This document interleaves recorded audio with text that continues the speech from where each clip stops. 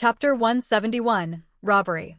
The professors had booked a hotel and arranged for airport pickup prior to their arrival. However, due to unexpected turbulence, their flight was delayed by over an hour. Consequently, upon exiting the airport, they couldn't locate their pre-arranged pickup vehicle. What's going on? Did the car already leave? Stay here. Don't wander off. I'll go check. Someone please assist Professor Chiao. Understood, Professor Liu.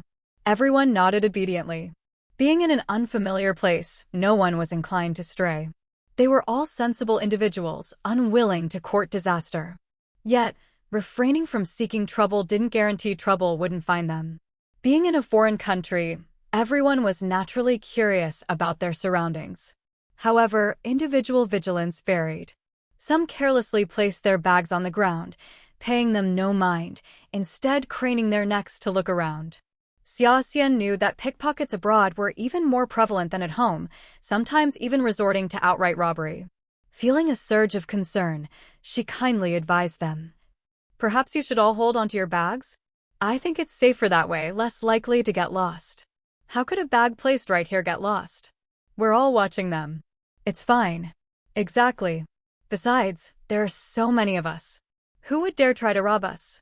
They dismissed her concerns, believing Xia Xian was overly cautious. Seeing that no one was willing to listen, Xia Xian merely pursed her lips and fell silent. Whatever. She'd just mind her own business. It wasn't as if anyone's life was in danger. If their belongings were stolen, it would simply be a lesson learned. Xia Xian thought indifferently, saying nothing further. But though she remained quiet, Xia Fangfang couldn't help but let out a disdainful snort. The professors haven't said anything, yet you're already giving orders. Anyone would think you're the team leader, always trying to claim credit. Her tone suddenly turned sarcastic, her attitude towards Xia Xian far less friendly than before their trip. First, Xia Xian had flat-out refused her matchmaking offer, humiliating her. Then, during that dangerous turbulence on the plane, she had the nerve to ask her to help the professor. Yes, Xia Fangfang had heard.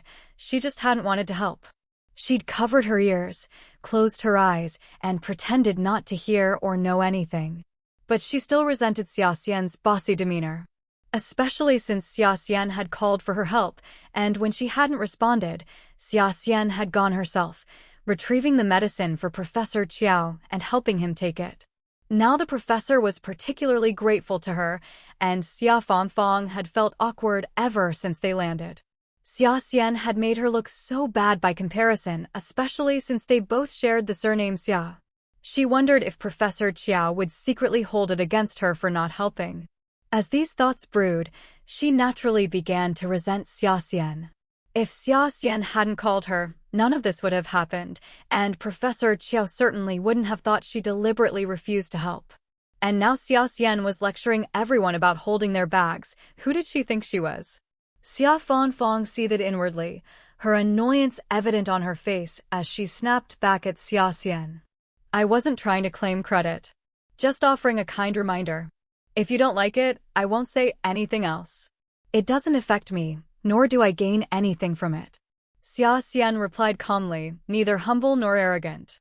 She felt no guilt or anger, for she had merely done what she believed was right. Oh, you'll gain plenty, it just hasn't started yet. Xia Fangfang pursed her lips, continuing her sarcastic remarks. But Xia Xian refused to engage. Whether there were benefits or not wasn't for Xia Fangfang to decide, so there was no point in arguing further. The two were not close to the professors, separated by several people, and their voices were not particularly loud. The professors didn't hear them and naturally didn't intervene. Fortunately, this minor spat ended with Xia Xian refusing to respond. But Professor Liu had been gone for a long time searching for the car, and everyone was tired of standing. They decided to take out some items to sit on and rest for a while. Just as they opened their bags to retrieve items, a group of young men suddenly approached from a distance, laughing and jostling each other as they ran over. Most of the group paid them little attention, merely glancing up before continuing to rummage through their belongings. But Xia Xian noticed their eyes flickering towards them, intentionally or not. She had a bad feeling. She opened her mouth, intending to warn everyone, but then remembered Xia Fangfang's words and the lack of support from anyone else. Perhaps they truly didn't want to hear it. With that thought, she swallowed her words. They were all adults. They could take care of themselves. She clutched her bag tighter and moved closer to Professor Qiao, positioning herself further inside the group. Seeing her approach, Professor Qiao assumed she needed something and glanced at her, asking gently, "What's wrong? Are you hungry? I have some walnut shortbread in my bag. Would you like some?" After all, Xia Xian had saved him on the plane. It was only natural for Professor Qiao to have a good impression of her and to be concerned. "No, thank you, Professor Qiao. I'm not hungry. Are you feeling all right now?" Xia Xian shook her head, turning the concern back to him. "I'm fine. It's just my asthma, an old problem. If I encounter something stimulating, it might flare up, but after taking medication and resting for a while, I usually recover. Don't worry," Professor Qiao explained. In the brief moment they spoke, the group of young men had already reached them. Taking advantage of everyone's distraction, they swiftly snatched 2 bags. Robbery. My bag. The moment the bags were stolen, panic erupted. Everyone quickly clutched their belongings tightly. The strong and sturdy Professor Meng rushed forward to chase them off, even attempting to retrieve the 2 stolen bags. However, the thieves outnumbered them, and Professor Meng dared not act aggressively, fearing they would continue to rob. Fortunately, they didn't dare to rob openly. After stealthily snatching 2 bags and realizing they had been discovered and people were on guard, they didn't linger. They quickly fled with the stolen items, disappearing without a trace in less than 2 minutes. How could they just leave like that? "Professor Meng, can't you help me get my bag back? My money, my passport, my clothes, everything's in there. What am I supposed to do without my bag?" Xia Fangfang burst into tears, utterly distraught by the sudden turn of events. The other victim, a male student, hung his head in regret. He blamed himself for standing on the outermost edge. Otherwise, his bag wouldn't have been the first to be snatched. What was he to do now? Calm down. At least no one was hurt. We'll report it to the police later and see if we can get your things back. With the thieves long gone, there was no way for Professor Meng to chase them down. He could only console Xia Fangfang and suggest filing a report, leaving it to the authorities. "They'll never get it back. Even if my bag is found, the money will definitely be gone." Xia Fangfang looked heartbroken. Her bag contained over 200 yuan, money she had painstakingly coaxed from her family, intended for buying gifts for them. Now that the money was gone, how could she explain it to her family? "There's nothing we can do.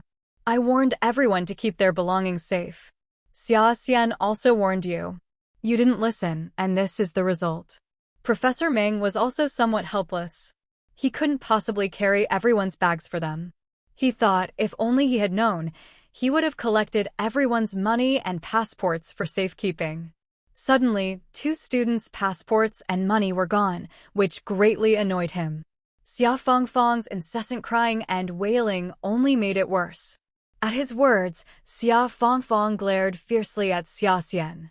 She had been standing right in front of her earlier. If Xia Xian hadn't moved, it would have been Xia Xian's bag that got stolen.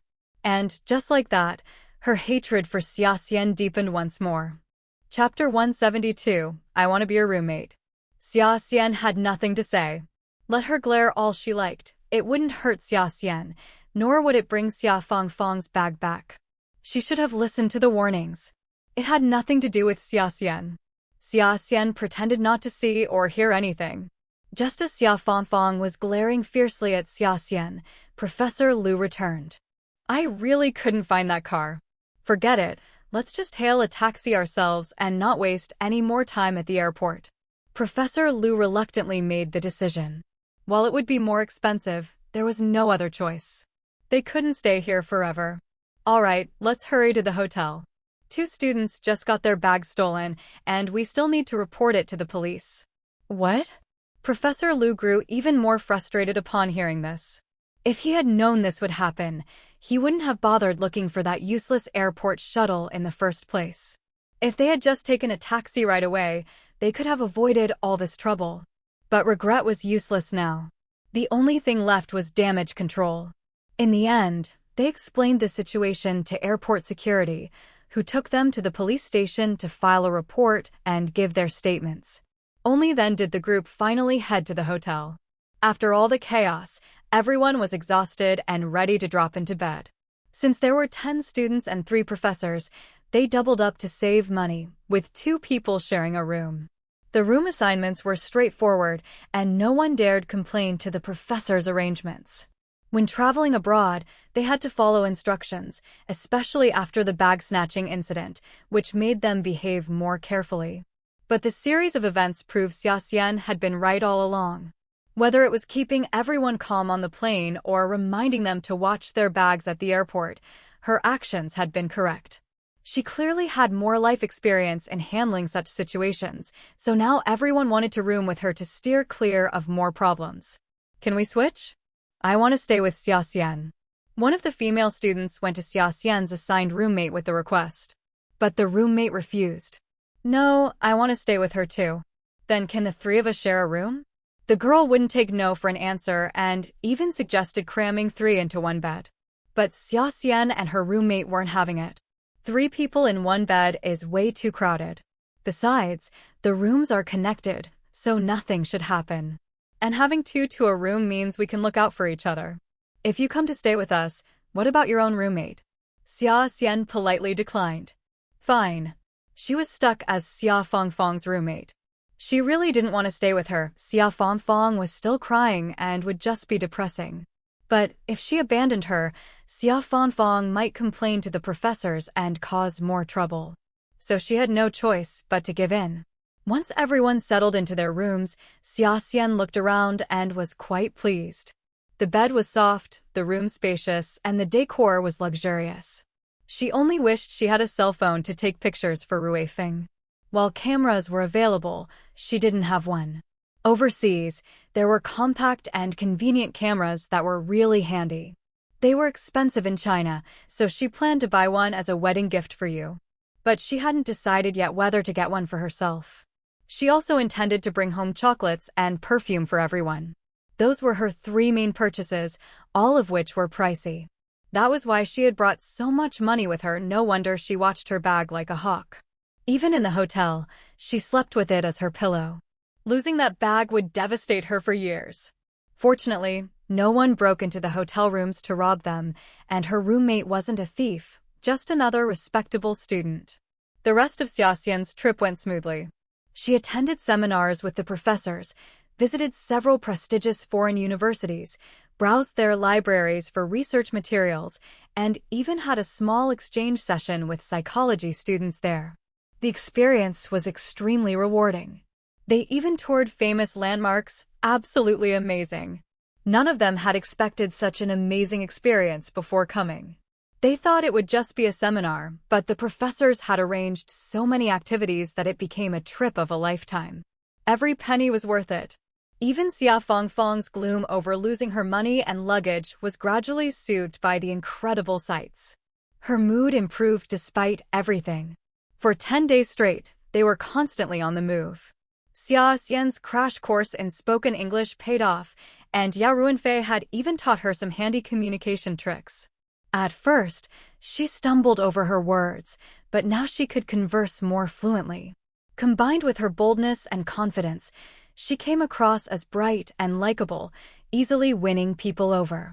On the final day, the professors didn't schedule any group activities, giving everyone free time to shop for souvenirs. But no one goes alone, you must stay in pairs at least. Tell me where you plan to go, and I'll note it down. Be back at the hotel by 4 p.m. If you get lost, call the hotel and I'll come get you. Professor Ming took out pen and paper, serious and responsible. Though concerned, he still wanted them to gain some independence, which was why he allowed them to split into pairs rather than forcing all 10 to stick together. Where's Xia Xian going? Yeah, wherever Xia Xian goes, I'll follow. You're shopping too, right? Everyone turned to Xia Xian, eager to go with her, even the male students. She just seemed reliable, making them feel safer. No one wanted to pair up with anyone else. Only Xia Fangfang hadn't spoken up yet. Xia Fangfang, what about you? Why don't you go with Xia Xian? If you go alone, I won't allow it. Professor Meng looked at her. She had two choices, either join Xia Xian's group or stay in the hotel. Xia Fangfang had no money left. Though her bag had been recovered, only her clothes and passport remained, not a single cent. Even if she went out, how could she buy anything? She couldn't even afford a taxi.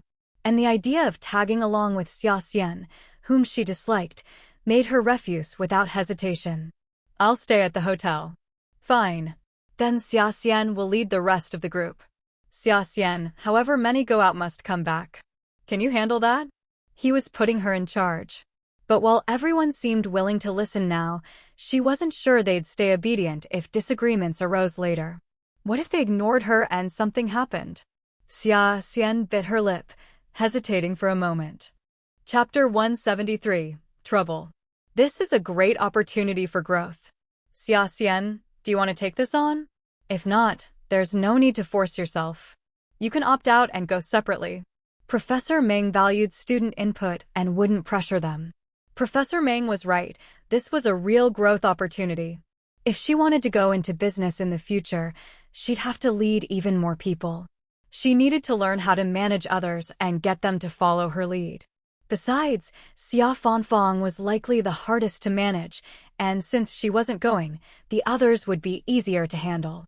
With that in mind, Xia Xian nodded in agreement. I'm willing to be the leader. I'll make sure everyone leaves and returns safely to earn everyone's trust. Xia Xian was fired up, and the professor was very pleased with her attitude. All right, then you can all go out together. Just remember to return by 4 p.m. Coming back late risked running into trouble after dark, so a strict deadline was necessary. But they could leave early, giving them plenty of time to enjoy themselves before 4 p.m. With that, the plan was set. Meanwhile, Quan Ruifing had been home alone for nearly half a month, missing Xia Xian terribly. Though she had called to say she was doing well and not to worry, her days sounded busy and fulfilling. The separation still worried him. Most of all, he simply missed her. Today happened to be the weekend, intensifying Quan Ruifing's longing. If Xia Xian were here now, they could have. He sighed softly, pushing the thoughts away. He didn't want to come across as needy. He decided to head next door to help Zhou Xingshi and Xinyu with any final wedding prep. But just as he stepped out, someone called him over. And the call wasn't at his home, it was to a public phone booth. Was it Xia Xian's family calling, having forgotten his home number? Xia Xian had always been too shy to make calls from his place, wanting more privacy, so she usually used public phones. If someone was calling for him now, Quan Ruifing figured it could only be her family. But when he answered, he realized it wasn't them. A man's deep voice answered. Hello. Just that one word, and they knew each other immediately. Quan Ruifing frowned and glanced at the phone again before asking, his voice cool. Wrong number or wrong person? His tone was indifferent, though only he knew the turmoil inside. Still, he had a guess about the purpose of this call. No mistake. I'm looking for you. Tell me, did you send me that letter? Yu Hongyi got right to the point, no small talk. But as expected, Quan Ruifing denied it. What letter? I don't know what you're talking about. Stop playing dumb. The letter sent to me from in province, was it you? The one warning me someone was plotting against me, telling me to be careful. Yu Hongyi scoffed, not buying it, and kept pushing. He had already investigated. The letter was indeed sent from in province, and there was a real sender. But that person had no idea what the letter contained, only that an elderly woman had paid him to mail it. That woman, when questioned, pleaded ignorance too. After following endless leads, Yu Hongyi still couldn't uncover the truth. Finally, his thoughts turned to Quan Ruifing. The style of the warning was classic Quan Ruifing. So he called to confront him. But Quan Ruifing would never admit it. Are you sleep-deprived? I'm in Jing City. Why would I go all the way to an province to mail you a letter? Don't give me credit for such grand gestures. It wasn't me. But since someone warned you, you'd better watch your back. I'm hanging up. Quan Ruifing brushed off the accusation casually and went to hang up. But Yu Hongyi had seen this coming and stopped him before he could. Wait. I looked into it. Someone really is targeting me. But things are complicated now. Other than you, who else would have such sharp intel? I need your help. Yu Hongyi's voice was stiff, yet he was actually asking Quan Ruifeng for assistance. In his mind, Quan Ruifeng sending the letter first was already a form of concession. Asking for help now wasn't beneath him, it didn't make him weak. Besides, the situation was urgent. He had no better options. After pausing briefly, Quan Ruifeng agreed. How can I help? After all, they had years of history. And, because of that incident, Quan Ruifeng still felt guilty. If Yu Hongyi was asking for help, he couldn't refuse. Perhaps this was a chance to straighten things out, let go of past issues, and reconcile.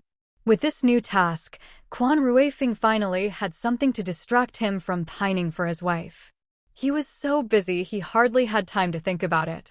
As for Xia Xian, she led the group on a shopping spree abroad. Everyone returned packed with purchases, having left happily and come back even happier.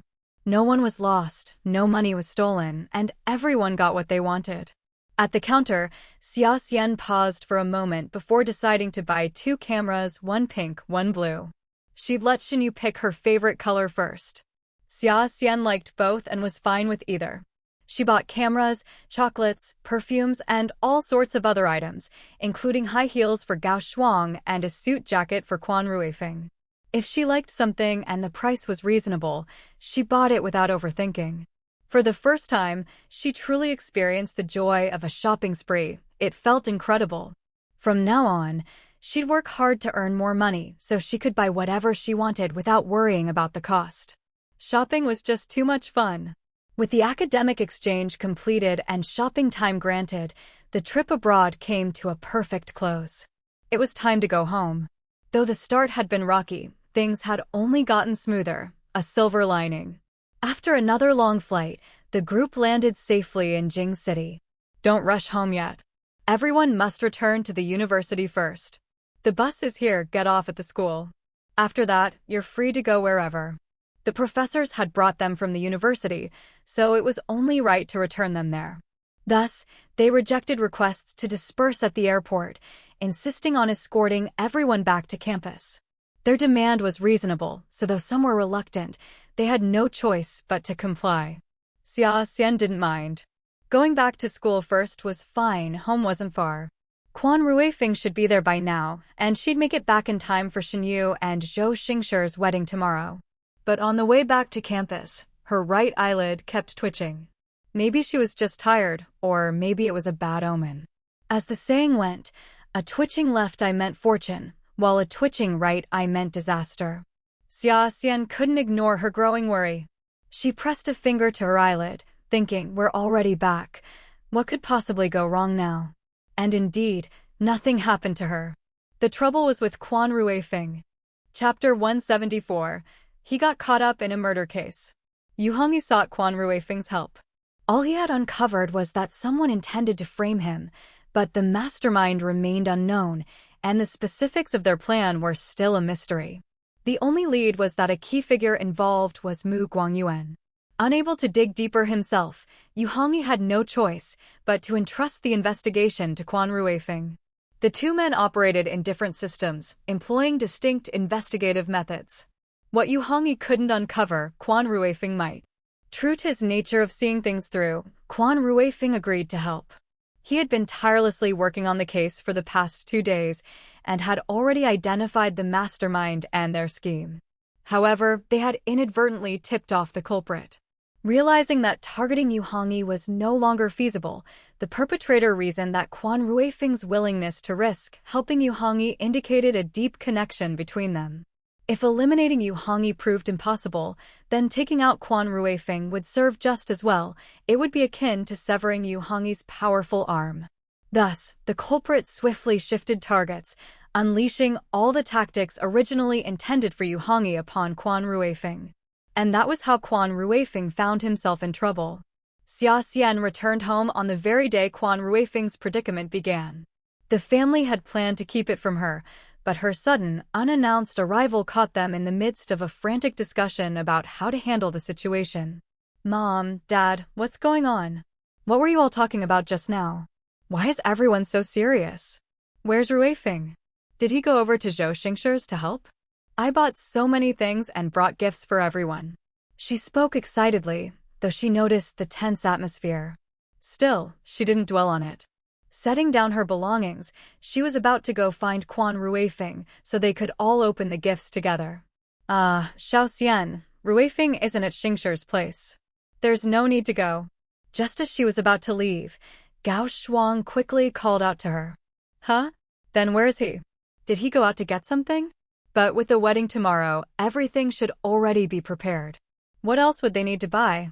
Xia Xian raised her eyebrows in confusion, looking at Gao Shuang and waiting for her next words.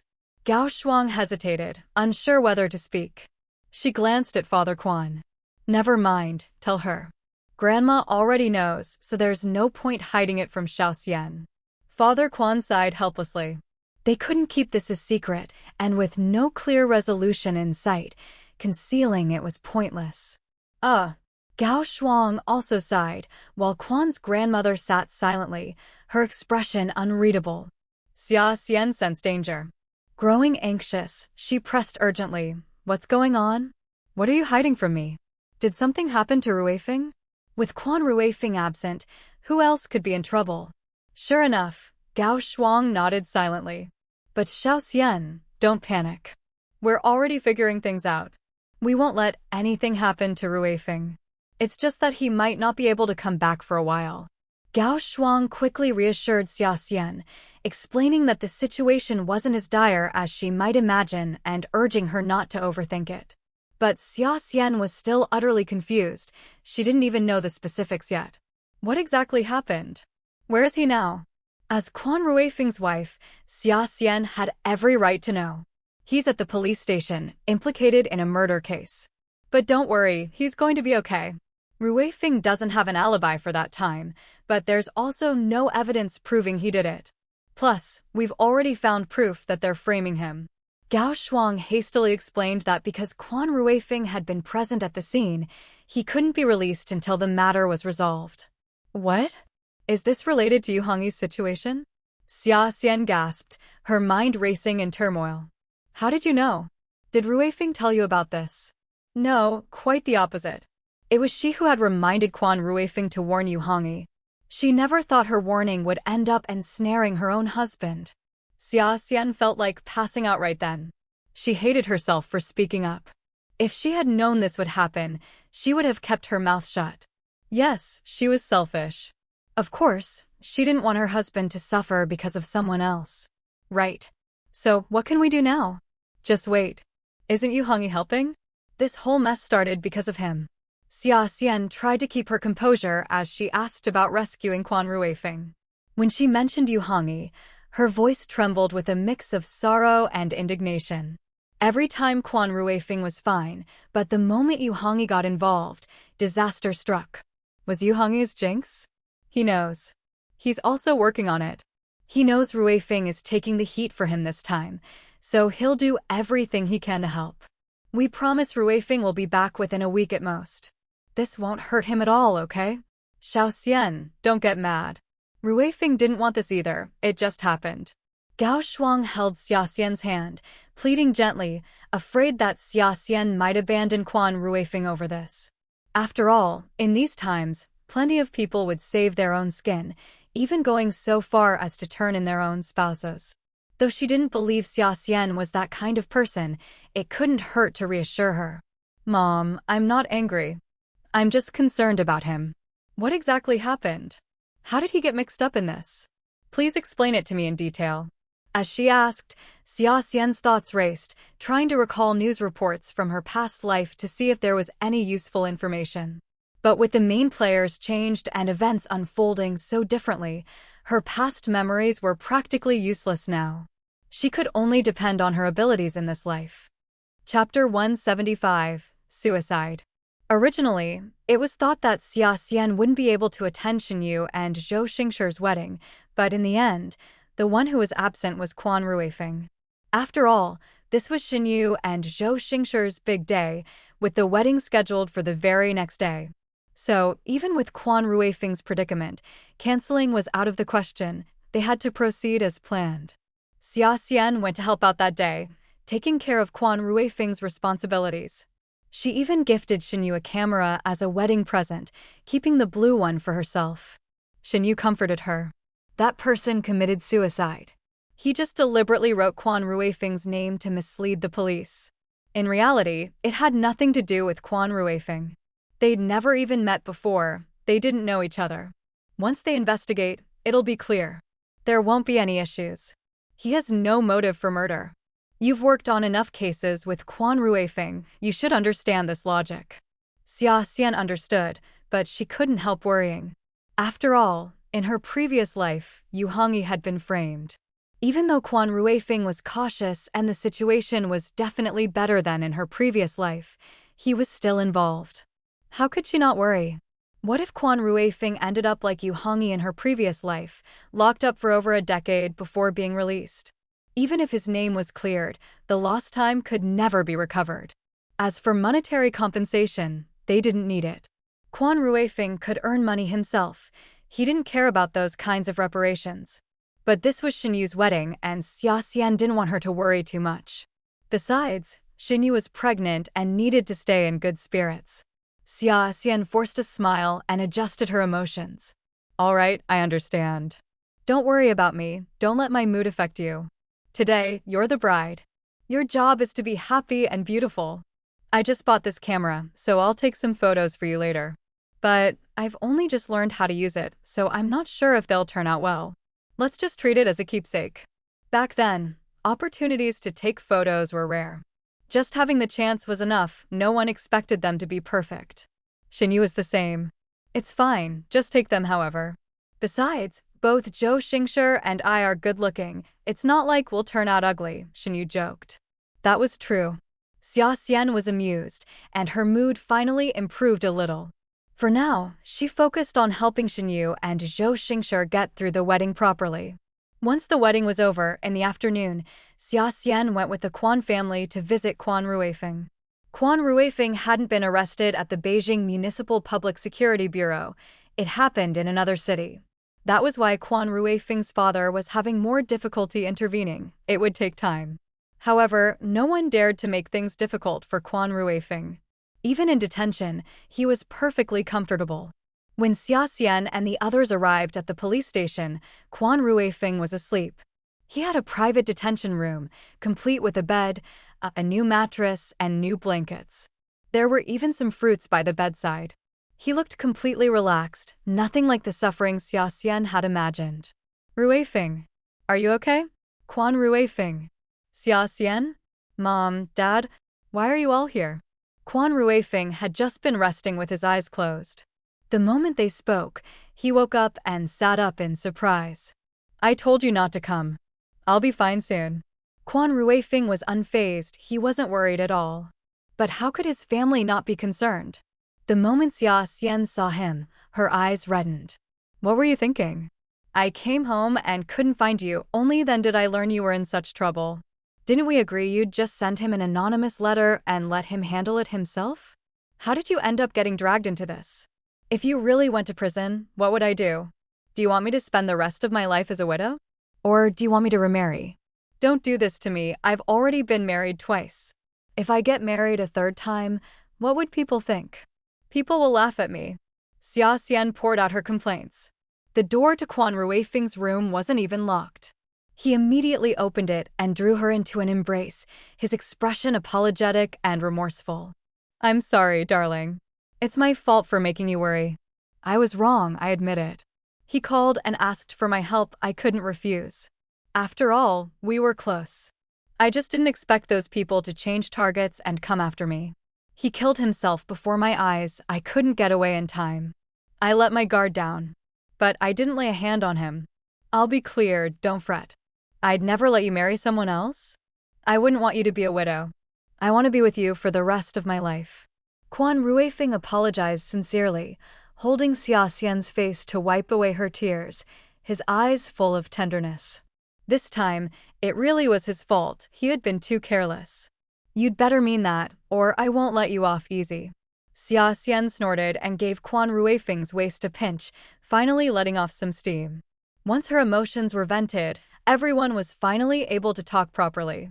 But just as they settled in, Yu Hongyi arrived. He was holding a food container, clearly unaware that Xia Xian and the others were there. He froze awkwardly in the doorway. "Uncle, Auntie, you're here too. I only brought food for Quan Ruifeng. Let's have a meal together later." "I'm to blame for this whole mess." He spoke awkwardly, not even daring to look Quan Ruifeng's parents in the eye. Looking back over the years, he really had wronged Quan Ruifeng. His resentment over what happened to his fiancée had been misplaced anger directed at Quan Ruifeng, and now he dragged him into another mess, forcing him to undergo investigation. No wonder he couldn't face Quan Ruifeng's parents or wife. Gao Shuang and Quan Ruifeng's father maintained their composure and nodded at him, but Xia Xian didn't even glance his way, let alone acknowledge him. She unpacked the lunch she'd brought and handed it to Quan Ruifeng. "Don't go hungry. Takeout might not agree with you. You'll definitely like home-cooked meals." She spoke coolly, clearly still upset. Right. Nothing beats home cooking." Quan Ruifeng rubbed his nose and immediately took the chopsticks, even though he wasn't hungry yet. Yu Hongyi took the hint and left. Before leaving, he briefed Quan Ruifeng's father on the progress of the case. Quan Ruifeng would definitely be home within 3 days at most.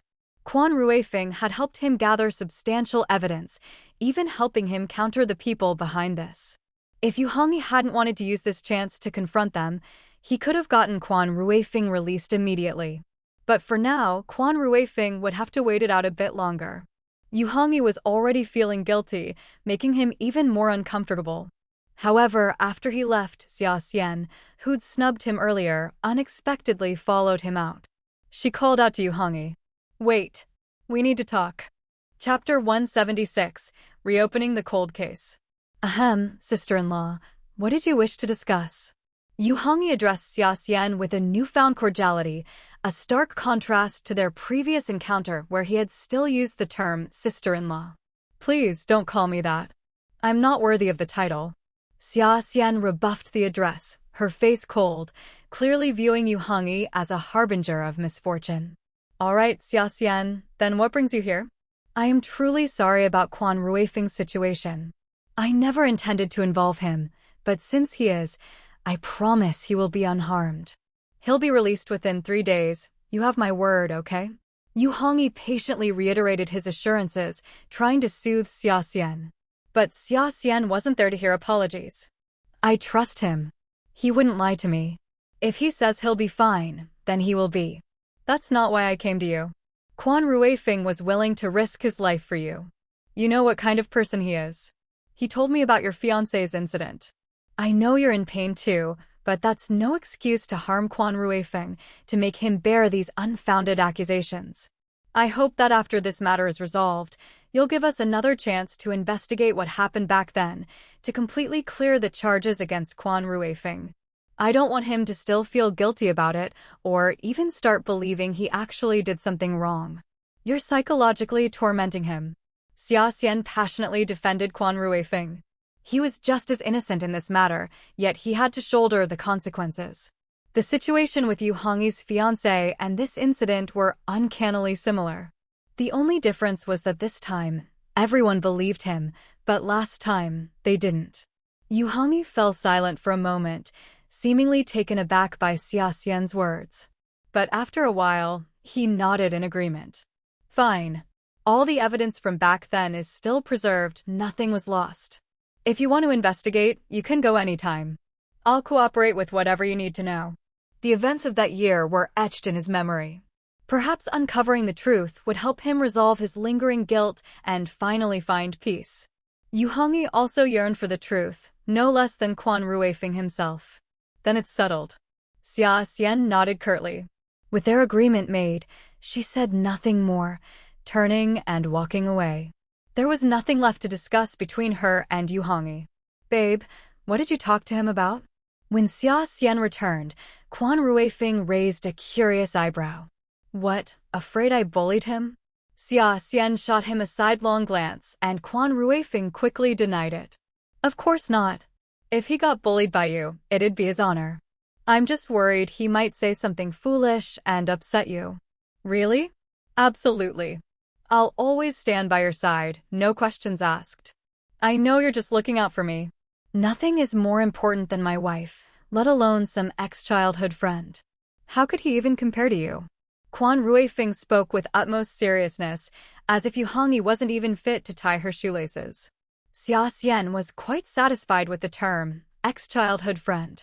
Finally, a smile graced her lips. You'd better mean that. Remember what you said. Quan Ruifeng naturally assured her it was no problem. Since he couldn't leave yet, and this was, after all, a detention room, the cramped space reeked. With 4 people squeezed in, it was a bit awkward. Having seen enough, Quan Ruifeng urged them to go home. Go home and wait for me. All right. There wasn't much they could do there anyway. Since Quan Ruifeng wasn't in dire straits, they could breathe easier and leave for now. However, Xia Xian didn't return to school. Instead, she took time off to wait for news at home. Shen Yu and Zhou Xingshi did the same. Yao Ruanfei had finally waited for Xia Xian to return from abroad, only for it to be the weekend. She had gone home. Well, she could wait. But by Monday, Xia Xian still hadn't returned to school. When Yao Ruanfei asked the teacher, she found out that Xia Xian had taken leave. Why would she take leave? Did she somehow know Yao Ruanfei wanted to hound her and took time off in advance to avoid her? Was she psychic? Of course not. And Yao Ruanfei wasn't that terrifying that Xia Xian would hide from her. Unaware that someone at school was pining for her return, Xia Xian stayed home, on standby for news about Quan Ruifeng. To distract herself from the anxiety, she first went to borrow the case files of Tao Ruxin. Tao Ruxin was Yu Hongyi's fiancé. Since the incident had been reported to the police back then, there were official records. Beyond that, Xia Xian also grilled Shen Yu and Zhou Xingshi for information. Were the two of you close to her and Yu Hongyi? Come to think of it, the two had never mentioned Yu Hongyi, as if he were a stranger. It didn't seem like they had a falling out, they just weren't close to begin with. Not really. Although we were childhood friends, we didn't grow up together from birth. You moved here when she was 10, and I came at 7. Rui Feng and Yu Hongyi were born here, they knew each other earlier. Plus, Yu Hongyi was a few years older, more grown-up. He thought I was immature, and Yu was a girl, so he only liked hanging out with Rui Feng. They were close, while we were just on nodding terms. As for his fiancée, Yu and I only met her once, when she came looking for Rui Feng. She seemed pretty bubbly, but that's all we knew. When that incident happened, Yu and I also helped Rui Feng look for evidence. There were no eyewitnesses, and the most crucial piece, the notebook, was missing. It was strange. She didn't have a habit of hiding notebooks. They were all stacked on her desk, but the latest one just went missing. In the end, it was ruled as accidental drowning, no foul play. But whether she really planned to elope with Rui Feng became a point of dispute, with both sides digging in their heels. Eventually, the two families had a falling out, and the case was left unresolved. Zhou Xingshi shook his head with a sigh. He had thought Quan Ruifeng and Yu Hongyi would never speak again, yet here they were. Quan Ruifeng even got roped into this mess, trying to help him. At the very least, Zhou Xingshi shared Xia Xian's feeling. Yu Hongyi might just be Quan Ruifeng's jinx. That's pretty much it, Shen Yu said matter-of-factly. That notebook. We combed through everything and still couldn't find it. Now, after all these years, trying to locate it would be a wild goose chase. Yet, after putting all the information together, Xia Xian thought of one likely hiding spot for the notebook. What if the notebook is? Chapter 177, Salvaging the Evidence. Since she wrote in her diary daily and didn't hide it, could the latest one have been with her? If it wasn't found on her back then, might it have fallen into the pond? Xia Xian's eyes lit up as she voiced her idea. Of course, this was an obvious thought. They had considered it back then, too, and sent many people to search the pond. They nearly drained it completely, searching inch by inch, yet found nothing. Paper turns to mush in water. After so many years, even if it were retrieved now, it would be useless. Shen Yu wanted Xia Xian to give up, to avoid futile efforts. They had tried every conceivable method back then, all to no avail. They had practically dug up the path Tao Ruxin had taken in their search, yet found nothing. They even offered a reward, 100 yuan, for anyone who could return her notebook. That was a significant sum back then. If someone had found it, they surely wouldn't have kept a useless notebook instead of claiming the reward.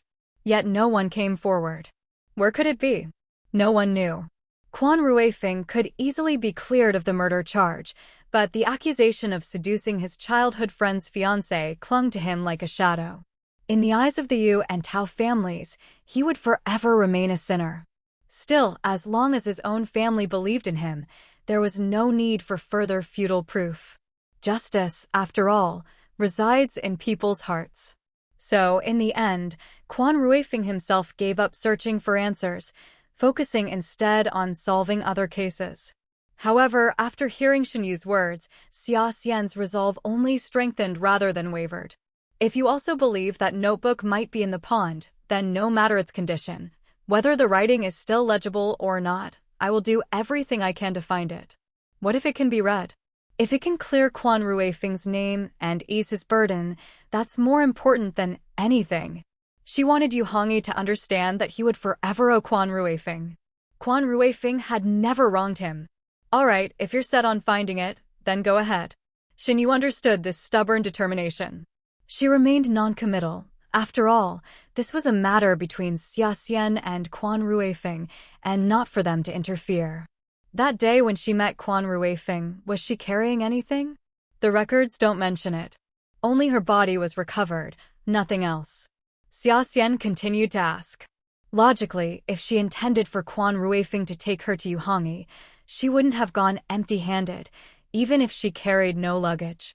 She would at least bring a small gift, a courtesy. Even a piece of candy or a packet of biscuits would be better than arriving empty-handed. Yet, she had nothing on her. Hard to say. Ruifeng didn't pay much attention.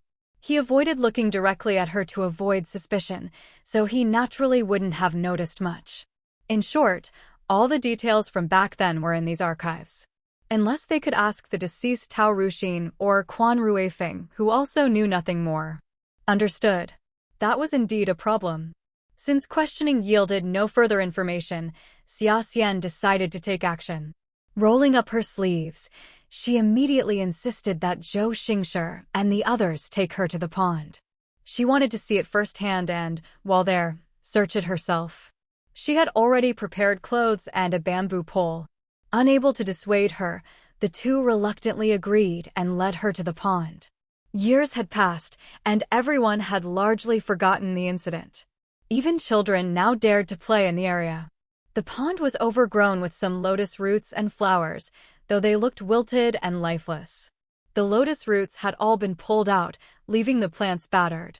When Xia Xian and the others arrived, they saw two children sitting on a wooden plank, using it as a makeshift boat, drifting dangerously across the pond, utterly reckless. The pond was very deep. Deep enough to drown an adult, let alone these little kids. Zhou Xingshi immediately scowled and shouted at them. Whose children are you? What are your parents' names? Which school do you go to? Who told you to play here? Do you have a death wish, getting into the water? If that plank flips, you'll all be goners today. He stormed over, even snatching Xia Xian's bamboo pole, threatening to tap the kids on the head. But the two mischievous children weren't scared at all. They even stuck out their tongues and made faces at Zhou Xingshi. Which school are you from? Are you a teacher? Why should you tell us what to do? Besides, we can swim. We're not afraid even if we fall in. Nah, nah, nah. One of the children pulled his mouth wide open with both hands, sticking out his tongue mockingly, a triumphant look on his face. But as both his hands left the wooden plank and he moved, he couldn't maintain his balance. The moment he finished making the face, he splashed into the water. The two children had been sitting at opposite ends of the plank. When one fell, the plank became unbalanced, and the other child naturally lost his balance too, splashing into the water. Look, I can swim. I'm really good at it. Me too. Both mischievous children had fallen into the water, but instead of being angry or scared, they looked proud and triumphant, showing off their swimming skills. It was infuriating. Zhou Xingshi had been about to jump in and rescue the two children, but seeing that they could indeed swim, he breathed a sigh of relief. Still, he angrily slapped the water with the bamboo pole. Are you coming out or not? Nope. Nah, nah, nah, come catch us if you can. Those infuriating brats. Zhou Xingshi, fuming, took off his shoes and shirt and indeed jumped into the water to catch them. Once he caught them, he'd give them a good spanking and teach them a lesson. Come chase us. You can't catch us. The two fearless children continued to provoke Zhou Xingshi. Seeing him jump in, they swam even faster towards the center of the pond, their short legs churning rapidly. Some lessons can't be taught, but experience teaches them instantly. Xia Xian ignored the commotion, turning to Xinyu instead. Do you remember where she fell in back then? And roughly where she was recovered? I'll go take a look, I can swim too. Up ahead. I'll take you. The pond was quite large. Xinyu led Xia Xian forward several dozen meters, pointing to a spot. Her memory had always been excellent. Even after all these years, she remembered it clearly. She didn't drift to the center. It was around here. Back then, we searched the entire pond. If you're determined to look, focus on the crevices. Use the bamboo pole to poke through the mud at the bottom, see if anything is covered. Xinyu offered thoughtful suggestions. Got it. Xia Xian was receptive to the advice. Hearing it, she immediately jumped in without another word. Chapter 178. The truth is within reach. The pond water was quite clear. Though it wasn't flowing water, the area was relatively clean otherwise, the brats wouldn't have come here to play. However, no matter how clear it was, it still wasn't flowing water, and the bottom couldn't be seen at a glance. The pond was covered in green algae and moss, obscuring everything beneath. A notebook wasn't very big, and if it had fallen into any crevice, finding it would be a massive task. But Xia Xian didn't back down. She took a deep breath, held it, and plunged underwater, jabbing repeatedly with a bamboo rod. Whenever she hit something hard, she immediately ducked down to dig with her hands. But it turned out to just be a rock, not the notebook. Disappointed and running out of breath, she quickly surfaced for air before diving back in. While she was searching, not far away, Zhou Xingshi had already caught the two brats. At just 7 or 8 years old, they had nerves of steel. Zhou Xingshi gave them a thorough beating first, then clamped their heads under his arms, dragging them toward the shore. The two kids listlessly rolled their eyes, thoroughly subdued and no longer daring to struggle, lest they get another beating. Hey, look, what's she doing? One of the kids suddenly asked, pointing at Xia Xian. Dunno. Looking for something? Did she drop something? We can help her find it. Uncle, you came together, right? That sister's your friend, right? Let us go and we'll help her look. Yeah, we can help. The two brats hadn't had enough fun in the water and didn't want to leave just yet. They'd rather stay in the pond to help Xia Xian search, though they called her sister while calling Zhou Xingshi uncle. Zhou Xingshi's heart felt like it had been pierced by an arrow. Enough. I'm only a few years older than her, why call me uncle? Call me brother. He was absolutely livid. Oh, okay, brother, please, let us help. No. Get your butts back on shore, and don't you dare come back into the water without an adult. Do you even know how dangerous it is to play here alone? How many people have drowned in this pond, huh? If I catch you here again, I'll skin you alive. Zhou Xingshi tossed them onto the bank and growled out his threats. Got it. The two kids behind still smarted. Though they were indignant at being scolded, they didn't dare argue. Still, they didn't want to leave, so they squatted next to Xinyu, watching Xia Xian search. After dumping them ashore, Zhou Xingshi swam over to help Xia Xian. But after searching for a long time, all they dredged up was random junk, a half-rotted straw sandal, a slingshot covered in algae, even a medicine bottle. Everything except what they were looking for. Of course. If it had been easy to find, it would have been discovered years ago. It wouldn't have lasted till now. Could it be that the diary wasn't found in the pond in her previous timeline? Where else could she have hidden it? Xia Xian was completely baffled. She surfaced, gasping for breath, nearly exhausted. Sister, what exactly are you looking for? Can't you tell us? Maybe we've fished it up before. Me and number 2 come here every day to play and have pulled up lots of stuff. See this slingshot? We lost it before. Last time we tried to find it, we didn't, but we did fish up a box of candy. Hee. Didn't know how long it had been down there, though. We ate it, then our stomachs hurt so bad we writhed in pain on the ground. Didn't dare tell our folks, almost died out here. Recalling that incident, the two shuddered. They'd learned their lesson, never eating random stuff again. Candy? What kind of box? Was there anything else inside besides candy? Where did you fish it up? Xia Xian suddenly caught the scent of the truth. In her mind, if the notebook had survived underwater, it must have been in a waterproof pouch or a box. But it wouldn't just be the diary alone. There'd probably be some snacks inside too, meant to be given to Yuhongi along with the girl's heartfelt notes. Her pulse quickened at the thought. Xinyu and Zhou Xingshi also fixed intense gazes on the two kids, with barely contained hope. It was a red cookie tin, about this big. The kid held out his hands. Had 10 pieces of candy inside. White rabbit candies, hard candies, and some chocolate. Too bad we couldn't eat it. Even now, they still had nightmares about that wasted candy. Such expensive stuff, why couldn't they have eaten it?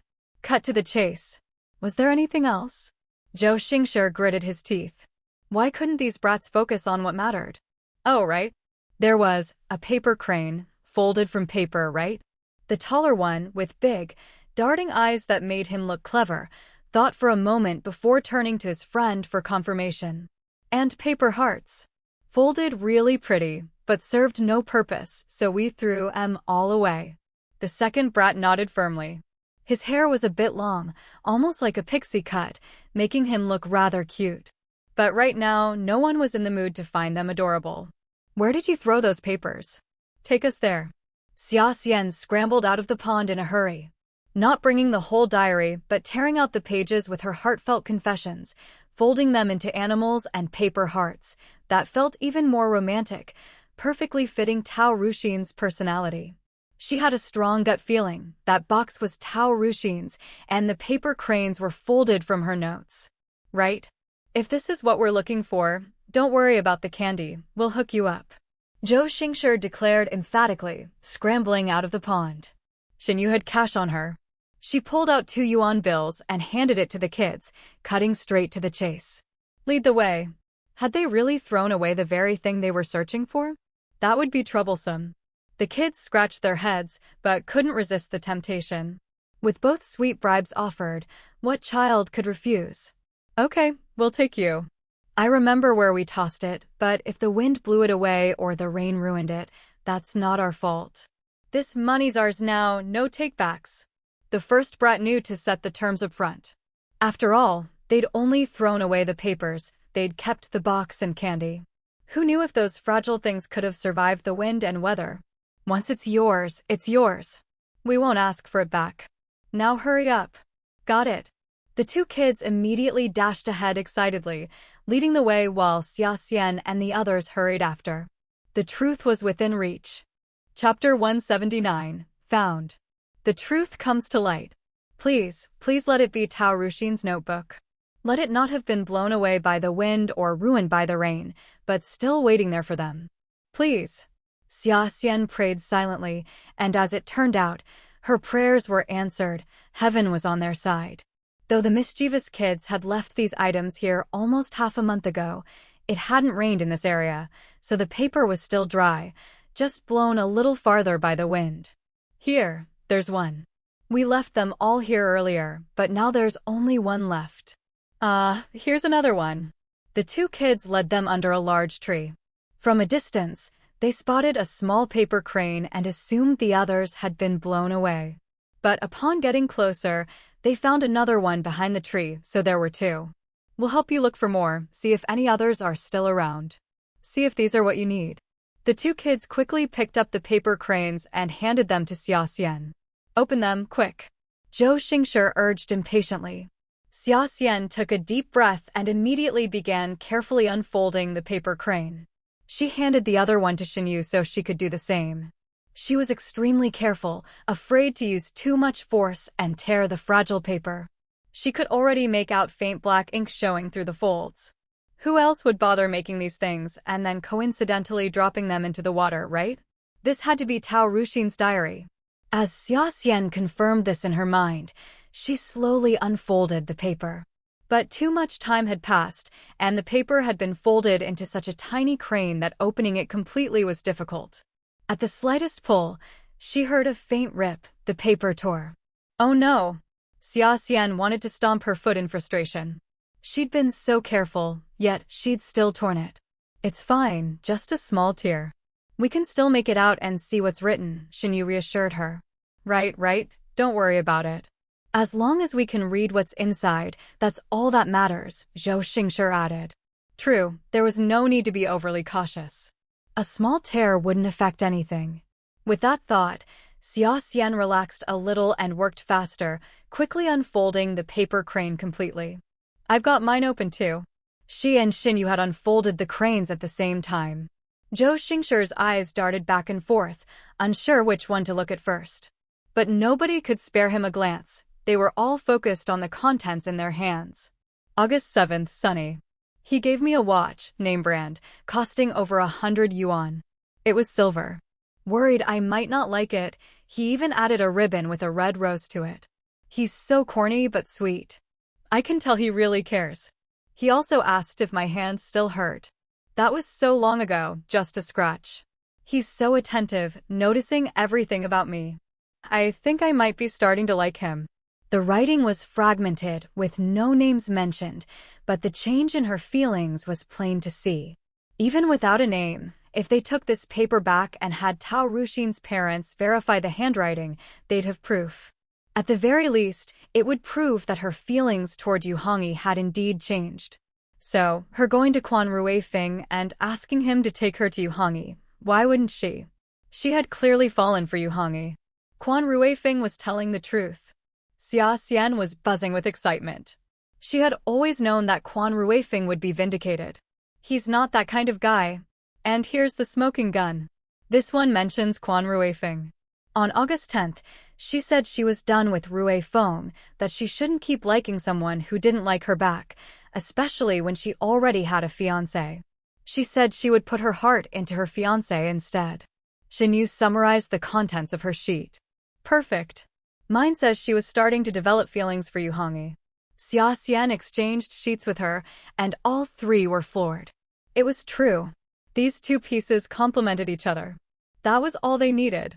Quan Ruifeng wasn't guilty of anything, so they didn't need airtight evidence, just enough to convince Yu Hongyi and Tao Ruxin's parents. The diary they'd been hunting for was right here, and it was enough to prove Tao Ruxin's choice. Xia Xian, you're a genius. Ruifeng is going to lose his mind with joy when he comes back. If you hadn't had the bright idea to come here to fish out the notebook, we wouldn't have run into these two rascals, and we'd never have known her diary had already been retrieved. If we'd been any later, a heavy rain might have turned everything to mush, and there'd be nothing left to prove Ruifeng's innocence. Zhou Xingshi couldn't help but gush over Xia Xian, thrilled for his good friend. The weight on his chest could finally be lifted. Xia Xian was truly his lucky star. It was all fate's doing. Xia Xian smiled, on cloud 9. She had finally found these things. How's Ruifeng gonna thank her? She was in such high spirits that even her thoughts were punctuated with tildes. And there was more good news.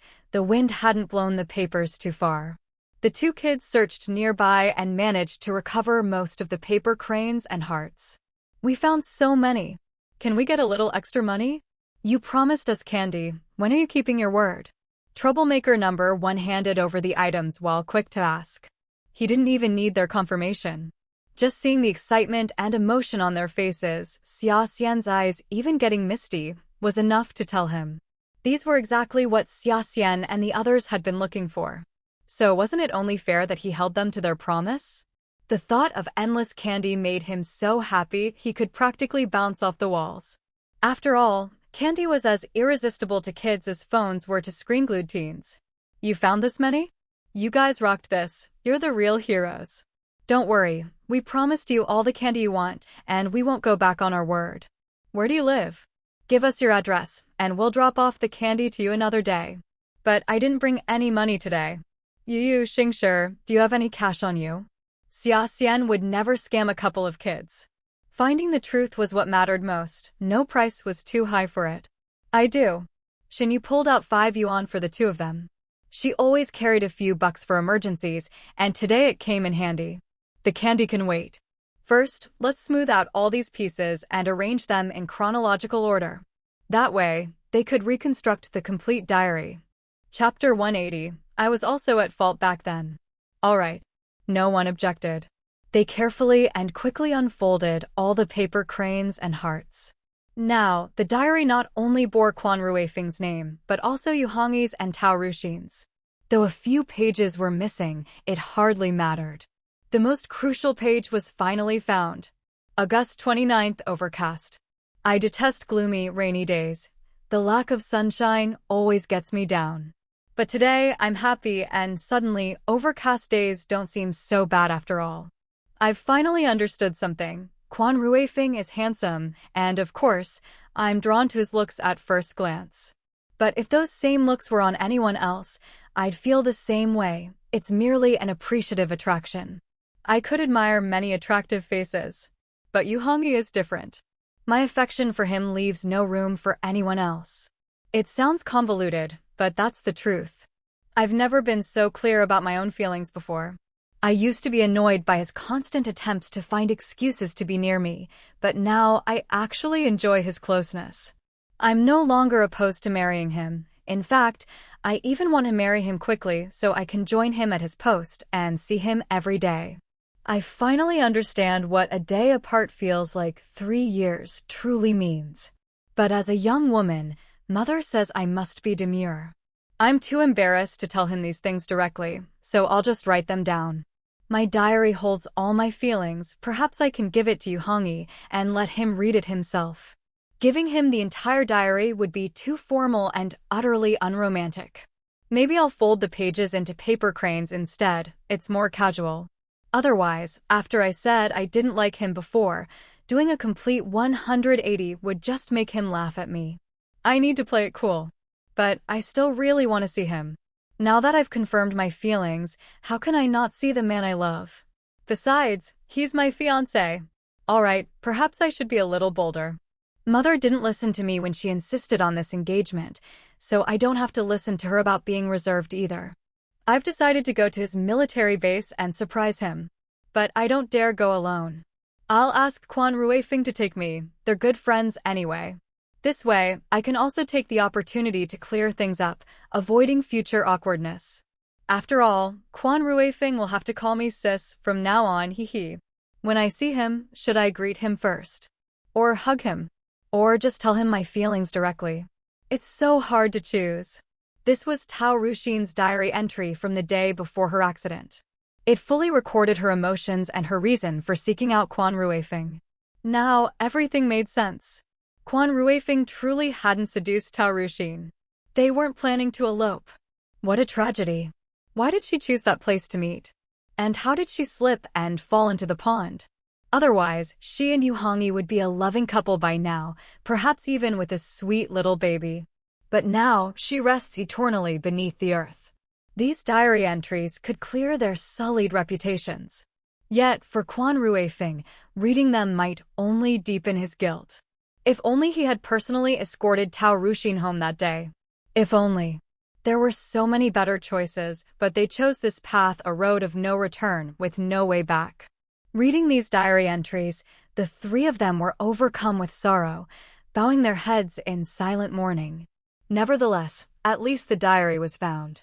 It could finally clear Quan Ruifeng's name and reveal the true story for both of them. Meanwhile, Quan Ruifeng was unaware that Xia Xian had found the most crucial diary from that year. Xia Xian hadn't called to tell him, so he waited quietly, secretly cooperating with Yuhongyi's operation. With everything set, it was time to close the net. Yuhongyi had promised to release Quan Ruifeng in 3 days, and he kept his word.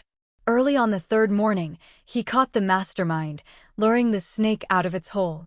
The arrest happened in the morning, and by afternoon, Quan Ruifeng was released, completely exonerated, with no blemish on his record. With Quan Ruifeng's help, Yuhongyi clearly won this struggle. Yet, Yuhongyi felt no joy in his heart as he came to see Quan Ruifeng off. "Do you need me to drive you back? Or are you taking the train?" he asked stiffly. Despite being there to send him off, the atmosphere between them was clearly awkward now, unlike the ease of the past 2 days. It felt off. "Didn't you already buy the ticket? Why bother pretending to ask?" Quan Ruifeng shot him a sidelong glance, exposing his pretense. Taking the train back was more convenient. Driving would be faster, but Yu Hongyi was busy tying up loose ends and overseeing the situation. He couldn't leave for a while and couldn't afford to waste time here. Damn it, if you already knew, why even say anything? Just take the ticket and go back, lest your wife accuse me of something else. Yu Hongyi slapped the train ticket against Quan Ruifeng's chest, clearly annoyed and embarrassed. My wife isn't as unreasonable as yours, Quan Ruifeng said casually. He paused, perhaps thinking of Tao Ruxin. After all, Yu Hongyi was a widower who had lost his wife. It would be too cruel to flaunt his own happiness in front of him. Please. You think your wife is so reasonable? She chewed me out good. You really know how to cause me trouble. All right, thank you for this. I won't say more, I'll keep it in my heart. Yu Hongyi urged him to leave, signaling for his subordinate to take him to the train station. He didn't even bother to go personally. Not that Quan Ruifeng needed him to. Quan Ruifeng responded indifferently and was about to get into the car to leave. Suddenly, Yu Hongyi called out to him again. Quan Ruifeng, your wife said she wanted to reinvestigate what happened back then. I agreed, but it's been so long she won't find anything. We already searched almost everywhere back then. It's useless. Don't waste time on it. Tell her this for me. I believe you. I believe you were innocent back then. His throat was tight, and he deliberated for a long time before finally uttering these words. And stop blaming yourself. I was also at fault back then. Once the words were spoken, his mood lightened considerably. The rest came easier, and he poured out all his thoughts. However, Quan Ruifeng didn't acknowledge it. Without looking back at Yu Hongyi, he simply closed the car door and said flatly, Chapter 181, Fiercely Protective. My wife said she'd find the truth, and she will. We don't need your charity. After all these years, what good does it do to say you believe him now? Is it genuine belief, or merely gratitude for his help this time? What Quan Ruifeng sought was the real truth, an indisputable truth, not some casual, half-hearted acceptance. He no longer needed that. Drive. Quan Ruifeng gestured to Yu Hongyi's subordinate to start the car. The sedan slowly pulled away, leaving the scene. With the car door closed, Yu Hongyi only vaguely heard something about not needing. He couldn't help but sigh inwardly, marveling at how stubborn this couple was, each more so than the other. He had already said he wouldn't hold a grudge, so why cling to the past? If Quan Ruifeng had been willing to accept the olive branch, they could have resumed their brotherhood as before. But after all that had transpired, whether there was still resentment between them, whether they could truly let go, that was indeed hard to say. At the very least, they could maintain an outward peace. Yu Hongyi's expectations weren't high. He simply wished for them to maintain civility and avoid the bitter antagonism of the past. He could never forget Tao Ruxin, but she had been a kind-hearted girl. She wouldn't have wanted to see them in their current state. Thinking of Tao Ruxin, Yu Hongyi let out another heavy sigh. How could it have been an accidental drowning? To have their happiness abruptly cut short like that, it was preposterous. But that was the reality. Fate was cruel, and no matter how much you resisted, you ultimately had to accept it. Meanwhile, Quan Ruifeng finally returned home. He had called ahead to inform them, but not only had no one come to pick him up, no one had even met him at the train station, leaving him to make his own way back. Were they all still angry with him?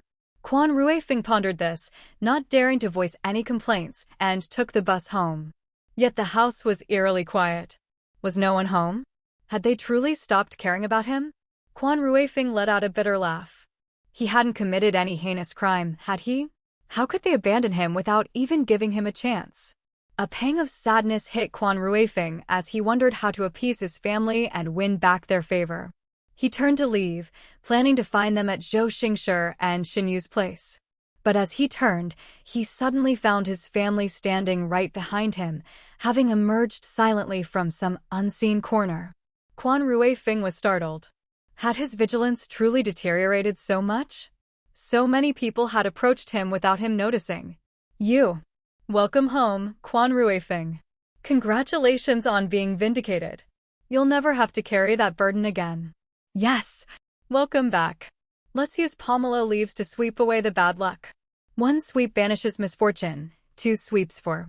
Gao Shuang enthusiastically whacked him with a large bundle of pomelo leaves, chanting something Quan Ruifeng couldn't quite make out. But Gao Shuang's blows were forceful. Quan Ruifeng suspected she was using the opportunity to hit him, though he had no proof. He glanced at Xia Xian, who was smiling at him, her eyes bright and warm.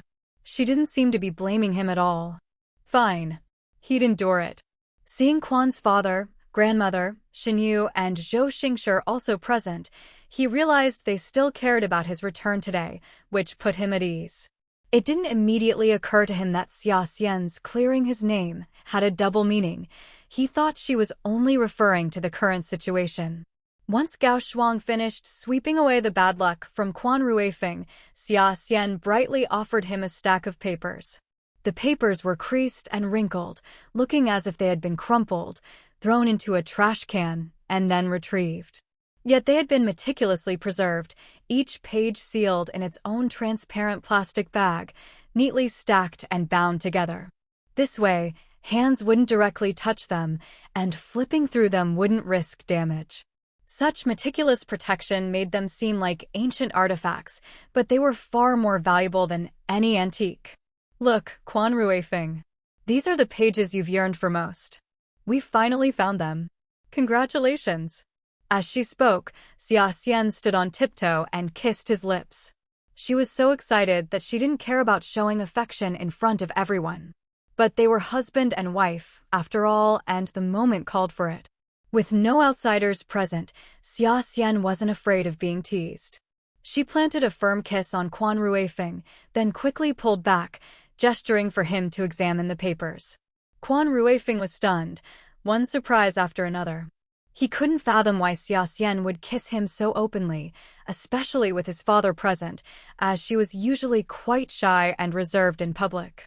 But as he looked down and saw the diary format, August 7th, sunny asterisk, a sudden realization struck him, and his breathing immediately grew heavy. This is... Yes! Tao Ruxin's diary, the one we've been desperately searching for. It really had fallen to the bottom of the pond. Luckily, she had folded the pages into paper cranes and sealed them in a box. The good seal prevented much water from getting in, and two mischievous kids retrieved it half a month ago, tossing it under a tree. It was pure coincidence that we were there that day. When I heard them talking about pulling up a box with papers inside, I immediately thought of Tao Ruxin's diary. We had them take us to it, and it really was. And fate was on our side. The pages had been left there, unprotected, untouched. They hadn't blown too far or been ruined by rain, almost as if they had been waiting there specifically for us to find them. Quan Ruifeng. The truth you wanted, we've found it. Her feelings are written here, crystal clear. Once we show this to Yu Hongyi and her family, the truth will be undeniable. Xia Xian declared firmly, turning to the last page first, wanting Quan Ruifeng to see the most crucial part immediately. Quan Ruifeng's pupils constricted.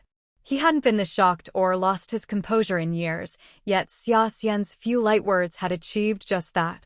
This alone showed how profoundly important these papers were to him. His thin lips pressed into a tight line.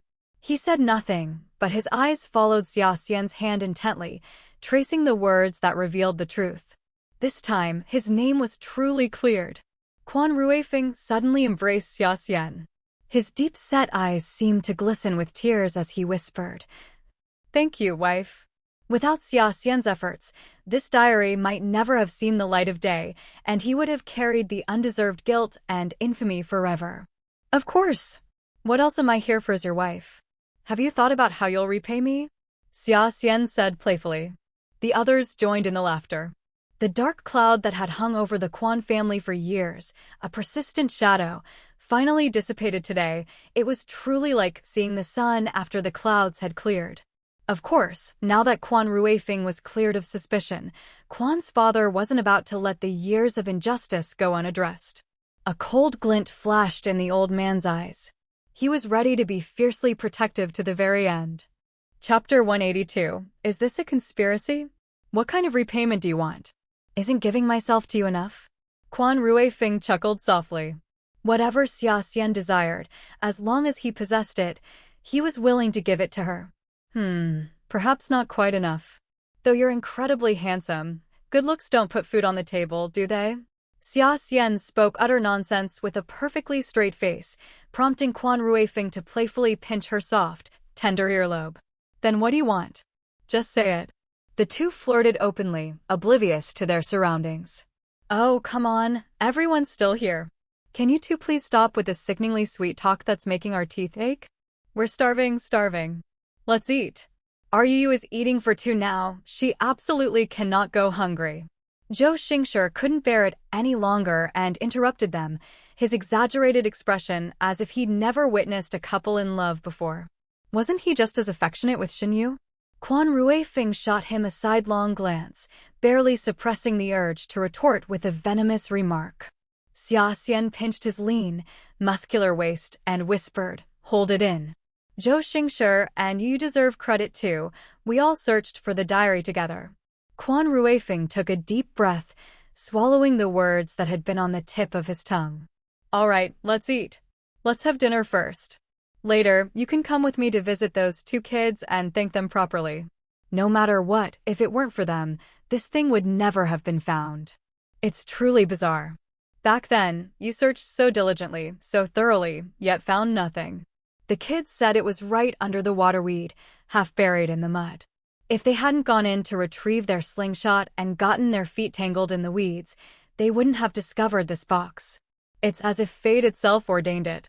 Xia Xian mumbled, helping to set the table while recounting the events to Quan Ruifeng. While the Quan household was filled with joyous celebration, the Yu family was plunged into a dilemma, especially old Master Yu. He had watched his youngest son suffer immensely after his fiancée's death and had naturally blamed Quan Ruifeng, harboring deep animosity towards the Quan family for years. Now, with Quan Ruifeng having rendered such a significant service to Yu Hongyi, he was at a complete loss. To continue his hostility would make him appear utterly ungrateful and heartless, but to abandon it, he simply couldn't overcome the hurdle in his own mind. He agonized over the decision, but no resolution came, leaving the matter perpetually unresolved. Unexpectedly, before he could even approach the Quan family, Quan Ruifeng's father came to him instead. "Old Master, I believe you'll want to see this item." Quan Ruifeng's father's face was as calm as still water as he produced the item and placed it before Old Master Yu, gesturing for him to look. What he held was Tao Ruxin's diary. The truth from all those years ago certainly needed to be known by everyone, but this time, he would not let Quan Ruifeng be involved. He would handle everything himself. This is... Old Master Yu's pupils contracted sharply. He seemed afraid of misreading even when leaning in close, so he immediately grabbed the magnifying glass nearby and scrutinized every single word. The reactions of the Yu and Tao families were entirely predictable, but those matters no longer concerned Quan Ruifeng and Xia Xian. They also trusted that Quan Ruifeng's father would resolve everything properly without their intervention. Otherwise, seeing the people who had wronged him for so many years, Quan Ruifeng couldn't guarantee his emotions wouldn't be affected, so it was better to simply stay away. The two returned to school. Yao Ruinfei had been waiting daily, just for Xia Xian's return. The moment Xia Xian finally arrived, she rushed over immediately. "What, after all this time, you still haven't given up? Are you here to challenge me again? With this kind of perseverance, you'd succeed at anything. Why bother clinging to me?" Xia Xian spread her hands helplessly. More than half a month had passed since their last challenge, and she had thought this person would finally settle down. Yet, here she was again, like a puppy following a scent. "You've misunderstood. This time, I'm not here to challenge you, I'm here to be your friend," Yao Ruinfei declared with utmost seriousness, even presenting a gift as a token of her sincerity. "What is this?" Xia Xian looked at her in astonishment. How could she be so natural about it? To switch from hostility to wanting friendship so abruptly, this change of face was too fast, almost rivaling a Sichuan opera face-changing performance. "Open it and see for yourself, no need to thank me." Yao Ruinfei waved her hand, though her proud, peacock-like posture, with her head held high, clearly indicated she expected gratitude. Xia Xian was genuinely curious about its contents.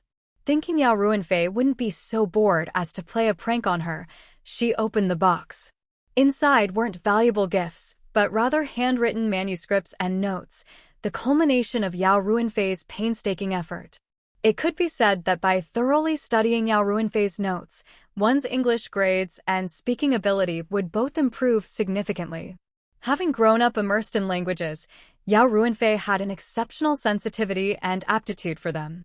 Whether it was English or Russian, she was remarkably proficient.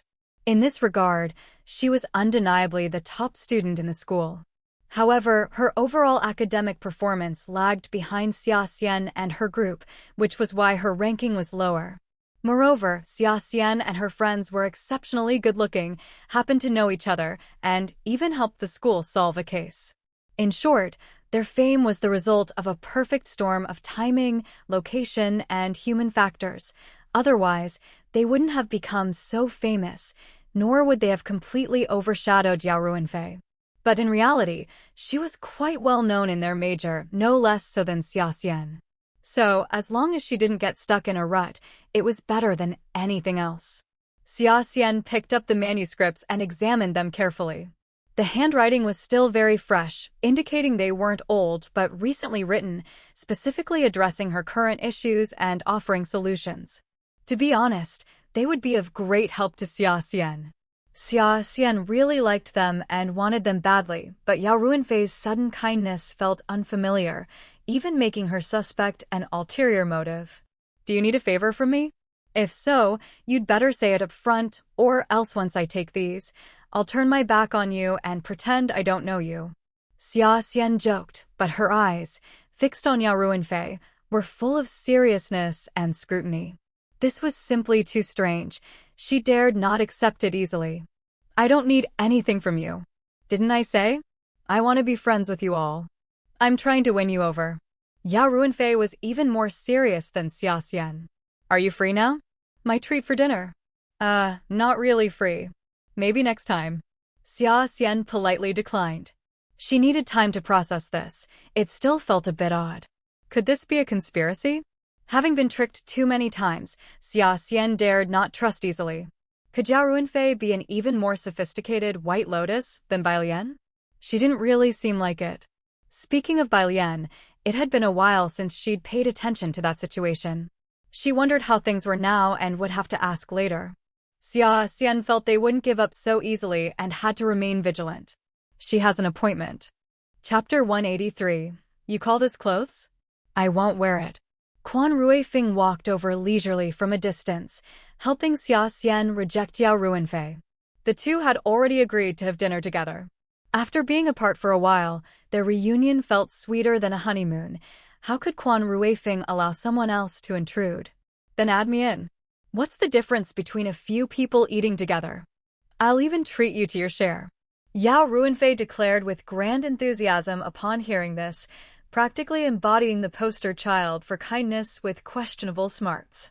Xia Xian and Quan Ruifing fell silent. Hadn't they made themselves clear enough? Did this person not know they were married? After a long silence, Xia Xian finally asked earnestly, "Have you ever dated anyone?" "No, why?" "Never mind. Go find yourself someone." Xia Xian shook her head and walked off side by side with Quan Ruifing. "Wait, what do you mean by that? Does not being in a relationship mean I can't join you?" Yao Ruinfei scratched her head and chased after them, muttering to herself before suddenly stopping in realization. Xia Xian and Quan Ruifing were a couple, and Xinyu and Zhou Xingshi were another pair. They liked to pair off. Now she understood. But understanding was one thing, actually doing it was another. Finding a partner wasn't that easy. She wouldn't settle for someone she didn't like.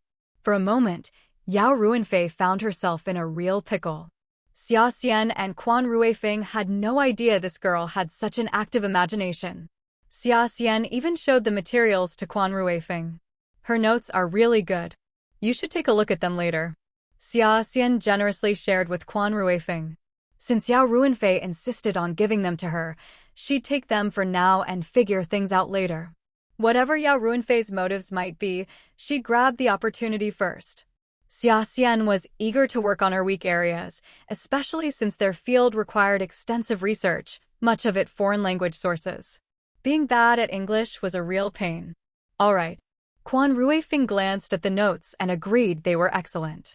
There was always a bigger fish, and he didn't consider himself invincible. Learning from others couldn't go wrong. But this could wait.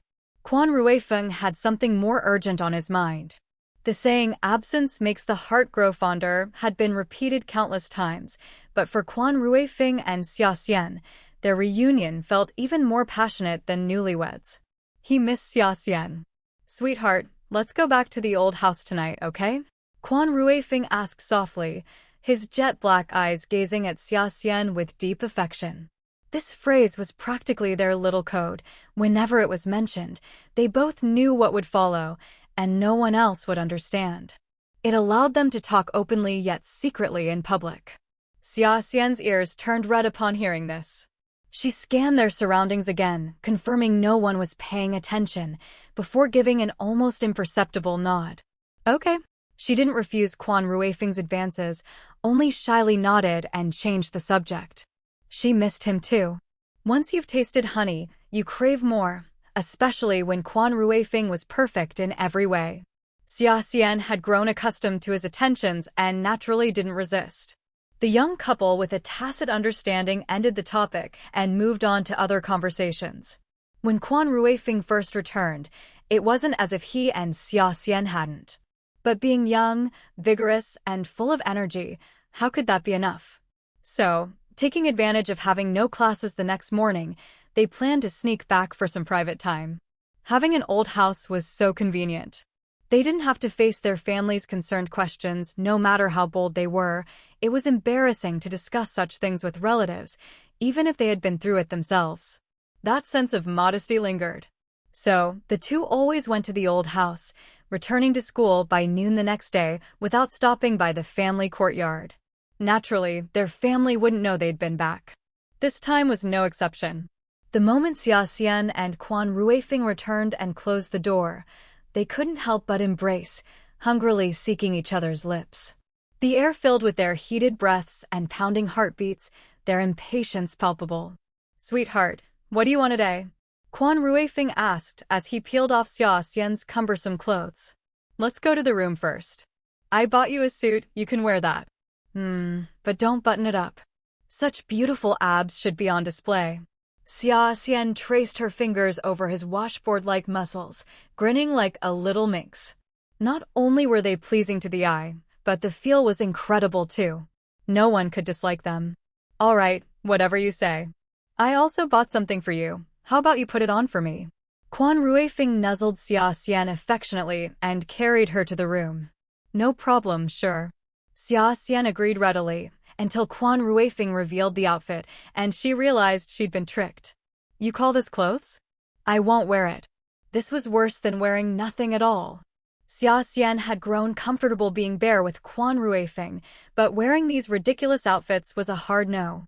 The top was just a bodice, and the bottom was an extremely short skirt that barely reached mid-thigh, and it even had a high slit. It almost didn't cover her backside. It was just too revealing. Xia Xian shook her head repeatedly, trying to refuse, but Quan Ruifeng leaned in and whispered something in her ear, making her hesitate before reluctantly agreeing. "Fine, but you'd better mean it." "Have I ever let you down?" Quan Ruifeng countered. That's true, so Xia Xian was tricked into wearing the fancy clothes. Quan Ruifeng's eyes darkened, unable to tear his eyes away from Xia Xian. In this little world that belonged only to them, the two lost themselves in each other. Meanwhile, Bai Lian was preparing to sneak Chu Nanan in to confront Xia Xian. This was their last chance. They had to succeed. Failure wasn't an option. Last time, Chu Xing had been useless. Even with Chu Nanan, such a trump card, he couldn't get any money from Xia Xian and was even kicked out. Utterly stupid. This time, with her taking charge, success was guaranteed. When Bai Lian learned how well Xia Xian was living and how wealthy her man was, she was green with envy, practically foaming at the mouth. Not only that, but she also wanted Xia Xian to find a way to spring her son, Xiao Jun, loose. He was her only son. She wasn't about to write him off. Deep down, she still cared about him. But while they called it sneaking, Chu Xing was currently trapped at home by the Gao family, unable to go anywhere. Even though he had already begged for mercy, promising never to bother Xia Xian or her family again, the Gaos still didn't fully trust him. They kept dropping by to snoop frequently, so he stayed put, waiting for them to believe him. That said, he wasn't trying to fool the Gao family, he was genuinely exhausted. He felt like he couldn't win against Xia Xian, so he might as well give up. With Chu Nan'an, who could foresee the future, they could jump on the first business opportunity once things loosened up. They could make money and succeed without having to cling to Xia Xian. Once they succeeded, they could get their payback. So when he noticed Bai Lian making moves, he immediately tried to dissuade her. Don't go. Let's just stay and live a peaceful life, alright? I promise I'll earn money enough to buy each of you a big house. And we'll get Xiao Jun out. The four of us can live happily together. Why provoke Xia Xian again? We can't beat her. Aren't we just walking into a slaughter? Chu Xing begged, but Bai Lian wouldn't listen. She sneered. What's your guarantee you'll make money? What do you even have to earn it with? Right now, you're broke as a joke, you're still mooching off me. Seeing Chu Xing and Chu Nan'an's faces fall, she quickly backpedaled, adding, Chapter 184, Emergency Rescue. I just can't stand seeing you cooped up in my house. If we could make Xia Xian pay dearly and force her to admit her wrongdoing, wouldn't that solve everything? Of course, I believe you can earn money and provide for us, but I just can't tolerate how she's bullied you. Don't worry, I'll just give it a try. She can't kill us anyway. At worst, we'll be sent back like last time, no real loss. If that happens, we'll just honestly earn our own money from now on, even if it's slower. As long as our family can stay together, I'll be content. What do you say, Xing? Bai Lian looked at Chu Xing with tearful, pleading eyes. Her words were so persuasive that it was no wonder Chu Xing hesitated again.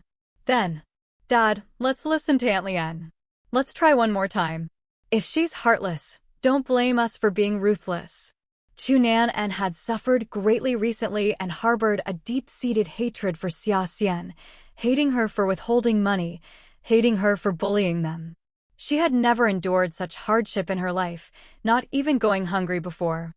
Xia Xian used to save all the best food for her.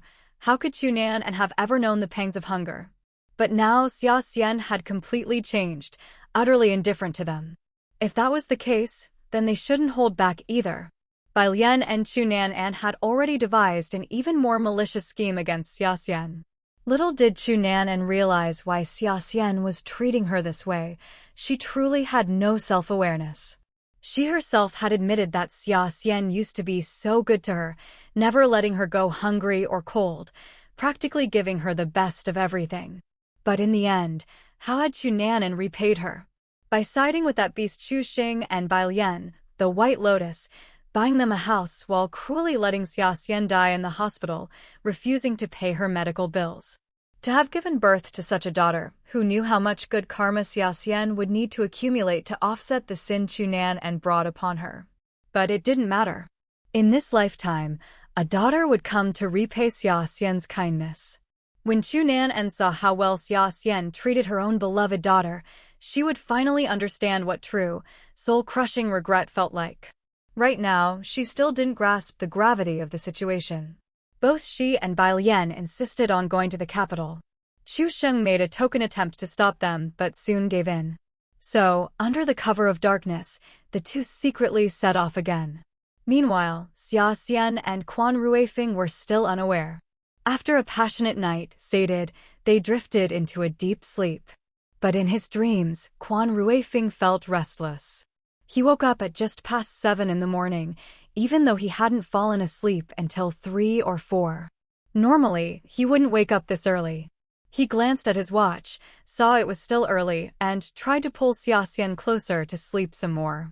Xia Xian was sound asleep, showing no signs of waking, completely unaware that Quan Ruifeng was awake. But Quan Ruifeng tossed and turned, inexplicably uneasy and irritable. Unable to fall back asleep, he got up carefully, trying not to disturb Xia Xian. He couldn't pinpoint the source of his unease, so he decided to exercise, doing push-ups before taking a shower. After working up a sweat, His mind finally settled a bit. Now he was ravenous, but Xia Xian was still asleep. It was barely past 8, so there was no need to wake her. Since they weren't heading back to school yet, he figured he'd go home alone to grab a bite.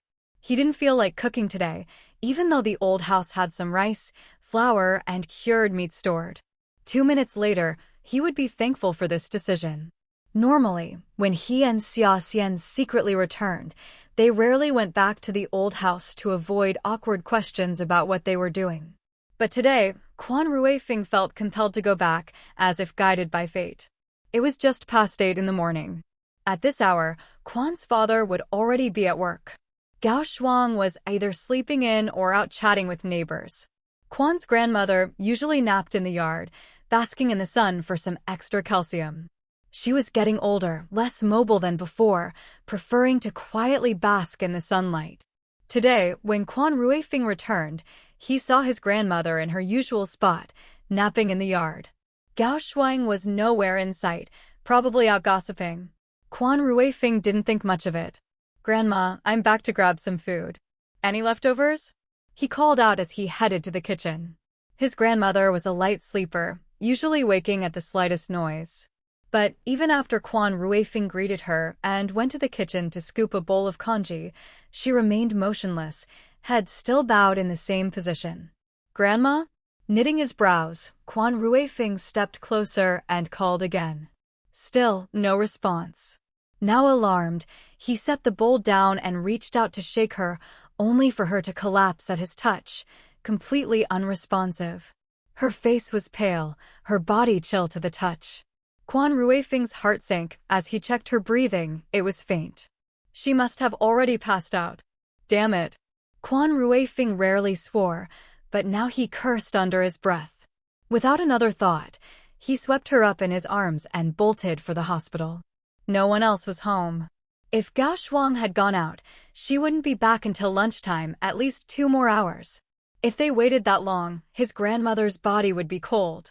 No wonder he had woken up so early, restless for no reason. It must have been grandmother-grandson telepathy. But he hadn't come here immediately. He had no idea where his father was. All he could do now was pray his grandmother would be okay. The hospital wasn't far, but his father had taken the car.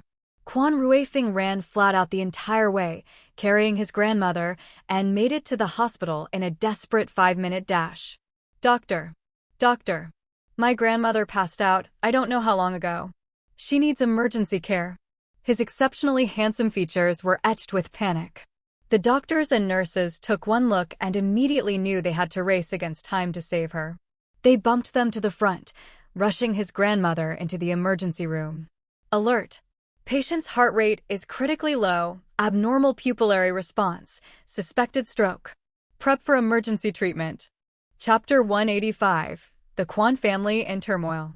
After a quick examination, the doctor immediately recognized the gravity of the situation and rushed Grandma Quan into emergency care.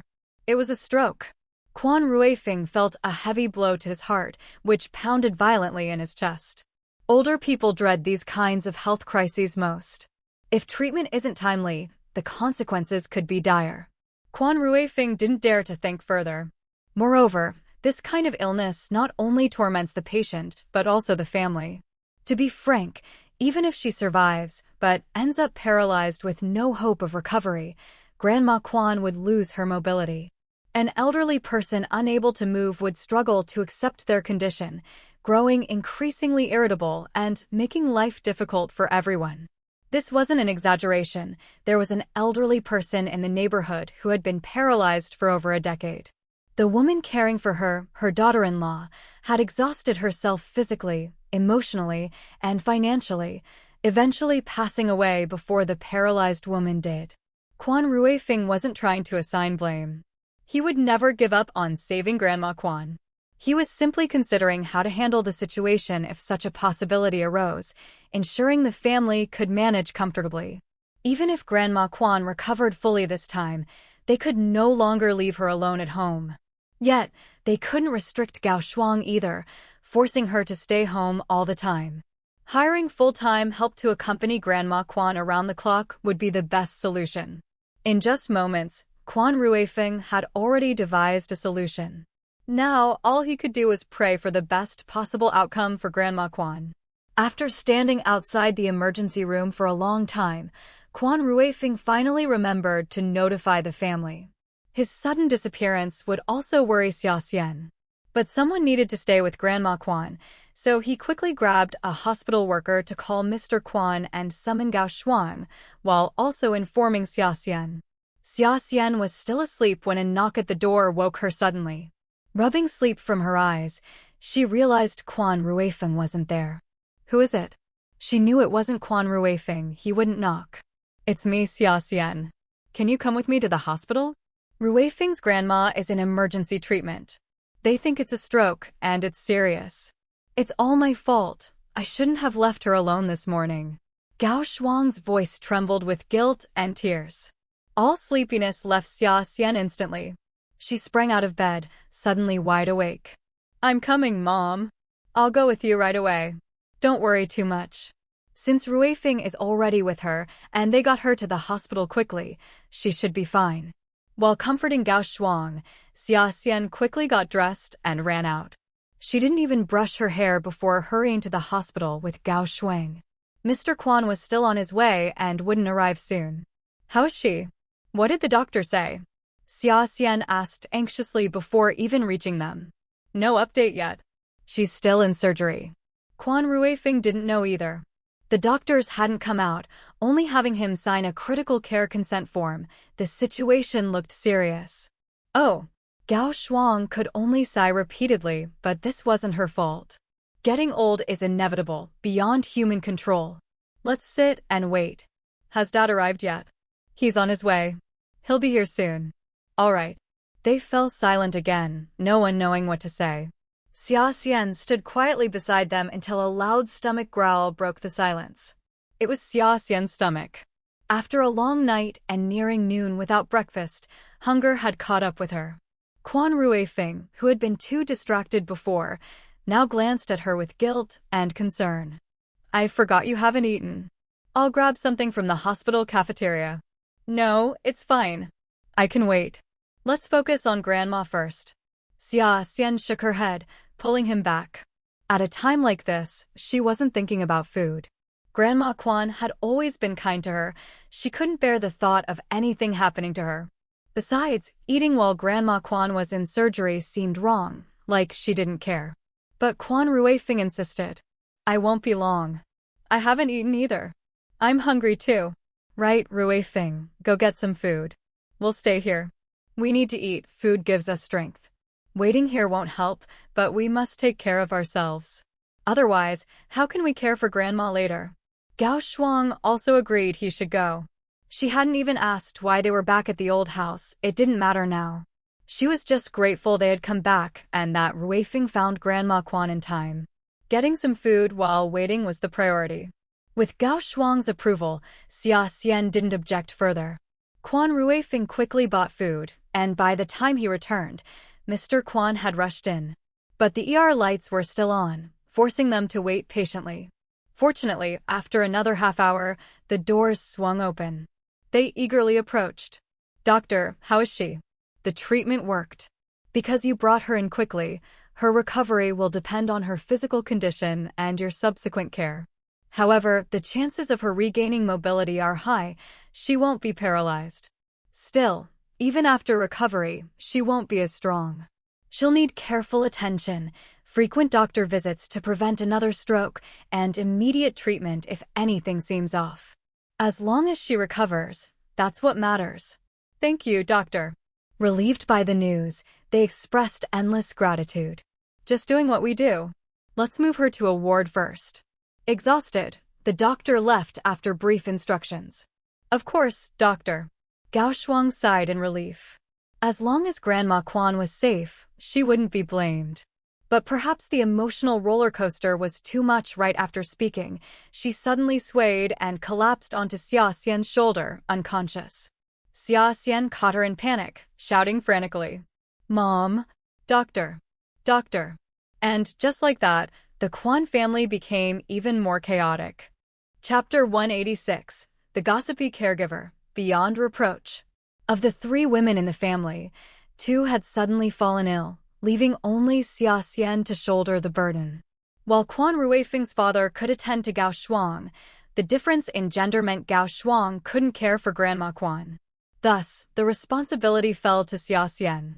As the daughter-in-law and granddaughter-in-law, Xia Xian was fully aware of her duty. Besides, it was only for a temporary period, not a lifelong commitment. Family members should support one another, so she had no objections. She was already rolling up her sleeves, ready to care for Grandma Quan, when Quan Ruifeng's father stopped her. "How can we let you take care of Grandma? You're still a student. Tomorrow, you and Ruifeng should return to school. We've got things covered here. I'll go find someone to help. As long as we're willing to pay, there's no reason we can't find someone." That was certainly true. In any era, most problems could be resolved with money. I already have a few candidates in mind. I'll go ask around now. Grandma doesn't need constant care at the moment. Daughter-in-law, just stay by her side and call the doctor if she wakes up. I'll bring someone back as soon as possible. Quan Ruifeng naturally couldn't bear the thought of Xia Xian taking on this burden. Besides, it was illogical for the granddaughter-in-law to be the primary caregiver when there were so many other family members present. There was no way Xia Xian should be the one to wear herself out. "It's fine. We're family. I don't mind pitching in." Xia Xian was sincere, urging Quan Ruifeng not to rush into hiring someone. If Grandma Quan woke up and saw them bringing in outsiders, she might feel hurt, as if she were a burden. Elderly people often prefer being cared for by their own family, fearing outsiders wouldn't provide adequate care. Xia Xian understood these sentiments perfectly, but Quan Ruifeng and his father insisted on hiring help. "We're just getting some extra help. It's not like we're abandoning Grandma, she definitely won't be upset. Right, Ruifeng, who are you thinking of asking to help care for Grandma?" Quan Ruifeng's father agreed with his son's reasoning. Since both father and son had made up their minds, Xia Xian was naturally pleased. Who wouldn't want an easier life? Moreover, she and Quan Ruifeng would undoubtedly have to return to school in a few days. They couldn't miss classes indefinitely. If they didn't hire help, a greater burden would likely fall on Gao Shuang, and Xia Xian couldn't possibly impose such a heavy task on her. After all, Gao Shuang was at an age where her son was already married. She couldn't endure much strain. Just today, after an emotional roller coaster, she had fainted from the shock. If she were tasked with caring for Grandma Quan, Grandma might not even recover before Gao Shuang herself fell ill. That would be highly impractical. Therefore, hiring someone to help was imperative. "I'm thinking of asking Aunt Sun to come help. If she's unavailable, then Aunt Hong or Sister Wang. Someone is bound to be willing." Quan Ruifeng listed his potential candidates, and his father nodded in approval. "Go ahead then. Hurry back."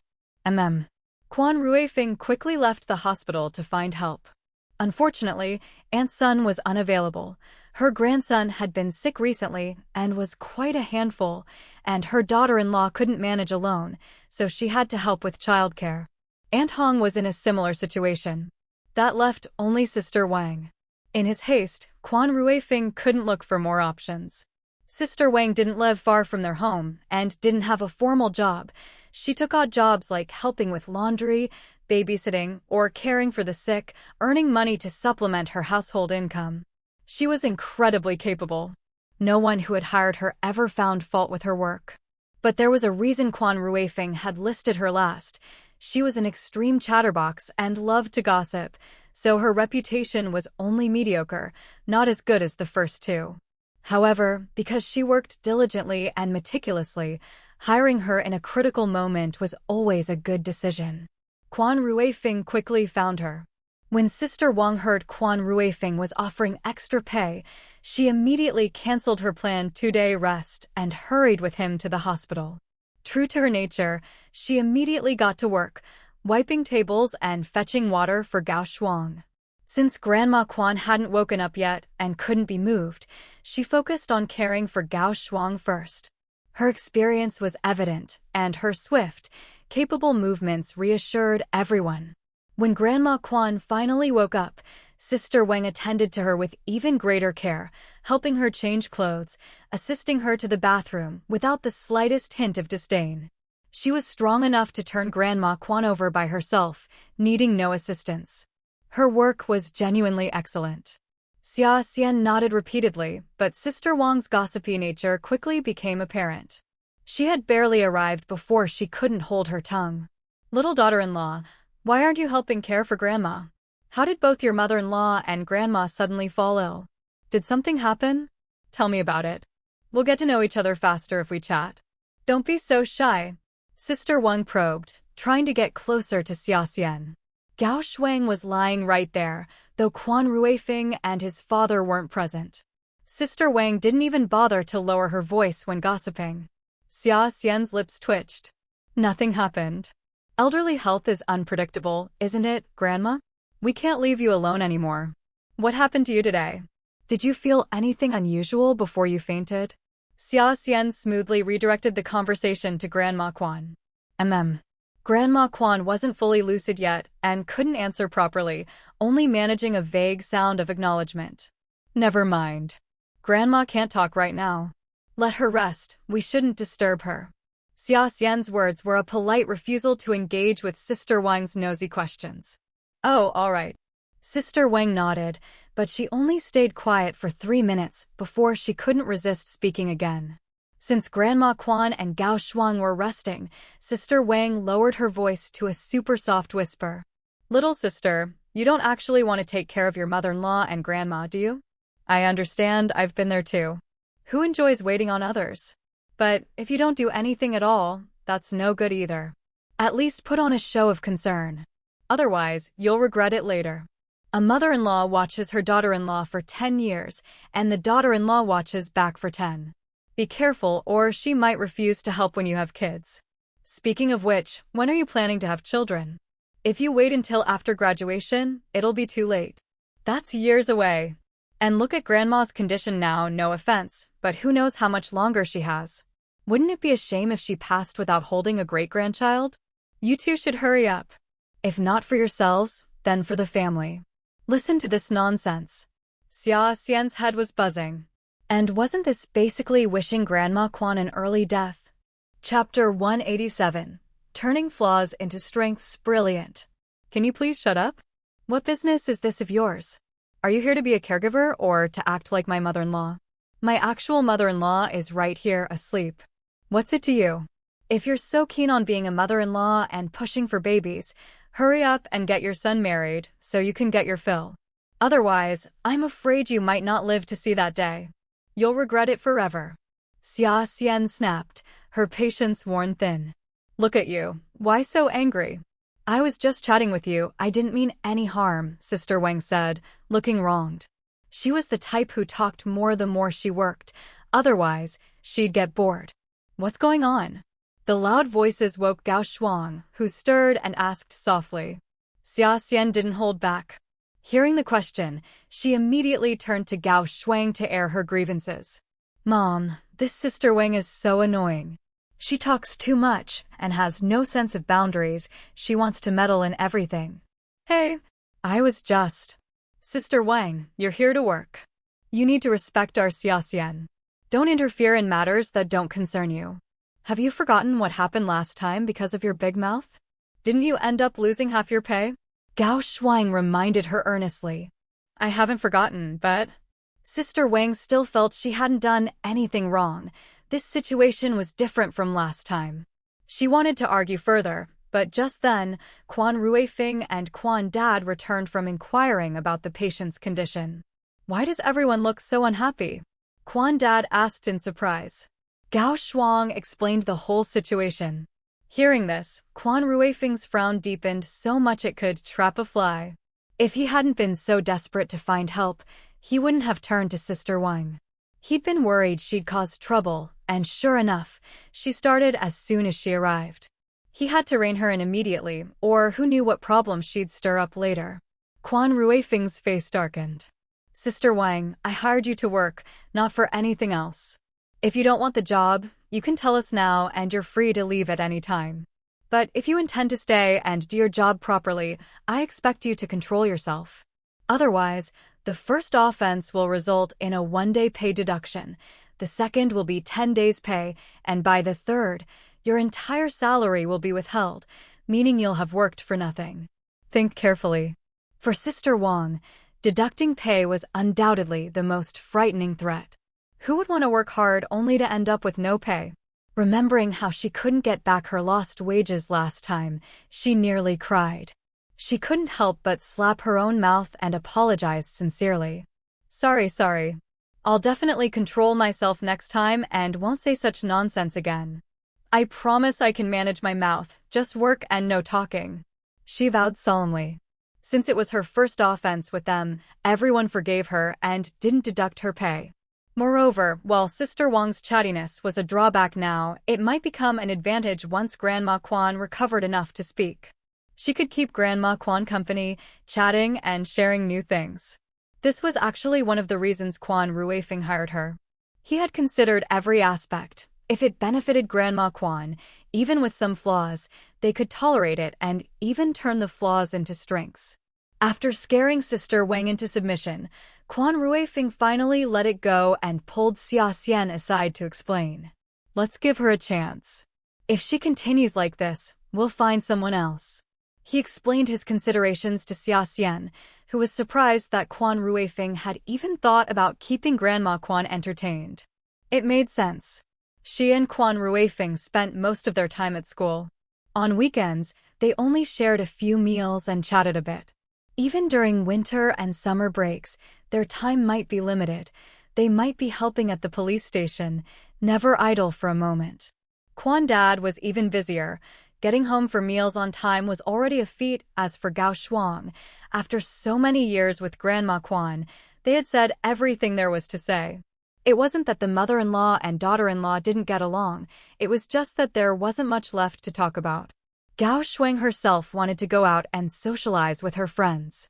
Even if Grandma Quan chatted with elderly neighbors, older people generally weren't keen on going out, and staying home was the norm. Hearing Quan Ruifeng's explanation, Xia Xian increasingly felt that Sister Wang was a very clever choice. She expressed her understanding. I'll be more tolerant of her. It's fine, we're not home often anyway. As long as she can take good care of Grandma and Mom, I have no problem. You're wonderful, wife. So understanding. Quan Ruifeng couldn't help but hug Xia Xian, finally feeling a sense of relief. It had been one thing after another today, keeping Quan Ruifeng constantly busy without a moment's rest. Now that he suddenly relaxed, he felt utterly exhausted. You're so good to me. Shouldn't I be good to you too? Xia Xian said, patting Quan Ruifeng's back with a smile. Should we take a few more days off to stay home? No need. The doctor said Grandma won't recover that quickly. Besides, we just took time off recently. It's too soon to ask for more. Let's go back to school tomorrow morning and visit Grandma again this weekend. It's only 2 days away. Quan Ruifeng had already thought it all through. All right then. Xia Xian deferred to Quan Ruifeng completely, doing whatever he arranged without objection. Gao Shuang's emotions were just fluctuating wildly. A day or two of rest would be enough.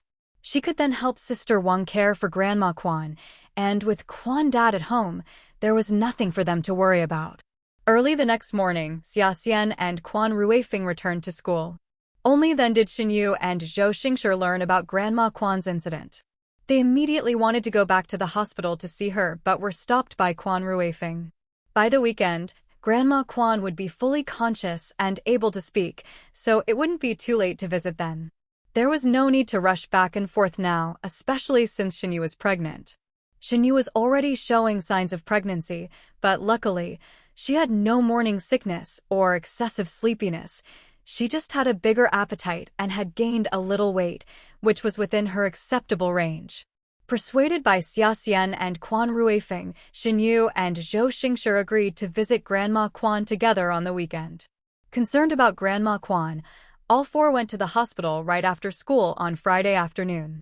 They happened to encounter Grandma Quan's maternal relatives visiting, who were full of complaints, accusing Quan Dad and Quan Ruifeng of being unfilial, and especially criticizing Gao Shuang as a daughter-in-law and Xia Xian as a granddaughter-in-law for not doing their part.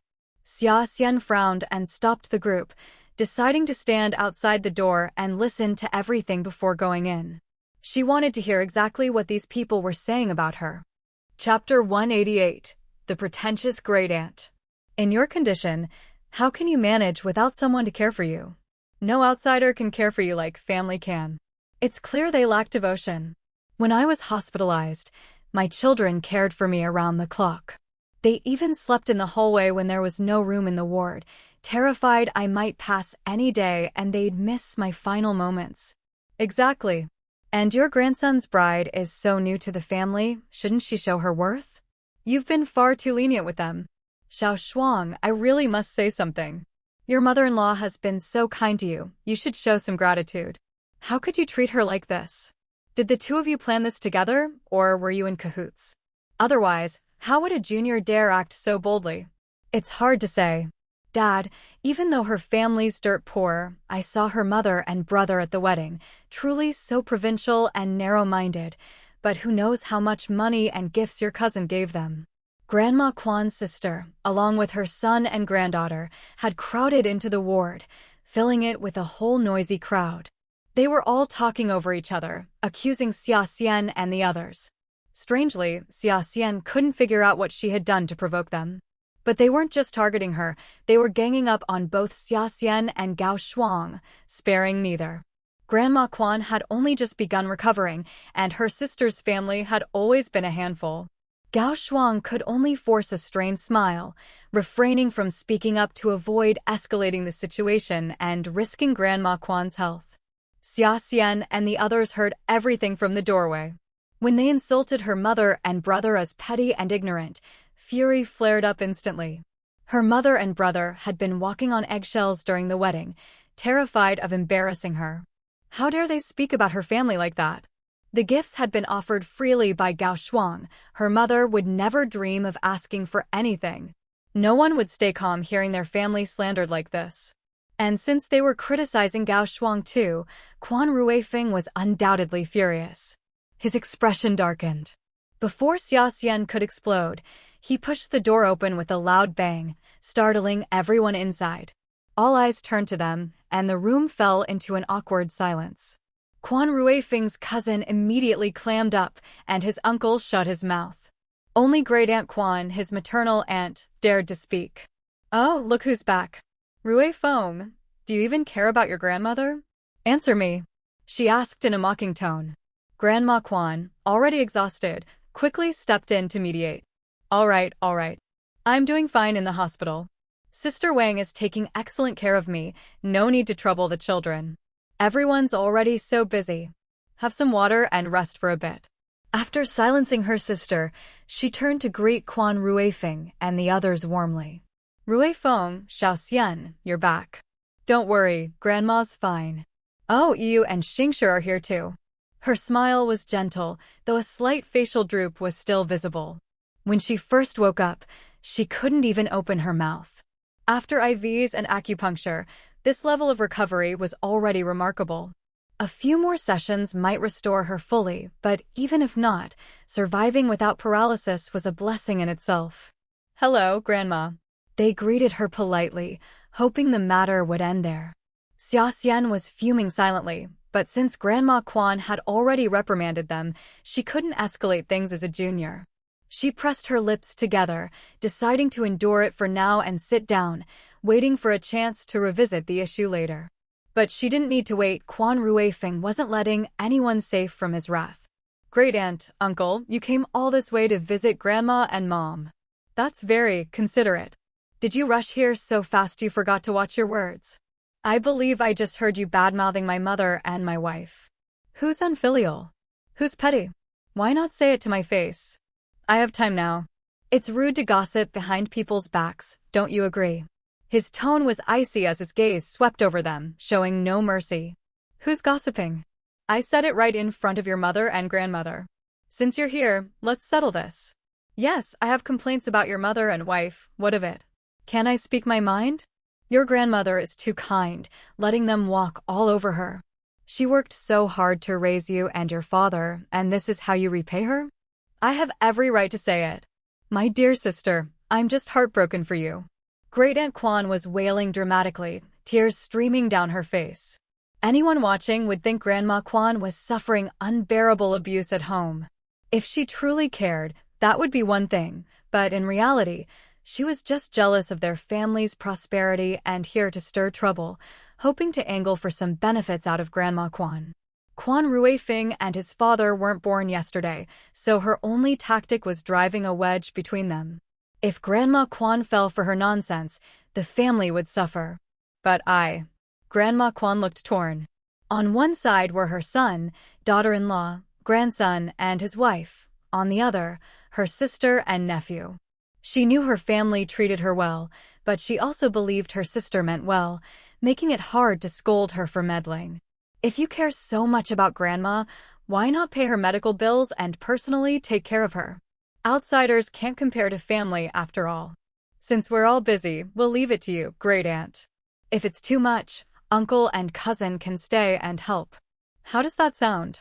Kwan Ruifing's retort was laced with sarcasm. The moment money or effort was demanded, they'd flee faster than rabbits. As his wife, Xia Xian naturally chimed in. That's right, Great Aunt. You clearly have such broad-mindedness and love Grandma so much, of course you'd want to care for her yourself. And you'd get to spend more time together. Such sisterly devotion, Grandma will surely recover faster with you by her side. We young people are too clumsy to care for her properly. You're the perfect choice. It's settled then. We'll tell Sister Wang not to come anymore. Grandma has her dear sister to look after her. Sister Wang loves to share news. She'll definitely spread word of your kindness. Cousin isn't married yet, right? With such a reputation, she'll have no shortage of suitors. Really, coming to care for Grandma is such a blessing for her.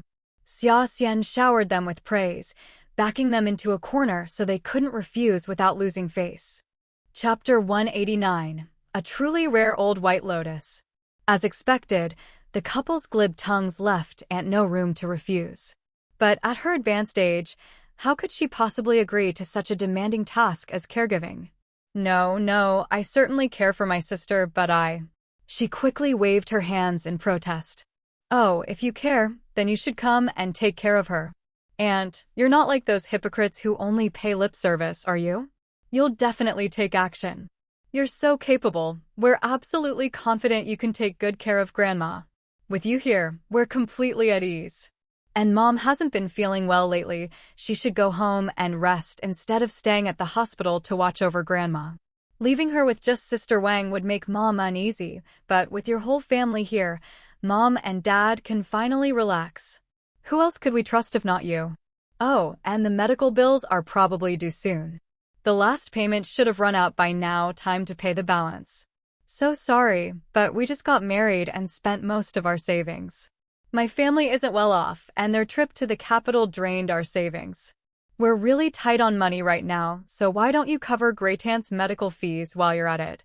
It's just a small thing. If you don't know how, Cousin and his daughter can handle it. Cousin's so clever, she'll definitely manage it perfectly. Right, Grandma?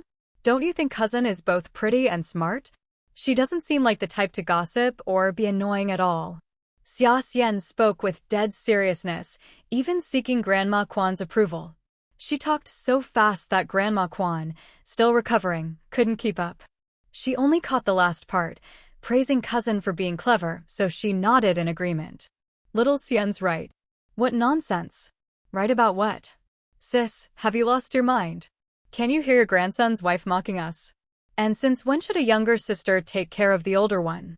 You have a husband and sons. Look, your grandson, grandson's wife, and daughter-in-law are all right here. Why would you need us to take care of you? And now you want us to pay your medical bills too. Where would we even get that kind of money? Your family's already so well off, yet you're playing purr to me. How ridiculous. Aunt was furious now. Kwan Ruifing and Xia Xian's relentless pressure had humiliated her, and Grandma Kwan's agreement with Xia Xian only made her more frantic. She couldn't help but expose their real intentions, wanting Grandma Kwan to see that her grandson and grandson's wife were being disrespectful. How dare they disrespect an elder like her? But as soon as Xia Xian finished, it was Kwan Ruifing's turn. The couple worked in perfect sync, determined to put these meddling relatives in their place. Oh? And you do know Grandma has sons, grandsons, daughters-in-law, and granddaughters-in-law, right? So why are you meddling? Don't you think you're overstepping? If you don't want to take care of Grandma, then why are you here throwing your weight around, giving orders? Maybe if you visited less and talked less, Grandma would have recovered and been discharged by now. If you cared about Grandma more than we do, you wouldn't be here sowing discord. Are you afraid she'll get better? Are you trying to make her sicker? I can't even be bothered to expose your underhanded tactics most of the time. Normally, if you want to sweet-talk Grandma and get some benefits from her, we don't care. But now, while she's still sick, you dare spout nonsense in front of her. Do you think we're dead? Seems like we've been too lenient with you, letting you overstep your bounds. Now, you have two choices. Either stay and take care of Grandma until she's discharged, covering all her medical expenses this time, or get out of her room and never come back. Quan Ruifing coldly pointed at the door, signaling for them to leave. You. Aunt was so angry she was beside herself, clutching her chest to steady herself. Uncle glared at Quan Ruifing with indignation. I knew you always looked down on us poor relatives. Fine, we'll leave. Aunt is too old to endure such humiliation. Mom, let's go. Aunt, we're sorry, we shouldn't have meddled. Take care of yourself. He stood up furiously, pulling his mother along. Before leaving, he still had the nerve to play the victim in front of Grandma Quan, pretending they were the ones being insulted when they just didn't want to spend money or effort. How laughable. Aunt obviously had no intention of caregiving or paying the bills. Grandma Quan was in a ward, just the room alone cost a fortune, let alone the medical fees. They'd be crazy to agree to that. So she followed her son's lead, putting on a show of being heartbroken as she prepared to leave. Sis, I never thought I'd live to see the day I became so unwelcome. If that's how it is, I won't stay to bother you anymore. I'm leaving. She looked utterly devastated, as if Quan Ruifing and Xia Xian had forced them out.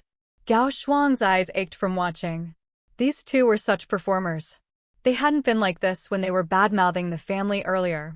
Gao Shuang wasn't the type to let others walk all over her, but she'd held back out of consideration for Grandma Quan. She was still recovering, and these were her relatives. She didn't want to escalate things and make Grandma Quan lose face or bottle up her anger, which would only slow her recovery. But now that Xia Xian and Quan Ruifing had stepped up, Gao Shuang felt relieved. She fully supported their actions. Besides, as a daughter-in-law, her words wouldn't have the same impact as the grandson and grandson's wives. Now that they'd stepped forward, Gao Shuang wasn't going to be left out. She stood up as well. Honestly, people who spout nonsense and sow discord are really annoying. And don't let the door hit you on the way out. With that, she walked over and opened the door, motioning toward the hallway, a clear dismissal. Even Gao Shuang wasn't sparing them any face. Aunt couldn't bear the shame. She dramatically sat back down, turning to Grandma Quan with tears in her eyes, full of righteous indignation. My dear sister, do you see this? Do you see how they're treating me? Say something. Are you really going to let your daughter-in-law chase us away like this? What awful wrong have we committed to deserve this? Are we not family anymore? Just say the word, tell us we were wrong today, and I swear I'll never trouble your family of 5 again. She threatened to cut ties, knowing full well how sentimental Grandma Quan was. She'd never willingly sever relations with her sister. For someone so old, with wrinkles all over her face, to pull the White Lotus act was truly rare. But what a coincidence, Xia Xian had suffered enough from Bailian, that little White Lotus, in her past life. Now she had experience. Let's see how this old White Lotus measured up against her. May the best manipulator win. Chapter 190, Knocking Out the Old Schemer, a resounding victory. Oh, please, can you all just stop arguing? Give it a rest. Grandma Quan's head throbbed. She wanted no part of the scene, feeling utterly miserable. Her heart naturally leaned towards Quan Ruifing and his family. He was her grandson, after all, but she also couldn't bear to lose her sister. It's all my fault, okay? Just stop bickering, all of you. Go home and let me rest properly. She wanted to send everyone away and put an end to the matter. But even if Quan Ruifing and Xia Xian were willing, Auntie Grandma was not. Today, She was determined to take Quan Ruifeng down a peg. How could it be your fault? It's mine. I shouldn't have come to see you, shouldn't have traveled all this way, and certainly shouldn't have spoken out of turn, ruining your family's happiness. After all, I'm just an outsider, I don't matter at all. Why did I even say anything? I must have overestimated myself. Who did I think I was? Fine, you rest well, sis. Don't worry about me. I'll take my child and go home. Who knows when we'll see each other again, if we even will. Perhaps next time, we'll be worlds apart, just like when father and we were separated. Auntie Grandma shook her head, wiping away tears as she made to leave. Her words were so dramatic, invoking separation and death, even bringing up their deceased father. Sure enough, Grandma Quan's eyes immediately welled up, and she clutched her sister's hand, refusing to let her go. Father told us sisters to support each other. How could I not care about you? How can you say such heartbreaking things? Every meeting now is one less, but how could I bear to? Grandma Quan choked up, unable to speak, completely led by her sister. Normally, Grandma Quan was sharp as a tack, but the moment she faced her sister, her mind seemed to cloud over. Even though she knew her sister was deliberately playing the victim, she couldn't help but soften, feel moved, and grieve. Whenever Auntie Grandma pulled this trick, it was almost unbeatable. Gao Shuang sighed quietly and silently closed the hospital room door again. She wanted to go find her husband and let him handle this. She couldn't stand staying here any longer. Every time she heard this kind of talk, it made her stomach churn. It wasn't some magic solution, but with both of them so old, every meeting truly was one less. Even Quan Ruifeng frowned, feeling the situation was thorny. They couldn't actually hurt an elderly person's feelings. Sure enough, Grandma Quan had been completely won over by Auntie Grandma's performance. She no longer cared who was right or wrong, she just wanted everyone to be okay. So she turned to Quan Ruifeng, her voice hoarse. Ruifeng, apologize to your auntie. No matter what, she's your elder. You can't speak to her disrespectfully. Grandma only has one sister left. None of us have many years ahead. Can't you just humor her? Please, stop arguing. Her tears hadn't dried yet, her cloudy, aged eyes glistening, making her look even more pitiful. Grandma, who is the one being disrespectful in the first place? Quan Ruifeng retorted helplessly. Apologize? Not a chance. Seeing Grandma Quan on the verge of getting angry, Xia Xian quickly rushed to her other side, hugging her waist over the blanket, her voice heavy with emotion. Grandma, I won't let you talk about yourself like that. How can you say you don't have many years left? You have to live to be over 100, at least until you see Quan Ruifeng and I raise our children to adulthood. I won't let you curse yourself like this. And I won't let anyone else curse you either. Quan Ruifeng is just too worried about you. He's afraid every meeting is one less and even more afraid this time you wouldn't pull through. When he carried you from home to the hospital, his heart nearly stopped. Grandma, Quan Ruifeng has actually been so hard on himself these days. He hasn't eaten or slept well, thinking of you every time he closes his eyes. He hates that he came home too late that day, letting you faint alone in the yard. If he'd noticed something was wrong sooner and brought you to the hospital, maybe you wouldn't have needed surgery or hospitalization. He even told me that if Grandma didn't make it this time, he'd rather follow you. He can't bear to lose you. And he feels so guilty. Grandma, please don't blame him. Talk to him more. I'll apologize to Auntie Grandma for him. It was my fault earlier, Grandma. I was the one being disrespectful because I was too worried about Quan Ruifeng, feeling it was unfair to him. He's so filial, yet Auntie Grandma still spoke of him like that, including Mom and Dad. As a grandchild, scolding me is one thing, but bringing them into it? Quan Ruifeng, as their son, naturally wouldn't be happy. He cares about everyone in the family and can't stand anyone speaking ill of them. Auntie Grandma is old. Whatever she says is right. Even if she wronged Quan Ruifeng, he should accept it. How could a grandchild talk back to Auntie Grandma and make her angry? And make Auntie Grandma cry like this? What's a little grievance for him? Auntie Grandma must never be wronged. But Grandma, if I apologize to Auntie Grandma for him, you absolutely can't blame Quan Ruifeng. He just loves you too much, always thinking of you. Look how much weight he's lost these past 2 days. Xia Xian's voice trembled with tears as she buried her face against Grandma Quan's waist, crying for Quan Ruifeng's sake. If Auntie Grandma could play the victim, she could turn up the waterworks even harder for Quan Ruifeng. Right now, who did Grandma Quan love most? Without a doubt, Quan Ruifeng. Auntie Grandma could bring up their dead father, all she wanted Xia Xian could counter with Quan Ruifeng, her beloved grandson. The older generation would always yield to the younger. Xia Xian's heartfelt appeal made Quan Ruifeng cast his eyes downward in silent agreement.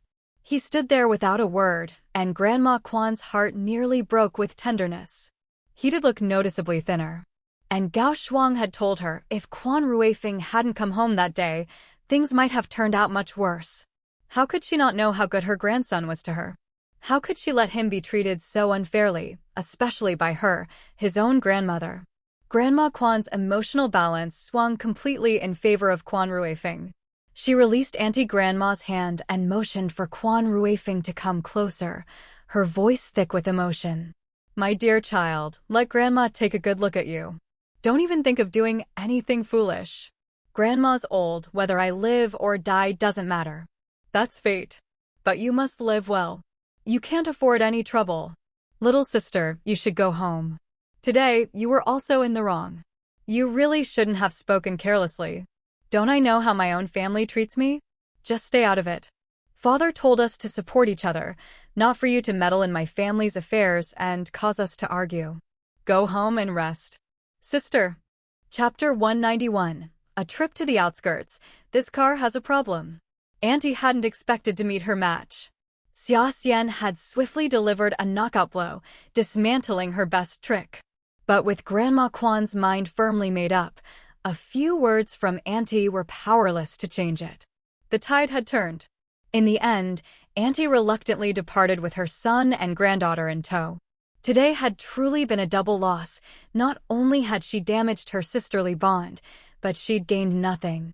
How infuriating. Auntie's displeasure was Xia Xian's delight. She curved her lips into a smile, her triumph quiet and profound. Indeed, after encountering enough schemers, one eventually learns how to handle them. Xinyu covertly gave Xia Xian a thumbs up. Impressive. Xia Xian returned Xinyu's gaze with a look that said, just doing my part. If you weren't tough, you'd be devoured. Clearly, dealing with someone like Auntie demanded her kind of tactics. Otherwise, their family would have been bullied relentlessly. Since Auntie had shed all shame, there was no need for them to hold back either. Though Grandma Quan still hadn't fully grasped her sister's true nature, or perhaps she simply couldn't bring herself to sever ties immediately, she was now firmly on Quan Ruifeng's side. From this point on, she wouldn't tolerate her sister's nonsense. This time, she took Quan Ruifeng's hand and apologized remorsefully. Ruifeng, Grandma was confused. Don't blame me. From now on, I won't let your aunt muddy the waters again. Grandma, your priority now is to recover. Don't overthink anything else. We're family, no one blames you. Quan Ruifeng patiently reassured Grandma Quan. When it came to family, he never deployed his sharp wit and was surprisingly adept at offering comfort. Meanwhile, Gao Shuang stepped outside for some fresh air. Xia Xian, feeling a pang of worry, followed her. Mom, are you okay? She asked softly. Oh, Xia Xian, why did you come out? I'm fine, don't worry. I truly owe you and Ruifeng today. Without you, I wouldn't have known how to handle things. Gao Shuang sighed. She valued her dignity and couldn't bring herself to break down and wail like Xia Xian had. But holding back meant enduring unfair treatment. Thankfully, she had such a wonderful son and daughter-in-law. If Auntie ever comes back, just call Ruifeng and me. We'll stand up for you. Xia Xian adored both Grandma Quan and Gao Shuang and was determined not to let outsiders disrupt their home. They would fiercely protect their family. All right, I'll count on you both in the future. After getting some fresh air and her daughter-in-law's comforting words, Gao Shuang felt much better. Her lingering gloom had already dissipated. By the time Quan Ruifeng came looking for them, she had completely composed herself. All right, No need to comfort me anymore. Let's go back. Gao Shuang was old enough to regulate her emotions. She didn't need her children spending all their energy worrying about her. Still, when Quan's father returned, he apologized to her on Grandma Quan's behalf and promised that Auntie would never cause her grief again. With that, Gao Shuang had nothing left to be upset about.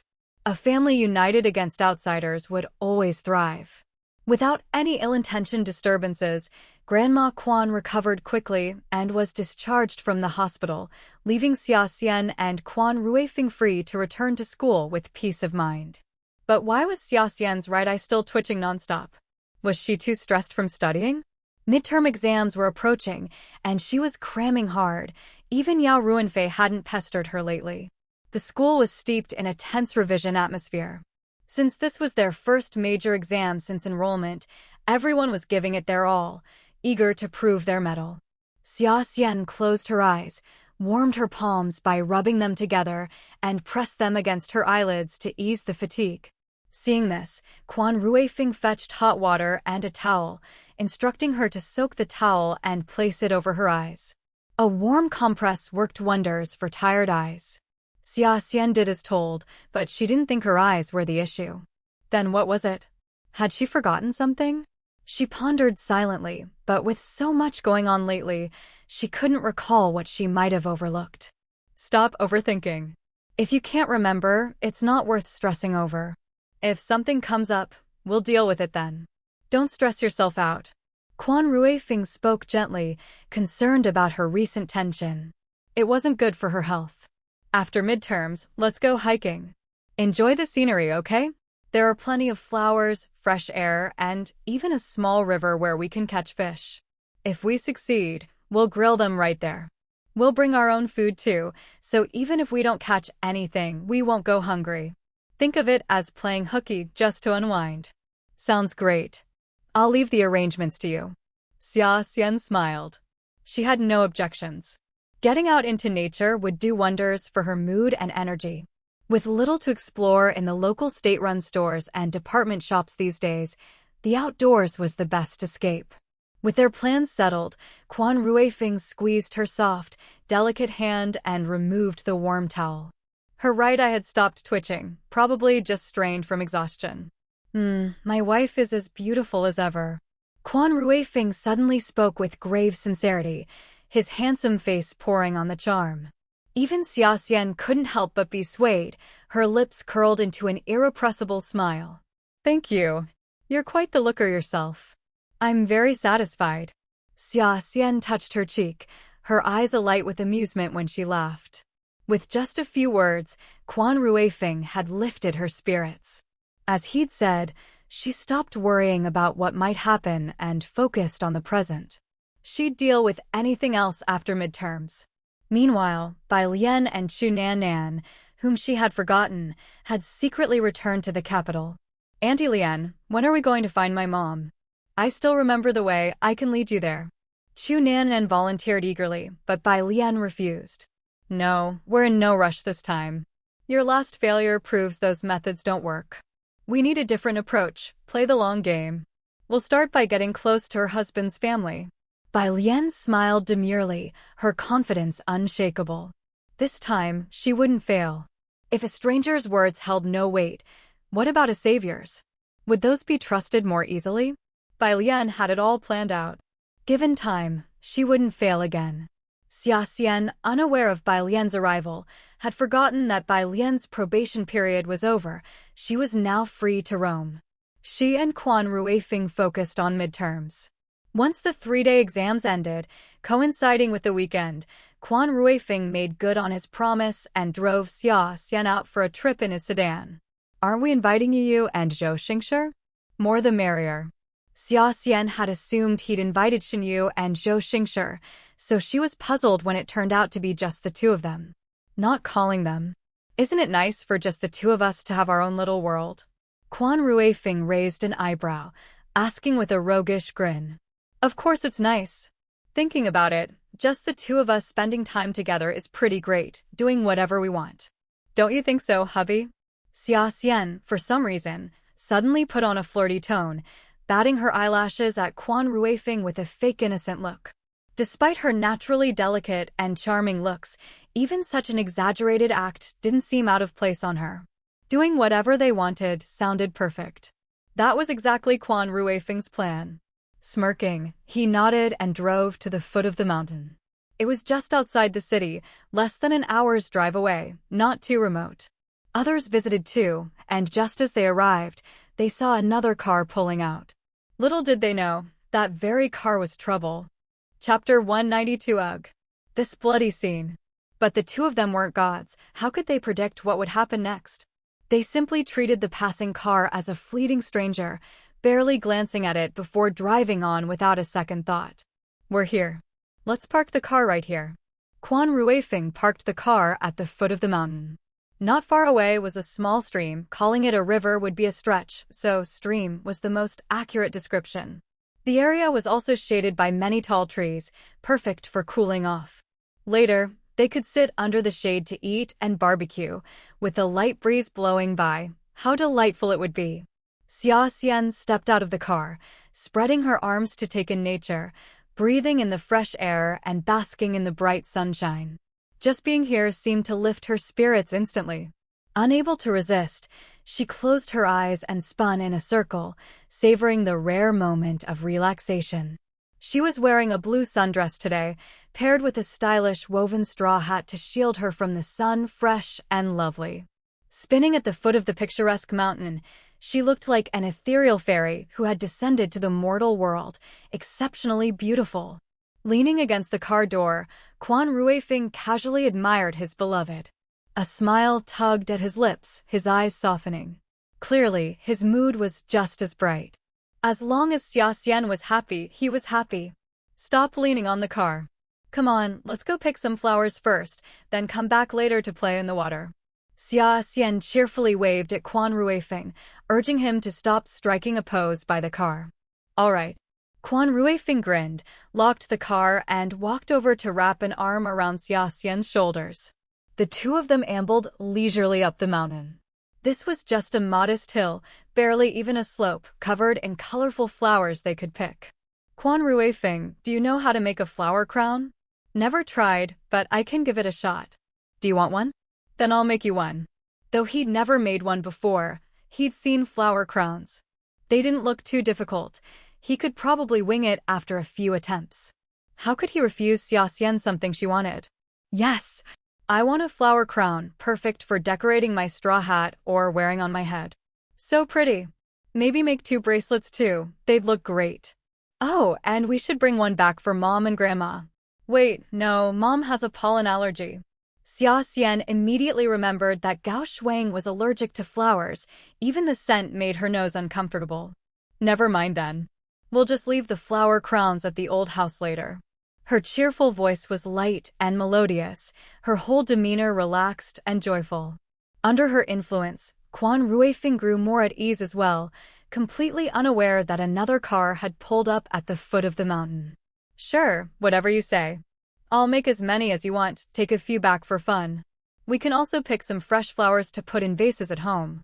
If you like flowers, we could even plant some in the yard at the old house. Quan Ruifeng responded dotingly as they ambled up the hill together. The car that had passed by earlier had now returned, parking not far away. Its window rolled down, and someone inside kept staring at Quan Ruifeng's car. Bro, what do we do? They seemed so relaxed, they probably didn't notice anything earlier. Should we just forget it and go back? A young woman asked timidly, but the man in the driver's seat remained silent, blowing smoke as he stared at the car with dark, unreadable eyes. Only after finishing his cigarette did he finally open the door and step out. Just in case, stay put in the car, don't step out, he snapped, then scanned the surroundings. Seeing no one around, he quickly approached Quan Ruifeng's car and popped the lock open with a wire in seconds. His lock-picking skills were scarily skilled. In one fluid motion, he swiftly slid into the driver's seat, bent down to tamper with something under the dash, and once he got what he needed, immediately exited and locked it back up. After another cautious glance around, still no sign of Xia Xian or Quan Ruifeng, likely still picking flowers on the hillside, he hurried back to his own car and drove off. The entire operation took no more than 5 minutes, swift and unnoticed. Xia Xian and Quan Ruifeng, clueless, continued picking flowers, taking their time. Let's see if we can gather flowers of 7 colors. We've got red, pink, white, and blue. Now, are there any purple? Or Xia Xian rambled while walking, muttering to herself as she tallied the flowers in her hands. Quan Ruifeng, playing along, focused on searching for more colors, failing to notice her inching toward the drop-off. Then, whoops! Her feet suddenly slipped into the underbrush. Startled, she dropped the flowers and grabbed onto the dirt, barely stopping herself from tumbling further. What happened? How could you be so careless? Quan Ruifeng turned at the sound, half laughing, half worried, and rushed to pull her up. Are you hurt? He knelt, dusting her pants clean and plucking off stickers while checking on her. No, just startled. Scared me a little. Didn't realize there was a drop here. Once the shock wore off, Xia Xian found it amusing. She had been careless, but the gentle slope gave her careless overconfidence. Even if she fell, it wouldn't be far. Dirt washes out. I'll just sit on the ground later anyway. Pants can be washed when we get home. She waved it off, urging him to stand, but Quan Ruifeng, being a perfectionist, had to get every last sticker off. Wait, almost done. As he plucked the final few, he went still. Did you get hurt? There's blood on your pants. He immediately rolled up her pant leg to check. Xia Xian frowned in confusion. No, I'm fine. Doesn't hurt at all. You're imagining it. She looked down too. Quan Ruifeng had rolled her pants up to the knee, yet no wound was visible. Confused, he let the pant leg drop, only for both to spot the bloodstain. Was it her period? But it had just ended. And even then, it wouldn't stain her pant leg. What the? They exchanged a look before checking the bushes where she'd slipped. What they saw horrified them. Hidden in the undergrowth was a bloody, mangled. Gross. Chapter 193. Brakes tampered with.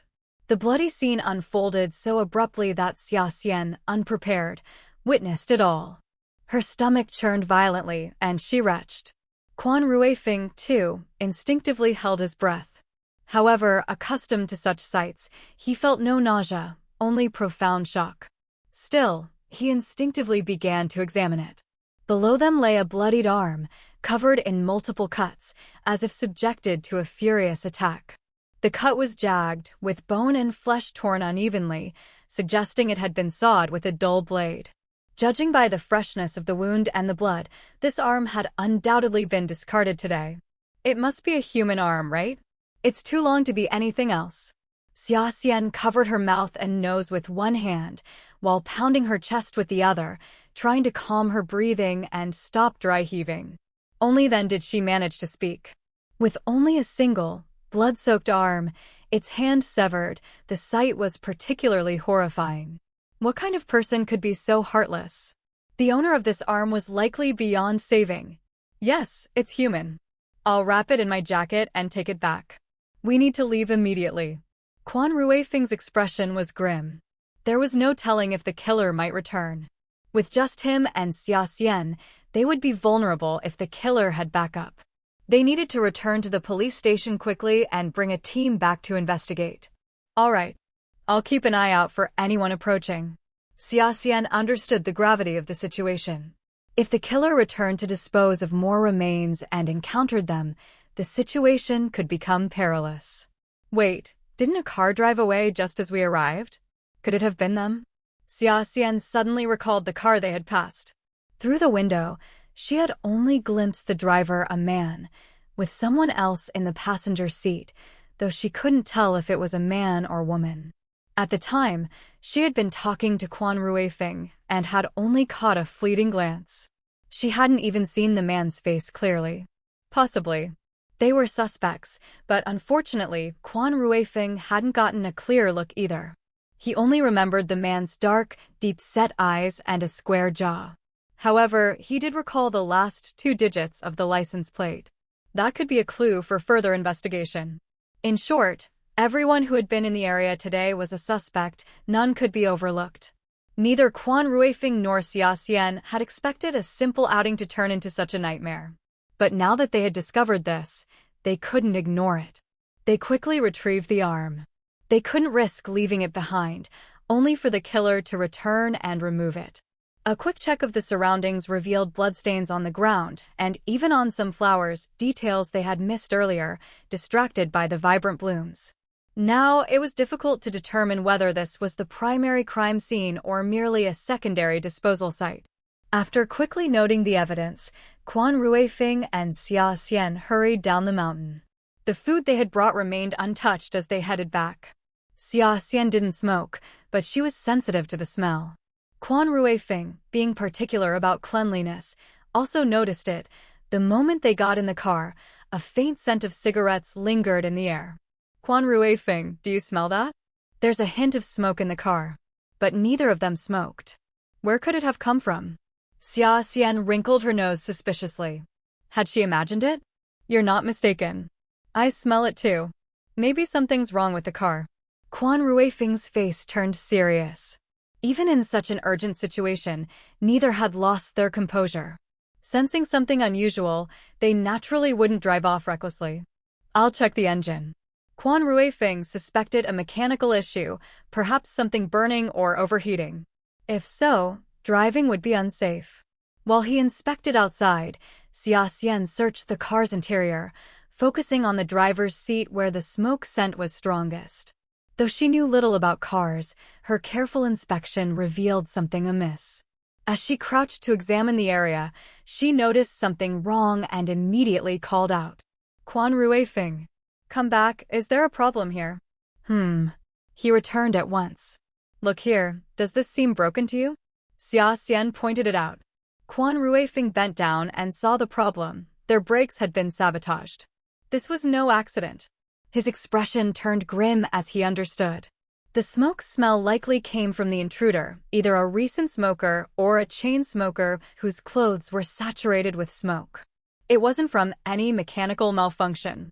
The car's locks showed no signs of forced entry, meaning the culprit was skilled at picking them. A thief would have taken the whole car, only someone intending harm would tamper with the brakes and then relock the doors to hide what they had done. As far as they knew, they hadn't made enemies who would want them dead.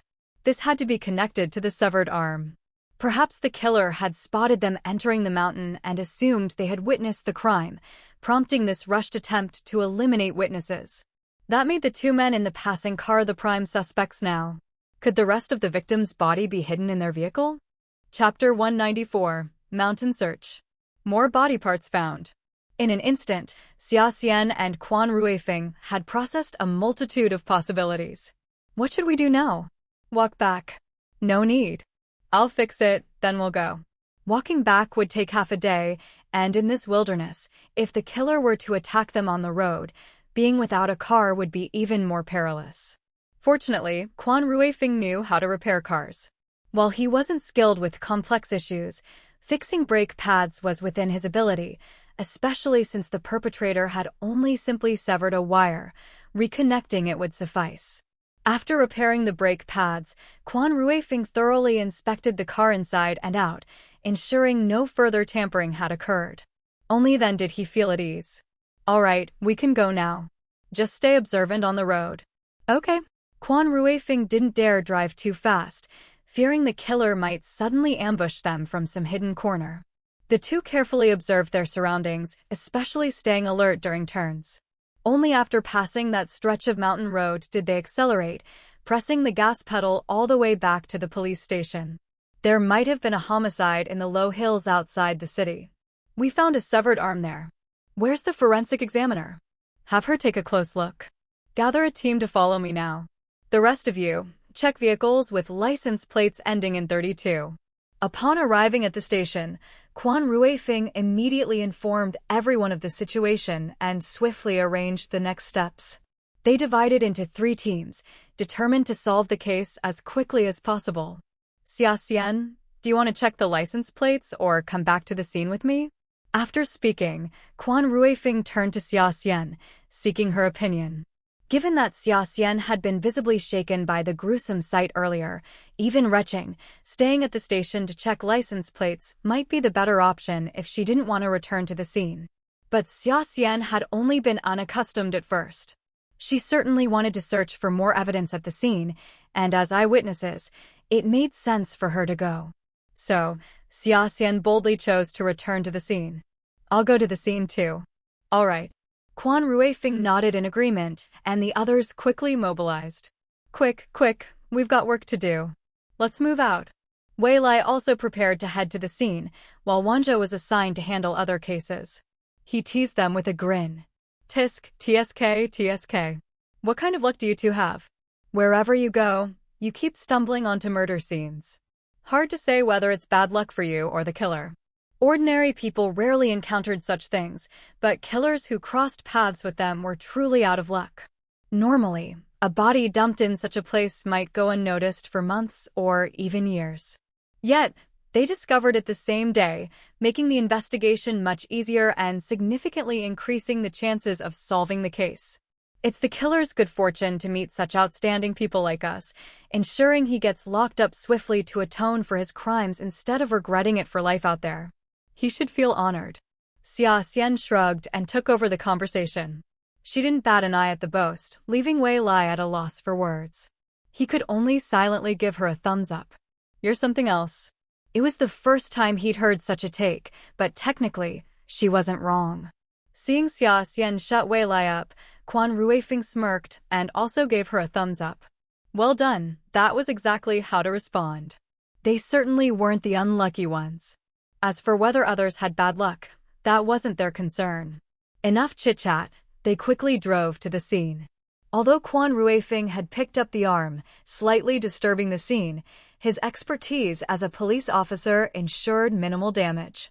When retrieving the arm, he had also avoided leaving many footprints, preserving the surrounding environment as much as possible. Thus, when the team arrived, many details were still visible. Quan Ruifeng had called everyone over primarily to search for other body parts. A thorough mountain search required sufficient manpower. They also brought 2 police dogs, significantly reducing the difficulty of the search. The decision to search the mountain proved correct. They found another arm and a section of a shin, both butchered beyond recognition. Buried in the soil, they also discovered large amounts of blood, flesh fragments, and shattered bones, proving the victim was dismembered there. The sight was utterly horrifying, making their skin crawl. Xia Xian, looking at the body parts and flesh fragments, felt the urge to vomit again. Thankfully, they were all wearing masks this time, blocking some of the coppery stench, making it slightly more bearable. She shook her head, trying not to let the gruesome sights affect her emotions or judgment. She leaned in to examine the shin. Unlike the arms, where the hands had been hacked off, the foot attached to the leg remained intact. Judging by the foot size, about a men's 10, it likely belonged to an adult male rather than a female. Xia Xian looked for identifying marks or scars to further identify the victim, but the skin was entirely covered in blood, making it impossible to see. They'd have to clean it back at the station to determine anything. For now, she had to move on and continue searching with the others, hoping to locate the head. Based on their speculation, the killer had likely dismembered the victim into at least 5 parts. Yet, after scouring the whole hillside and nearby areas, they couldn't locate the remaining pieces. Did the killer have a habit of collecting certain body parts? Those who did this were either pure psychopaths, possibly serial killers, or harbored a serious vendetta against the victim. They'd have to identify the victim first, then investigate his social connections. The head would be crucial for this. But since it was missing, they'd have to start by checking recent reports of missing men and work from there. Finding nothing else on the mountain, Xia Xian followed the team to search the foothills. She traced tire marks along the roadside, showing some vehicle had looped back and parked here, and then left again. They also bagged several clean prints. Aside from Xia Xian's and Quan Ruifeng's, there were unknown prints, likely left by passers-by. Whether any belonged to the killer remained unknown. Xia Xian followed the tire marks, initially thinking they'd come up empty.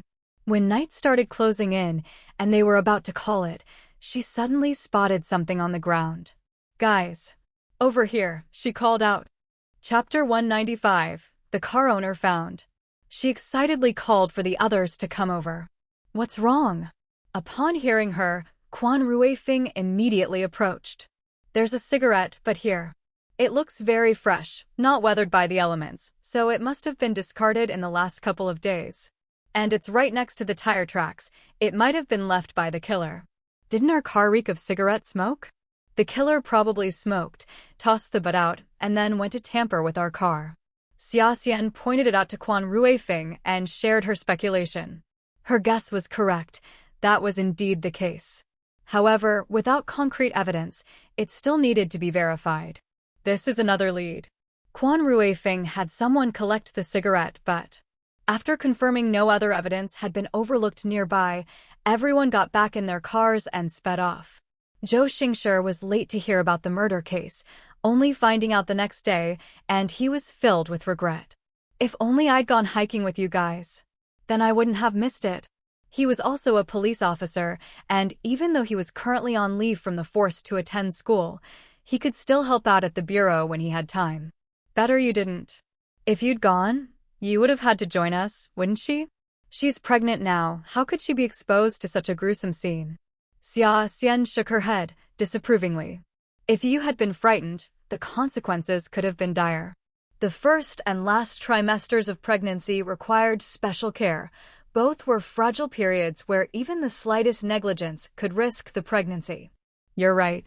Only then did Zhou Xingshi remember, and his regret vanished. Xinyu was the priority now. But as it turned out, Xinyu was utterly unconcerned. She had nerves of steel. "If they're not tough, how can they be my child? If they get scared by things like this?" Before she could finish, Zhou Xingshi quickly covered her mouth. All right, we know you're brave. But don't say things like that, the baby might take it to heart." Zhou Xingshi spoke with faint seriousness, quite superstitious. "He's right, some things shouldn't be said carelessly. Since you're not afraid of blood or anything, and the killer hasn't been caught yet, why not have Zhou Xingshi come back to the bureau and help with the case?" Xia Xian extended the invitation. The case was proving difficult, and they needed more hands. If Zhou Xingshi could rejoin the bureau, it would be ideal. It had been a while since Zhou Xingshi had been back, so he looked at Xinyu with a mix of eagerness and hesitation. He wanted to hunt down the brutal killer, but was also reluctant to leave Xinyu alone, given that pregnant women needed companionship. "Go ahead. I'm fine, I'm perfectly mobile. I don't need you babysitting me. Your job takes priority." Xinyu meant it, she wasn't being sarcastic. To her, work was the top priority, and everything else could take a back seat. She fully supported Zhou Xingshi's career and hoped he'd do the same for her in the future. "All right, I'll join in then." Since his wife gave her approval, Zhou Xingshi stopped hesitating and agreed outright. The three of them headed to the police station together, hoping to identify the suspect by the end of the day. Otherwise, they'd have to return to school the next day and might need to request more time off. Fortunately, as soon as they arrived at the bureau, there was good news. "We've identified them. There are 2 car owners in the area with license plates ending in 32. One lives at number 103, South City Dromali, and the other at number 352, Water Slope Street." "Copy that. I'll take a team to conduct door-to-door inquiries shortly." "Did the limbs yield any clues? What can we confirm so far?" Quan Ruifing nodded, then turned to the forensic examiner for her findings. "Based on the victim's musculature and skeletal structure, we've determined he was an adult male aged 25 to 28, standing between 5 feet 7 inches and 5 feet 9 inches tall, with a US size 10 shoe. There's an area of burn scars on the back of his calf." The examiner provided many detailed insights. The body spoke volumes, even without a head. The dismemberment likely occurred between 6:30 and 7:30 yesterday morning. Given the blood loss, even if the victim wasn't dead before the body was dismembered, he certainly wouldn't have survived afterward. This information was crucial. Quan Ruifing and Xia Xian had arrived at the foot of the mountain around 8 a.m. Timing suggested the killer likely finished dismembering the body between 6 o'clock and 7 o'clock, disposed of the parts, cleaned up the blood evidence, and made a quick getaway, all within about an hour. Then, they must have crossed paths with Quan Ruifeng and Xia Xian shortly after. If the people in the car they encountered weren't the killers, then given the timing, they might have seen the actual murderer. So tracking them down was essential. Even if they weren't the killers, they could be witnesses. Quan Ruifeng and Xia Xian immediately revisited their memories of the encounter, trying to sketch out the pair's distinguishing features. Once that was done, the team set off to visit the addresses on file. Seeing them in person might trigger recognition. Quan Ruifeng, Xia Xian, and Zhou Xingshi headed first to number 103, South City Drum Alley. The location was about a 15-minute drive from the police station, not far. If the killer lived there, he might have been keeping tabs on the Bureau's movements last night and preparing accordingly.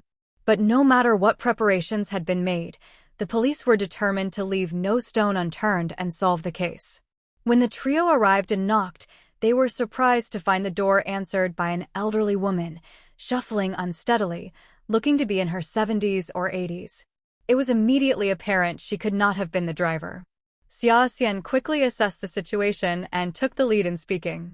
As a young woman, she had an innate approachability, making her the best choice to make people less guarded. "Hello, ma'am.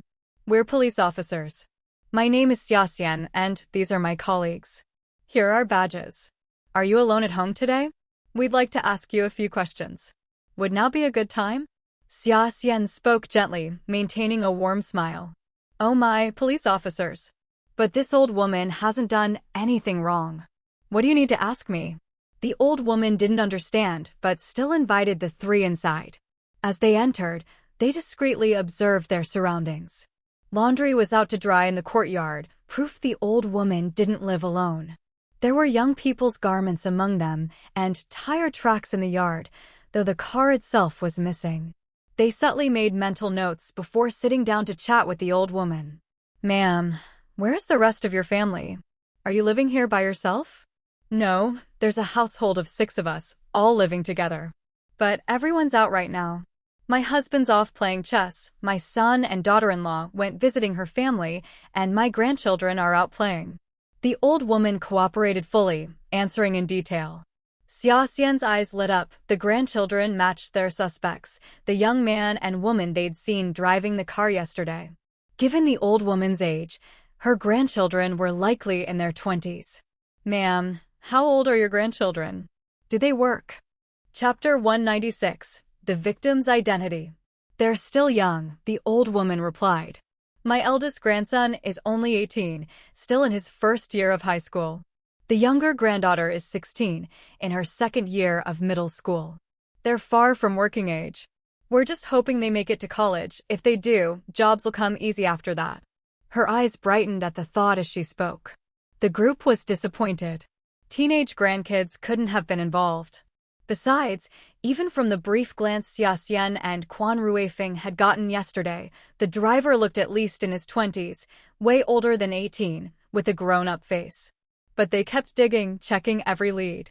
They asked about the old woman's son and daughter-in-law, and whether they had taken the car out the day before. According to her, the car hadn't been used yesterday. It was only today that her son drove his wife back to her parents' home. Since they weren't around, there wasn't much else to learn. With no further leads, they had to bail. The family seemed way less suspicious now. Time to hit the next spot, the household on Shuixi Street. However, they weren't entirely convinced by the old woman's account. They'd double-check with neighbors later, on the down low. "We'll head out now," Granny Xia Xian said, preparing to leave. "Oh, all right. Sure, stay safe," the old woman replied, rising to see them out. She walked them out before it hit her. "Wait, what exactly did you come here for today? Why all the questions about her family?" The old woman looked suspicious now. "No big deal," Xia Xian said, flashing a smile. "There have been some burglaries recently, so we're checking in with residents to see if they've noticed anything unusual. It's not safe living alone, but don't worry, we'll catch the thief soon." She said it like she meant it. That seemed to do the trick. "Got it. You folks stay on it," she said, her doubts dispelled as she let them go. Right in front of her, the trio knocked on a few neighboring doors, playing it off like routine checks. The neighbors backed up her story. She hadn't lied about the ages. It seemed this family truly had no connection to the case. With that, they headed straight to number 352 Shuixi Street. When they arrived, the family was still having dinner. They saw the whole family, but none matched the descriptions. The car was also present, though the last 2 digits of the license plate matched. It clearly wasn't the same vehicle they had seen. Totally the wrong color. This family was even less suspicious. So now what? Did we skip one? Any other 32-foot plates we missed?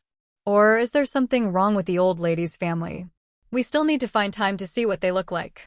Xia Xian muttered to herself. Today's trip turned up almost nothing. It seemed the trail ended here. Digging deeper would be tough now. Let's have someone go over the details again when we get back, see if anything was missed. Quan Ruifeng couldn't make sense of it either. Logically, this shouldn't be the case. There must be some detail they overlooked. They needed to think it through carefully.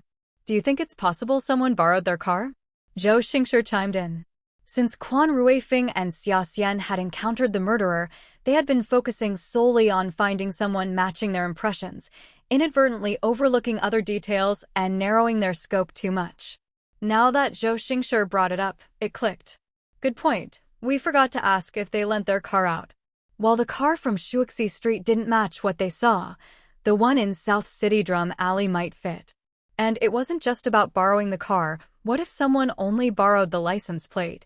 Swapping plates to throw us off wasn't impossible. Then let's go back and ask. So the 3 of them went back to inquire, but unfortunately, they came up empty again. The family insisted they hadn't lent out their license plate or their car. The old lady's son, daughter-in-law, and grandchildren still hadn't returned. They would have to come back tonight or tomorrow morning. With no other leads, they headed back to the police station first. Run the plates again, see if any were missed. How did the canvassing go? Any eyewitnesses found? Quan Ruifeng asked the officers sent to investigate near Low Hill if they had turned up anything. But it had been too early, and since it was the weekend, most people were either resting at home or out and about. Few were on the streets at dawn, so no one had seen the car, let alone noticed anything unusual. The case stalled out for now. Fortunately, they caught a break in the afternoon. A man named Lu Maoyuan has been missing for 3 days, 27 years old, shoe size 43, which matches the victim's description. The family has been notified and would be coming to ID the body soon. The only question was whether the family could ID the remains, given how fragmented they were and whether they could stomach it. There's a burn scar on the back of the calf, right? The family should be able to identify that. Don't show them the remains directly, just reveal the scar for confirmation. Showing the family such gruesome remains outright would be inappropriate. Whether it was their child or not, the trauma would be unbearable. Copy that. I'll brief them. Quan Ruifeng, Xia Xian, and Zhou Xingshi didn't go home either. They grabbed a bite and tried to rest in the office, waiting for the family to arrive. Just as they closed their eyes, a ruckus broke out outside. Gut-wrenching wails filled the air. My poor son. Who'd do this to you? Who hated you so much they couldn't even leave you in one piece? The family was here. Xia Xian yawned, then immediately sat up and joined Quan Ruifeng and the team to investigate. The family had already completed the identification, confirming that the foot belonged to their son. Their son had a burn scar on the back of his calf from childhood, which had stretched and distorted as he grew, even enlarging over time. The identical location and shape made it almost certain it was his. That was why the family was crying so bitterly. As tragic as this is, the top priority now was to find the killer. Ma'am, please try to stay calm. We are also deeply saddened by what happened, but the most important thing now is to catch the murderer and avenge your son. If he truly had a grudge against your son, or even your entire family, then others in your household might also be in danger. Xia Xian tried to console Lu Maoyuan's parents. He wouldn't dare. If he dares to come, I'll take him down myself. He'll pay with his life for my son. Lu Maoyuan's parents were furious, but their desire to avenge their son and prevent the killer from escaping justice was clear. After crying for a while, they pulled themselves together and helped with the investigation. Seeing this, Xia Xian led them into the office to begin questioning and gather information. But what happened next took everyone by surprise. Chapter 197. South City Drum Lane Again. Lu Maoyuan was known for his gentle nature and amiable disposition, always ready to lend a hand, which earned him an excellent reputation and hardly any enemies. As a primary school teacher, he adored children and was highly regarded by both students and colleagues. It was inconceivable that anyone could harbor such intense hatred for him, wishing to dismember him and scatter his remains. But 3 days ago, after school, he simply vanished. His students and teachers said he was fine during class, but no one knows what happened or where he went after dismissal. Initially, we weren't alarmed, thinking he might be delayed at school, as it had happened before. But when he still hadn't returned late into the night, we grew frantic. By the time we started searching, he was nowhere to be found. Dread instantly gripped me. I mobilized all our relatives and friends to search, but he was nowhere to be found. We had no choice but to report it to the police. The local authorities still had no leads, and now, today, they called me here. I'd rather have no news at all, at least then I could still believe he was alive. Wailing. As she spoke, Lu Maoyuan's mother burst into tears again. Though Lu Maoyuan wasn't her only child, the pain of a parent outliving their child is unbearable. Losing a son so suddenly would devastate anyone. At this point, Lu Maoyuan's father, his voice choked with emotion, took over. If there's anyone my son might have had a grudge with, it's that Sun Rui. My eldest son is no longer young, but he never married. When he was younger, he was fond of a girl from his class, and Sun Rui also liked her. Sun Rui was the girl's neighbor, and her family had hoped they would marry, which would have saved her from being sent to the countryside. But the girl preferred our Maoyuan. The two secretly dated for a while, but Sun Rui wouldn't have it. He tried every trick to break them up, even deliberately sabotaging things so the girl's family wouldn't provide her household registration proof. As a result, my son couldn't marry her in time, and she was forced to go to the countryside. Over the years, they maintained sporadic contact. My son still loved that girl and waited for her return, which is why he refused to consider marriage. We couldn't persuade him, so we let him be. Sun Rui never got the girl, and he resented my son for it. Even though he eventually married someone else, he still caused trouble for my son several times. Now that the girl has returned to the city after passing the college entrance exams, my son started seeing her again. Sun Rui must have been consumed by jealousy. That's why he attacked my son. That goddamn bastard. He's already married, yet he can't stand to see others happy. I'll kill that animal. Lu Maoyuan's father grew increasingly agitated as he spoke, rising to his feet with such fury that it seemed he genuinely intended to grab a knife and confront Sun Rui. Quan Ruifeng and Zhou Xingshi quickly intervened to restrain him. Xia Xian also immediately offered reassurance. No, if he truly committed this act, confronting him would only put you in jeopardy. Why sacrifice your family for him? Isn't it better to let the law punish him? First, please tell us where he and that girl live. We will investigate. If he is indeed the culprit, we will apprehend him and bring him to justice, ensuring you and Auntie receive closure. He will not escape punishment for this brutal murder, and the sentence will undoubtedly be severe. Yes, please listen to the officers. Don't get agitated, leave it to them. I've already buried my son. Do you want me to lose you too? What would I do then? Lu Maoyuan's mother sobbed uncontrollably, clutching her husband's arm. Indeed, if Lu Maoyuan's father were to suffer consequences for this, whether by going to prison or being executed for killing Sun Rui, or even being killed by Sun Rui, she would be utterly devastated. After much persuasion, Lu Maoyuan's father finally relented and sat back down, allowing them to continue the conversation. He then revealed Sun Rui's address. But what came next stunned them. South City Drum Lane, number 104. Huh? South City Drum Lane, number 104? Are you certain? What's the girl's name, and what's her house number? Xia Xian's face paled with surprise. We're certain. Why do you know them? The girl's name is Xia Bingbing, and she lives at number 106. Lu Maoyuan's parents affirmed this with certainty. This. It just so happened that they were neighbors with the old woman, and the license plate matched.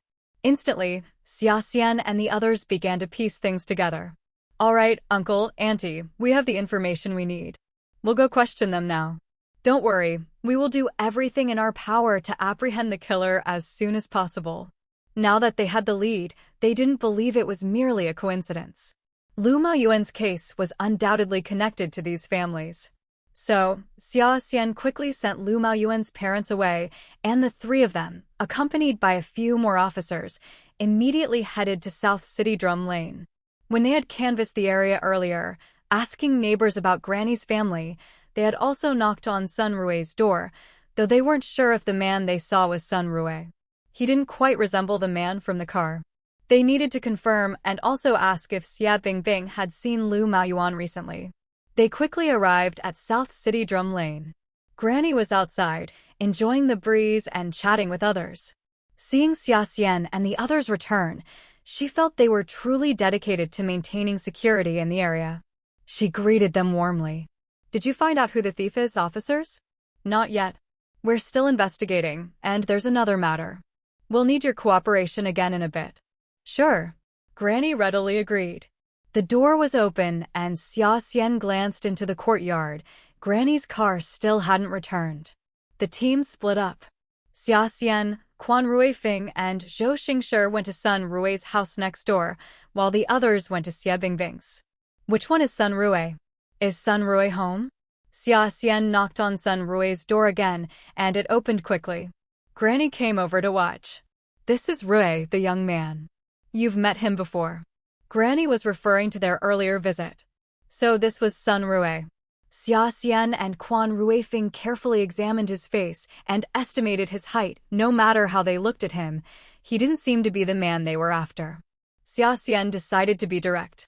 Where were you and what were you doing between 5 o'clock and 10 o'clock this morning? First, they'd confirm his alibi, then ask if he'd seen Lu Maoyuan recently, slowly grilling him for inconsistencies to see if he'd slip up. Sun Rui remained composed. I didn't leave the house today. I slept until 9 o'clock, then got up to eat. My family can vouch for me. Granny knows, right? That's right. Rui's been home the whole time. Do you know Lu Maoyuan? Have you seen him recently?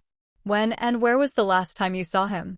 Sun Rui had been composed, but at the mention of Lu Maoyuan, his gaze flickered and he avoided Xiaxian's eyes. He was clearly hiding something. Chapter 198. Take them away. I know him, but we're not close.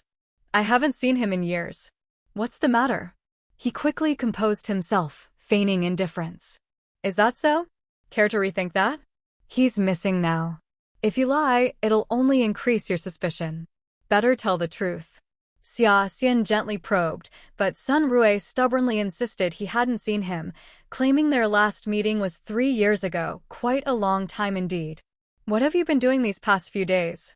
Time, place, any witnesses? Xiaxian questioned him meticulously, but Sun Rui answered flawlessly. As for witnesses, besides family, there were only his factory colleagues. Yet, even so, there was a distance between the factory and home. It was hard to say if he might have used that time to meet someone or do something. But at least on the surface, his account was watertight. Without evidence, they couldn't do anything to him. Xiaxian had no choice but to record his statement, planning to analyze it thoroughly later.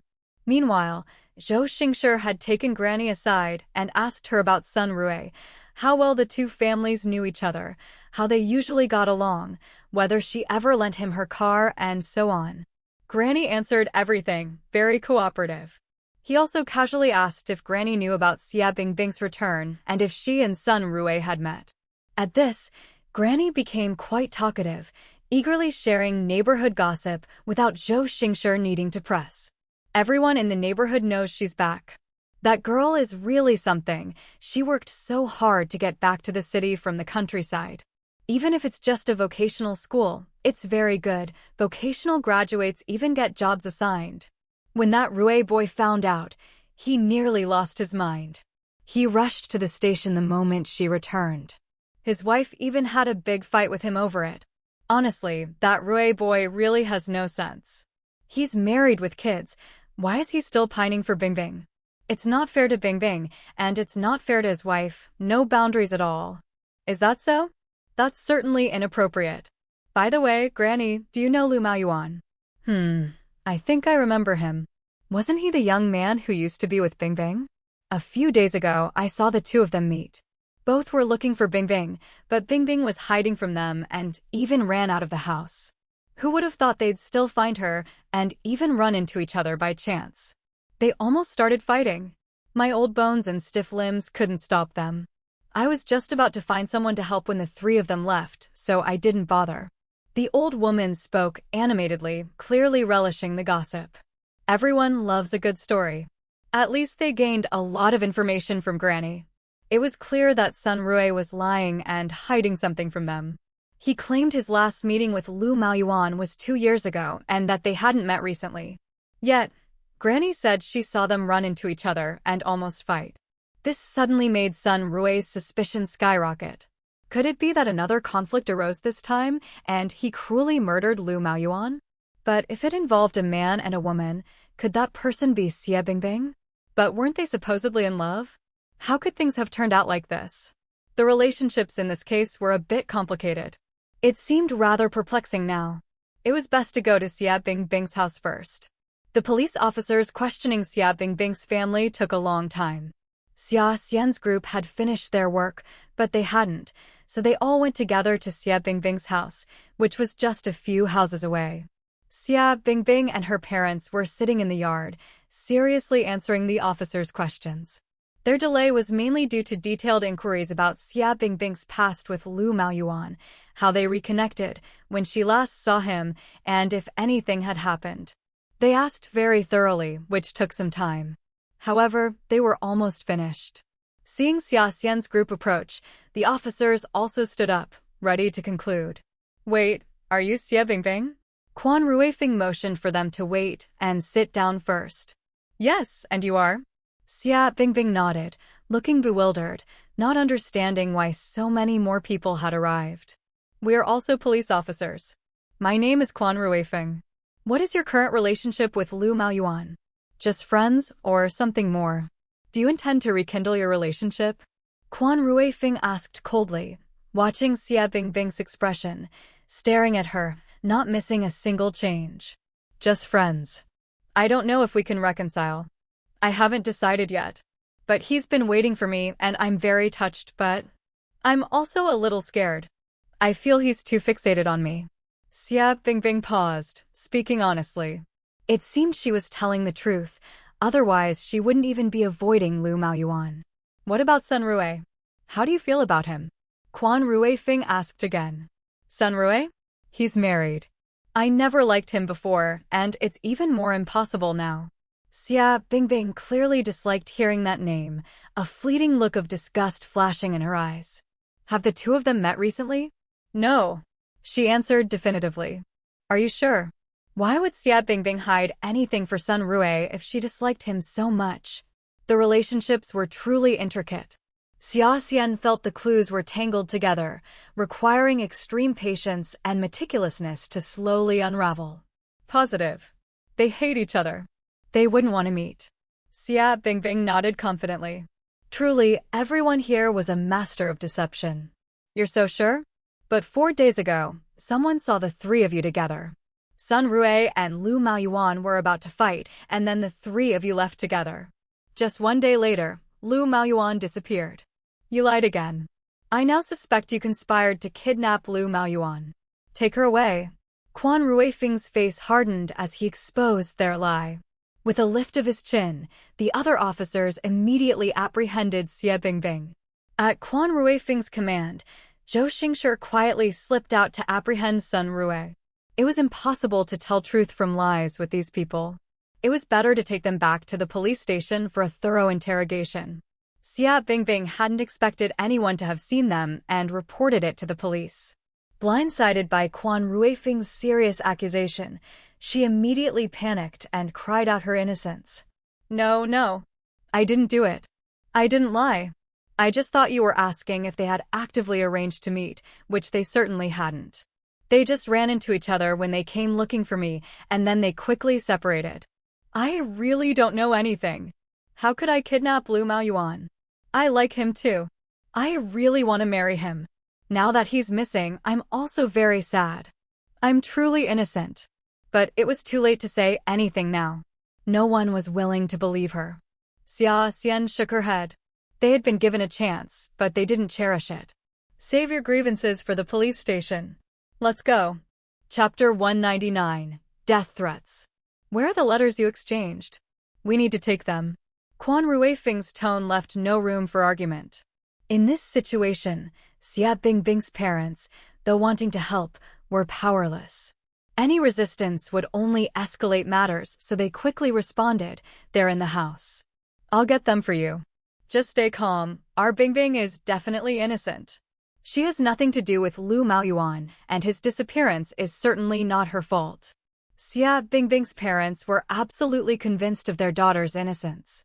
There was no need for any pretense, and they believed that, even at the police station, their daughter's name would be cleared. So, rather than resist, they decided to cooperate. Since her parents had already agreed, Xia Bingbing had no choice but to comply. Thus, everyone took Xia Bingbing and Sun Rui back to the police station. Initially, both remained stubborn, refusing to admit anything and insisting it was all a misunderstanding. They even suggested that Lu Maoyuan might have intentionally gone missing because he was upset that Xia Bingbing hadn't immediately agreed to be with him, and that he was simply taking some time to clear his head and would likely return in a few days. Xia Bingbing and Sun Rui were unaware that Lu Maoyuan was already dead. His body hadn't even been fully recovered, with ongoing efforts to locate the remaining parts. Thinking that withholding some details wouldn't matter, they stubbornly claimed there was no conflict between them and that they had no idea what had happened until Quan Ruifeng delivered the bombshell. Lu Maoyuan is dead. As the last people he had contact with before his disappearance and death, you are both major suspects with a clear motive.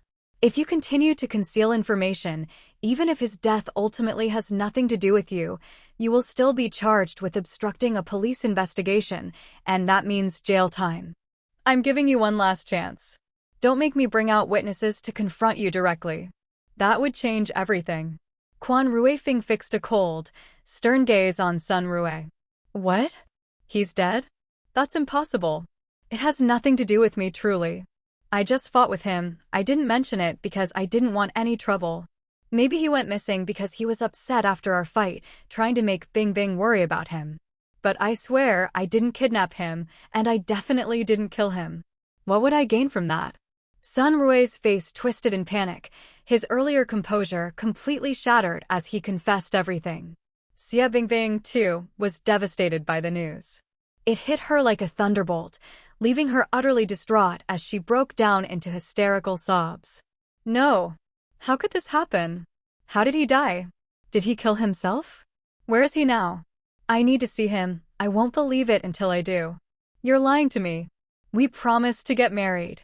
I struggled so hard to get back to the capital. He was waiting for me, I knew it. I wanted to marry him too, but my parents were against it. I was working on convincing them. Why couldn't he just wait a little longer? Why? Xia Bingbing couldn't accept the truth. She screamed and cried in the interrogation room, muttering to herself. No attempts to calm her, no words could soothe her. She was consumed by grief for over an hour before finally quieting down, as if all life had drained from her. Now, at last, she could listen to Xia Xian. Her breakdown wasn't feigned, it was genuine. It appeared Lu Maoyuan's murder might not involve her, and her feelings for him had indeed run deep. Their letters confirmed as much. The most recent one was written when she had passed her college exams and was preparing to return. It was overflowing with joyful anticipation of their reunion, how she couldn't wait to see Lu Maoyuan, and how they would finally be together, never to part again. The sentiments were too genuine to be fabricated. But she had been back for a while. Why hadn't they married? Why had she even started avoiding him? Was it really just her parents' opposition? Last time, they had missed their chance because of family opposition. Why was history repeating itself? Their letters had been so resolute. What had gone wrong this time? So Xia Xian asked point-blank. Why didn't you marry? Did you fall for someone else, or was it simply your parents' disapproval? Does it matter now? What matters is that he's dead. I want to see him. I shouldn't have avoided him, shouldn't have rejected him and made him sad. If I hadn't, he wouldn't have run off, wouldn't have died. But what could I do? My parents already blamed him. If he hadn't interfered back then, I might have married Sun Rue and never had to go to the countryside for all those years. Now that I've finally made it back to the city, once I graduate from technical school, I'll have a better career than him. Why should I marry some man with no future? And it's not like I'm unattractive. The director at my dad's factory had his eye on me. My parents want me to marry him so I can live well and get my brother and sister-in-law jobs too. I didn't want to marry him. My heart only belonged to Mao Yuan. But my parents threatened suicide if I refused. What could I do? I couldn't just watch them die. I had to stall, make everyone calm down. But why did someone have to die? Why? Xia Bingbing repeated the question in agony, pulling at her hair as if she wanted to tear it out. Now she regretted everything. If she had known this would happen, she should have married Lu Maoyuan as soon as she returned. Once it was done, her parents wouldn't have had a choice. Tears streamed down her face as she spoke. Xia Xian had found a new angle. Her parents' opposition, their pressure to marry someone else, this wasn't just about them. It involved her brother, sister-in-law, and that factory director.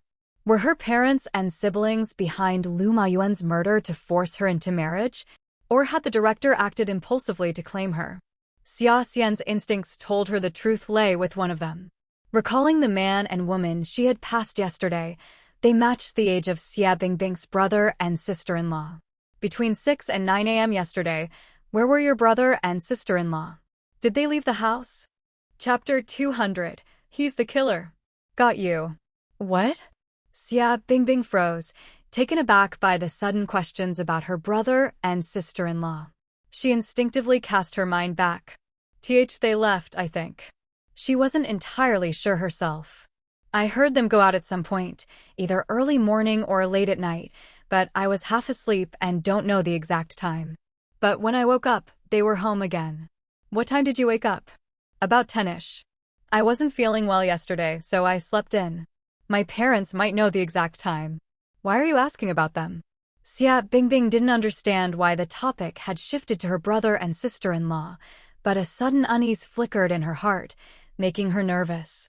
Just answer my question. Does your brother smoke? Xia Xian didn't respond to her but instead stared at her sternly and posed another question. Yes, he does.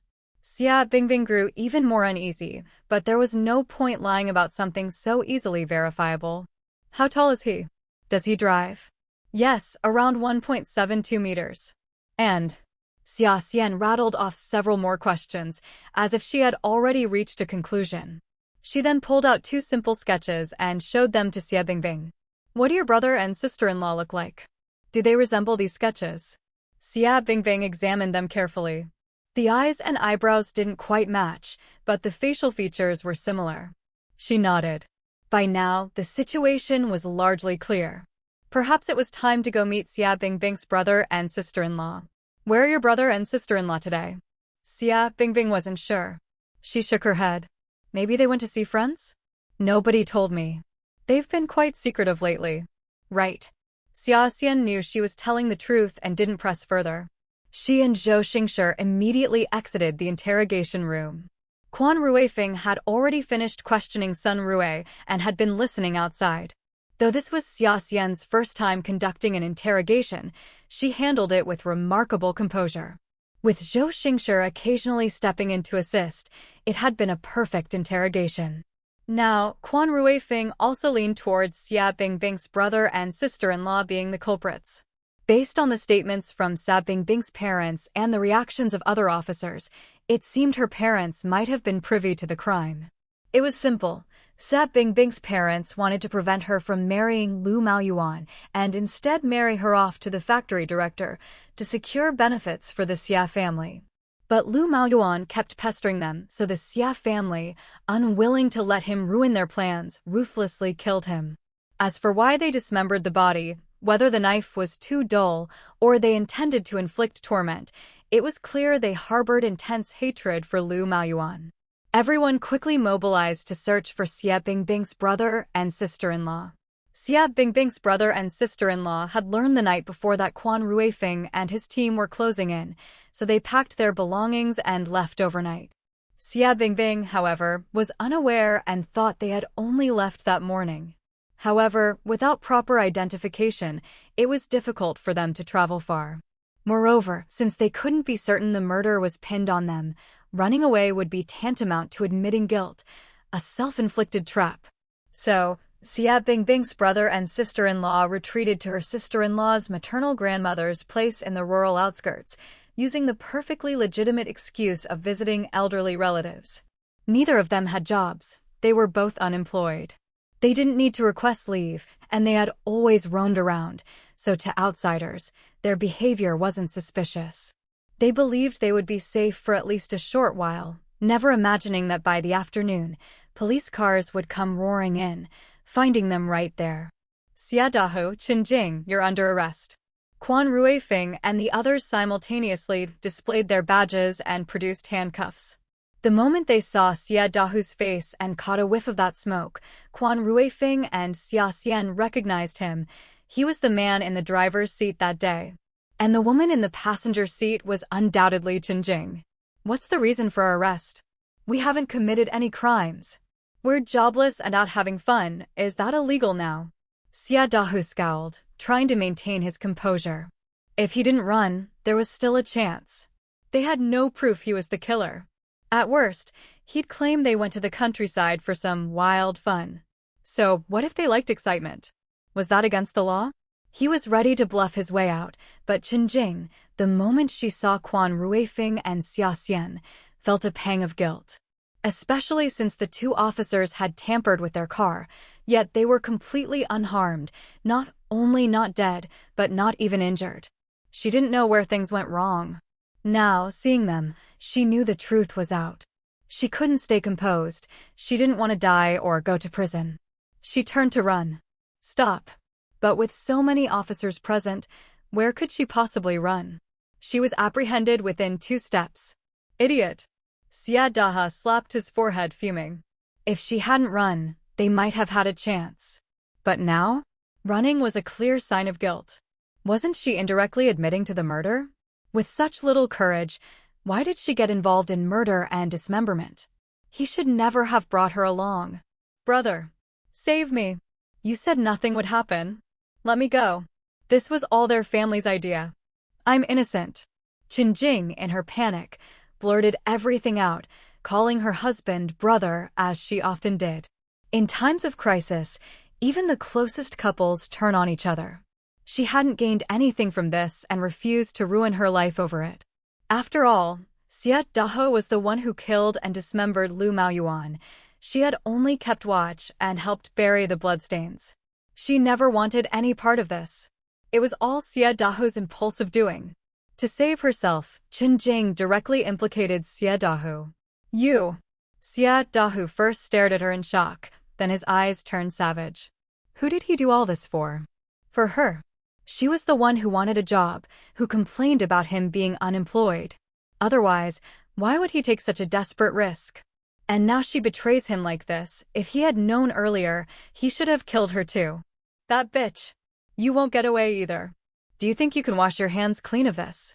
Even if I die, I'll drag you down to hell with me. We'll be together in the underworld as husband and wife. But the vicious glare in his eyes held none of their former sweetness. Rather than reuniting as husband and wife, it seemed more like he intended to torment her. Their relationship and mental resilience were far too fragile. The police hadn't even started questioning them, yet the two were already turning on each other, practically spilling everything. This made things even easier. Take them all back to the police station. Await their fate. Take them away. Leniency for those who confess, severity for those who resist. Confess honestly where you dumped the remaining body parts. Chapter 201. A chilling thought, even more so upon reflection. Xia Dahu still tried to resist and keep silent, but Qinjing had already exposed all his secrets. His resistance was futile, so he simply gave up and confessed. Lu Maoyuan's disappearance had nothing to do with them. Xia Bingbing had rejected his marriage proposal, unwilling to marry him immediately. Angry and heartbroken, he had deliberately faked his disappearance. Before leaving, he had told Xia Bingbing to give him a definitive answer. He gave her 3 days, either reject him outright, sever ties completely, and never see each other again, because this on-again, off-again situation was driving him mad, or accept his proposal and build a good life together after marriage. There was no third option. He had waited for so many years. He was tired of waiting. Finally back in the city, he had hoped they could be together, only to have his hopes dashed again. No one could accept such a letdown, especially with Sun Rui deliberately provoking him. If this continued, he would lose his mind. He had also told Xia Bingbing where he would be during those days. If she agreed, she could find him at the small hill on the outskirts. If she decided to end things completely, she shouldn't come. If he didn't see her by the 3rd night, he would return home, and they would sever all ties. His mind was made up, he wouldn't change it. Xia Bingbing knew his resolve, and for a time, she was hesitant and in pain. She truly liked Lu Maoyuan, but she had to admit that the hard years in the countryside had not only made her stronger, but also less naive than before. She now considered how to live a better life in the future, choosing a marriage that maximized her benefits. Moreover, with her parents' coercion and inducements, Xia Bingbing's struggle was perfectly understandable. However, there was still an emotional foundation. Especially during her years in the countryside, Lu Maoyuan had often written to encourage her and sent her things, becoming her spiritual pillar. She couldn't bear to cut ties with him completely. So, by Saturday, she made up her mind she would marry Lu Maoyuan. She planned to go find him and solemnly declared her decision to her family, stating that no matter how much her parents threatened her, it was useless. She was determined to marry him, and no one could stop her. She knew her parents wouldn't actually kill themselves. Their threats were just bluster. When a daughter is determined, what can parents do? But Xia Bingbing's siblings-in-law and parents were very unwilling to let go of the resources offered by the department head. After all, that meant 2 job positions plus a bride price. This was an unprecedentedly generous betrothal gift. Job positions were incredibly hard to come by. As a department head, he couldn't arrange so many jobs himself, but the factory director was his brother-in-law. They had connections and capability. If Xia Bingbing could marry him, the benefits would only increase. The more Xia Daha thought about it, the angrier he became. In the early hours of the morning, he got up, ready to kill Lu Maoyuan. If Lu Maoyuan was dead and couldn't bother Xia Bingbing, then regardless of whether Xia Bingbing wanted to or not, she would have to marry that department head. Then no one would ruin their good fortune. The more Xia Daha thought about it, the more convinced he became. So he grabbed a knife and prepared to leave, but how could he hide such a thing from his wife sharing the same bed? Chen Jing woke up and saw him holding the knife. Whether he wanted to embolden himself or drag his wife into trouble, Xia Dahu brought Chen Jing along. Their family didn't have a car. If they walked or biked, it would take too long. The sun would be up before they arrived, and they would be exhausted. How then would they subdue Lu Maoyuan, who was still a grown man? So he thought of his neighbor's car. He happened to have dirt on the male neighbor who was having an affair. Mimicking his lover's catcall, he lured the man out and blackmailed him with his secret, successfully borrowing their car and making him promise to keep the loan a secret. Of course, even without Xia Dahu's warning, the neighbor wouldn't dare confess. His wife would surely question why he lent their car to a scoundrel like Xia Dahu in the middle of the night, and his own scandal would likely be exposed. With the car, Xia Dahu and Chen Jing rushed to the low hill. Finding Lu Maoyuan asleep, the couple quickly tied him up. Lu Maoyuan never expected them to kill him. Although he woke up during the struggle, he only struggled a few times and didn't put up a desperate fight, which made things much smoother. Xia Dahu and his wife forced him to walk up the hill, where they brutally murdered him, dismembered him to vent their anger, and planned to bury him on the spot. But the hill wasn't high or steep enough. It felt unsafe. After burying parts in several places, they still couldn't find a truly hidden spot. Burying everything together felt unsafe, Burying them separately, if only a part was found, could buy them time and make the case harder to solve. Moreover, it was getting light, which was even more unsafe. They had to leave quickly. So the couple packed the remaining body parts and hurriedly loaded them into the car to leave. Unexpectedly, just as they drove off, they ran into Quan Ruifing and Xia Xian passing by in their car. At that moment, Qin Jing was still holding Lu Maoyuan's body parts. Even though they were wrapped, there was a lot of blood on the bundle. And if Quan Ruifing and Xia Xian found Lu Maoyuan's body parts, they would surely suspect them. So Xia Dahu, without further ado, tampered with Quan Ruifing and Xia Xian's car, disabling the brakes, hoping their car would lose control and crash, preferably dying silently on the road. Even if they didn't die, injuries would suffice, putting them in the hospital for a while. By the time they were discharged, they might forget their faces. Who would have thought they would be so unlucky? Quan Ruifing and Xia Xian not only discovered the body parts immediately, but also remembered their faces and the last digits of their license plate. They also saw through his scheme, fixed the brakes, and drove back safely. So Xia Dahu and Qin Jing deserved to lose. They deserved to be caught early. And they didn't even need to confess where the remaining body parts were. While Xia Dahu and Qin Jing were confessing their motive and process, other police officers had already recovered the remaining body parts. Xia Dahu and Qin Jing had little time to dispose of the bodies, so they could only find disposal sites along the return routes. By following those two routes and searching carefully, the parts were found. At this point, the dismemberment case was mostly closed. The remaining cleanup could be left to Wei Lai and the others. Quan Ruifing, Xia Xian, and Zhou Xingshi could still return to school on time the next day. However, Xia Xian still didn't understand. Since Xia Bingbing knew her parents and siblings-in-law would strongly oppose her marriage to Lu Maoyuan, why did she tell them before going to find him? It was as if it were deliberate. Xia Xian frowned. A chilling thought, even more so upon reflection. Chapter 202, Good Intentions, Bad Outcomes. But if you really thought about it, there was nothing specific to pinpoint and no evidence. Xia Bingbing had even less reason to do such a thing. Perhaps she was overthinking. Xia Xian didn't dwell on it further. After completing the handover with the other officers, the three of them headed home. She was utterly exhausted these past 2 days. Originally, she had just wanted to relax, but unexpectedly, she ended up handling a major case. Her head throbbed from the non-stop work, and she hadn't even had a moment to close her eyes. Honestly, going to school feels like a break now, Xia Xian sighed, rubbing her neck as she spoke. It's my fault for not picking a better place. Next time, I'll choose somewhere less likely to have incidents.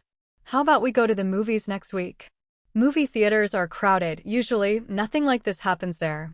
Quan Ruifing apologized while massaging Xia Xian's shoulders, suggesting a new way to spend their time together. Movies sounded romantic and fun, a great way to spend time. Xia Xian nodded without hesitation.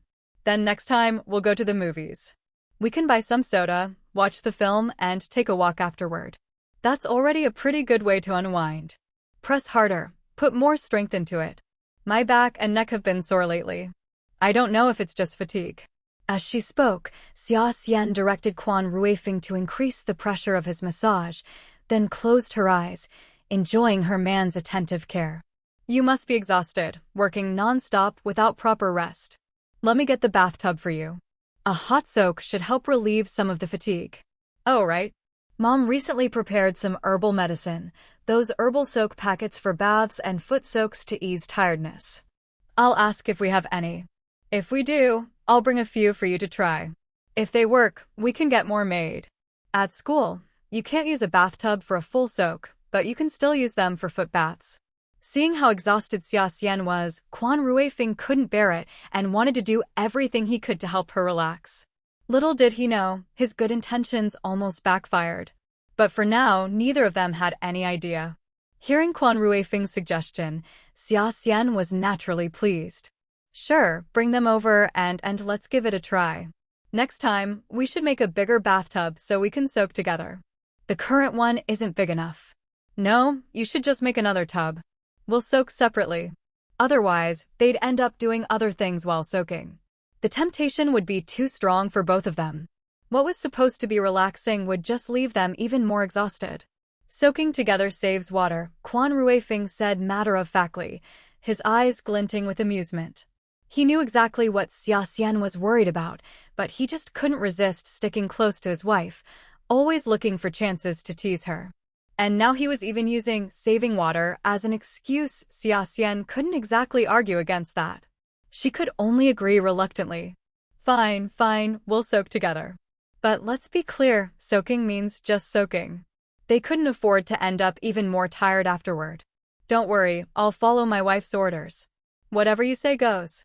Quan Ruifeng replied with mock seriousness. Well, he'd better mean what he said. Xia Xian stopped talking and closed her eyes, focusing on enjoying Quan Ruifeng's massage.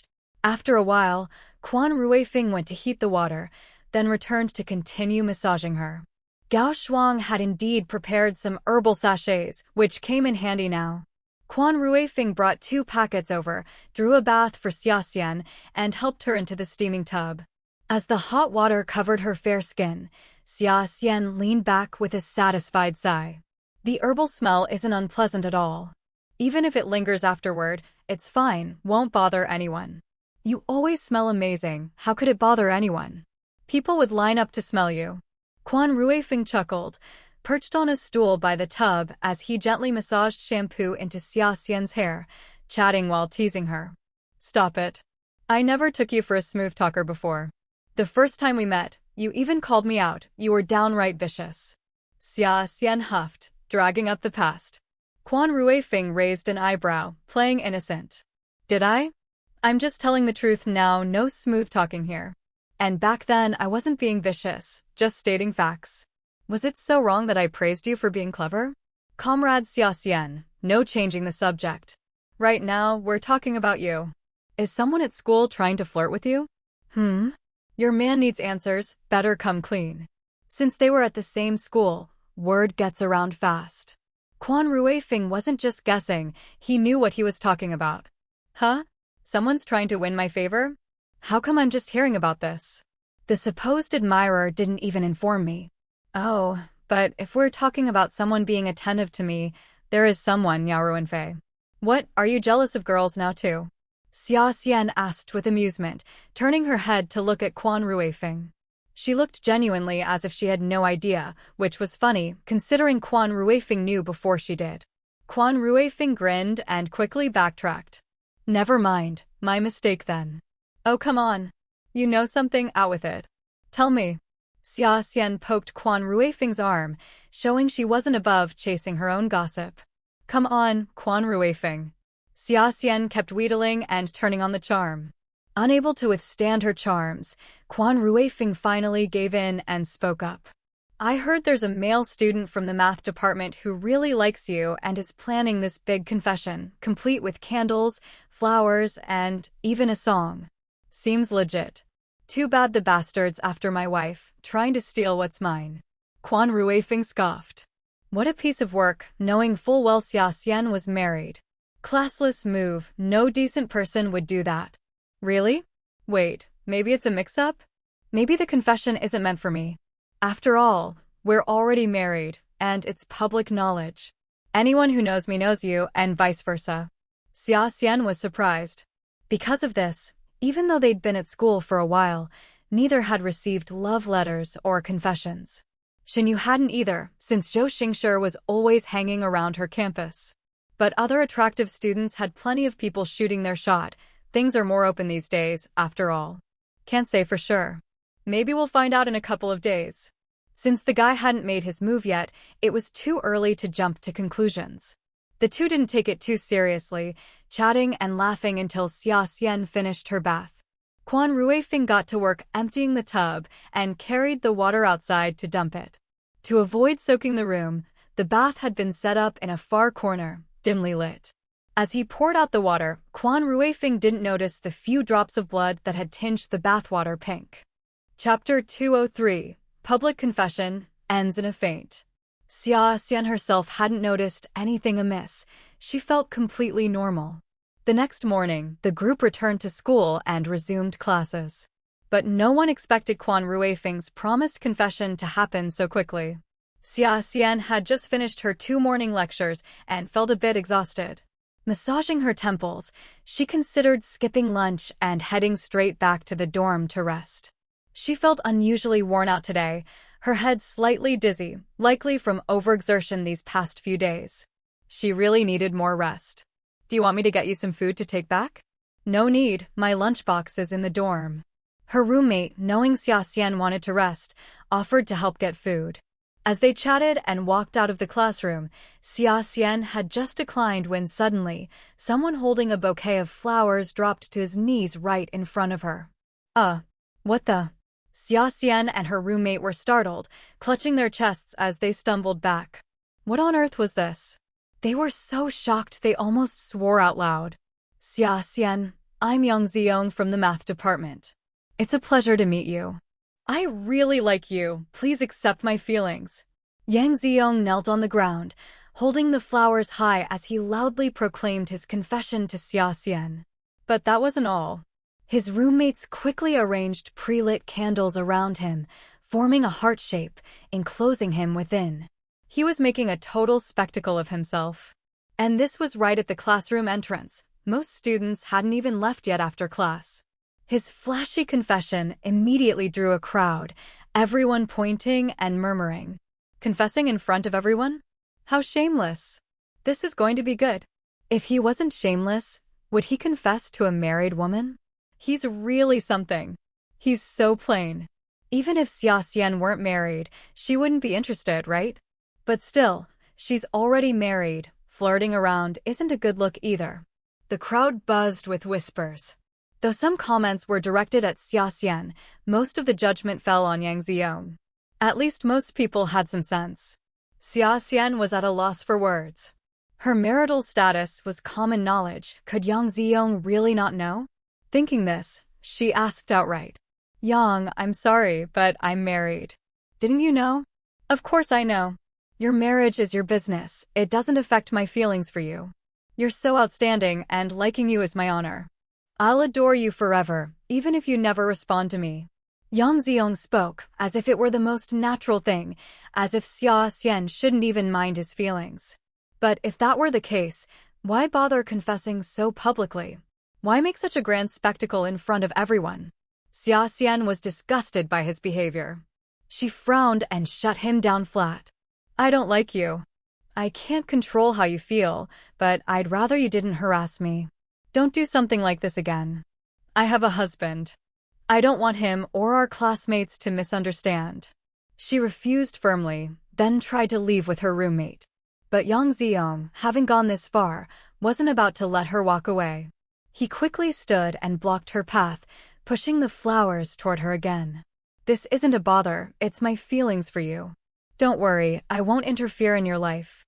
I just want you to know how I feel. Please take these flowers, Xia Xian, just to fulfill my wish. I promise I won't pester you after this. I'll just watch you silently from the sidelines, and we can progress together. Yang Ziyong desperately tried to force the bouquet into her hands, rambling about silently watching her from the shadows, which sounded even creepier, like stalker behavior. Xia Xian wanted nothing to do with it. And with so many people watching, accepting his flowers would only fuel rumors. She knew how fast rumors could spread. She took another step back. Sorry, but I can't take these. Give them to someone else. I can't return your feelings. I'm married, I have a husband. Please keep your distance. I don't accept gifts from any man other than my husband. With so many people here, I hope you'll act appropriately. Please step aside and let me leave. Her voice was ice-cold and firm. If he didn't back off, she'd lose her temper. Her roommate chimed in. Yeah, what's with blocking us? She's married to someone at this very school. Who do you think you're kidding? Anyone with an ounce of decency wouldn't pull this stunt. Get out of the way. We're going to eat. However sincere you are, please just put it away. Both Xia Xian and her roommate shut him down hard. Yang Ziyong's face flushed with humiliation. I know you're married. I'm not asking you to be with me, just to take my flowers and give me some face. Is that so hard? We're classmates. Even if you don't see me as an admirer, what's wrong with accepting a bouquet from a regular classmate? If your husband minds, then he's just being petty. Take the flowers and I'm gone. If you don't, how about I sing for you? Maybe my singing will win you over. I'm a really good singer. He dug in his heels, insisting she accept the bouquet. Xia Xian half suspected something was off about the flowers, another reason not to take them. She held her ground. No, I won't take them. Done with this, she tugged her roommate toward the classroom, planning to exit through the back door instead. He wouldn't dare follow her there, right? Of course he did. Seeing her leave, Yang Ziong shamelessly grabbed her wrist, trying to pull her back while shoving the flowers at her. Xia Xian was already feeling unwell, dizzy and exhausted, which was why she'd skipped lunch. Now, with Yang Ziong roughing her up, they ended up in a physical struggle. I said no. Get lost. In a fit of anger, she grabbed the flowers and flung them away. Yang Ziong's face contorted with rage. He yanked her arm, shaking her as he shouted, "How dare you disrespect my feelings? How could you throw away the flowers?" Xia Xian tried to push him away, but she was already feeling unwell. After being shaken by Yang Ziong, she felt even dizzier and her strength waned. She pushed a few times but couldn't break free. Whether from shock or something else, her vision blurred. Then she collapsed. Xia Xian. Chapter 204. Menstruation or miscarriage. Xia Xian. What's wrong with you? Xia Xian's roommate was terrified and quickly grabbed her. Yang Ziong was also startled, but instead of helping, he immediately let go of Xia Xian, distancing himself as if afraid she'd pin the blame on him. It wasn't me. I didn't do anything. It's not my fault. She collapsed on her own. At a time like this, who wanted to hear his excuses? This guy has no backbone. No wonder Xia Xian rejected him. Exactly. She made the right call. While murmuring among themselves, the crowd rushed to help. A strong girl stepped forward, hoisted Xia Xian onto her back, and headed straight for the campus clinic. The news of Yang Ziong's public proposal to Xia Xian spread quickly. Some busybodies even ran to inform Quan Ruifeng. The couple didn't eat every meal together. Lunch breaks were short, so they usually only met for dinner, leaving some time for Xia Xian to spend with her roommates. That's why Quan Ruifeng hadn't come to see her at noon. Just as he was about to head to the cafeteria with his roommates, someone eager for drama found him and told him about Yang Ziong's confession to Xia Xian.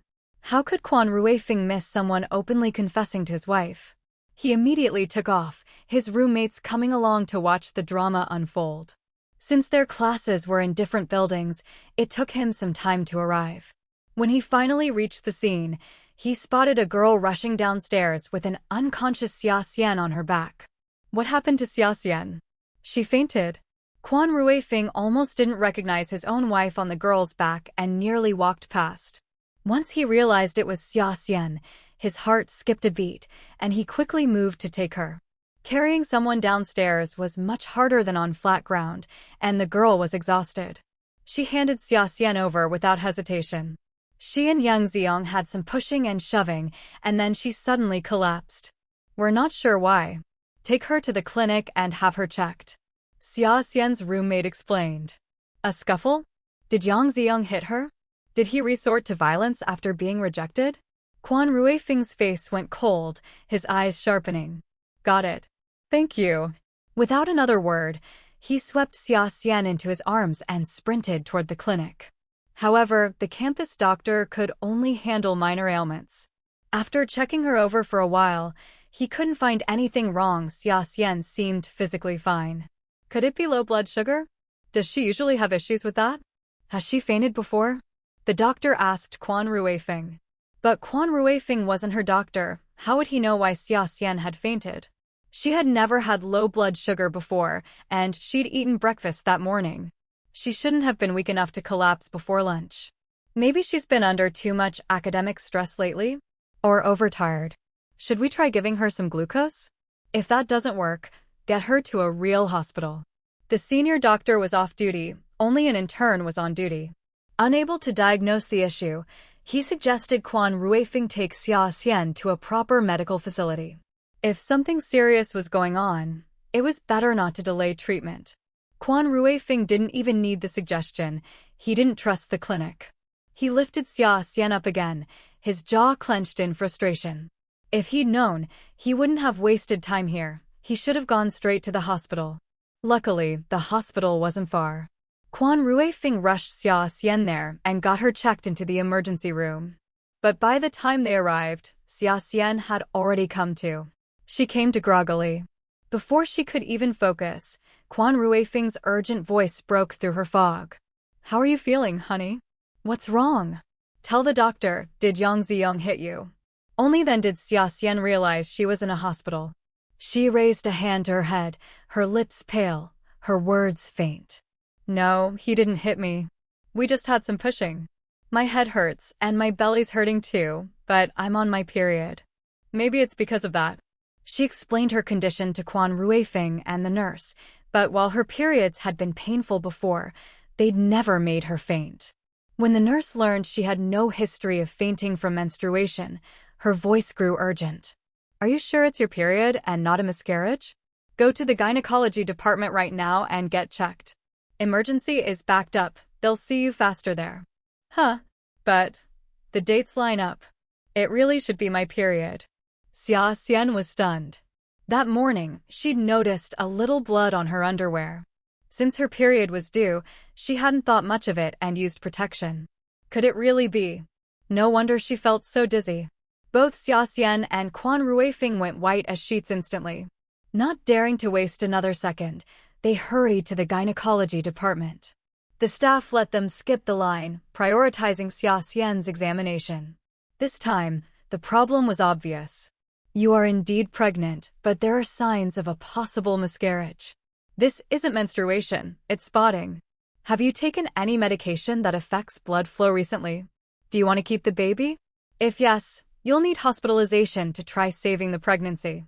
If not, we can prescribe medication to terminate the pregnancy." The gynecologist spoke calmly, used to situations like this. Xia Xian and Quan Ruifeng got hit with another bombshell. Wait, she was really pregnant. They'd just been talking about how Zhou Xingshi and Xinyu had been careless enough to let it happen at this time. How could the same thing happen to them? But Quan Ruifeng and Xia Xian had been so strict about protection. But right now, figuring out how she got pregnant isn't the issue. The main thing is deciding whether to keep it. Quan Ruifeng looked at Xia Xian and asked, "Keep it?" Xia Xian wasn't sure either. "I guess so. Let's focus on keeping the pregnancy stable first, then decide later." "All right, then you'll need to be hospitalized. But if you want to keep the baby, you'll have to recall any medications you've taken recently. Once you're discharged, you'll have to stop, or you could lose the baby," the doctor advised. However, Xia Xian hadn't taken any medicine recently. The only thing she could think of was that herbal soak she used last night. Could it be because of that herbal soak? It was supposed to relieve fatigue. Quan Ruifeng pressed his lips into a thin line. This was totally on him. He shouldn't have carelessly given her that soak. That must be it. Those herbs can also thin the blood. But don't worry, the dosage wasn't high, so it won't affect the baby. Just stay in the hospital for a few days to stabilize the pregnancy, the doctor said, arranging in 4 for Xia Xian. Quan Ruifeng rushed to get her admitted. Once things settled down, the two finally had time to discuss the baby. They could go either way. But they had already thought about it before. If an accidental pregnancy happened, they'd be fine having it. Xia Xian leaned toward keeping it. Plus, she was dead set this time. She would raise the child properly. And with their genes, they definitely wouldn't end up with another brat like Chu Nanan. "Let's do this. We'll flip a coin. Whether to keep the baby or not, we'll leave it to fate." Chapter 205, Birth. It's destiny. Xia Xian's rebirth was undoubtedly a twist of fate, an extraordinary stroke of luck few ever experience. So this time, she sought destiny's guidance once more. If the lot indicated birth, she would have the child. If it indicated no birth, she would reconsider carefully. This seemingly whimsical act was, in fact, the result of deep contemplation. She had a premonition that she would draw the birth slip. Drawing lots? Quan Ruifeng found himself caught between amusement and exasperation. Who decides on having a baby this way? Yet, he mused, when you're truly undecided, you can flip a coin. As the coin arcs into the air, you often already know your heart's true desire, and you can influence which side it lands on. Drawing lots, in a way, offered a similar dynamic. With this thought, Quan Ruifeng agreed. All right, let's do it. I'll go ask a nurse for some paper. Wait for me. Xia Xian had already prepared arguments to persuade Quan Ruifeng, but to her surprise, he didn't even wait to hear them, agreeing instantly. Was this the unspoken understanding between husband and wife? They were perfectly in sync. Anyone else would have surely argued over such a matter. Xia Xian smiled, a warmth spreading through her heart. She couldn't help but gently touch her belly, still perfectly flat, with no discernible sensation, as it had only been a month. Yet, she was already brimming with anticipation for what her child would look like. Whether a boy or a girl, as long as it was their child, she would be overjoyed. She just wondered if the child would resemble her more, or take after Quan Ruifeng. Some children inherit traits from their grandparents, but Gao Shuang and Quan's father were both attractive, so even if the child resembled them, they wouldn't be unattractive. Xia Xian was confident about the child's appearance. As for personality, as long as it took after them, it wouldn't be bad.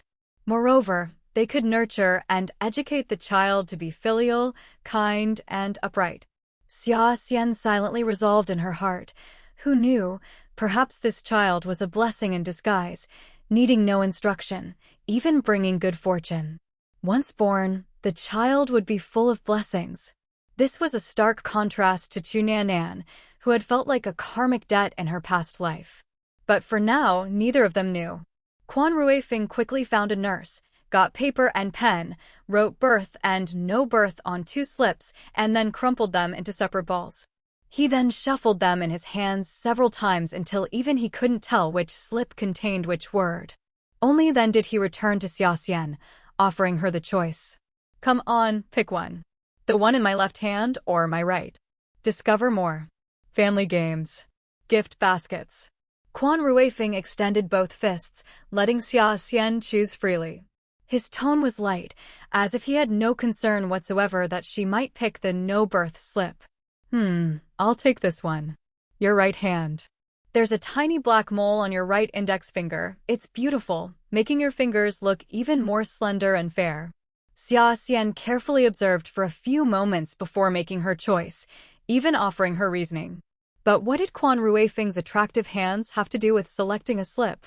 Quan Ruifeng couldn't help but laugh. Darling, can you be serious? What kind of reason is that? This was beyond mere child's play. I am very serious.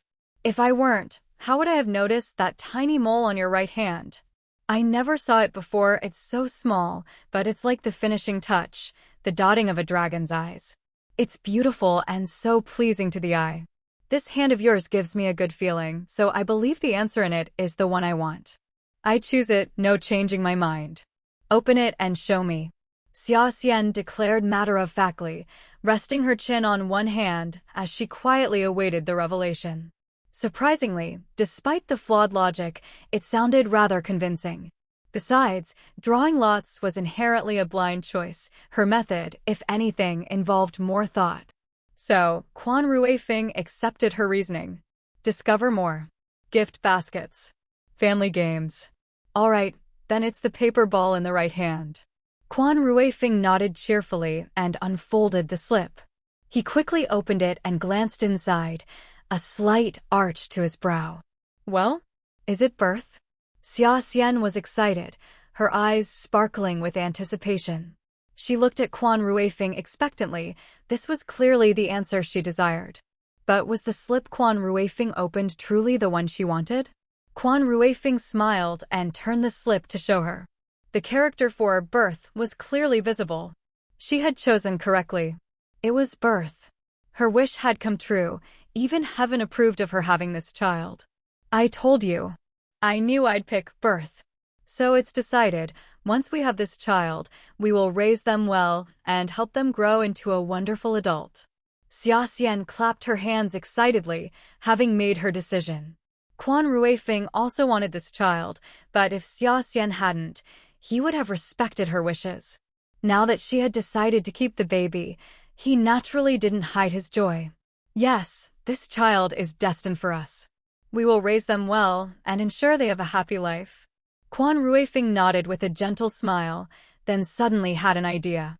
Darling, shuffle the slips and let me pick one too. I want to see what I get. Discover more. Family games. Gift baskets.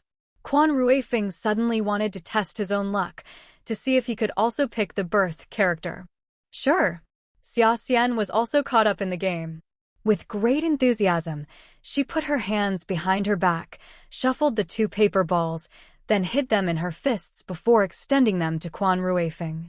Come on, left or right? Quan Ruifeng had just remarked on Xia Xian's casual approach, but when it was his turn, his reasoning was even more whimsical. He barely thought before answering directly. You picked the right hand just now, so I'll pick the left. Psychologically, that increases the probability. It was still a 50-50 chance. Xia Xian stifled a laugh. All right, left it is. No backing out now. With lightning speed, she unfolded the slip in her left hand, and to her surprise, it was indeed birth. This was truly too coincidental, proving how deep the child's connection was to them. This child was meant to be part of their family. Again. I want to pick a few more times. Xia Xian, now thoroughly engrossed, tossed the slips back to Quan Ruifeng, asking him to mix them up for her to choose again. Subsequently, whether she picked left or right, Xia Xian tried every variation. She didn't even need to think, simply pointing at one at random, yet every time, the slip revealed birth. This result repeated itself over a dozen times. Xia Xian's initial thought of "this is destiny" gradually shifted to "could both of these slips actually say birth? Did you really write no birth on one of them? Open both slips and show me. Could this all be Quan Ruifeng's trick?" Chapter 206, A Childhood Betrothal, Doubly Blessed. I really did write them. There are 2 paper slips, one says birth and the other says don't keep it. I wrote them clearly, so there's no mistake. I have no reason to deceive you. Quan Ruifeng disdained such tricks, so he was equally astonished that not once had he drawn the don't keep it slip. It truly seemed like fate. This child was undeniably meant for their family. To refuse this baby would be to defy heaven itself. With a clear conscience, he openly unfolded both slips. Sure enough, one of them clearly bore the words "no birth it existed." No way. Now Xia Xian found it even more astonishing. The other option had been real all along. Come on, one more go. Just one last try. Seeing the other paper slip, Xia Xian decided to give it one final try to see what she'd draw this time. All right. Quan Ruifeng indulged her, having no objections to her suggestion. He quickly mixed them up again and let her choose. Right hand. I'll stick with the right hand. Okay. Quan Ruifeng handed her the slip to open herself, while he unfolded the one in his left hand. Their movements were nearly synchronized, and upon seeing the contents, both raised their eyebrows in unison. This was fate squared. Exchanging a knowing smile, they pocketed the slips. Indeed, Xia Xian had drawn birth yet again. There was no choice but to proceed. To deny this child would be to betray this divine will. Let's wait a few more days before telling our parents. We'll share the news once the pregnancy stabilizes. Though the doctor had assured them everything was fine and only a few days of rest were needed, Xia Xian decided to wait just in case, avoiding any premature excitement in case of unforeseen complications. Agreed. They'll be thrilled to bits, especially Grandma. She's been longing for a great-grandbaby. Talk about timing, and here it comes. Quan Ruifeng grinned. As first-time parents, their excitement was palpable, and they even began throwing out names for the baby. We don't know if it's a boy or a girl yet, so we could prepare one name for each. That way, the baby will have a name ready as soon as they're born. That's a great idea. But for the formal name, we should pick something meaningful. We can take our time with that. For now, let's think of a nickname. If it's a girl, how about Little Mellow? Or Sunny? Or Anin? Ning Ning. Xia Xian happily mused, absently stroking her stomach with boundless anticipation. Let me feel too. Quan Ruifeng, Itching to connect with the baby, carefully placed his hand on Xia Xian's stomach. Though it was still flat and covered by clothing, what could he possibly feel? All he really felt was the joy of becoming a father. All those names are lovely. But if we want something unique, we might need to think harder. Those names are everywhere. Quan Ruifeng spoke honestly. While Xia Xian's suggestions were beautiful and carried heartfelt wishes, they were also widely used, leading to high chances of duplication. You're right. Let's think of something more distinctive yet easy to say. Xia Xian certainly didn't want their child sharing a name with countless others, making it confusing when called. How about Zhao Zhao? Bright as the sun and moon, symbolizing openness and integrity. It works for both boys and girls, neither too feminine nor masculine, and it sounds pleasant. Or Chao Chao, bursting with life, brimming with energy. Also works for either. After gently feeling Xia Xian's belly, Quan Ruifeng was hit with an idea. Both Zhao Zhao and Chao Chao sounded better than Xia Xian's earlier suggestions, and he couldn't recall anyone with those names. Both are lovely. So which one do we pick? Should we draw lots again? Xia Xian was truly hooked on drawing lots. She proposed another draw. After all, it was just a nickname, no big deal to decide. Let fate or the child decide. Or we could wait until the baby is born and let them choose. Their pick stands. But for now, let's play and see if their future choice matches ours. Giddy now, Xia Xian offered more whimsical suggestions, which Quan Ruifeng gladly entertained. Sure, let's do that. We'll let the baby decide later, but for now, we'll play along. Quan Ruifeng was no stickler for tradition and went with her whims no problem. Right there in the hospital, they killed time with their little game, so engrossed they forgot all about school. Meanwhile, Xinyu, also pregnant, preferred to dodge the bustle and left right after class. Thus, she missed Yang Ziong making a scene confessing to Xia Xian, her collapsing, and Quan Ruifeng's panicked sprint to the hospital. By the time she and Zhou Xingshi were done eating in the cafeteria, two others nearby were discussing the incident, and only then did they learn things went down with Xia Xian. Passing out like that was serious stuff. They hurried to the hospital, finally tracking down her room. But why was it in the maternity department? Since she was expecting two, Xinyu had some experience and couldn't help raising a brow, putting two and two together. Xia Xian? Are you all right? How did you two get here? Xia Xian was surprised to see them but figured they'd likely heard the rumors and come out of concern. I'm fine. It's just pregnant. Xinyu blurted out. Yes. But because I used herbs that stir blood flow in a bath yesterday, I need to rest for a few days to stabilize the pregnancy. Since they'd come all this way, there was no point hiding it. To put their minds at ease, Xia Xian explained everything honestly. Of all times to take that herbal bath, had she not fainted early and realized the bleeding wasn't her period, she might have lost not just the baby but her own life. A blessing in disguise. Congratulations. Quan Ruifeng, you dog. And here I thought you were the cool cucumber. Zhou Xingshi teased with a wink, adding, perfect timing, our kids will be around the same age. If they're both girls, they can become sworn sisters. If both boys, sworn brothers.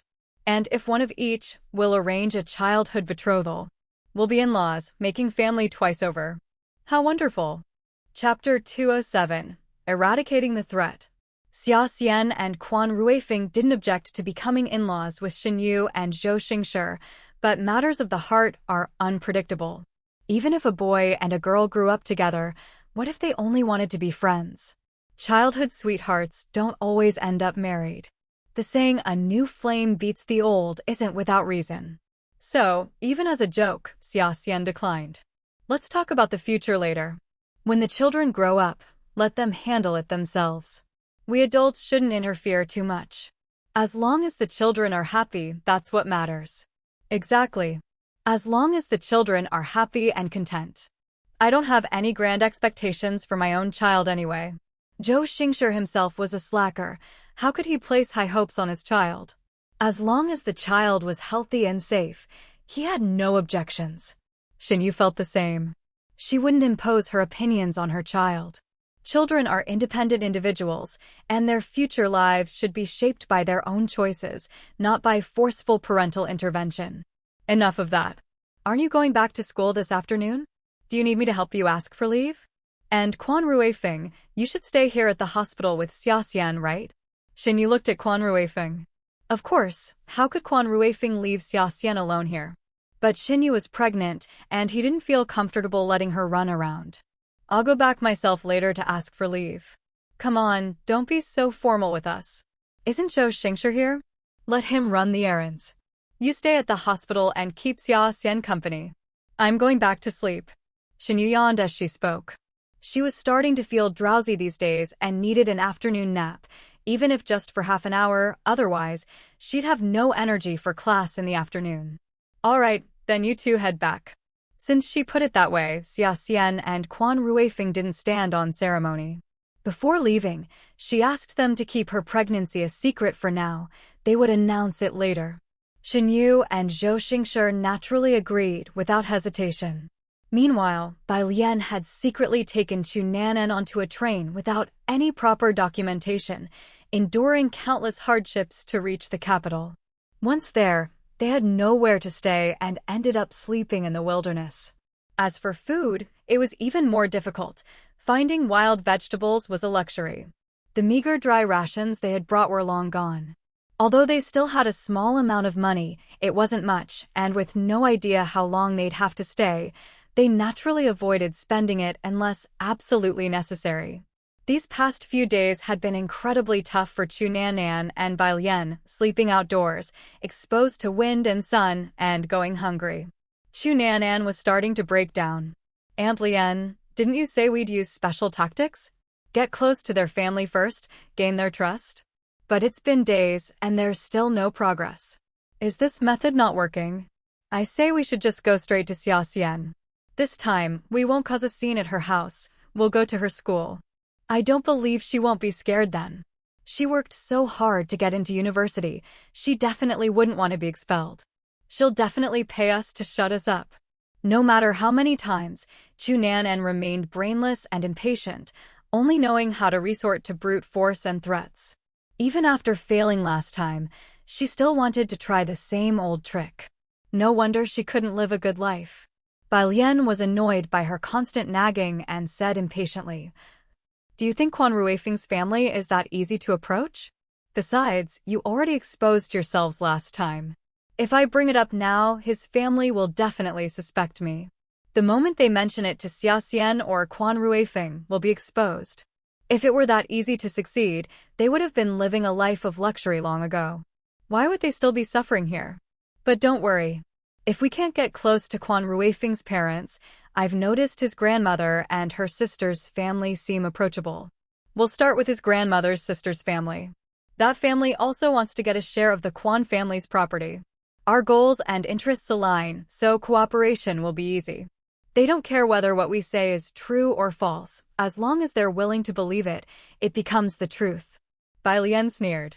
Clearly, she hadn't wasted these past few days. She had already uncovered so much information and even found an entry point. Chu Nanan listened and found it reasonable, so she suppressed her displeasure and waited quietly. She thought to herself, if Bai Lian also failed, she could always resort to holding a knife to herself and threatening Xia Xian. If Xia Xian didn't give her money, she would die right in front of her. She refused to believe Xia Xian could be so heartless as to watch her die. If threatening Xia Xian directly didn't work, then threatening herself would surely succeed. She had used this method many times before to get money. Xia Xian couldn't bear to see her hurt and would always agree. She had no idea she had completely miscalculated. Now that Xia Xian was pregnant and about to have her own child, why would she care about Chu Nanan? She had absolutely no connection to Xia Xian anymore. By the time she realized this truth, it would be too late to panic. A few days later, Xia Xian's pregnancy stabilized. The doctor saw no further issues and discharged her. However, the couple insisted on attending 2 more days of classes at the university before finally returning home for the weekend, ready to share the happy news with everyone. But before she could announce the good news, she received a call from Lei Wan. Bai Lian and that child are gone. They're not here anymore. See if they've run over to your side to cause trouble again. What are these people made of? For us ordinary folks, Going somewhere is a hassle, but these malicious people can go anywhere. Just pick up and leave. It's infuriating. They're impossible to control. You watch one and the other slips away. What deep-seated grudge does our family have against them that they're so determined to cling to us and cause trouble for you? Lei Wan was furious. If murder weren't illegal, she would truly sharpen her knife and go after these beasts. Xia Xian's smile faded upon hearing this. So, they had come back again. No wonder her right eyelid had been twitching a few days ago. So, someone was trying to stir up trouble again. Heh, I know, Mom. Don't worry, I'll handle it. Fool me once, shame on you. Fool me twice, shame on me. There wouldn't be a third chance. If prison didn't teach them a lesson, then they could all go to prison. Xia Xian narrowed her eyes, her resolve firm. She would not give them a third opportunity to harass her. Did they think she was a saint? This time, whether it was Chu Xing, Bai Lian, or Chu Nannan, she would make sure they all ended up in jail. Let their whole family reunite in prison. She had to eliminate all threats for her child's sake. She absolutely could not allow them to bring even the slightest danger to her baby. Not one bit. Chapter 208 Every Little Bit Counts. Xia Xian recounted the incident to Quan Ruifeng. They're relentless in their malice. This time, they'll likely escalate things. Once we find them, I won't let them off. I'll make sure they go to jail. Xia Xian bluntly expressed her intentions to Quan Ruifeng. She meant that even without a legal basis, she would create one. Even if Bai Lian and Chu Nannan hadn't committed any crimes, she would find a way to implicate them and then send them to prison. She knew this was beneath her, that she shouldn't act this way, driven by such selfish motives. But there was no other choice. Bai Lian and the others had forced her hand. This was their comeuppance. Since they were beyond redemption, she might as well send them to jail early, consider it compensation for the harm they inflicted on her in her past life. As long as she didn't do this to anyone else, it was acceptable.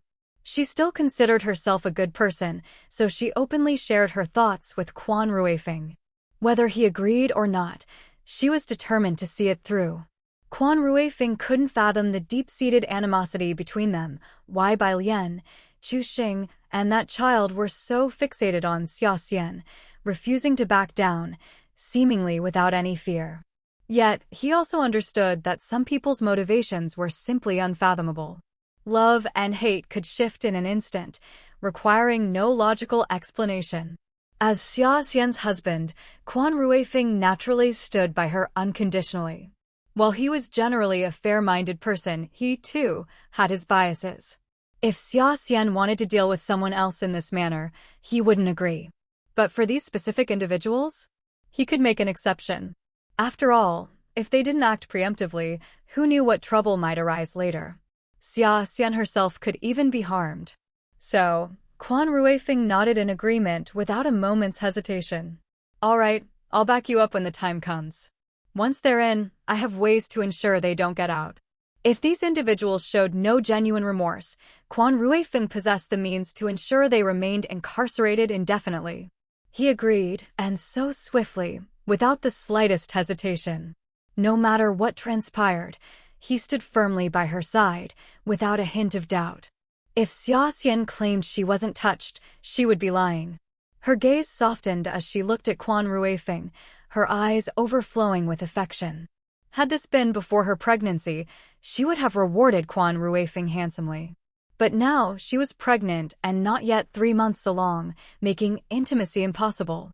All she could do was express her gratitude verbally. Comrade Quan Ruifeng, you truly are a good man, a good husband. I'm so proud of you. Xia Xian smiled and gave him a thumbs up. But Quan Ruifeng wasn't so easily appeased. If you wanted the horse to run, you had to feed it. And my reward? He asked in a low voice, then playfully pinched Xia Xian's fair, tender cheek so soft it seemed water could be squeezed from it. How audacious, asking his wife for a reward right there in public. You forgot, I'm pregnant. No, strenuous activity for 2 months. Xia Xian raised an eyebrow, patted her belly, then held up 2 fingers. She was already 1 month along, at least 2 more months were needed. The doctor had already explained this basic knowledge to him. But 2 months?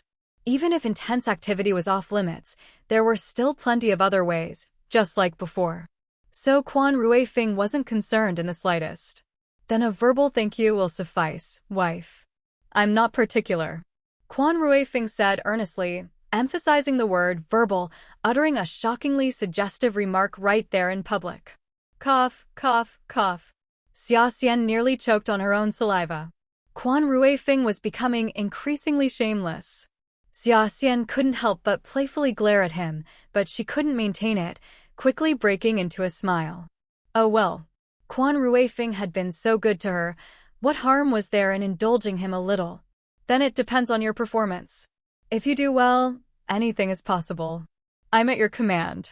At her words, Quan Ruifing's deep, dark eyes instantly surged with emotion, his pupils darkening even further.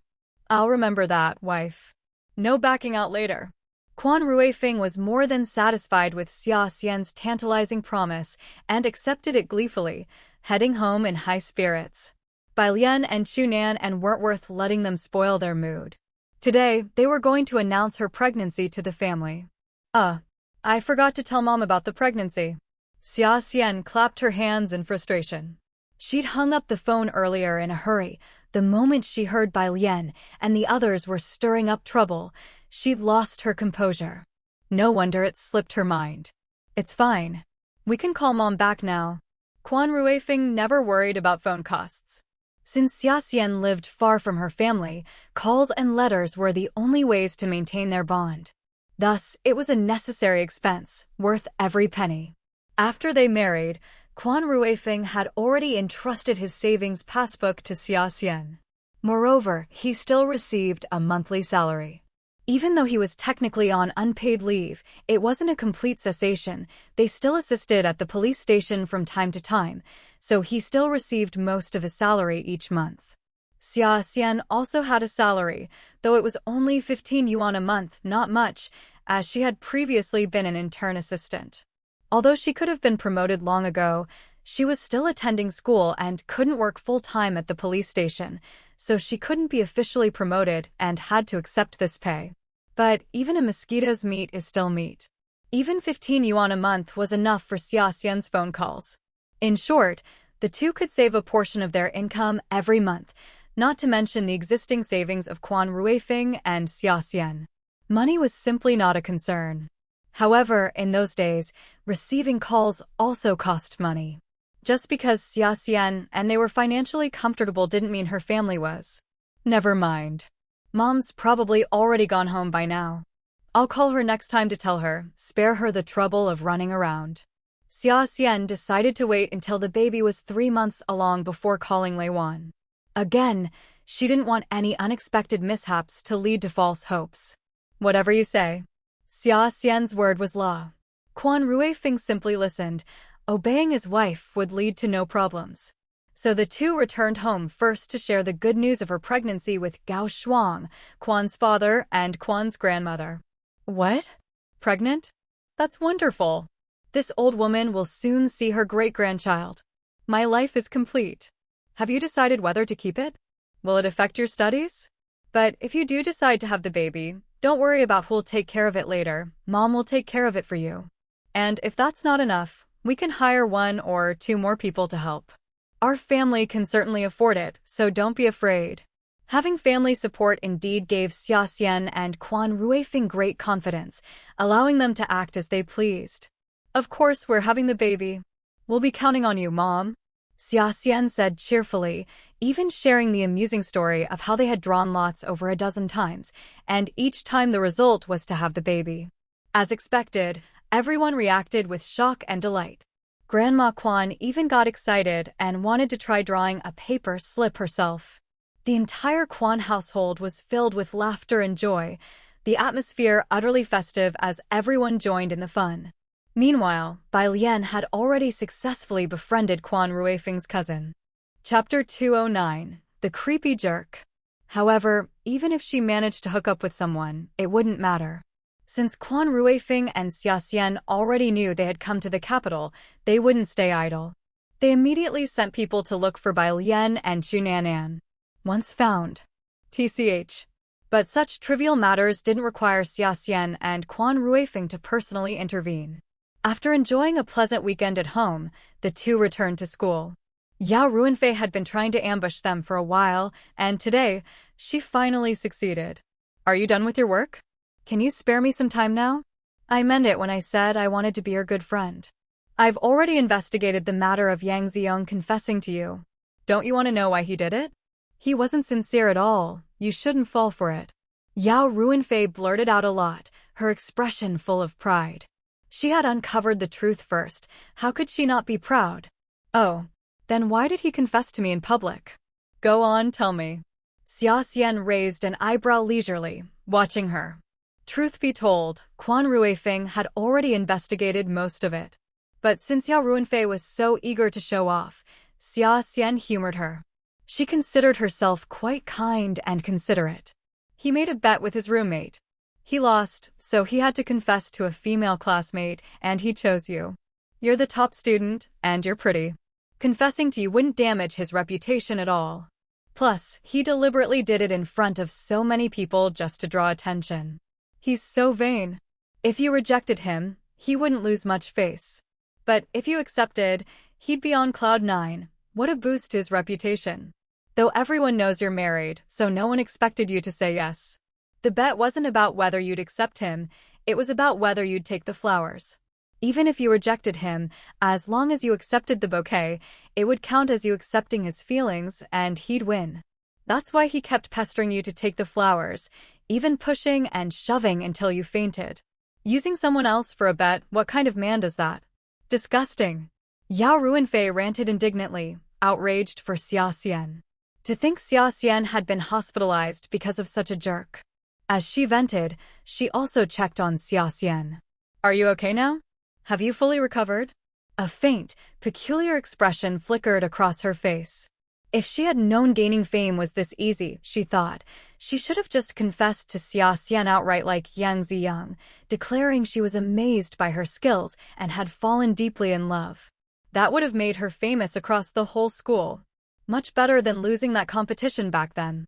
But since Yang Ziyang had already done it, copying him now would make her seem like a follower. Better drop it. Yao Ruinfei sighed regretfully. I'm fine now. Thanks for your concern. Xia Xian's reply was sincere. She hadn't expected Yao Ruinfei to be so thorough, even more so than Quan Ruifeng. True, Quan Ruifeng and Xia Xian had already learned about Yang Ziyang's bet with his roommate. But they hadn't known the condition was Xia Xian accepting the flowers for him to win. No wonder. Still, Yao Ruinfei was right, such men were vile. The type who'd secretly rate female classmates' appearances and rank them. Disgusting. Just thinking about it made Xia Xian feel like she'd swallowed a fly. She decided Yang Ziyong needed to be taught a small lesson. But with Yao Ruinfei volunteering, maybe she wouldn't have to lift a finger. Xia Xian tapped her chin, watching Yao Ruinfei with amusement. Since you're so invested in my affairs, I'll give you a chance.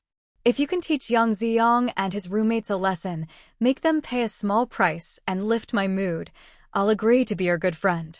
How's that? Her tone was teasing, deliberately provoking Yao Ruinfei. Lately, Yao Ruinfei had behaved well and shown genuine kindness. Xia Xian already considered her a friend, but friendships had tiers. Becoming good friends would take time and shared experiences. Admittedly, if Yao Ruinfei pulled this off, she'd like her even more. Really? You mean it? Then I'm on it. You got it. Yao Ruinfei immediately spun around, her leather shoes clicking decisively as she marched off, chin held high, clearly set on succeeding. She really was straightforward and honest. Having such a friend was actually nice. Xia Xian couldn't help but chuckle. Her joy made Quan Ruifeng smile slightly too. Congratulations, comrade Xia Xian. You've gained another good friend. Congratulations to you too, comrade Quan Ruifeng. She'll be your friend as well, after all, she wants to join us. Remembering Yao Ruinfei's declaration of joining their circle, Xia Xian laughed even harder, shoulders shaking. There was an undeniable humor to Yao Ruinfei's earnestness. No wonder Xia Xian found it so amusing. Quan Ruifeng smiled. They'd both accepted Yao Ruinfei. More friends meant more opportunities. And Yao Ruinfei wasn't just decent, her family was well-connected. Helping each other would benefit everyone.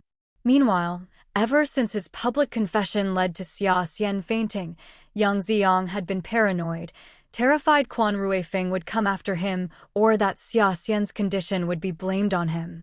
Fortunately, Xia Xian recovered, and no one came after him. He gradually relaxed, growing bolder by the day, even reverting to his old arrogant ways. Just before Yao Ruinfei stormed into his dorm, he'd been boasting loudly with his roommates. Xia Xian doesn't count. She just has weak health, fainted from excitement. Otherwise, she'd have taken my flowers, and I'd have won. Fine, I'll pick another pretty girl to confess to. This time, I'll make sure she accepts.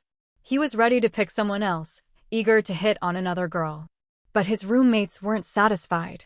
Only if a married woman accepts your flowers does it count as a win. If she's single, she has to agree to be with you, otherwise, what's the point? Anyone can hand out flowers. Their teasing showed what they were really like, bored, immature, and totally gross. It shattered any illusions about their character. Yet Yang Ziyong didn't object. Instead, he boldly agreed. All right then. I'll pick either a married one or a single one. Let's try again. If I win, you guys have to. His laughter was interrupted as the dorm door was kicked open with an ear-splitting bang. Everyone stood frozen, staring at the doorway, shocked. Chapter 210. The Brainless Family Invades. It was Yao Ruinfei leading a dozen girls who boldly stormed into the boys' dormitory.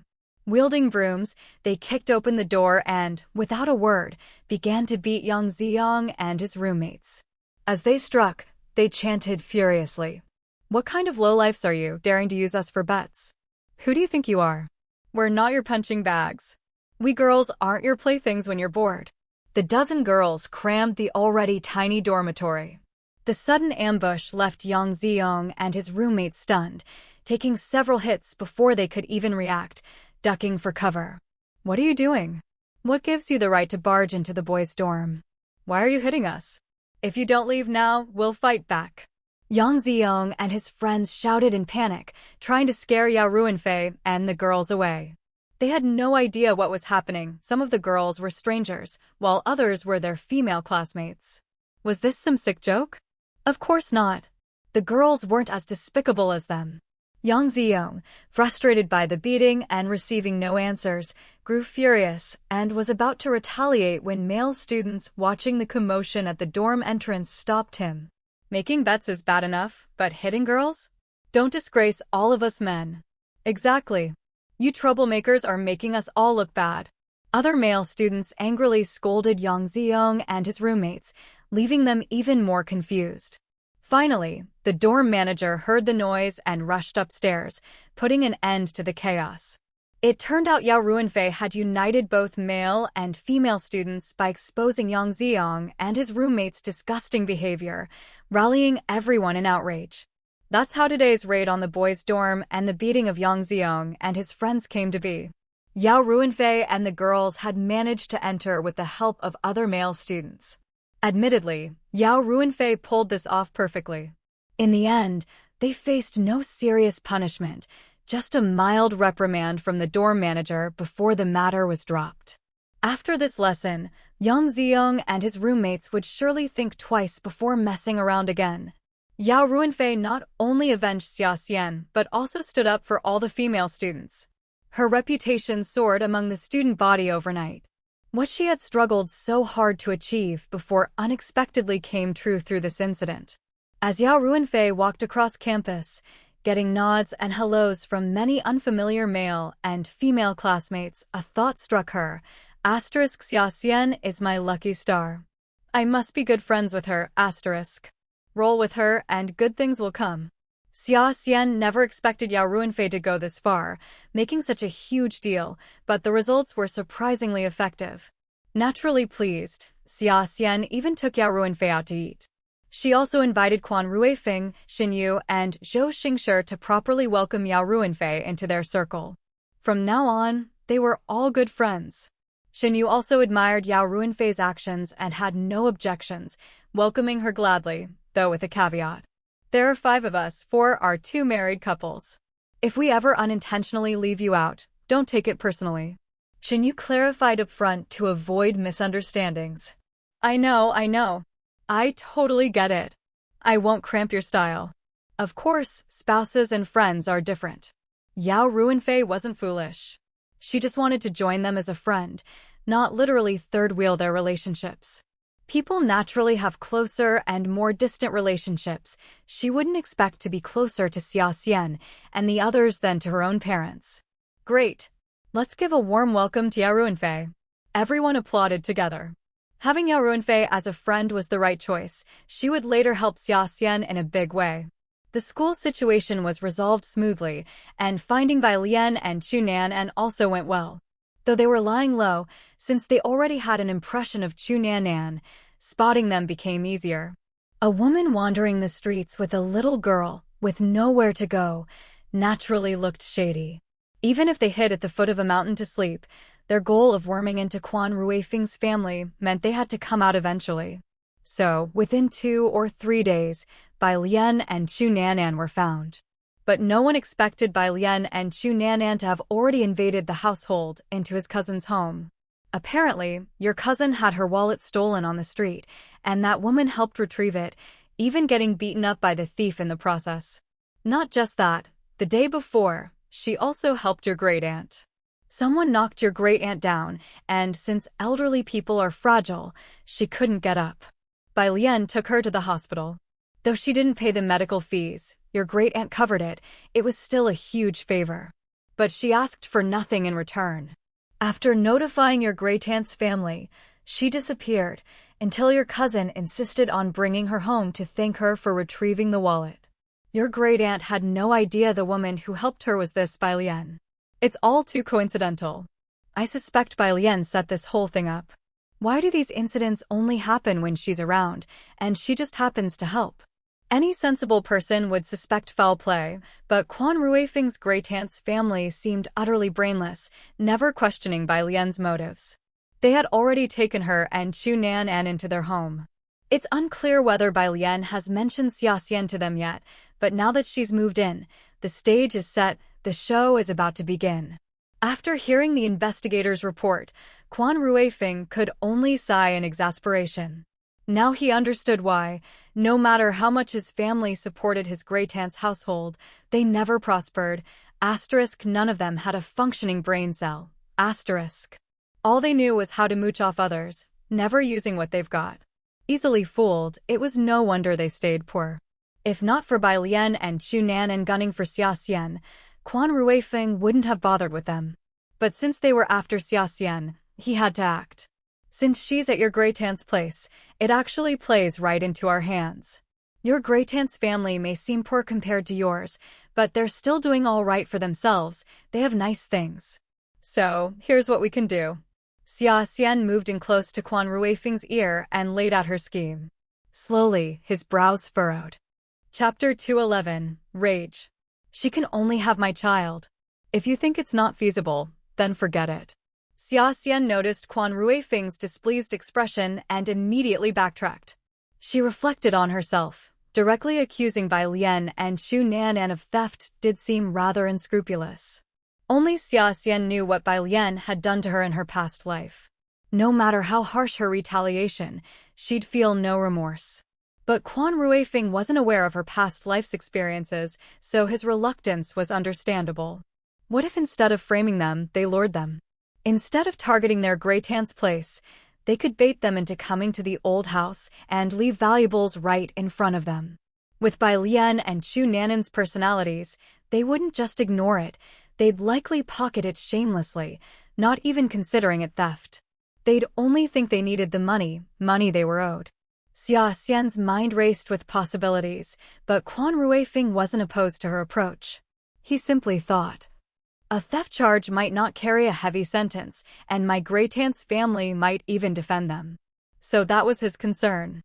Even if Bai Lian and Chu Nanan really stole something, there was still the risk that his great-aunt's family, being gullible enough, would believe Bai Lian's excuses. Calling the cops might not stick, and it'd be harder to act against them later. Xia Xian had to admit, though her last move had been impulsive, letting Xiao Jun stab her, it had been the most effective. The evidence against him was ironclad, locking him up in juvie for years. If he showed no signs of reform, Quan Ruifing could even ensure he never got out. They'd still defend her even if she stole? If that were the case, it really would be troublesome. Thinking about it, it wasn't impossible. After all, Bai Lian had done their Great-aunt's family a huge favor. They trusted her completely now, they might not believe she'd steal. Even if she did, Bai Lian could cook up some sob story, and the family might forgive her. Without the family's testimony, even if Xia Xian secretly reported them, they couldn't be convicted. The stolen goods belonged to the Great-aunt's family anyway. Bai Lian had learned her lesson. She wouldn't make the same mistake as last time, handing Xia Xian leverage. She wouldn't act recklessly and land herself in trouble again. So, dealing with Bai Lian the same way they had Xiao Jun wasn't an option. Frustrated, Xia Xian blurted out, "Why not just hogtie her and dump her in the Bunas? Make sure she can never find her way back. If they were going rogue anyway, why not go all out?" To her shock, Quan Ruifing's eyebrow arched, and he surprisingly agreed. "I think that's a good idea." "Huh? Really?" Xia Xian was stunned. She hadn't expected him to approve of such a reckless plan. She'd only said it offhandedly, not seriously considering it. After all, this approach wasn't just illegal, it also came with too many risks. What if Bai Lian somehow returned? And what if she came back when they least expected it, striking when they were vulnerable? With their child likely born by then, they'd have an even bigger weakness. Xia Xian needed a foolproof solution. After some thought, she still believed imprisonment was the safest route. Really? The wilderness? Or, if you're worried she might return, what about sending her abroad? With an ocean between us, it wouldn't be easy for her to come back, unless she found another benefactor. But benefactors were rarer than panda blood. If Quan Ruifing went through with this, he'd send Bai Lian to the farthest corner of the world, ensuring she could never return. But doing so might be even crueler than imprisoning her. His principles forbade it. Forget it. Let's just send her to prison. Leave this to me. We'll observe them for a while and wait for the right opportunity. Right now, we're exposed, and they're lurking. She doesn't even know we've found her yet. So they still had plenty of time and chances. There was no need to rush. All right. After some consideration, Xia Xian agreed. There was no need to act hastily. After all, someone was already having tales on Bai Lian in secret. Nothing would go wrong. So they set the matter aside for now, focusing instead on preparing for their final exams. Once the semester ended, they'd have the holidays free to deal with Bai Lian and Chu Nanan properly. But while Bai Lian could bide her time, Chu Nanan couldn't. She was growing impatient. Bai Lian was the great-aunt and cousin savior, Chu Nanan wasn't. At best, she was just dead weight to Bai Lian. Bai Lian had even claimed she wasn't her daughter, just the child of a friend, abandoned by her birth parents. In crafting this noble image, Bai Lian was also setting the stage for future schemes. But the Great-aunt's family was pragmatic. They treated Bai Lian well because she'd helped them and knew how to sweet-talk her way into their home. Chu Nanan, however, was nothing but dead weight, useless, with no value to them. The family treated her poorly, giving Bai Lian the best while Chu Nanan got nothing but coarse bread, barely enough to survive. Chu Nanan had complained to Bai Lian, but Bai Lian just told her to suck it up for the long game. But after suffering for so long, Chu Nanan had had enough.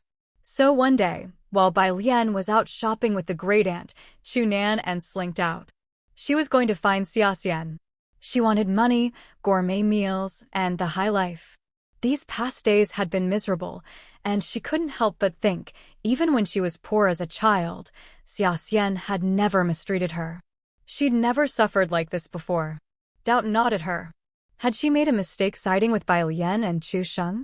If she'd chosen Xia Xian from the start, ignored Chu Sheng and Bai Lian, wouldn't she be living the good life now?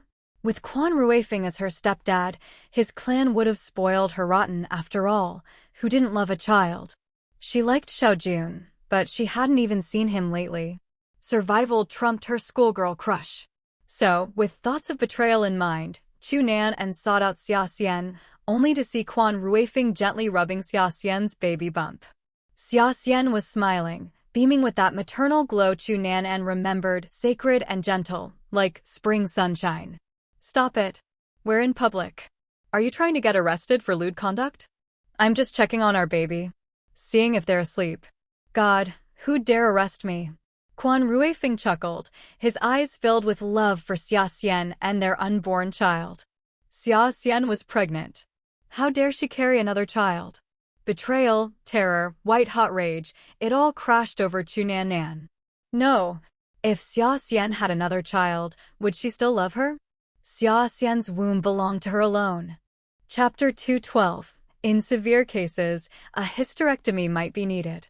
Chu Nan reached this conclusion without a second thought. She was inherently selfish and couldn't tolerate anyone taking what was hers. Therefore, Xia Xian could only have her as a child. Anger and jealousy clouded her already limited judgment. She quietly trailed behind Xia Xian and Quan Ruifeng, biding her time. She couldn't wait, not until tomorrow, and certainly not to go back and consult with Bai Lian. She just wanted to seize the opportunity today to get rid of the baby in Xia Xian's womb. Don't be silly. Why do you think Yu Hongyi and the Tao family invited us to dinner? To thank us? But why the state-run restaurant? Wouldn't Yu Hongyi's home be fine? It turned out Xia Xian and Quan Ruifeng were indeed heading to the state-run restaurant.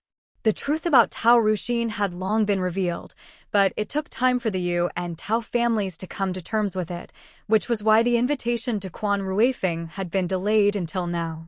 Of course, Quan Ruifeng didn't need their meal. His father had already recovered what they owed him through other means. Still, regardless, they owed Quan Ruifeng a sincere apology. Whether he accepted it or not was his decision. Old man, you compensated our family so much that he's fuming. He wouldn't want me at his house, and he probably doesn't want to see the Tao family either, so the state-run restaurant is the most convenient. Quan Ruifeng said indifferently. In truth, he didn't want to go to the state-run restaurant today at all. For him, the truth had been uncovered, and his conscience was clear. That was enough. But Yu Hongyi had insisted repeatedly, and Xia Xian also wanted to hear what they had to say, so the two of them had gone out today. He dares to be angry? Wasn't he the one who cursed you before? Xia Xian scoffed, still harboring a slight resentment over old man Yu's past insults towards Quan Ruifeng. I'm used to it. Quan Ruifeng smiled faintly. They were just harmless words. If he didn't take them seriously, they meant nothing.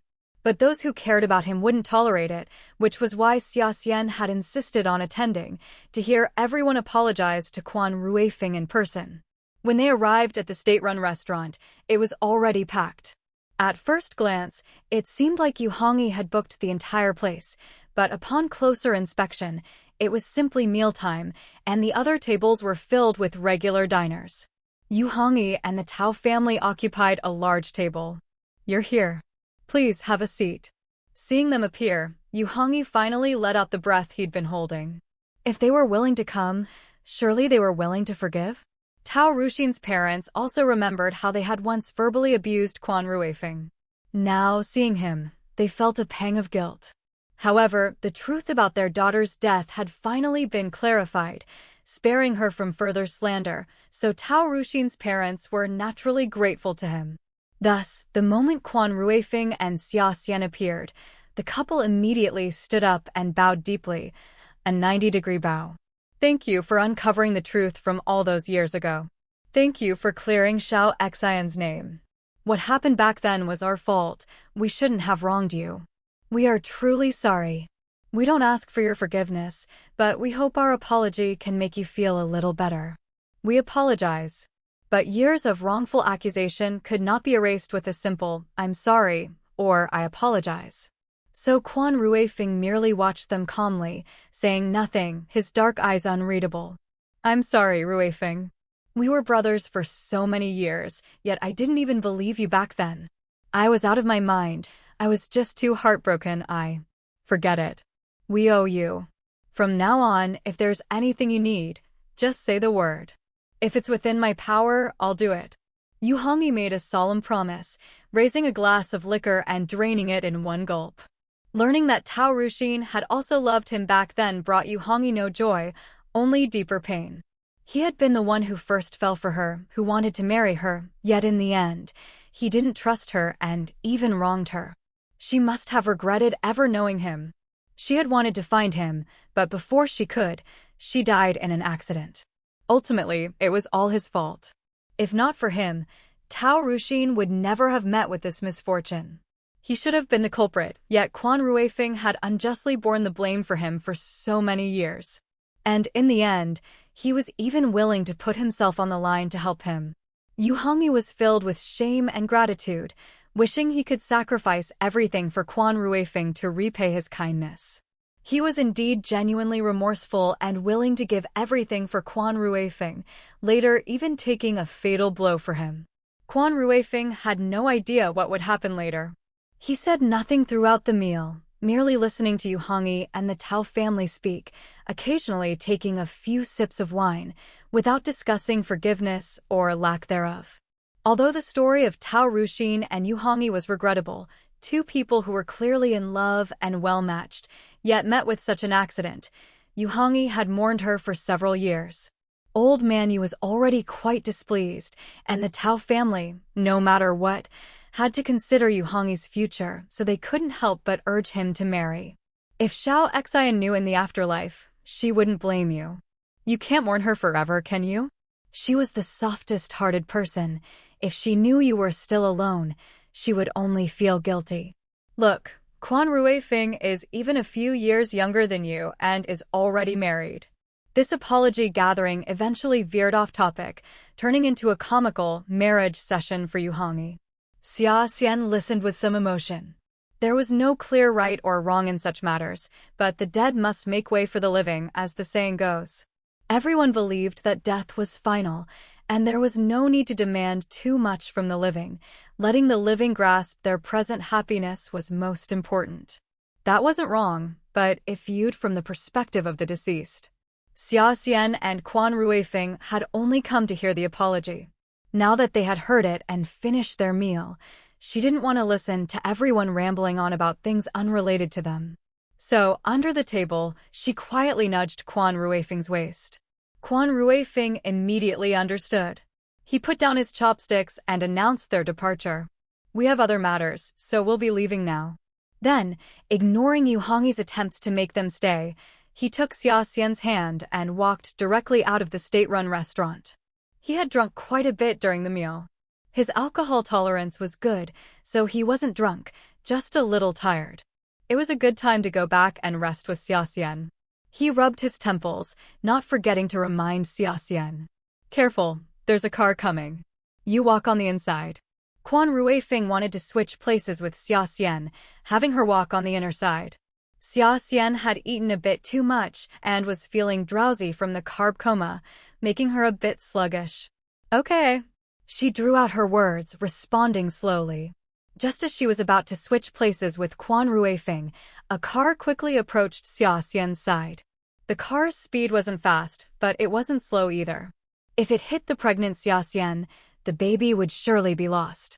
In a more severe case, her uterus might even need to be removed, making future pregnancies impossible. Now was the moment. Chu Nanan's eyes sharpened, and she suddenly rushed out. Chapter 213. Send her to juvenile detention. They can keep each other company. Once she's out of the picture, no one will be able to steal Xia Xian's motherly love. Truly, Chu Nanan's intentions are vicious. Few, whether child or adult, possess such ruthlessness. She shows no regard for Xia Xian's safety. She doesn't even consider what would happen if Xia Xian, after being hit by a car, were to lose not just the baby, but her life as well. All she cares about is preventing this child from being born. She only wants to secure her own interests, completely indifferent to the lives of others. However, it is precisely because Xia Xian understands her selfishness that Chu Nanan's wicked scheme is destined to fail. Look out. Since Xia Xian and Quan Ruifeng already knew where Bai Lian and Chu Nanan were and had them under surveillance, how could they possibly let Chu Nanan just slip away? They had assigned 2 people to monitor them. Even if Bai Lian left, one would follow her, while the other remained to keep an eye on Chu Nanan. Thus, every move Chu Nanan made after leaving was observed by their man. Though they couldn't immediately notify Xia Xian and Quan Ruifeng, their man followed closely behind her. While she was staking out Quan Ruifeng and Xia Xian, he quickly entered the state-run restaurant to inform Quan Ruifeng before returning to surveillance. And the moment Chu Nan'an attempted her evil act, he lunged forward, pinning her firmly to the ground. She didn't even get to touch a single thread of Xia Xian's clothes. Xia Xian, who had been feeling a bit drowsy, was startled awake by the sudden warning, her sleepiness vanishing instantly. Quan Ruifeng immediately pulled Xia Xian protectively into his arms before turning to look at the restrained Chu Nan'an. She tried to push Xia Xian into the path of the car. Jia Wenshi, the man on surveillance, said to them, a hint of disbelief in his voice, as if he couldn't quite believe what he had just witnessed. After all, he didn't know Chu Nan'an wasn't a normal child. He was simply doing his job for money Quan Ruifeng paid well and specifically instructed him to meticulously record their every move. Although Jia Wenshi scoffed at such matters, he took the money seriously and kept a close eye on the little brat, Chu Nan'an. The job was easy, requiring little effort for good pay, so he was more than happy to do it. He just never expected Chu Nan'an to sneak out today and try to kill Xia Xian. Is this something a normal child would do? Of course not, she's no normal child at all. Although Xia Xian and Quan Ruifeng knew Chu Nan'an was following them, they didn't know her intentions, so they let her follow. They went about their business, though somewhat wary, never imagining she would suddenly run over and try to push Xia Xian. After all, what they wanted was money. If Xia Xian died, who would they get money from? Let me go. Let me go. It hurts. Mom, make him let go. You can't do this to me. I know I was wrong, Buhoho, I'll listen to you from now on. I won't follow Aunt Lian and Dad anymore, Buhoho, I miss you, I want to be with you. You can't abandon me. I know you love me, Buhoho. Chu Nan'an was pinned firmly to the ground by Jia Wenshi. The force of his tackle had slammed her hard onto the pavement, leaving her forehead, nose, and even front teeth aching. She could barely speak clearly and was drooling. She looked at Xia Xian, constantly begging for mercy, even offering to leave by Lian and Chu Sheng. Her mental state seemed frantic, appearing quite unstable. However, Xia Xian knew Chu Nan'an well, her personality, her motives. Recalling Jia Wenshi's report that Chu Nan'an had followed them the moment they left, unnoticed because they were fooling around on the road, Xia Xian quickly put two and two together. They had talked about the baby in her belly, and Xia Xian was fully aware of the life Chu Nan'an had been living lately. With a brief thought, she understood why Chu Nan'an had suddenly changed her attitude, and why she wanted to push her into the car. She was jealous. She didn't want Xia Xian to have another child. She still expected Xia Xian to lavish her with unconditional love. Did she still think she was Xia Xian's child? No, her child was in her womb. That was her first child. Xia Xian looked at Chu Nan'an with mockery. She had been wondering how to deal with them, and now the fool had delivered herself right to their doorstep, as brainless as ever. With a witness, doesn't this count as attempted murder? Xia Xian asked Quan Ruifeng seriously. Theoretically, yes. However, she was still so young, and she could argue that she didn't intend to push Xia Xian, as she hadn't actually pushed her yet. She could claim it was a misunderstanding, but if they wanted to pursue it, it wasn't impossible. Quan Ruifeng looked coldly at Chu Nan'an, who was sprawled on the ground. Stubborn and unrepentant. It seems juvenile detention is truly necessary for reform. Though you're young, don't worry, your Aunt Lian's son is already in there. You can keep each other company, let him take care of you. Both of you can reform properly inside, so you won't come out and harm people again. Xia Xian added, a chilling smile playing on her lips as she coolly sealed Chu Nan'an's fate. She told Jia Wenshi to pull her up, perfect timing to have her bound and sent away. No, Mom, you can't do this to me. I really know I was wrong. I didn't want to kill you. I just missed you so much after not seeing you for so long. Chu Nan'an hadn't thought Xia Xian could be so heartless, each time more so than the last. And now, she was going to send her directly to that hellhole. Even if Xiao Jun was there, she wouldn't want to go. She wanted them to live well outside, who wanted to rot in juvenile detention. She struggled desperately, but with her meager strength, how could she resist an adult man? Jia Wenshi easily clapped a hand over her mouth and completely restrained her, preventing her from moving. When passers-by cast curious glances, Jia Wenshi calmly explained, the child was disobedient and almost got hit by a car. So that's how it was. She definitely needed a good talking to back home. The onlookers went about their business, paying no further attention. The group quickly left the scene to avoid drawing more attention. On the way, Xia Xian briefly explained Chu Nanin's various misdeeds to Jia Wenshi, how she had been brainwashed by bad people, deliberately pretended to recognize Xia Xian as her mother to scam money, and when that failed, resorted to murder. She had done many such things before. Now Xia Xian and Quan Ruifeng had had enough and decided to send her to juvenile detention for reform. Since Quan Ruifeng was a police officer, they could skip the formal report. Xia Xian made sure to clarify everything to him beforehand, lest he later have any doubts and report them for child trafficking. Having witnessed Chu Nanin's vile actions firsthand and hearing she was beyond redemption, Jia Wenshi felt no sympathy for her. He even volunteered. Want me to help deliver her to juvenile detention? Which one are you sending her to? Chapter 214, A Heaven-Sent Little Blessing. Xia Xian was truly serious. With just a few words, she was ready to send her away, utterly lawless. How had she become like this? Chu Nanan was terrified, wanting to beg for mercy again, but she was never given a chance to speak. Still, she clung to a sliver of hope. What if Xia Xian was just trying to scare her? After all, last time when she and Chu Xing came causing trouble, Xia Xian had only sent them back, not locked them up in a juvenile detention center. Thinking this, she felt slightly more at ease. There was no guarantee the baby in her womb would even survive. She was Xia Xian's only child. Xia Xian surely wouldn't dare be too harsh with her. Xia Xian had never been able to have other children before, and it must still be the same now. Destiny had decreed she would be Xia Xian's sole child, the only recipient of all the good things in life. Chu Nanan kept repeating this mantra to herself, the only way to ease her mind. Send her to. Quan Ruifeng pondered for a moment before finally deciding to follow Xia Xian's suggestion and send her to the juvenile detention center where Xiaojun was. By then, they wouldn't be keeping each other company but rather resenting each other. Xia Xian's earlier words had inspired him. They could label Bai Lian and Chu Sheng as cultists who had brainwashed Chu Nanan and Xiaojun into committing crimes.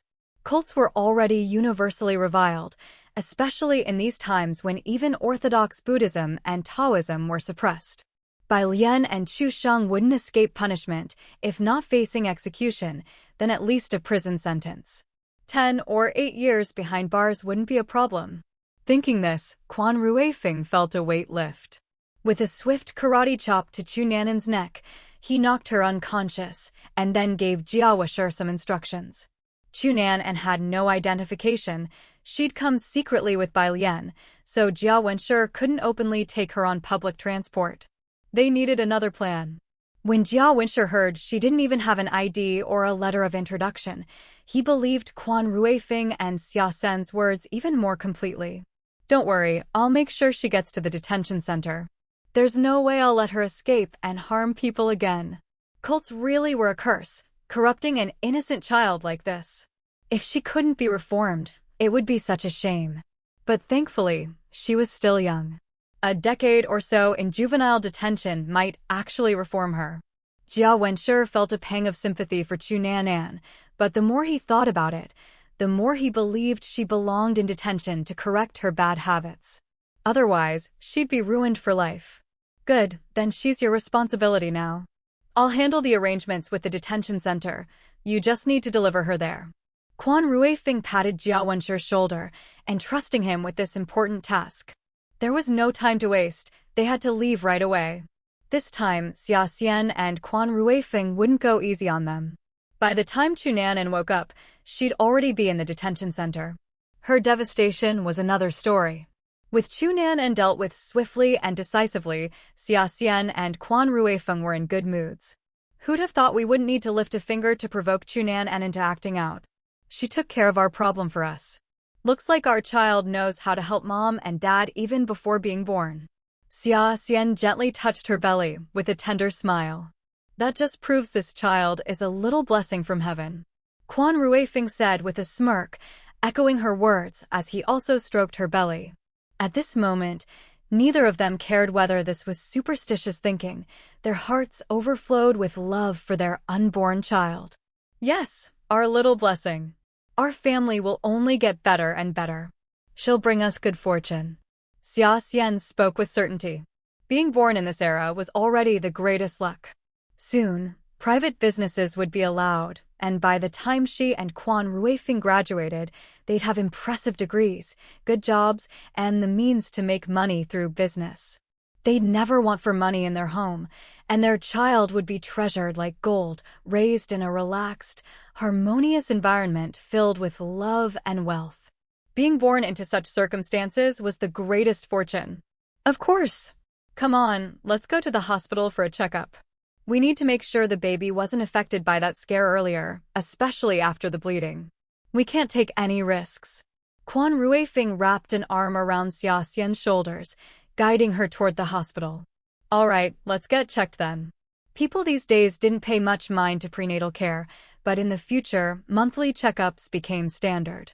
Since they weren't short on money, they could afford to monitor the baby's condition closely every month. She was determined to have a healthy baby.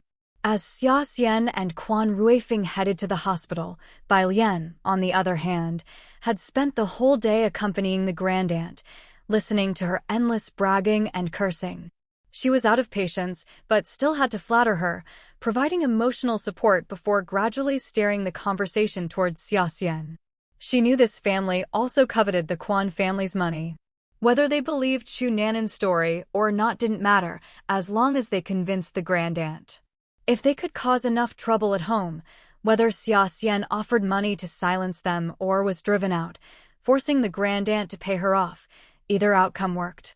She had lowered her expectations now, all she wanted was a lump sum. Once the economic reforms Chu Nanan had mentioned arrived, she'd use the money to start a business and get rich. But without capital, it was impossible. So she demanded 5,000. That would be enough to get started. Only by dwelling on these thoughts could Bai Lian suppress her impatience and keep up the act. Finally back home, she wanted to rest, only to find Chu Nanan missing. Her eyelids twitched. She had repeatedly warned Chu Nanan not to wander off, afraid she'd be caught and ruin the plan. Chu Nanan had obediently stayed put for a while, so where was she today? Where had she gone? Had something happened? A terrible premonition suddenly flashed through Bai Lian's mind. Grandaunt, I'm going out for a bit. She immediately rushed out to search for Chu Nanan, but after scouring the area with no luck, she reluctantly made her way to Xia Xian's place after an internal struggle. Still, she didn't want to expose herself, so she hid in the shadows, scanning for any sign of Chu Nanan. Chapter 215, Abduction. But only the affectionate pair, Xia Xian and Quan Ruifeng, appeared. Chu Nanan was nowhere to be seen. Where on earth has that troublemaker gone? Bai Lian gnashed her teeth, fearing she might expose herself. If Chu Nanan weren't still useful, she wouldn't have gone to such lengths to bring her along. She had spent a considerable amount of money and food on her recently. It wasn't as if she had cash to burn. She hadn't even recouped her initial investment, let alone started profiting from Chu Nanan. Bai Lian, unlike Chu Nanan, was not impulsive. Seeing no sign of Chu Nanan nearby, she decided to return first to check if she had gone back. However, by the time she got back, it was already dark, and Chu Nanan was still missing. What was going on? Her great-aunt also inquired, concerned. After all, the child was staying at her house, and if such a young girl went missing on her watch, she would be held responsible. Where's Nanan? Where did she run off to? Could she be lost? Should we all go out and look for her? That child is nothing but trouble. It was clear the great-aunt also had her grievances with Chu Nanan. She grumbled under her breath, clearly reluctant to join the search. No need. She went to stay with her mother for a few days. We don't need to worry about her. Bai Lian didn't want to admit Chu Nanan was missing, which would only lead to greater problems. Instead, she claimed Chu Nanan was with her mother, successfully sidestepping the issue. The great-aunt didn't care much anyway, as long as there was a plausible excuse. All right then. As expected, upon hearing this, the great-aunt stopped asking questions and calmly called everyone to dinner, no longer bothering with the matter. Meanwhile, Xia Xian and Quan Ruifeng knew Bai Lian had come looking for them. However, she didn't rush out to confront them directly but instead lurked in the shadows. For now, Xia Xian and Quan Ruifeng remained still, refining their cover story. Once the time was right, they would apprehend Bai Lian immediately. How is the checkup today? Is the baby doing well? As soon as they returned home, Gao Shuang and Grandma Quan crowded around them, anxiously asking about the results. The baby in Xia Xian's belly was their precious grandchild. How could they not be nervous? It went well. The doctor said everything's fine. Just eat and sleep on time and avoid strenuous activity. Since the baby was still small, there wasn't much to examine yet. As long as the mother was healthy, the baby would be fine. That's good. But now that you're pregnant, isn't staying in the dorm inconvenient? Why not get an apartment off campus? Rui Feng can stay with you. And you too, later, Xingshi can accompany her to rent a place. You could all live nearby, looking out for each other. It'll be more convenient if anything comes up. Gao Shuang worried endlessly, not just for her daughter-in-law, but also for their neighbor's child, Shenyu. Once Xia Xian's belly grew bigger, moving out would indeed be more practical. But for now, it wasn't necessary. Finals were coming up, and after summer break, they could move out at the start of the new semester. It's fine. There's less than a month left. We'll move out next semester. That way, we'll have more time to find a good place. Rushing now might mean ending up with a dump. Xia Xian explained. That made sense. Many places near the school were overcrowded shared housing, with multiple families crammed into a single courtyard. Living in such noisy, conflict-prone environments wouldn't be conducive to a peaceful pregnancy.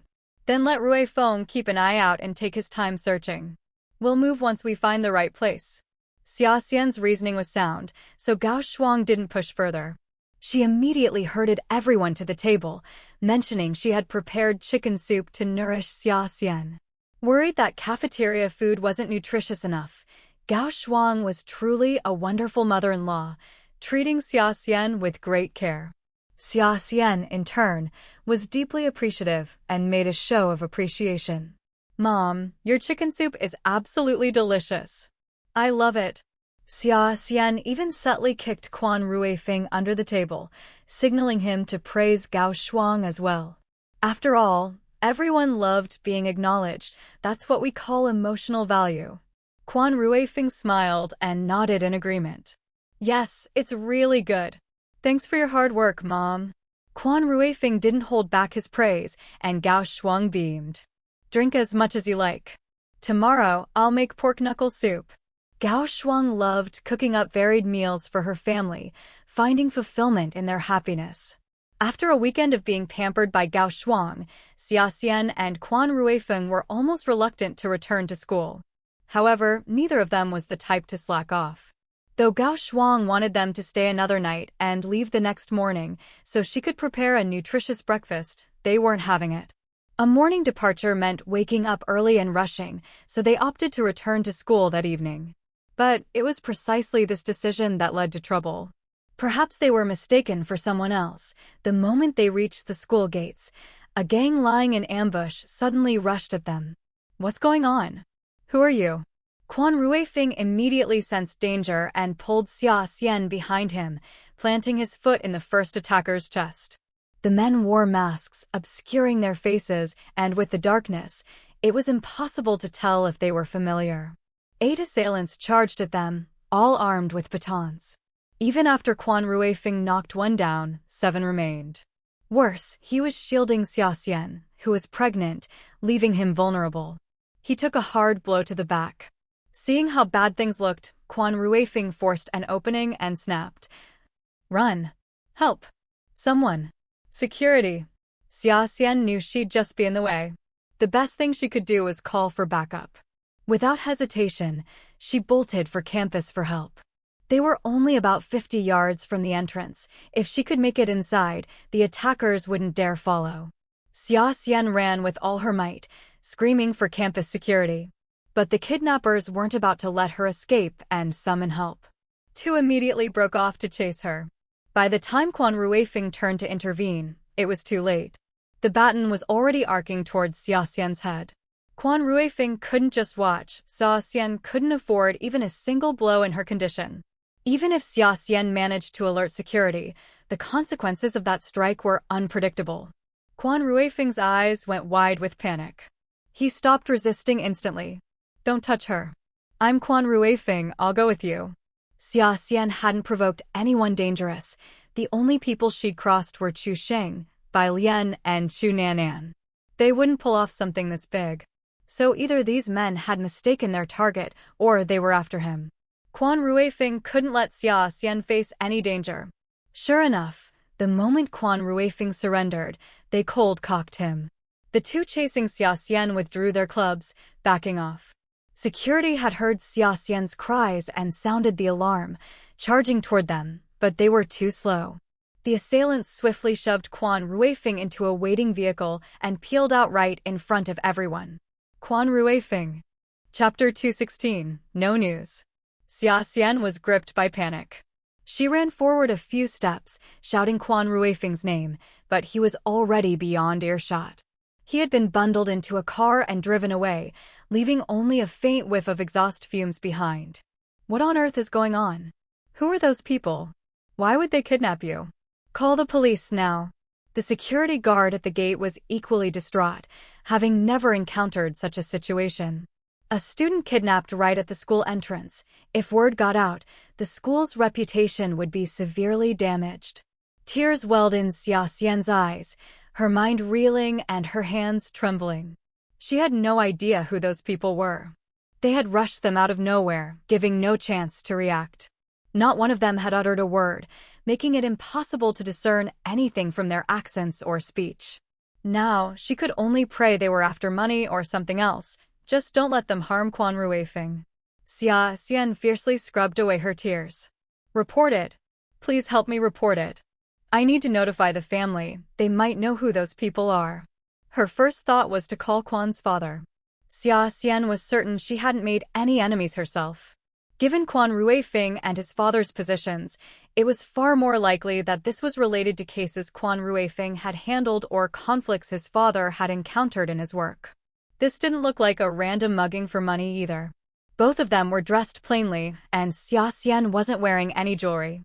Besides, in the dead of night, even if she had been, it wouldn't have been visible. The way the assailants had lain in wait at the entrance, aggressive and purposeful, suggested a vendetta. Moreover, they were probably after leverage. If they'd simply wanted them dead, they could have easily done so when Quan Ruifeng surrendered, stabbed him, ended his life. But they hadn't. Instead, they had knocked him unconscious and taken him away. If they merely wanted him dead, they wouldn't have gone through such trouble. They must want something from the Quan family. At the very least, until they got what they wanted, they wouldn't harm Quan Ruifeng. Xia Xian desperately analyzed the situation, trying to reassure herself, while swiftly notifying Quan Ruifeng's father. "What? Ruifeng was taken? I understand, I'll head over right away."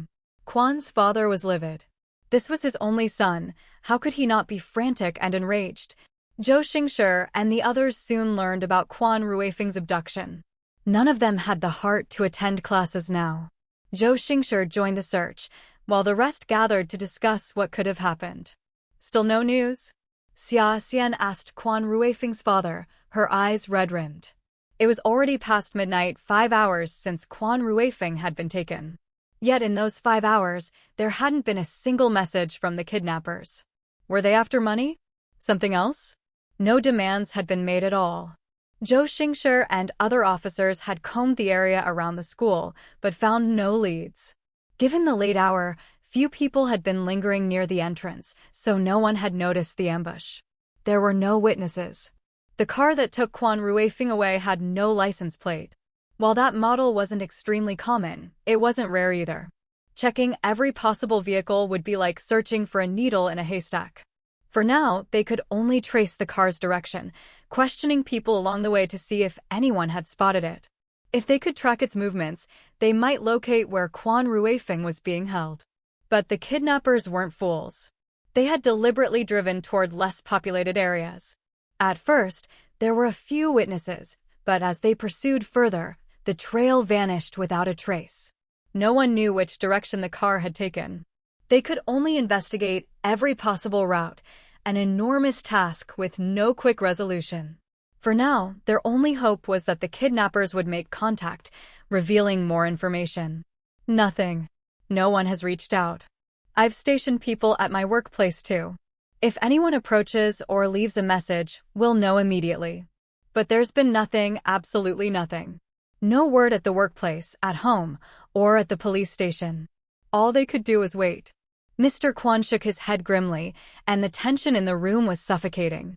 They had gathered at the old house, hiding it from Grandma Quan, who couldn't take the shock. She absolutely couldn't know about this. But Gao Shuang and Xia Xian might not hold up either, especially Xia Xian, who was pregnant. When Quan Ruifeng was struggling with the attackers, she'd run desperately, too frantically, and now felt a dull pain in her lower abdomen. But she couldn't afford to worry about that now. Getting Ruifeng back was all that mattered. Let's wait a little longer. Maybe it's just late, and they want to string us along. We'll probably get news tomorrow.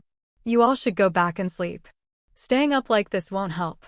I'll stand guard and notify you the moment there's any update. Mr. Quan was worried too, but he had to stay composed and hold things together. He couldn't show any panic or fear. He had to reassure everyone, especially Xia Xian. Xiao Xian, go back and rest. You're pregnant, you can't overdo it. It's late now. Tomorrow, go to the hospital for a checkup. If anything happens to you, Ruifeng will be even more worried when he returns. I promise you, Dad will bring Ruifeng back safe and sound. Nothing will happen to him. Just give me some time, okay? And you should go back too. Don't get involved in this. Leave it to me. These two pregnant women were the top priority. They absolutely couldn't be harmed. Besides, staying awake wouldn't solve anything. It'd be better for them to relax and get some sleep. And, to put it bluntly, if anything really happened to Quan Ruifeng, the child in Xia Xian's belly would be his last child, Quan Ruifeng's only offspring, the sole heir of the Quan family. So nothing could go wrong. No matter the reason, Xia Xian had to stay safe. I know, but I can't sleep. Xia Xian shook her head, her eyes red. Over these 5 hours, she had suppressed one wave of emotion after another, but she couldn't calm down. If she hadn't been there, Ruifeng wouldn't have been taken. He had given up resisting for her otherwise. Even if he couldn't fight off those 8 men, he could have escaped. How could they have taken him? Even if you can't sleep, you must try. At least close your eyes and rest for a while. Addressing his daughter-in-law, take Xiao Xian back to her room to sleep. Everyone, go home. It's fine. We'll talk tomorrow. Mr. Quan dispersed the group, urging them not to waste any more time there. Shen's father and Zhou Xingshir's parents had also reached out for help. If there was still no news by tomorrow, Mr. Quan would contact Yu Hongyi and get the military involved in the search. No matter what the kidnappers wanted, Mr. Quan wouldn't let them succeed. Quan Ruifeng had to be found. A glint of fury flashed in Mr. Quan's eyes, but he calmly sent everyone home to rest. Yet, who could sleep tonight? It was destined to be a sleepless night. Xia Xian quietly closed her eyes, but her fists stayed clenched. She had to sleep, she needed to rest. Only then could she think straight tomorrow and find a way to bring Ruifeng back. She would find a way. Chapter 217, I'll take you to visit them personally. Xia Xian kept repeating this to herself, seeking comfort.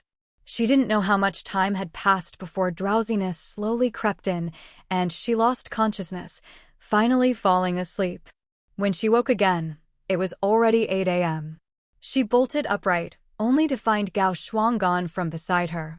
She hurriedly got up to check and saw Father Quan in the yard. Dad. Xia Xian couldn't wait to speak, eager to ask if there was any news. Yet Father Quan shook his head again, and the light in Xia Xian's eyes faded bit by bit. Still, after a night had passed, there was at least some progress. Xingshi has some information. What leads? The moment Xia Xian heard this, her eyes lit up again. Yesterday, you mentioned seeing a man among them who was about 1.8 meters tall, bald, with a large, white, birthmark-like patch stretching from the corner of his eye down his face. Though we don't know what the lower half of his face looks like, that white patch is a very distinctive feature. Xingshi asked around and found someone who roughly matches this description. He's got a record, previously imprisoned for robbery and only recently released. Here's his info. You can take a look. Our family has nothing to do with this guy whatsoever. He must have been hired. We're already on his trail. If we can use him as our lead, we might find out where Rui Feng is. At the very least, we could uncover who hired him. I've also come up with a few suspects and plan to feel them out. We can't just sit on our hands anymore. With no word from the kidnappers so far, Father Quan had moved from initial panic to a state of cold focus. The lack of contact was undoubtedly deliberate, meant to rattle them. But he refused to play along. The calmer they remained, the more agitated the mastermind would become. Moreover, Rui Feng wasn't some helpless weakling. Last night, they had been too worried, blinded by concern. But the truth was, Rui Feng was a top cop, quick-thinking, tough as nails, and way more capable of self-rescue than the average person. He wasn't the type to just take it lying down, either. It was better that he had been taken instead of Xia Xian. Once they worked together from both sides, Rui Feng would return safely. All right, then I'll head to the station too and see if I can help. Whenever something happened, Xia Xian would always go with Rui Feng to assist at the station. There was no reason for her to sit this one out when he's in danger. She had to go. Maybe she could turn up something. As she spoke, she glanced down at the file Father Quan had handed her, details about the robber, Wang Chengjie. Wang Chengjie. His family had given him this name with high hopes, but look at the despicable things he's pulled. No, you won't go to the station. I know you can't just twiddle your thumbs at home, so I'll take you to visit those people myself. You can help me observe whether they're hiding something or if anything seems off. Father Quan said gravely. He clearly recognized Xia Xian's abilities, which was why he wanted her with him. Besides, keeping busy was better than waiting helplessly. If Xia Xian kept waiting, she might go stir-crazy. It was better to keep her occupied. Xia Xian hadn't expected Father Quan to take her with him. She was surprised but jumped at the chance. All right, Dad. I'll go with you. Being able to contribute was the best outcome. She truly didn't want to just wait at home. It made her feel useless, and the worry would eat her alive. Taking action was indeed the best choice. Your mother will come too. Go clean up and have some breakfast. We'll hit the road soon. Father Quan nodded. All three of them would set out together. Xia Xian had no objections. She quickly washed up and ate breakfast while Gao Shuang instructed Sister Wang to keep an eye on Grandma Quan before joining them. Is everything all right with Grandma? Sister Wang didn't say anything careless, did she? Xia Xian was still worried about Grandma Quan. Sister Wang was known for her big mouth. If she accidentally blabbed that Rui Feng had been kidnapped, the shock might cause the elderly woman to have another stroke and end up in the hospital. The kidnapping had caused quite a stir, and with everyone gathered to discuss it last night, Sister Wang must have heard something. But knowing was one thing, whether she'd gossip was another. Grandma's fine. Don't worry. I've already warned Sister Wang. She understands the seriousness of this and won't say anything to Grandma. Gao Shuang reassured Xia Xian. If Sister Wang caused Grandma Quan to have a fit and end up hospitalized, or worse, she'd never be able to make up for it, even if she worked for the rest of her life. Gossiping about trivial matters was one thing, but this was no joke. She wouldn't dare breathe a word. That's good. Relieved, Xia Xian set off with Gao Shuang and Father Quan. Their first stop was the hospital. Father Quan's longtime rival, with whom he often clashed, happened to be there. Coincidentally, he had recently said he was sick and hadn't gone to work, saying he was hospitalized. Father Quan wanted to check whether he was truly ill or just faking it. He also planned to sound him out about Rui Feng's kidnapping, whether he might be behind it. The two had been butting heads for years, and recently, they were competing for the same position. It was possible that, to undermine Father Quan and make him fold, this man had had Rui Feng snatched as leverage. Of course, blatant threats would give him away. But if he simply vanished Rui Feng, it would mess with Father Quan's head, distracting him from work, achieving the same goal. So Father Quan suspected him first. The three of them booked it to the hospital and first inquired about his condition, high blood pressure. But high blood pressure alone didn't warrant hospitalization, especially not at such a critical time. Moreover, the doctor had said it wasn't severe enough to require hospitalization. The man had insisted on being admitted, so the doctor had no choice but to comply. Using hospitalization as a cover? Xia Xian's eyes darkened. All three of them had the same thought. But speculation alone wasn't enough. Father Quan motioned for Xia Xian and Gao Shuang to follow as he strode confidently into Bu Zhongyu's room. Naturally, he had a private ward. Through the door window, they could see him looking fit as a fiddle, leaning against the headboard reading a newspaper while his wife peeled an apple for him. He seemed quite comfortable. Father Quan knocked on the door but didn't wait for a response before pushing it open. Xia Xian and Gao Shuang followed closely behind. Startled by the sudden intrusion, Bu Zhongyu assumed it was doctors and nurses on rounds. But when he looked up leisurely, he saw his old rival instead. "What are you doing here? Who said you could just barge into my room? Visiting the sick. I heard Minister Bu was gravely ill, so I came on behalf of the department to offer my condolences. We wouldn't want to lose a talent without realizing it or delay promoting someone else." Father Quan spoke coolly, but his words were sharp. Clearly, Rui Feng's sharp tongue was inherited. If Rui Feng's fate weren't still uncertain, Xia Xian might have laughed. But now she had no mind for humor. Her gaze remained fixed on Bu Zhongyu and his wife, watching for any tells. Chapter 218, Shut Up and Piss Your Pants. However, Bu Zhongyu was long accustomed to Minister Quan's sharp tongue and paid no mind to his words, not even bothering to lift an eyelid. "That truly is kind of you to worry, Minister Quan. I'm not dying anytime soon, so save your eulogy. You don't exactly look like the picture of health yourself. Since you're already at the hospital, why not get checked out?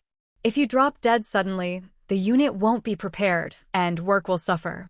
He immediately retorted with equal venom, engaging in a verbal duel with Minister Quan. It was clear the two loathed each other's guts.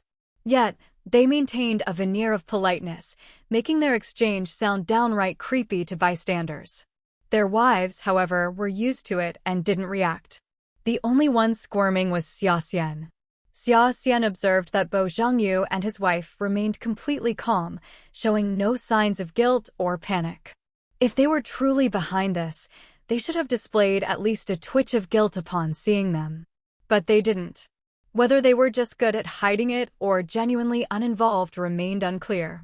Minister Quan hadn't come solely to bicker. After several rounds of verbal sparring, he finally called a truce and cut to the chase.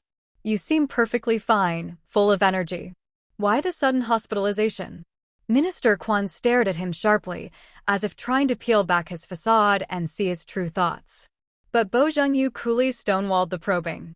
"That's my business, Minister Quan. I know my own body and don't owe you an explanation." "Oh? My son's been kidnapped, and the police suspect you first. Do you have an obligation to explain now?" Minister Quan glared at him icily, no longer hiding the fact of Quan Ruifeng's kidnapping. Even if Bu Zhongyu wasn't involved, he couldn't possibly be completely unaware. News like this would spread eventually. The sudden revelation finally jolted Bu Zhongyu and his wife. Their pupils contracted in shock as they stared at Minister Quan. "Kidnapped? What does that have to do with me? I didn't do it. If the police have evidence, bring it on. I'll cooperate." There was no evidence. Minister Quan had just been fishing. Seeing no unusual reaction, his suspicion of Bu Zhongyu lessened slightly. He then grilled him about his whereabouts over the past few days and whether he had alibis. Since Bu Zhongyu had nothing to hide, he answered all of Minister Quan's questions openly. Xia Xian also chimed in to ask a few things, but found no useful leads. Even when she dropped Wang Chongjia's name out of nowhere, the couple showed no reaction. If there had been even the slightest hint of unease, they would have seized on it and dug deeper. But there was nothing, meaning it was looking unlikely they were involved. Minister Quan knew Bo Zhengyu well and understood human nature. Xia Xian was skilled at observation. Yet neither detected anything amiss, so the odds were low that Bo Zhengyu was behind it. Let's go. Next stop. Minister Quan intended to question every person he suspected to narrow down the list. The three of them didn't mind the exhaustion, burning shoe leather all day to confront each suspect face to face. Unfortunately, by the end of the day, they were still coming up empty. There had also been no contact from Quan Ruifeng's kidnappers. It was as if their goal wasn't ransom, but something else, like black market types who vanished without a trace after snatching someone. But that made no sense. Why go to such lengths to abduct a grown, strong man? Unless they wanted his organs, but organ harvesting wasn't that sophisticated yet, making that theory unlikely. A full day had passed with no news, and Xia Xian's nerves were fraying. She'd have preferred the kidnappers to call demanding ransom, anything but this silence. Meanwhile, Quan Ruifeng, who had been knocked unconscious, had long since woken up, or rather, he'd never fully passed out. Though the kidnappers had struck him hard on the head the night before, causing a momentary blackout, he'd regained consciousness within seconds. By then, it was too late. His hands and feet were already bound, and he was being tossed in a van. Unable to escape, he feigned unconsciousness as they transported him. But he'd been mentally mapping the route. Judging by the driving time, they were still within the city limits, likely in some remote suburban village. The sounds of chickens and occasional passers-by chatting confirmed his hunch. The kidnappers had carried him in quietly, careful not to draw attention. The vehicle had been hidden somewhere, its location unknown. They'd gagged him, blindfolded him, and tied him up, only his ears were left uncovered. But those ears had picked up plenty. The kidnappers rarely spoke, never revealing their motive. The few exchanges he overheard were about how they'd spend the ransom money, some to pay debts, others to gamble. One even mentioned buying a wife. Their accents varied wildly, but they shared one trait. All had served prison time. Not quite hardened criminals, but close enough. Desperate for money, they'd do anything. At least Quan Ruifeng now knew they weren't a tight-knit group. Someone had brought them together for this job. Once he learned what he needed, Quan Ruifeng decided to make his move. He began struggling, grunting through the gag as if trying to speak. Hey, he's awake. What the hell's he whining about? Shut the hell up. Make another sound, and I'll end you. One of the kidnappers, with a thick country bumpkin accent, kicked Quan Ruifeng hard in the stomach, sending a white-hot pain through his gut. But Quan Ruifeng kept struggling, making urgent muffled noises, clearly wanting to say something. "Wanna talk, huh? Fine, I'll take the gag out. But if you scream, I'll cut you." After more threats, the kidnapper reluctantly removed the gag. Finally free to speak, Quan Ruifeng's mouth was numb, but he forced out through numb lips. "I need to use the bathroom." Huh, hasn't pissed himself yet. You're kidnapped, you think you get special treatment? Cut the rich boy act. Damn capitalists deserve to be shot. Piss your pants or hold it in, no more talking. As the kidnapper moved to gag him again, Quan Ruifeng quickly added, "I have money. Let me use the bathroom and I'll pay you. I know you're after money. I just want to live. If I piss myself, you'll be stuck breathing it in too. I won't run or scream, you don't even have to untie me." Chapter 219, The Breakthrough. His tone was calm, persuasive, and well-reasoned. Indeed, if he were to urinate in his pants several times a day, the stench would inevitably permeate the room. How could they possibly tolerate the smell? They had to keep a close watch on him, preventing any chance of escape. Wasn't this just torturing themselves? Moreover, they had forgotten to search him earlier to see if he had any money on him. At this thought, the kidnappers wavered. After a hushed discussion, they agreed. "All right, I'll take you to the toilet. Don't try any tricks, just behave yourself. We won't harm you. We only want money, and once we get it, we'll let you go." As he spoke, he roughly patted Quan Ruifeng down, searching for any cash. "It's in the right pants pocket." Quan Ruifeng calmly told him where the money was. The kidnapper reached into the pocket and indeed pulled out a thick wad of cash, quite a lot, 40 or 50 yuan. Divided among the 8 of them, That was 5 or 6 yuan each. Not a small sum, at least enough to justify taking him to the toilet. They had some idea that Quan Ruifeng's family was wealthy, but they hadn't expected him to carry around what amounted to 1 or 2 months' wages for an ordinary person. Truly, the rich get richer while the poor struggle. For a moment, envy surfaced among them. But then they remembered that this man was already in their hands, now even having to ask them to take him to the toilet. The thought brought them a perverse satisfaction, and they decided not to mess with him further to avoid complications. Quan Ruifeng was successfully led out to relieve himself. However, since they were in the countryside, toilets were usually outside communal outhouses. But they couldn't let Quan Ruifeng go out there, nor would they bother going outside themselves. They usually just used a corner of the yard. So the man pushed Quan Ruifeng toward the corner. Go ahead. His tone was indifferent, but he'd forgotten that Quan Ruifeng's hands and feet were still bound. He had only managed to shuffle over awkwardly. How could he possibly undo his pants himself? So Quan Ruifeng asked politely, "Could you help me with my pants?" What a nuisance.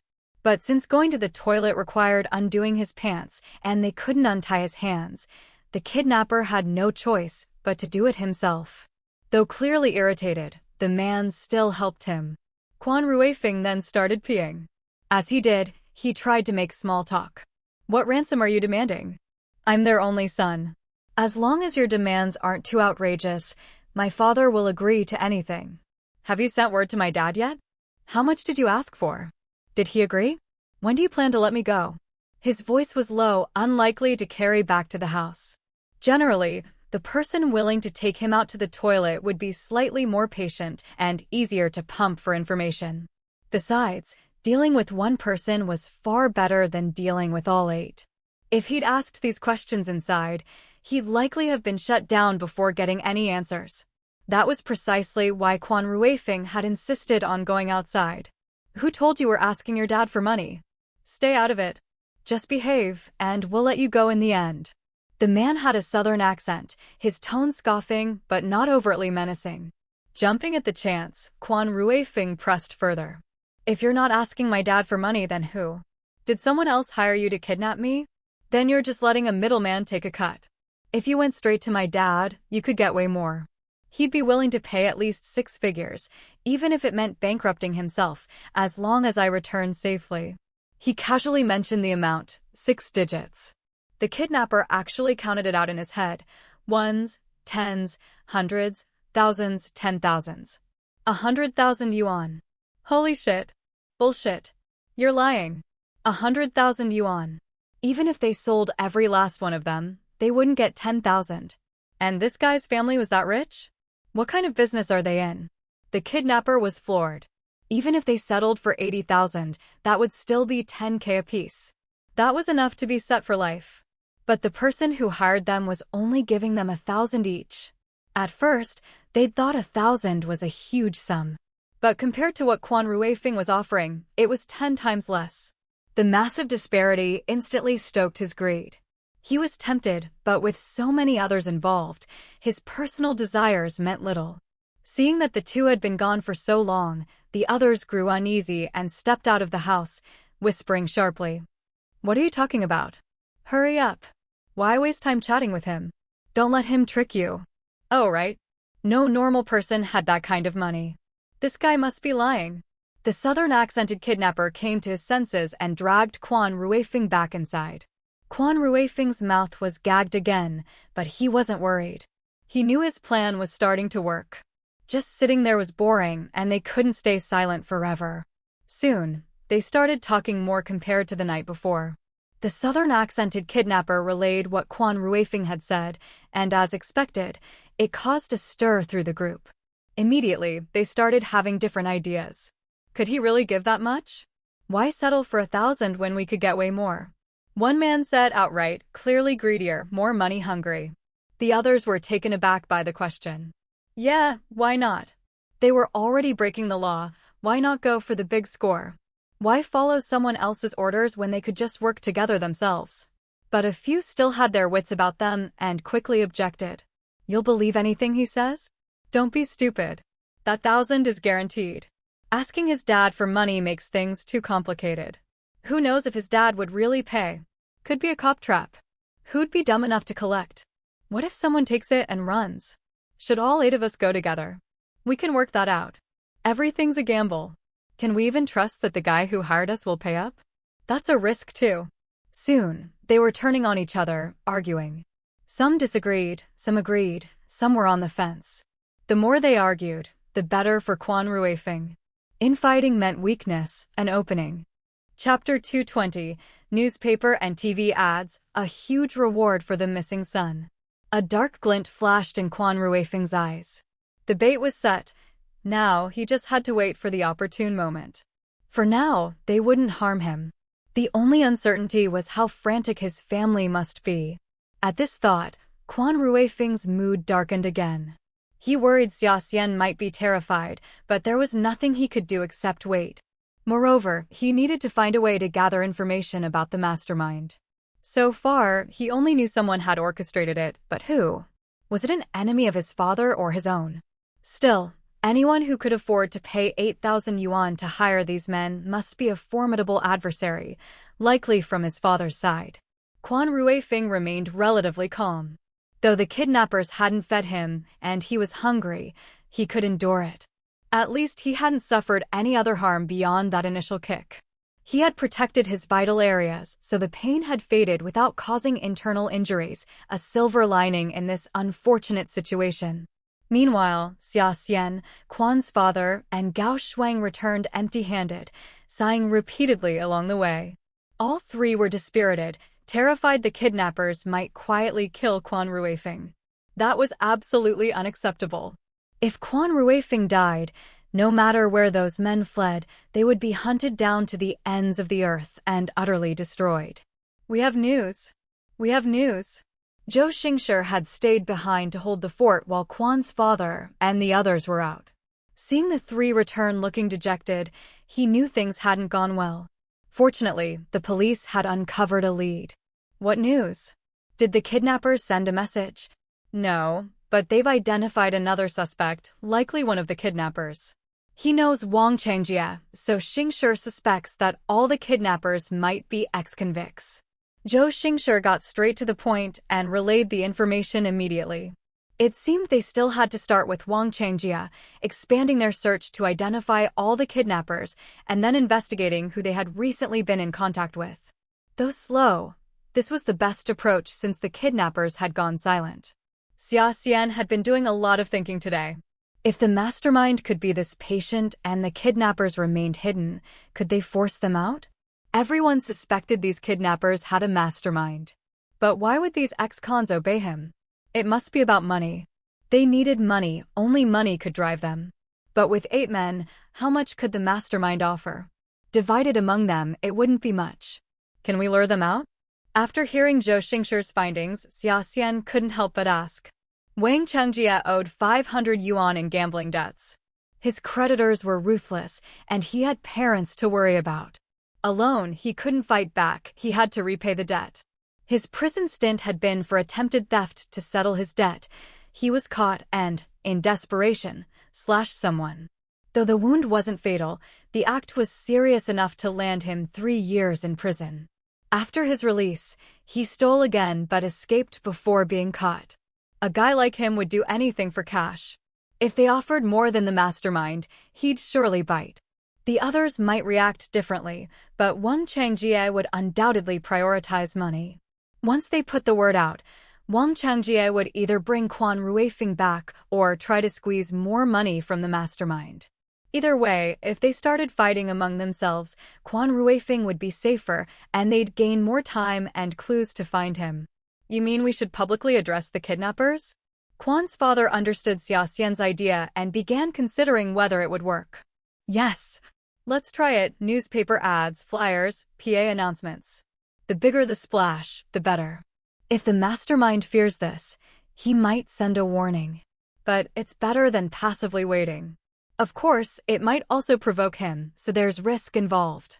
At this thought, Xia Xian paused uncertainly. But they should act as if there's no mastermind, focusing on addressing the kidnappers.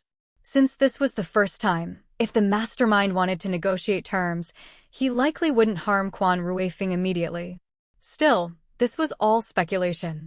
Xia Xian based her predictions on the mastermind's composure. He seemed calm, unlikely to act rashly. Besides, without mobile phones, even landlines were inconvenient. The mastermind would have trouble contacting the kidnappers quickly. To avoid detection, the kidnappers were probably hiding in a remote area. Who knew if they even had phone access? Xia Xian successfully convinced Quan's father. The plan made sense, though risky. But with Quan Ruifeng already in their hands, that was the greatest risk of all. Let's do it.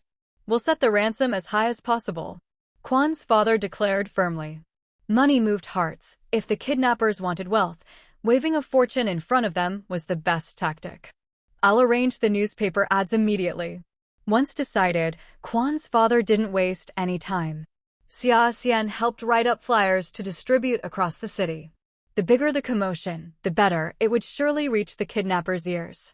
After brief discussions, they decided on a huge sum for the 8 kidnappers, 160,000 yuan. Each would get 20,000, a price the mastermind would never match. The greater the disparity, the more tempted the kidnappers would be. The next day, the kidnapping of a promising young man named Quan Ruifeng was all over the news, causing a stir. The most talked about detail was his family's willingness to go bankrupt, offering a whopping 160,000 yuan ransom just for his safe return, urging the kidnappers to contact them immediately. 160,000. Not 60,000, not 100,000, 160,000. It wasn't just newspapers, even TV stations broke into regular programming to broadcast this urgent missing person appeal, making as much noise as possible.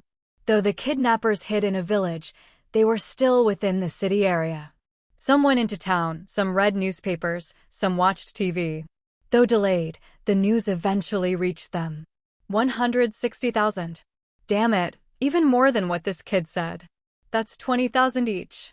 Between 20,000 and 1,000, can't you tell which is bigger? The greediest among them got dollar signs in their eyes, immediately deciding.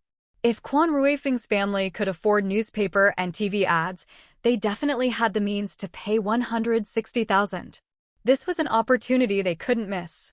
We've got the guy in our hands. Why listen to that old fool? Let's do this ourselves. I'm taking my 20,000. What about you all? In or out? Chapter 221, A Letter for 20,000. Let's do it. Wang Changjie couldn't resist the temptation. He was ready to hand over Quan Ruifeng immediately in exchange for the hefty ransom. He had risked everything for money, so naturally, he'd side with whoever offered the highest price. If this deal went through and he got his share of 20,000, he'd never have to worry again. Not only could he clear his gambling debts, but he'd never have to stoop to shady dealings again, just lie back and enjoy life with food and drink at his fingertips. Who would say no to that? Exactly.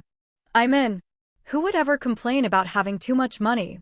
Out of the 8 men, 4 immediately defected, ready to trade Quan Ruifeng for the money and disregard their original employer. The remaining 4 stayed silent, instead looking toward one among them. Boss, what do you say? We'll follow your lead. Right? It seemed this boss was their true leader, the one who had organized the group.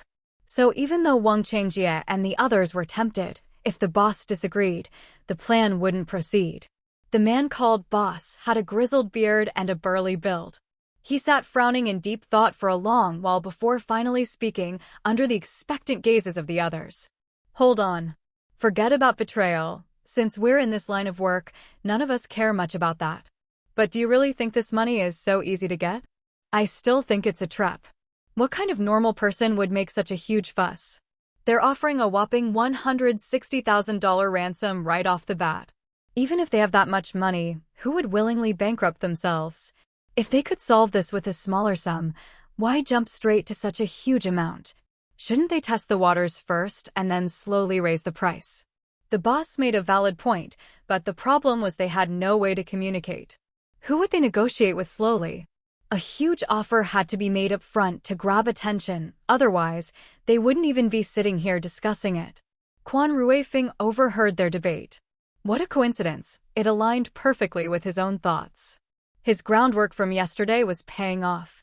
He had told them he was worth a lot, and now his family had openly confirmed it. Since there was no way they could have conspired together, it could only mean Quan Ruifeng truly was that valuable, far beyond their imagination. MMPH. MMPH. Quan Ruifeng began to struggle again, trying to speak. His movements interrupted their discussion. Wang Changjie walked over and pulled the cloth out of his mouth. What now? Spit it out. Don't waste our time. Your life is still in our hands. He tapped Quan Ruifeng's cheek, not too hard, as he still planned to trade Quan Ruifeng for money with his family. I know my life is in your hands, and my family knows it too. They would never dare to play tricks. Look, if you're worried about a trap, how about this? Give me paper and a pen. I'll write a letter to my family, asking them to give you 10,000 first. How's that? They recognize my handwriting. Once they see my letter, they'll pay. After you get the money, you can decide whether to go through with the second transaction, whether to use me to get that 150,000. I don't know who I've offended or who hired you to kidnap me, nor do I know their purpose. If they want me dead, then murder carries a much heavier penalty than kidnapping and extortion, and for less money. Besides, I've been kidnapped for a while, and they haven't told you to act, which means they probably don't want me dead. So, it's possible they also want my parents to pay. In that case, they're getting a huge bargain. They only paid you a little, but they can use me to extort so much more. In the end, they remain hidden, and no one knows what they've done while you bear all the blame. Such a person is too devious. I'm afraid they might pull another trick later. I'm genuinely worried about my life, so honestly, I'd rather you deal directly with my family for the money. Quan Ruifeng spoke earnestly, feigning fear and timidity. With his life in their hands, his fear seemed natural. No one suspected him. And his suggestion wasn't bad. If a single letter could get them 10,000, then trading him for the remaining 150,000 would be no problem. Besides, sending a letter wouldn't cost them anything. His family wouldn't expect them to send one, nor would they know where to pick it up. Collecting the money might be dangerous, but then again, since when was their line of work safe? After hearing him out, Wang Changjie immediately stuffed the cloth back into his mouth to prevent him from shouting and attracting attention. Well, I think he makes sense. A letter for 10,000 already matches our share. If you're still not willing, you might as well go home and sleep. If you don't have the guts, don't bother with kidnapping. Wang Changjie kept pushing, and sure enough, the other four also started to waver. The boss thought it over for a while and decided it wasn't a bad idea. Moreover, if he continued to object, he might lose credibility and more trouble would arise, which would be problematic. So he made the decision. All right, we'll send his family a letter, but not for 10,000. We want 20,000. If we're doing this, let's go big. If his family can't even come up with 20,000, then the 160,000 is definitely a bluff, and we can forget about it. Deal. Let's go for 20. Of course, they wanted as much as possible. They'd have loved to demand 50 or 100,000 directly with just a letter. But his family wasn't foolish. Asking for too much upfront without even meeting them would likely backfire. Hearing their decision, Quan Ruifeng relaxed slightly, his goal achieved. As long as they took action, the police could follow the clues.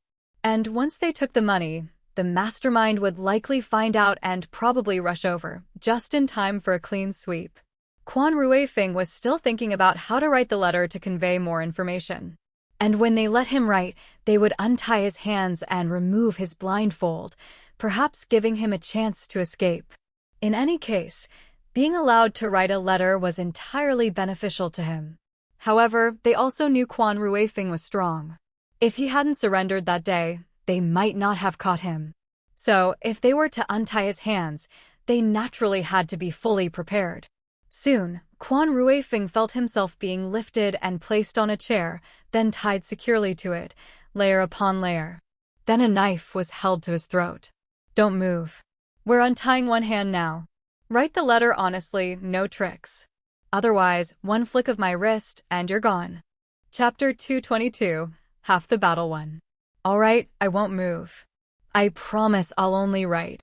No sooner had Quan Ruifeng spoken than the blindfold was removed. It was broad daylight, and the sudden glare stung his eyes, making him instinctively squeeze them shut. Only his right hand was freed, his left remained bound behind his back. As he adjusted to the light, a pen was thrust into his right hand. Write quickly. We'll dictate, and you write exactly as we say, not a single extra word. Otherwise, you're dead. These men were seasoned criminals, familiar with the police and their capabilities. They had to be absolutely meticulous, leaving Quan Ruifeng no chance to send any hidden messages. Their vigilance was indeed thorough, thwarting Quan Ruifeng's earlier hopes of slipping in covert information. He had no choice but to comply. Fine, all right. He shook his head slightly, feigning discomfort, while swiftly scanning the room. The layout resembled a rural home. When they'd taken him to the toilet earlier, he'd noticed a large courtyard. It was clearly in the Beijing countryside, likely an old family property belonging to one of the kidnappers. With no one else around, the owner was probably an orphan. Quan Ruifeng quickly deduced this, but kept his expression neutral as he gripped the pen, ready to write. Write this. Dad, I've been kidnapped. I need 20,000 yuan to ensure my safety. If the money isn't paid, they'll cut off my hands and feet. You must prepare 20,000 yuan and place it. Wait, you're speaking too fast. I missed a word. Let me cross that out. Sorry, continue. Quan Ruifeng apologized as he crossed out a character before resuming his writing. Can't even write properly, and you call yourself a university student. Huh. The kidnappers paid little mind. They stood behind Quan Ruifeng, their faces still obscured, unwilling to give him even a glimpse. They didn't even notice the crossed-out word, merely mocking him briefly before ordering him to continue. Meanwhile, the story had hit the papers, been broadcast on TV, and the message displayed on bedsheets. Now, all they could do was await the kidnappers' next move. With such a commotion, even if the kidnappers had left Beijing, word would surely have reached them. So, for now, Xia Xian and her team could only wait for news from the kidnappers and to continue tracking their whereabouts. No money trail to Wang Changjia had been found yet. It was likely paid in cash. But to pay so many kidnappers, the mastermind would have needed to withdraw a large sum. Most people didn't keep that much cash at home. Xia Xian had an idea and turned to Quan's father. Dad, can we check who has recently withdrawn large amounts of cash? If that's too much data, perhaps we can narrow it down to just the suspects and their families. Checking everyone who withdrew money would be cumbersome, but focusing on persons of interest and their relatives would be simpler. This was a promising lead. Quan's father wasn't afraid of trouble. He was afraid of dead ends. After just 2 seconds of thought, he immediately agreed. I'll have men on it right away. We'll start with the suspects I have in mind. If nothing turns up, we'll expand the search to everyone who made large cash withdrawals. To save his son, Quan's father would spare no effort. He didn't care how much manpower or financial resources it took. Anything within his power would be done. He wasn't afraid of offending anyone. Quan Ruifeng's safety was paramount. Unbeknownst to them, the mastermind had already achieved a third of his goal. He didn't need Quan Ruifeng for ransom, nor did he need him to threaten Quan's father. Quan Ruifeng's mere disappearance was enough to destabilize Quan's father. His true aim was to drive Quan's father to distraction, making him neglect his work and even alienate many people. This was the true objective of the person behind it all. Even if Quan's father sensed a hint of conspiracy, he would unhesitatingly step into it, because family was everything.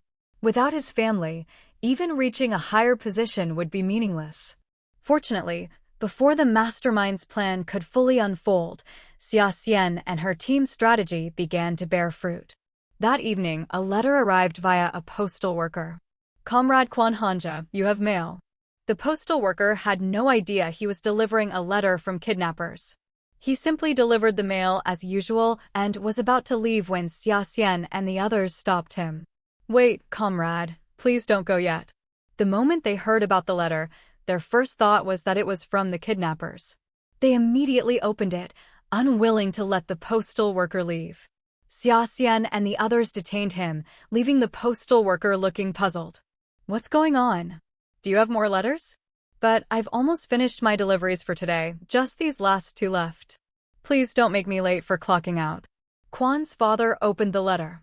Sure enough, it was a ransom note, handwritten by Quan Ruifeng, demanding 20,000 yuan. Half the plan had succeeded. Holding the letter, Quan's father actually felt a sense of relief. Comrade, did you see who sent this? Where was it mailed from? Didn't see them. It was just in the mailbox. I only deliver the mail. I'm from the Taixing Road branch post office. Though confused by their questions, the postal worker sensed something was amiss. He answered truthfully, but offered little useful information. To learn more, they'd have to investigate the post office itself, but it was already late, and the staff would have left for the day. I'll call Xingshi and have him send someone to investigate. If they've clocked out, we'll go to their homes and ask. If we wait until tomorrow morning, they'll remember even less. All right. With no further leads from the postal worker, they let him go. The rest would be up to the police. Xia Xian also relayed the letter's contents to Zhou Xingshi. The note explicitly warned against involving the police. If they spotted officers during the exchange, they would immediately harm Quan Ruifeng. The letter also specifically instructed Xia Xian to deliver the money alone, targeting her as a vulnerable woman who posed no threat. As Quan Ruifeng's wife, she would naturally prioritize his safety and comply without resistance.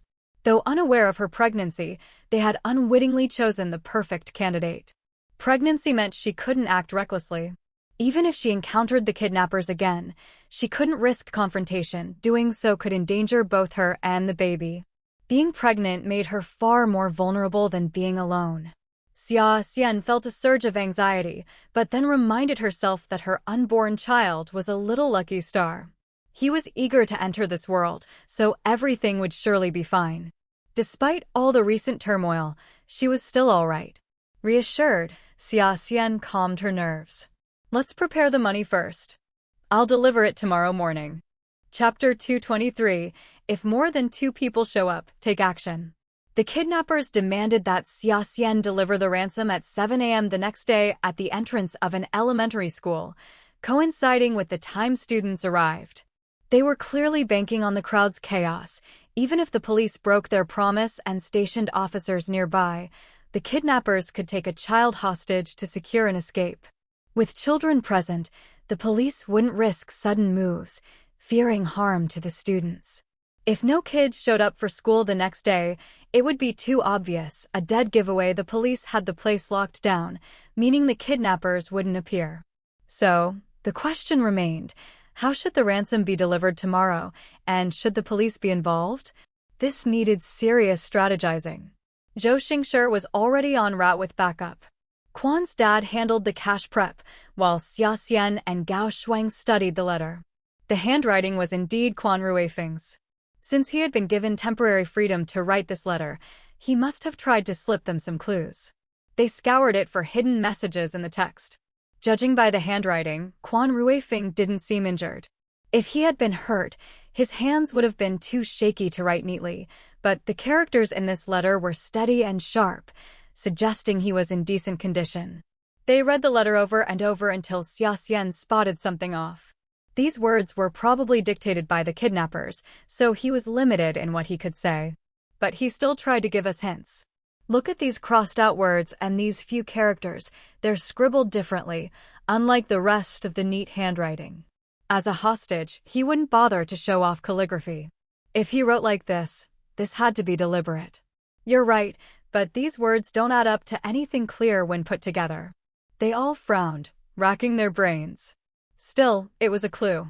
Xia Xian circled the words. Bind under, at money school. What if they rearranged them? Bound under the school, money. Could it mean he was being held beneath the school? That they should rescue him during the ransom exchange?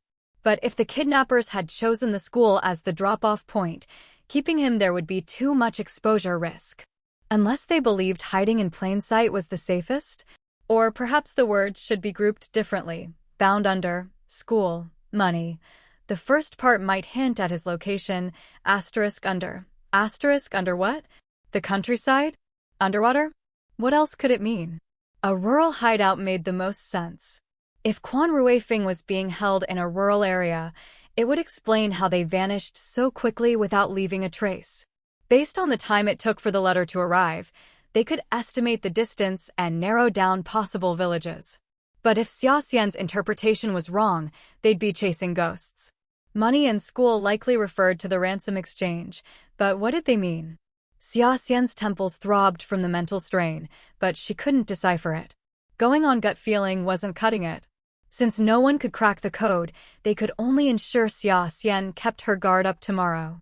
Now, the plan was getting the ransom through safely and whether to apprehend the kidnappers.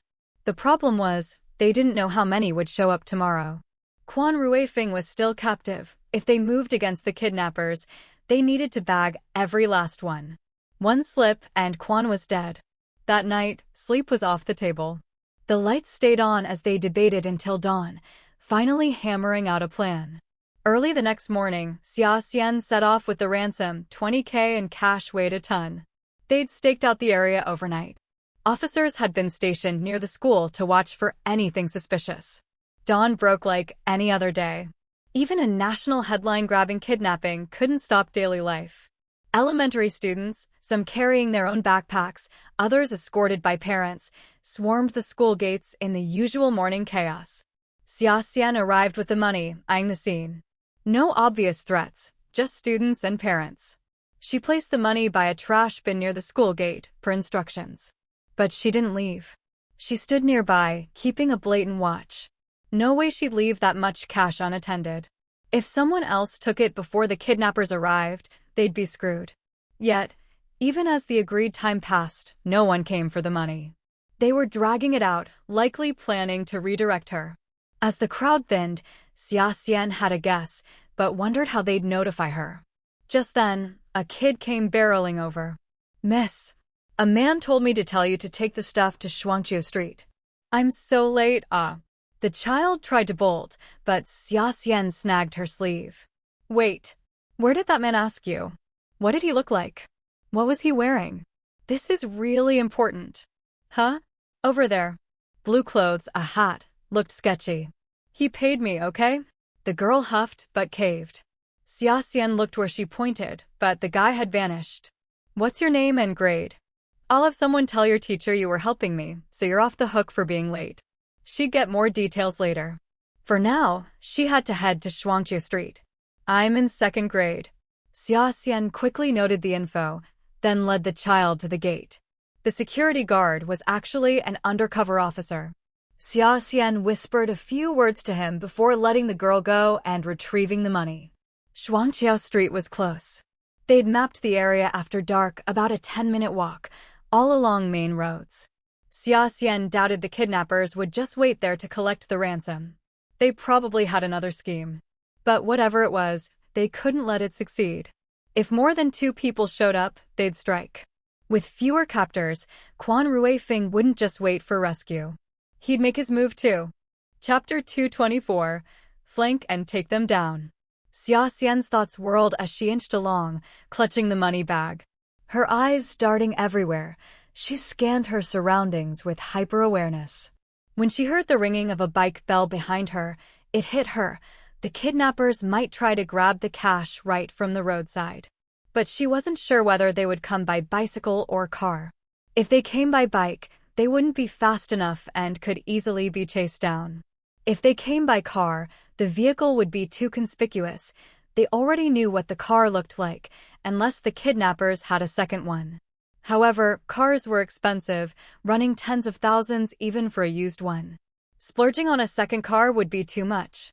Perhaps they would come by bicycle, grab the money, and quickly escape to a waiting car nearby. That would be a smarter play. If so, at least 2 kidnappers were involved in this operation. It was time to take them down. But how could they ensure the kidnappers wouldn't escape by car? Xia Xian racked her brain, frantically recalling the maps she had studied the night before and the discussions about the surrounding area, trying to figure out where a car might be hidden. The fact that they chose this location suggested they were familiar with the terrain, at least one of them was. That likely meant one kidnapper either worked or lived here. But those who engaged in such crimes usually didn't have stable jobs. Based on their earlier deductions, all the kidnappers had criminal records, so it was highly probable that one of them lived nearby. Later, they could investigate local men with criminal records who were currently off the grid. That would likely lead them to the culprits. Finding one kidnapper wouldn't reveal much, but identifying two or more and cross-referencing their connections could expose the ringleader. This was a prime chance for them. Xia Xian's mind worked furiously, but how could she notify Zhou Xingshi and the others? They had also come by car, but it was parked elsewhere. If they waited until the kidnappers took the money before giving chase, it would be too late. The only option was to surround them now. Just as Xia Xian was getting antsy, she suddenly spotted Zhou Xingshi walking toward her, chomping on a bough. He had taken a shortcut and somehow gotten ahead of her before looping back. Her pulse spiked. Since she didn't know if the kidnappers were secretly watching her, she couldn't afford to slip up.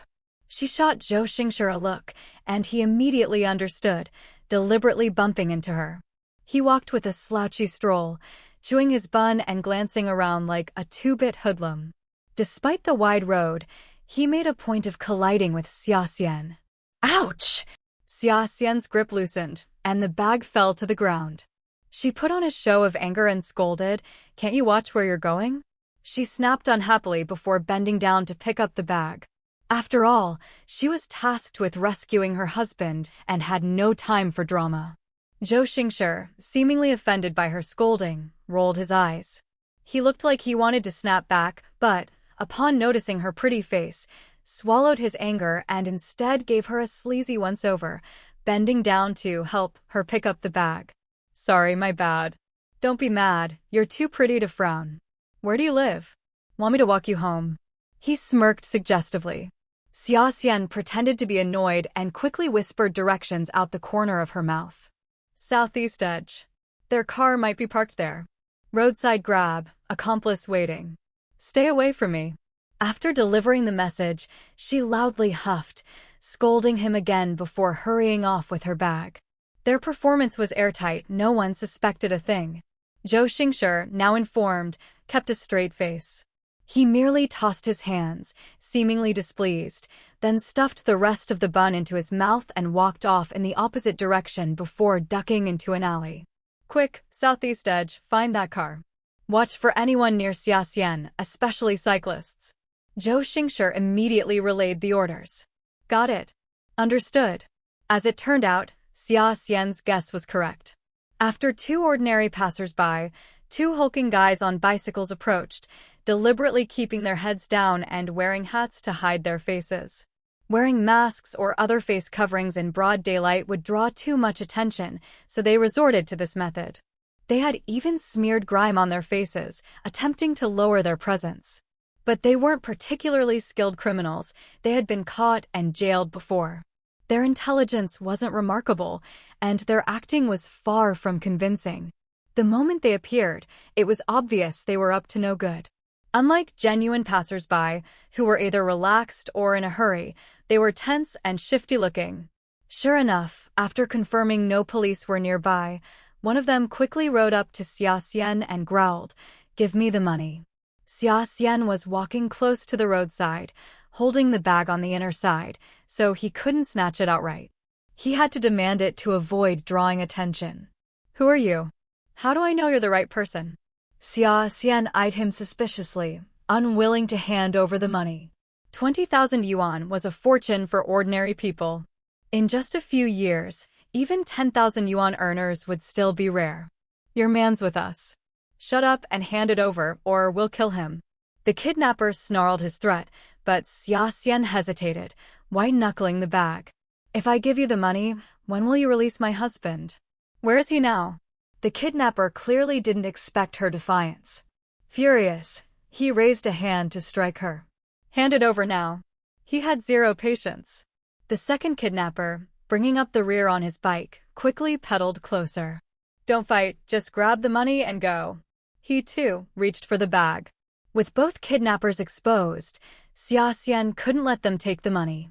She threw the bag to the ground and whipped out a stun gun from her pocket, tossing the first kidnapper. The kidnapper screamed as juice lit him up. At the same moment, the police pounced. Chapter 225, Hostage Gone, Find Him Now. They quickly surrounded the men. Son of a bitch, you actually dared to call the police. The other robber, in a panic, tried to ride his bicycle to escape, but with so many people around, he couldn't get away and was caught immediately. He had a knife on him and pulled it out, swinging it a few times to try and fend off the officers, even attempting to take Xia Xian hostage. But Xia Xian was still holding her electric baton. Small as it looked, it packed a serious punch. One zap, and he'd be down for the count. She had already caught one robber off guard and electrocuted him earlier. Now, with this one blocked by the police, she didn't hesitate to zap him too, knocking him out cold to stop him from yelling out and alerting his buddies.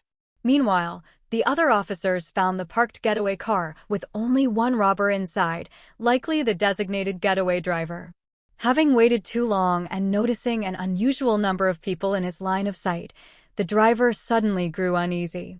He started the car, unsure whether to flee or go assist his accomplices. But as soon as the engine roared to life, Zhou Xingshi shot out the tires, immobilizing the vehicle. The officers swarmed in immediately. On the other side, out of the 8 robbers, 3 had gone out, leaving 5 behind. From what Quan Ruifeng could tell, they didn't have guns, only knives, which significantly reduced the danger. Still, he had been starved and deprived of water for so long that his limbs felt weak from hunger. But as a trained individual, while his stamina was affected, he still had explosive strength. The village was just outside. If he could escape, these men wouldn't be a problem. Today was the perfect opportunity to make a run for it. With that in mind, Quan Ruifeng immediately made muffled noises, signaling that he had something to say. What is it? Speak. With 3 of their men gone, they were naturally more cautious around Quan Ruifeng. After all, to them, he was nothing short of a literal gold mine, worth his weight in gold. I need to use the toilet, he stated calmly. Having been tied up for over 24 hours with only one bathroom break, his request was perfectly reasonable. Moreover, he had been compliant earlier, writing letters as instructed and behaving during his last toilet visit. The robbers weren't overly hostile toward him. As long as he remained docile, letting him relieve himself wasn't an issue. They didn't even need to untie him fully, no risk of escape. Fine. Get up. I'll take you. A different robber was assigned to escort Quan Ruifeng this time. Unsure of this man's temperament, Quan Ruifeng had to tread carefully. I also need to take a dump. What? Lazy bastard, always needing to piss and shit. Hold it in. Who has time to cater to you? You're a hostage, not some pampered prince, got it. The robber's patience wore thin instantly. He snarled at Quan Ruifeng while shoving him to hurry up. Letting him take a piss was already generous enough. Expecting to take a dump? In your dreams. Quan Ruifeng sighed helplessly. I don't want to either, but some things just can't be controlled. I can tough out hunger, but this? I've held it for as long as I could. Please, where's the outhouse? Just 2 minutes, that's all I need. Okay. I promise not to cause trouble. If I can't hold it and end up shitting myself, wouldn't that disgust you too? Who knows how long you'll keep me here? If it's days, you'll have to live with my crap. Wouldn't that be worse? How could anyone stand it? Do it for yourselves, all right? 2 minutes. My family's paying a fortune. I'm not even asking for food, just a toilet break. Is that too much? Besides, you've starved me so long I'm weak and dizzy. Even if I wanted to run, I couldn't. No need to worry. Quan Ruifeng appealed to reason and emotion, bargaining for his chance to relieve himself properly. As expected, the robber hesitated. But he couldn't make that call himself. Taking a dump meant untying Quan Ruifeng, otherwise, how would he wipe his ass? Boss, he says he needs to take a shit. What do we do? The robber went to consult his leader. A shit? Yeah. Says he'll crap his pants otherwise. Quan Ruifeng couldn't see them, only hear their discussion. He hunched slightly, putting on a pained expression like he'd been holding it for ages. The so-called boss scrunched his face in disgust. Still, the idea of sharing a room with human waste was unappealing. After a moment's thought, he relented. Fine. But before Quan Ruifeng could feel relieved, the boss added, "Don't let him use the outhouse. Grab a bucket. He can do it right here in the yard." This boss was indeed more cautious and full of clever tricks.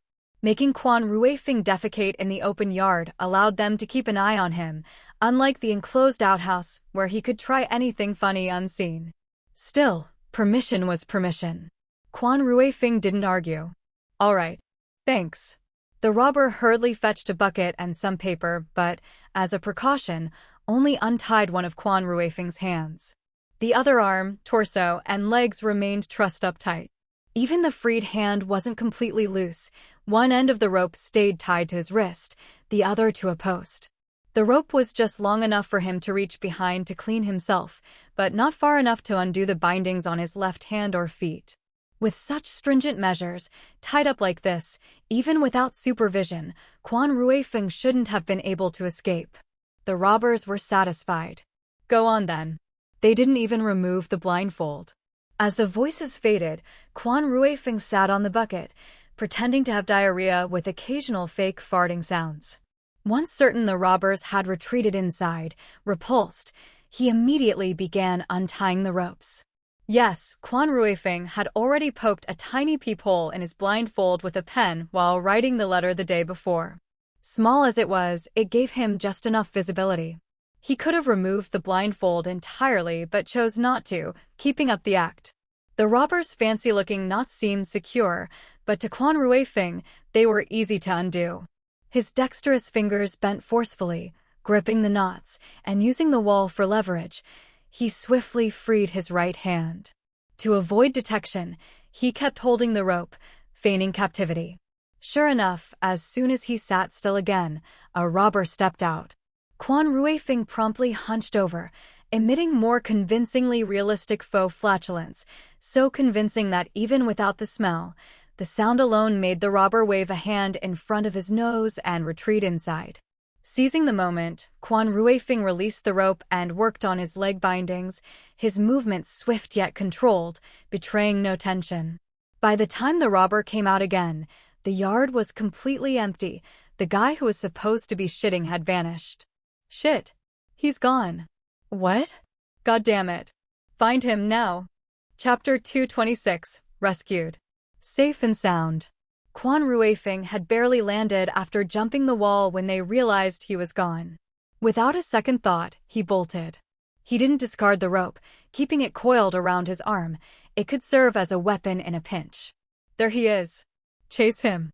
Though the house was at the foot of the mountain, it wasn't without neighbors.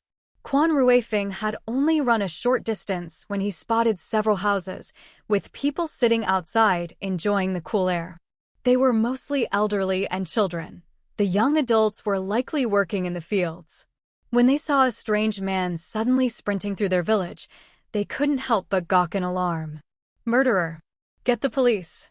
Quan Ruifeng left those words hanging in the air as he blazed past. "Who is that?" "Beats me." No sooner had Quan Ruifeng run by than a group of unfamiliar men came chasing after him. The villagers were even more stunned when had so many strangers entered their village. And why were they all covering their faces? What's going on? No clue. We should tell the village head. Could be human traffickers. Right. The elderly quickly gathered the children and locked them inside, not daring to let them out again. Then they sent others to inform the village head. Quan Ruifeng didn't have time to ask the elderly for directions out of the village. He just took whichever path he could find and ran, putting as much distance as possible between himself and his pursuers. Unfortunately, one of the kidnappers was a local and knew the terrain better. Taking a shortcut, he managed to head Quan Ruifeng off, and soon, the group had him surrounded. "You dare run? Let's see where you go now." The men immediately pulled out knives, glaring at him. They had to finish this quickly. If the villagers arrived, they'd be trapped. "If I can't run, then I won't." Quan Ruifeng sneered, looking down on them as if they were nothing but trash. At the same time, he swiftly bent down and picked up a rock, gripping it tightly in his hand. It wasn't big, but it would add weight to his punches. The kidnappers, however, didn't care.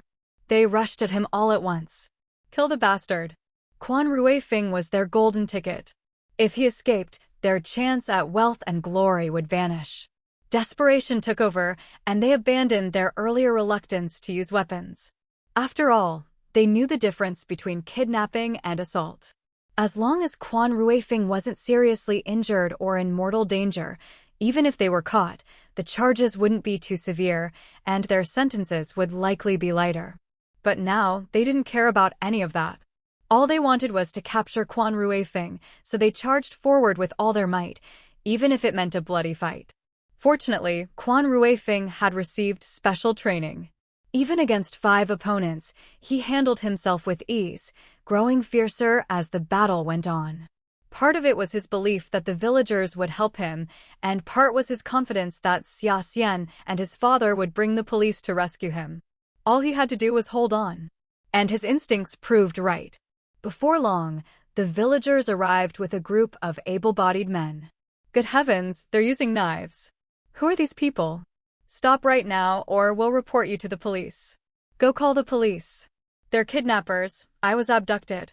They have accomplices who went to collect ransom from my family. Quan Ruifeng, ever the big spender, saw the hesitation in the villagers and immediately offered a reward. Whoever helps me catch these people gets 1,000 yuan. Holy cow. Catching bad guys is everyone's responsibility. I'm going in. Moneybags, I'm coming to save you. Me too. With both righteousness and cash on the line, who could resist? Soon, the villagers, armed with hoes, joined the fight. Quan Ruifeng had already dropped 3 of the 5 kidnappers. The leader was more difficult to deal with, and Quan Ruifeng was alone. He didn't want any of them to escape. Don't rush in. Just tie up the ones on the ground. Be careful not to get hurt. He barked warnings even as he fought. But the villagers, lured by the 1,000 yuan reward, ignored the danger. Knives? What were knives compared to their hoes? Hoes were far more effective than those small blades, and they weren't afraid. With the villagers piling in and Quan Ruifeng's relentless assault, the kidnappers realized they couldn't capture him. Fear set in, and they tried to flee. But it was too late. 3 were hogtied instantly. The remaining leader and 1 other tried to escape, but Quan Ruifeng, fueled by determination, chased after them. Especially the leader, he was the one who had contacted the mastermind. The others probably didn't even know who the real boss was, and this leader had organized the group. So, while the others could escape, this ringleader had to be caught. The stone and rope Quan Ruifeng had been holding finally proved useful. As the leader made for the tall grass, planning to use it for cover, Quan Ruifeng immediately hurled the stone. It hit his heel squarely. A sudden jolt of numbing pain shot through him, making him stumble. But he refused to give up, still trying to push forward. Quan Ruifeng then threw the rope, lassoing it around his neck. Damn it.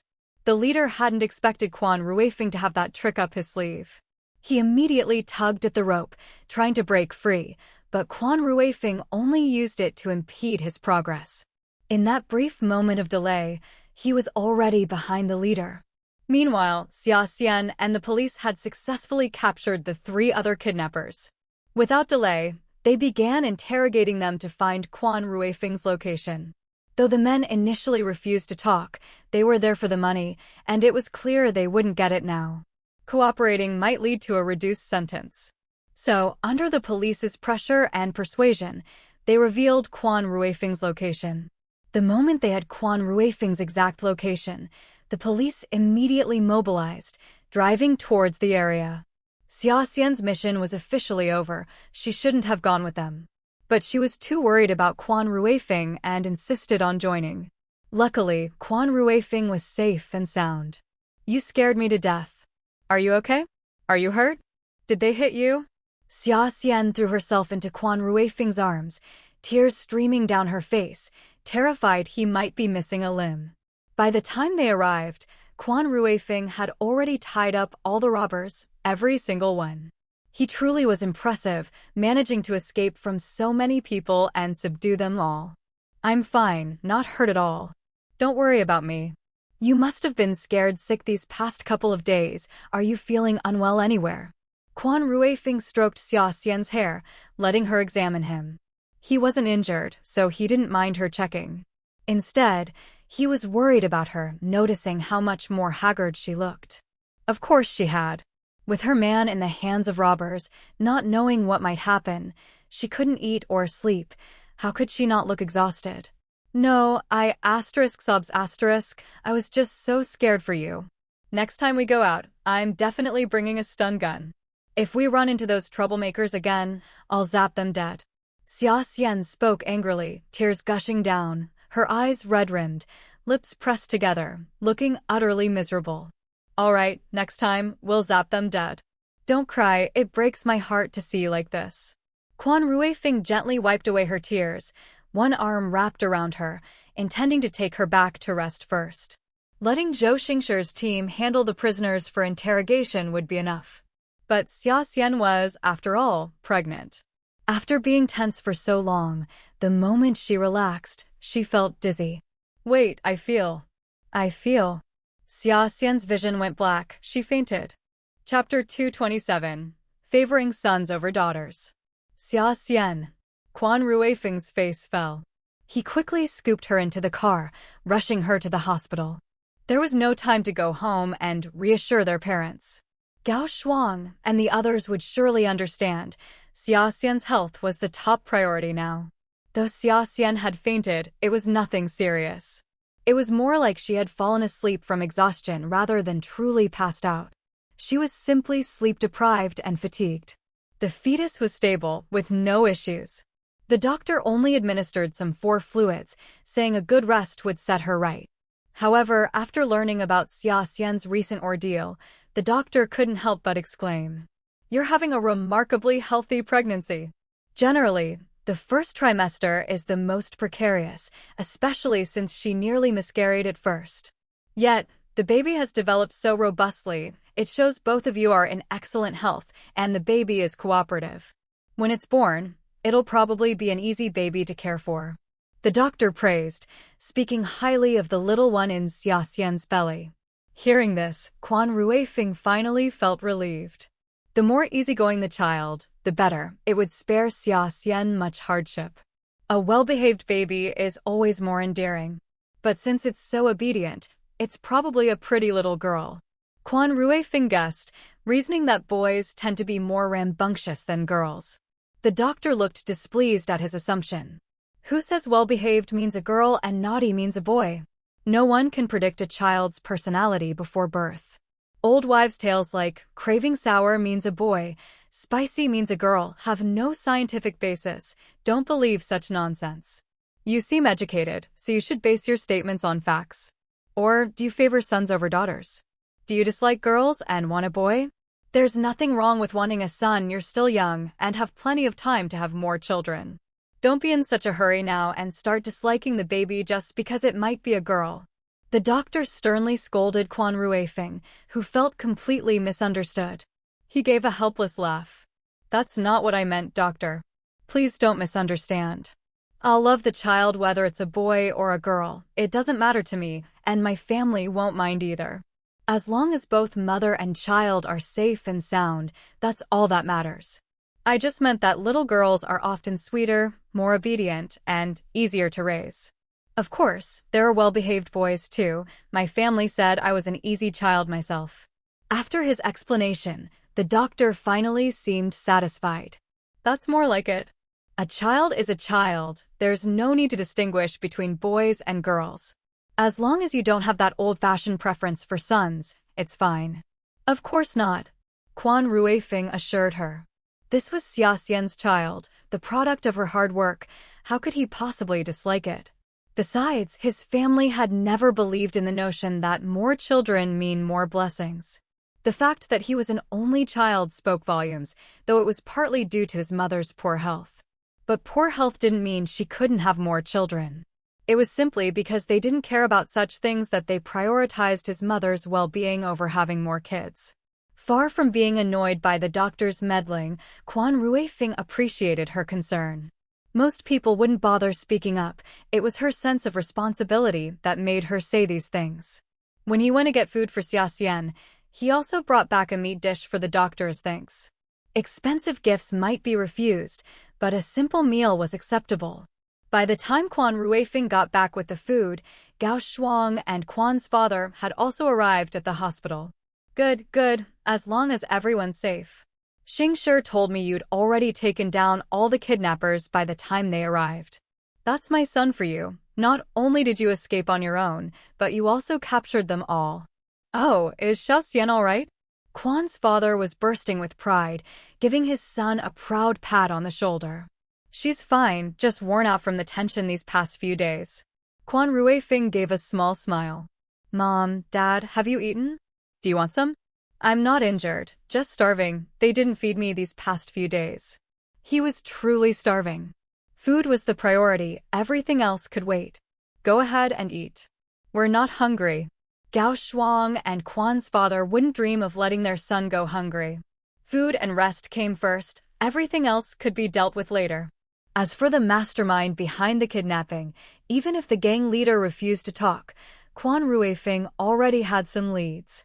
A deeper investigation would likely uncover the truth. He wouldn't let this person go unpunished. Since they'd sent him such a gift, he'd return the favor in kind. A cold glint flashed in Quan's father's eyes this time. They were going all out. The news of Quan Ruifeng's kidnapping had spread like wildfire, and Bai Lian had naturally heard about it. On one hand, she envied the Quan family's wealth. On the other, she privately hoped Quan Ruifeng had been killed during the ordeal, left to die outside. Anything that made Xiaoxian suffer pleased her. Moreover, if Quan Ruifeng had died, the Quan family would have been devastated.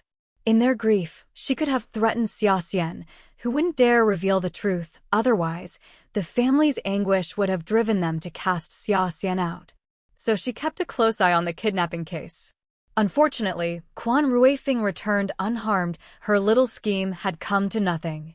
However, the incident did remind Bai Lian of Chu Nan'an. Had someone kidnapped her too, demanding money? Not that she had any to give. Whatever, she could barely take care of herself, let alone others. Bai Lian was inherently selfish. She never considered others, only her own interests. The lives of others meant nothing to her. It was just that Chu Nan'an and her father couldn't see her true nature. Though, glimpses of the truth had begun to emerge. Chu Nan'an, now in juvenile detention, was already filled with regret.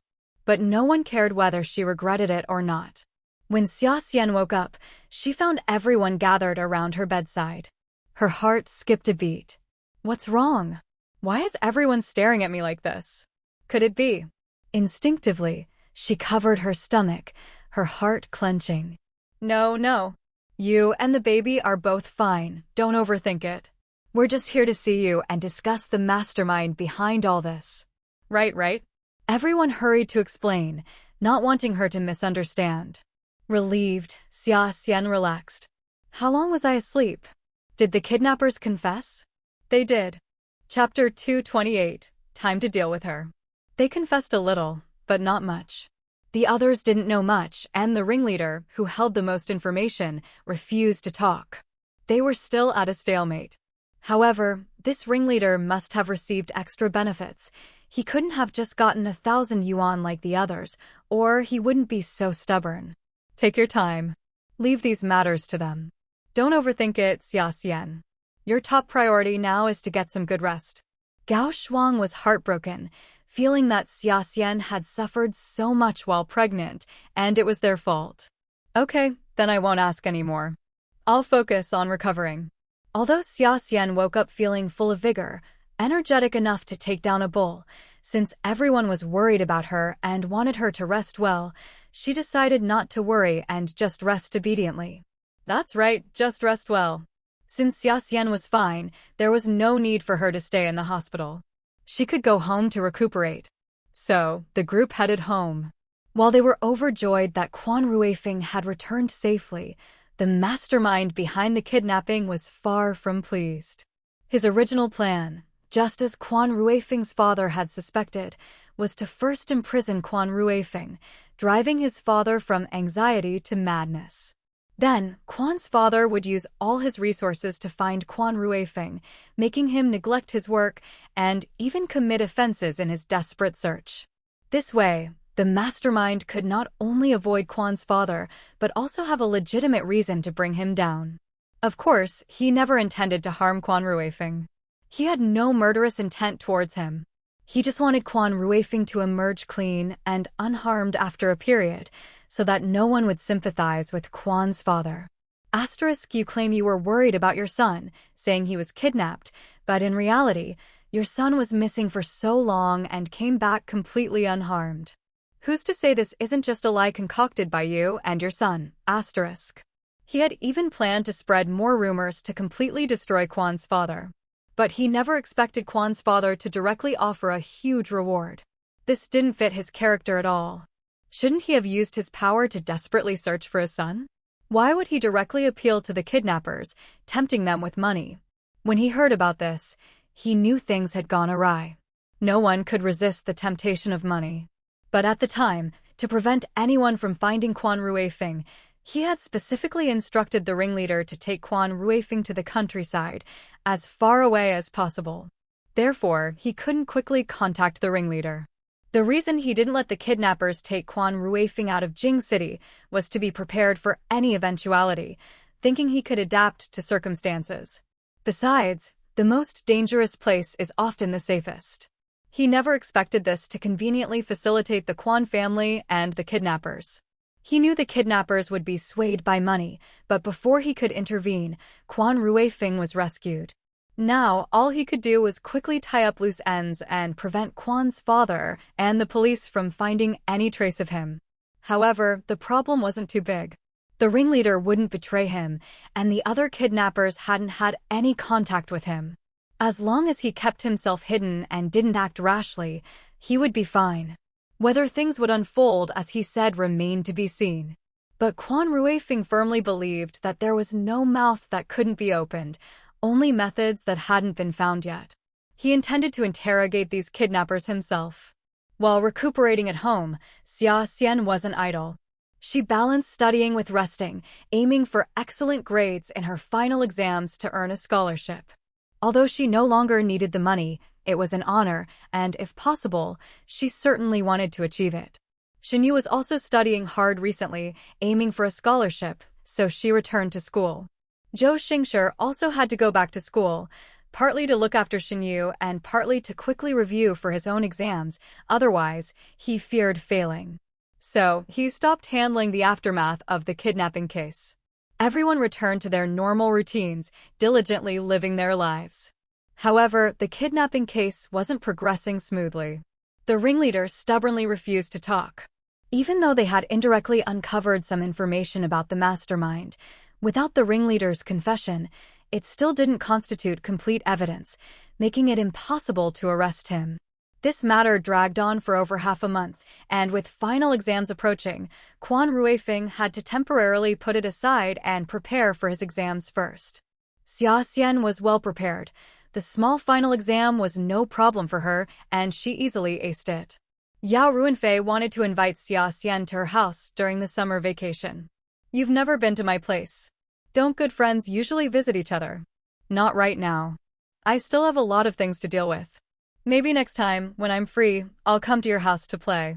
Xia Xian gently declined Yao Ruanfei's invitation with a smile. "All right then." Yao Ruanfei reluctantly prepared to leave, but before she did, she turned back with a radiant smile and said to Xia Xian, "I think I'll definitely be first in my major again this time. What about you? If you're not first, you'll lose to me. You should study hard during the holidays and try to surpass me." Her words were a bit smug, and she hadn't forgotten her goal of surpassing Xia Xian. Even if they weren't in the same field, they could still compete. Xia Xian had goals, but she wasn't obsessed with being first.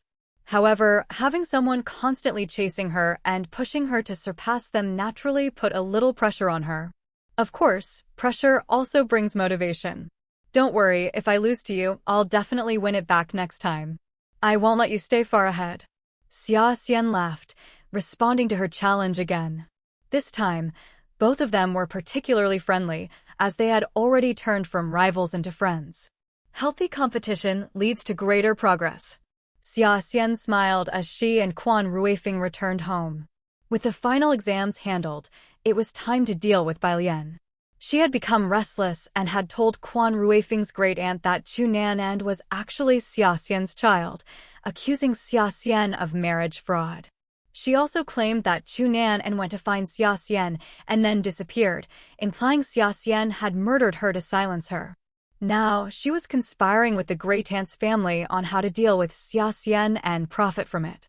During this time, Bai Lian had deeply gained the trust of the great-aunt's family, who naturally believed her words without question. They didn't investigate further. It must be said that Bai Lian's approach was effective, first getting close to them, then gaining their trust. If she had directly told them about it, the great-aunt's family, no matter how gullible, wouldn't have believed her.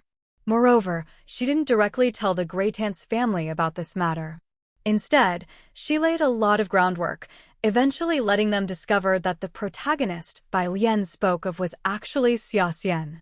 This made her claims even more credible. And since the great-aunt's family was after money, it was hard for them not to believe her this time.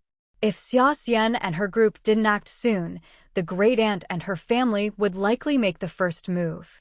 They couldn't let them stir up trouble first. Xia Xian and her group had to strike first. Before, it was during final exams, but now that the exams were over, there was time to deal with them. However, Xia Xian wanted to handle this matter herself. Are you sure you can do it? You really don't need my help? I'm afraid you'll get too tired. Chapter 229, The Long-Married Couple's Unrestrained Passion. I can handle it, don't you worry. Besides, I'm just sitting around anyway, it'll be entertaining. If it gets too much for me, I'll ask for your help. You just focus on the kidnapping case from before. It won't be a problem. Xia Xian wasn't one to bite off more than she could chew.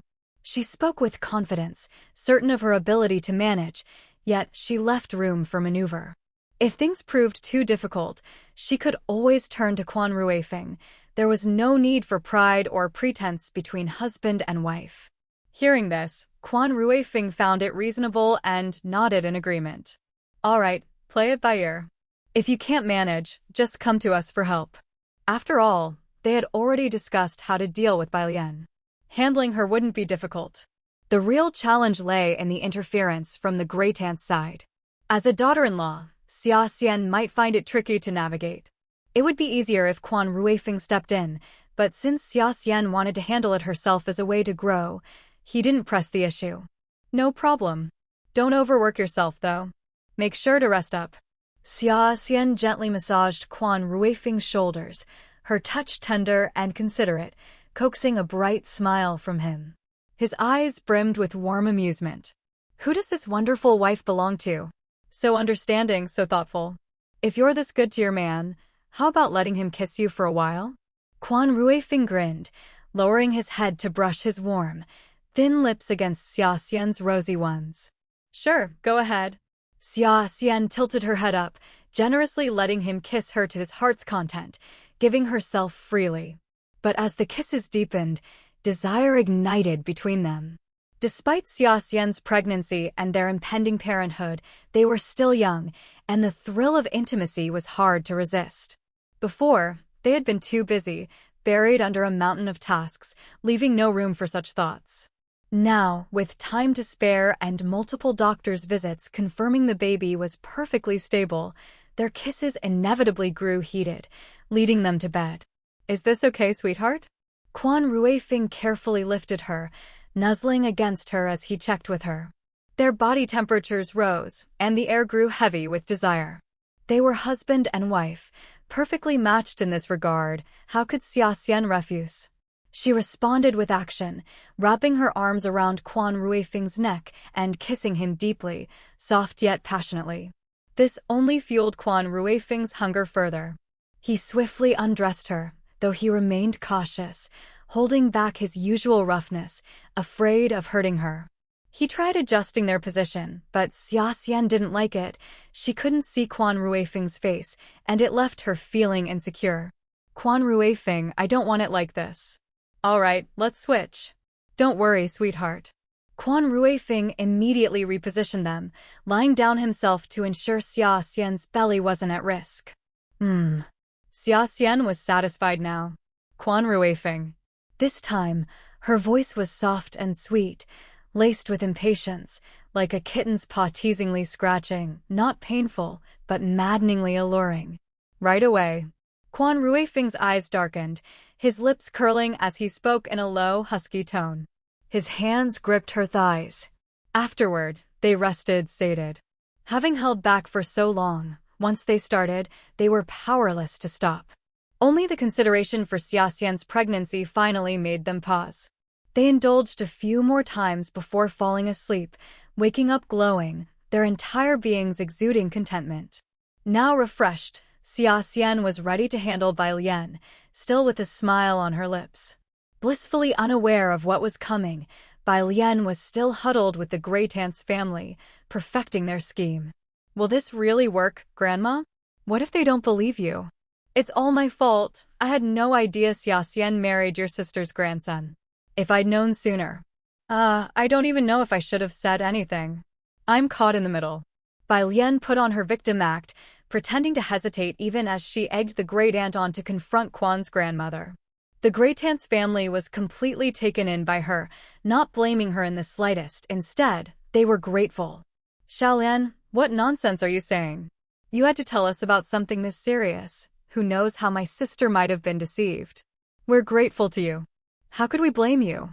If you'd told me sooner, I'd never have let that woman step into our family. The great aunt was buzzing with excitement, her wrinkled face unable to hide her spite. Xia Xian had married into the Quan family. What business was it of hers? She really had a high opinion of herself. But isn't this unfair to Xia Xian? We're from the same hometown after all. Bai Lian pretended to hesitate, as if pitying Xia Xian. What's unfair? You're too kind-hearted. She's the one who lied first. She's a little swindler. Why feel sorry for her? We'll do as planned. Tomorrow, I'll go see my senile sister. You'll come too, remember to testify for us. Don't worry, you'll get your share. I know you've had it tough. The great aunt was already envisioning the money she'd extort, unwilling to let Bai Lian back out now. Exactly. Don't overthink it. Just stick to the plan, you'll get your cut. The more they schemed, the more excited they grew, eager to descend on the Quan household and expose everything. But before they could make their move, Xia Xian arrived first, sweeping in confidently with her entourage. Great aunt, my apologies for dropping by unannounced. But what a coincidence. Why are you with someone like this? She said pointedly. She pretended to be shocked upon seeing Bai Lian, covering her mouth in mock horror. Great aunt, don't you know? This Bai Lian is mixed up with a cult. She kidnaps children, brainwashes people to do evil. How terrifying. What? That's a load of nonsense. What cult? I don't dabble in any of that. Xia Xian, quit making up lies about me. Bai Lian snapped. Chapter 230, Don't believe me? Then meet the witness. Bai Lian stared at Xia Xian in shock, stunned by her sudden appearance, and even more by her outrageous accusations. What cult? Brainwashing whom? What utter nonsense. She believed in nothing but herself. All other gods and deities had to make way for her. One had to admit, her confidence was admirable. But when that self-belief was so misguided, it became problematic. Me, talking nonsense? Unlike you, Bai Lian, I never speak without evidence. You brought Chu Nanan here, didn't you? I've already called back home to check. Chu Nanan isn't there anymore. She disappeared with you. A case has already been filed. You're a child trafficker with malicious intent. And your own son, do you remember how he ended up in juvenile detention? It was because you, his own mother, brainwashed him. He was just a small child, and what did you make him do? You made him pick up a knife to kill me. He even stabbed me. If I hadn't dodged quickly, I would be dead. That's why he was caught and sent to juvenile detention for re-education. Now you're up to your old tricks again, trying to incite Chu Nanan to do bad things. She tried to push me into traffic. And you dare say you didn't teach her that? What kind of vile, twisted ideologies have you been feeding them? Making them willing to go through hell and high water for you, even committing murder. If that's not a cult, what is? Our new society cannot and will not tolerate people like you. Xia Xian scoffed, exposing all of Bai Lian's misdeeds.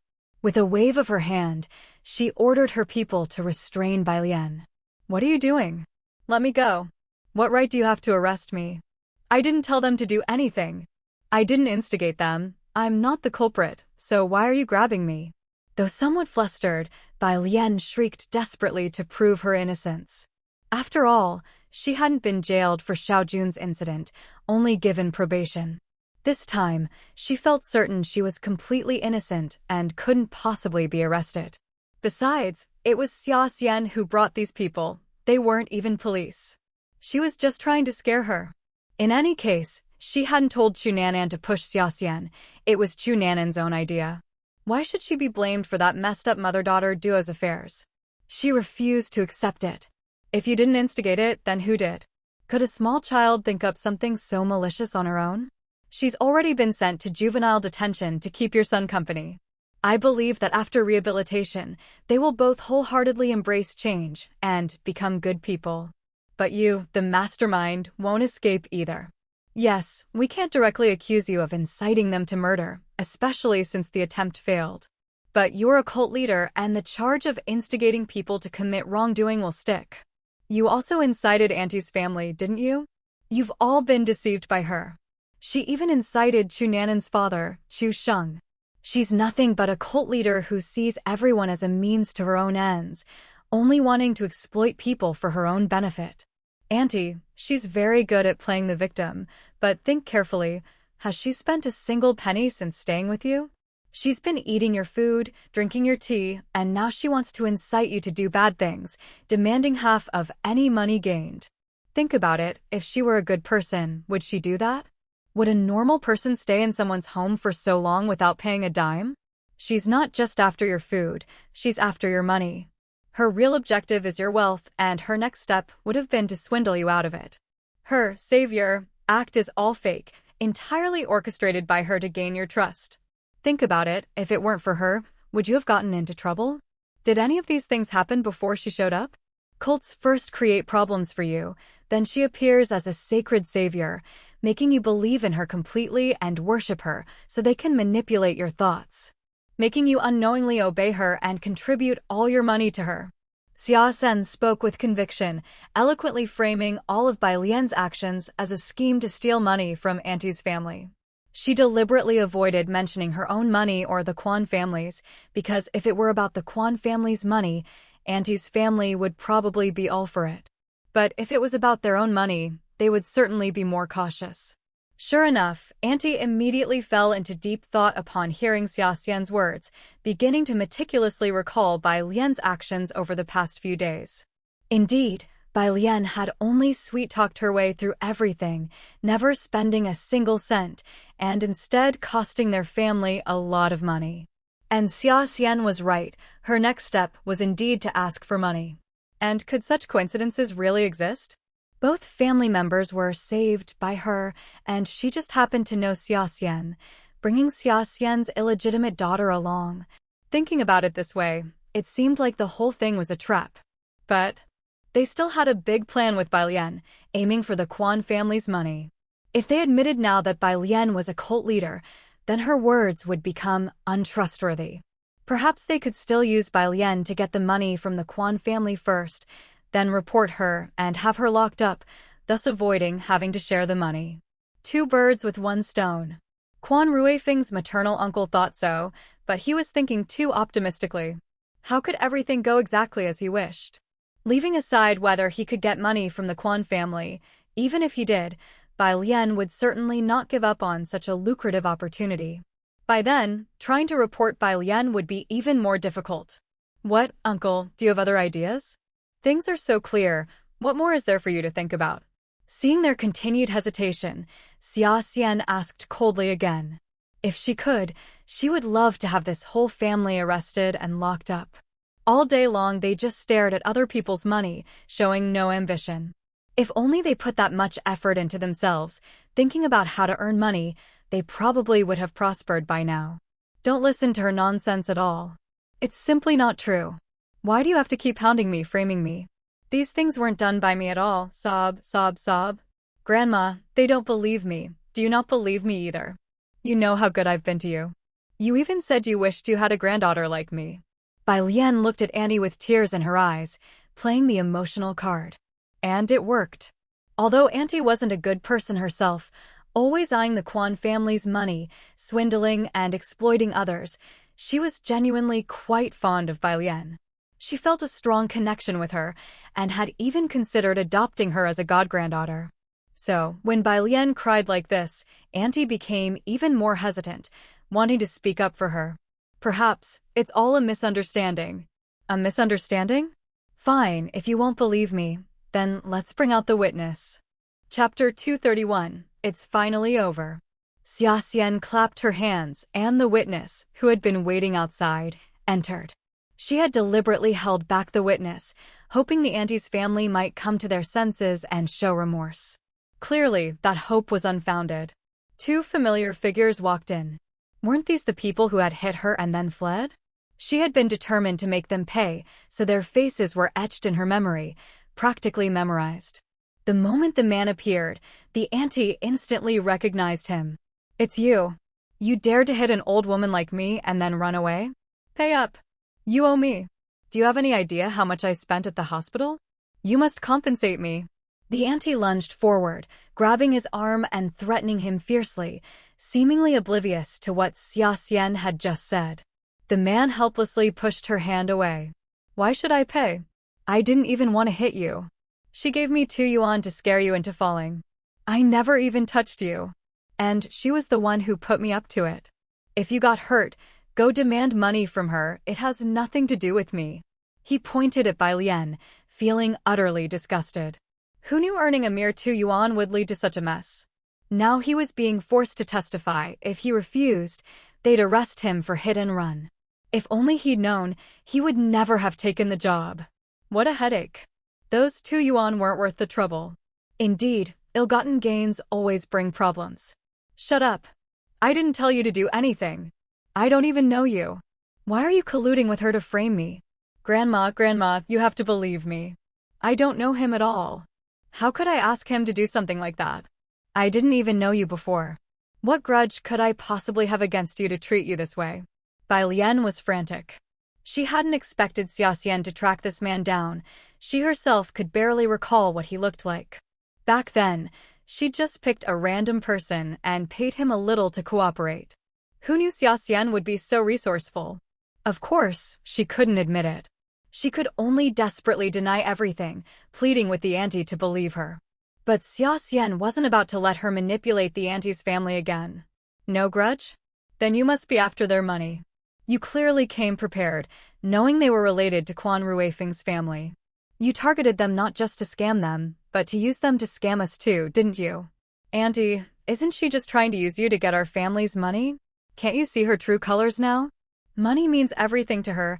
Why would she care about your family's well-being? She didn't even care about her own son's life. She brainwashed him into trying to kill someone. If we hadn't sent Chunanan to the juvenile detention center, her next step would have been to have Chunan steal your money and then stab you. After all, she's just a kid. Even if she killed someone, she wouldn't face execution, right? Xia Xian laid it all out, explaining it clearly and thoroughly. If they still didn't believe her, there was nothing more she could do. Even if they weren't fooled by Bai Lian, they'd eventually be tricked by someone else. It wouldn't matter if the auntie's family refused to testify. At most, Bai Lian would get a shorter sentence. But this time, Xia Xian wouldn't let her off. She had to go to prison. The charge of running a cult was more than enough. The auntie's family stared at Bai Lian in disbelief. With the witness present, they had no choice but to accept the truth. They had been completely fooled by Bai Lian for days, almost falling victim to her schemes. That meant everything she had told them was likely false. Instead of lashing out at Bai Lian, the auntie turned to Xia Xian with urgency. Is that Chunan really your and Chu Xing's daughter? She said you were remarried. That you hid this child from Quan Ruifeng and his family. Xia Xian had been a widow before, not exactly a flattering title. Since no one in the capital knew her past, she hadn't felt the need to publicize it. So relatives and friends only knew she came from a small town, unaware of her previous marriage. But while friends and relatives didn't know, Quan Ruifeng's parents did. The auntie, however, assumed they were in the dark, believing Xia Xian had kept it hidden. If handled carefully, they could use this to drive Xia Xian away. If they helped expose a fraud, given Quan Ruifeng's grandmother's temperament, she would surely compensate them generously, both as thanks and hush money. That's why they had eagerly plotted with Bai Lian. But now, they wondered, was everything Bai Lian said a lie? Even this? Xia Xian looked at them with pity and slowly shook her head. Of course it's a lie. I have no connection to that Chu Xing whatsoever. How could I have a child with him, let alone one that old? They tried to extort us before. Quan Ruifeng knows, and so do his parents and grandmother. I just never expected her to bring Chu Nanan to you for another scam, or that you would believe such nonsense. How old is Chu Nanan? If she were my daughter, how old would that make me when I had her? Does that sound realistic to you? They're just jealous that I came to Beijing and married into a well-off family like Quan Ruifeng's. That's why they harbored ill intentions and kept clinging to me. It's all about money. And you? Why did you believe her? Xia Xian saw through their motives, but didn't explicitly state them. She just gave them a meaningful look. Why had they believed her? For money, of course. But she didn't outright expose their true nature, as they were still relatives, and she wanted to preserve their last shred of dignity. Bai Lian, you bitch. How dare you trick us like this? We were fools to ever trust you. Not a single word out of your mouth was true from beginning to end. Pay us back. Medical bills, emotional damages, and every cent you spent eating and living off us these past few days. Give it all back. And that Chu Nanan. She ate so much of our food. Give it all back. The auntie went berserk, slapping Bai Lian repeatedly and demanding repayment. The uncle was even more furious, jumping in to strike her several times. The whole family displayed their ugly side. It was hard to tell whether they hated Bai Lian for deceiving them or resented losing their chance to extort money from the Quan family. Stop hitting me. No, it's not like what Xia Xian said. I didn't lie to you. Everything I said was true. Chu Nanan really is her daughter. Bai Lian was at a loss for words. She knew it was over. The moment Xia Xian exposed one lie, everyone else would automatically assume everything she said was a lie. This family would never trust her again. You're still lying. Asterisk slap. Slap. Slap. Asterisk. The auntie's family didn't want to hear another word from her. They would have beaten her to death if Xia Xian hadn't intervened. Enough. Instead of hitting her, let's send her to prison. Just remember to testify. You are witnesses to her evil brainwashing. This time, it was finally over. Bai Lian would be crushed completely, and these people would fade out of her life for good. Chapter 232, You Pay for Her 2,000 Yuan. With so many people present, Bai Lian was trapped and surely headed for jail. But upon hearing this, Quan Ruifeng's uncle stopped grappling with Bai Lian and turned to Xia Xian instead. So you're saying we should all testify, telling everyone we were brainwashed and fooled by her? Xia Xian nodded. What else could she suggest? Before her uncle could respond, his daughter jumped up, as if scalded. Absolutely not. If this gets out, how will our family ever show our faces again? How will I face my classmates and friends? They'll laugh me out of town. They'll think our whole family is incredibly stupid, gullible enough to fall for this kind of scam. Quan Ruifeng's cousin was young and cared deeply about her reputation. The mere thought of their family's humiliation becoming public knowledge and a subject of ridicule was unbearable. She'd rather let Bai Lian walk free than risk becoming a laughingstock. What kind of logic was that? Was saving face more important than justice? Xia Xian was speechless, momentarily at a loss for words. And it turned out her uncle was equally unreasonable, agreeing with his daughter. Exactly. If people find out, what will become of our family's reputation? Let's just drop it. We can't make this a big deal, or we'll never dare show our faces in public again. The irony of them suddenly caring about dignity now, when they hadn't hesitated to beg for money earlier, was not lost on Xia Xian. Are you sure? She schemed so hard to deceive you, made fools of you, and even tried to swindle your family's money. Are you really willing to let her off the hook just like that? If you testify, most people won't even know. And even if they gossip, so what? Isn't justice more important than anything? Xia Xian asked in disbelief. She was at a complete loss for words with this family. They seemed like the type of people who'd get scammed 800 times in their lifetime. Unless they were incredibly lucky and never ran into another con artist, their lives would be difficult. No, absolutely not. If word gets out, we'll be humiliated. Our family has a reputation to uphold. We can't air our private matters for public discussion. Her uncle refused firmly. What sort of reputation, exactly? A family that constantly leached off relatives couldn't possibly be considered respectable. The very idea was ridiculous. Auntie, what do you think? Xia Xian asked, turning to the aunt. Do you agree with them? Since they weren't the ones calling the shots, Xia Xian turned to the aunt, awaiting her verdict. The aunt had been adamant about settling scores with Bai Lian and sending her to jail. But after hearing her son and granddaughter's arguments, she hesitated. After a moment of internal struggle, she came up with a cunning idea, one that ensured her family wouldn't lose out. They do have a point. Our family has a reputation to protect. We can't afford to be mocked. But letting this villain go scot-free isn't fair either. So here's my proposal. If word gets out, it'll affect our lives. So, how about you compensate us a little? Call it compensation for our distress. Then we'll agree to testify and send Bai Lian to jail. What do you think? We're not asking for much, just 200 yuan per person, 600 in total. That's reasonable, isn't it? But there's another issue. She clearly can't afford to pay for my medical bills and emotional distress. Since this whole mess is your fault anyway, why don't you cover her debts? My medical expenses were substantial, and I've been traumatized, still having nightmares. I won't ask for much, just 1,000 yuan for this part. So, 1,600 in total. Let's round it up to 2,000 for simplicity. The aunt's money grubbing was shameless. Even now, she was trying to shake down Xia Xian for money, shifting Bai Lian's debts onto her. What? Just because Bai Lian couldn't pay, Xia Xian had to foot the bill. Bai Lian was her enemy, not her lover. Why should she be responsible? And the nerve to round 1,600 up to 2,000. If she'd at least rounded down to 1,500, Xia Xian might have dismissed it with a laugh. Now, Xia Xian had no patience left for reasoning. She snapped.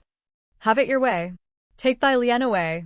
With a wave of her hand, Xia Xian commanded Bai Lian be taken away. Where to? The police station, of course. Xia Xian's people were discreet. They gagged Bai Lian to spare Xia Xian from her protests. But while Bai Lian was silenced, the aunt's family wasn't. Furious at being ignored, the aunt flew into a rage. Is that any way to speak to your elders? She demanded. Do you even respect me? If you disagree, say so. Ignoring me is just downright disrespectful. Do you look down on me? I'm your elder. If the amount's too high, we can negotiate. Fine, 1,500 then. No need for a round number. For the Quan family, this is a trivial amount. They spent 160,000 to save Rui Feng. What's 1,500 to them? The aunt reluctantly lowered the price by 500 yuan, even bringing up Rui Feng's kidnapping. She had some nerve bringing that up. Rui Feng had been kidnapped. It was an emergency. What, did you kidnap Rui Feng too? Xia Xian retorted. I call you auntie out of respect, but don't push your luck. Don't test my patience. Xia Xian's patience had run out. Her words were sharper than Rui Feng's at his most venomous. You! Xia Xian! How dare you? The uncle roared. I'll report this to Rui Feng's grandmother. She's her sister. The uncle was livid, fists clenched like someone with anger management issues, glaring with murderous intent at Xia Xian. He even took a few steps forward as if to attack her, but Xia Xian's people quickly blocked him. If Xia Xian got hurt under their watch, there would be consequences. Elders. Xia Xian scoffed, confronting them directly. You call yourselves elders? If you don't behave respectably, why should I respect you? Respect must be earned, not handed out based on age or seniority. If you want my respect, act like you deserve it. Go ahead, report me to whoever you want. I'm not afraid. Oh, and I'll make sure everyone hears about how you schemed for the Quan family's money. I'll reveal exactly how shameless you've been. If you testify, I may remain silent. But if you refuse, don't blame me for what comes next. We're leaving. Chapter 233, A Big Fat Son is Born. Hey, wait. Cousin Uncle and the others panicked, furious at Xia Xian's uncooperativeness. How could she turn on them so abruptly? Didn't she know they were her husband's elders? Wouldn't Quan Ruifeng blame her for treating them this way? Of course not. This was precisely Quan Ruifeng's intention. He had tolerated them for too long and wouldn't give them another inch. Take her away. Xia Xian had no patience left for their nonsense. She had Bai Lian dragged off immediately. Cousin Uncle and the others hesitated, torn between chasing after them and fearing making a scene. In the end, they could only watch helplessly as Xia Xian left, cursing at her long-gone figure. Great! Not only had they failed to get the money, but they'd also lost all face. Where did that leave their family's dignity? Great Aunt was so furious she blacked out and collapsed. Mom, Grandma. Now it was Great Aunt's family's turn to be thrown into disarray. But Xia Xian paid them no mind. She had Bai Lian escorted straight to the police station, where she met up with Quan Ruifeng. MMPH. Bai Lian struggled violently at the sight of Quan Ruifeng, desperate to say something. The terror in her eyes made it clear she believed Quan Ruifeng and Xia Xian had conspired to frame her. As a police officer, she probably thought he was using his position to settle scores and wanted to shout the truth for the world to hear. But Xia Xian and Quan Ruifeng had long since grown tired of her antics. Without giving her a chance to speak, Quan Ruifeng motioned to Zhou Xingshi to take her away for detention. They'd interrogate and charge her later. After all, it was a fact that she had incited 2 children to commit murder. Once she entered the police station this time, Quan Ruifeng wouldn't let her walk free again. Are you hurt? Did Great Aunt give you any trouble?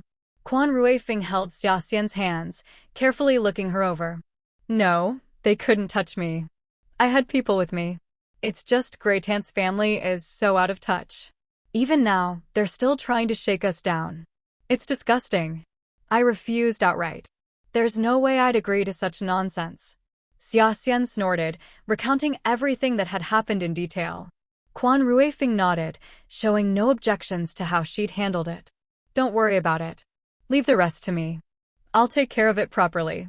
Quan Ruifeng squeezed her palm, poured her some water, and guided her to sit down and rest, taking meticulous care of her.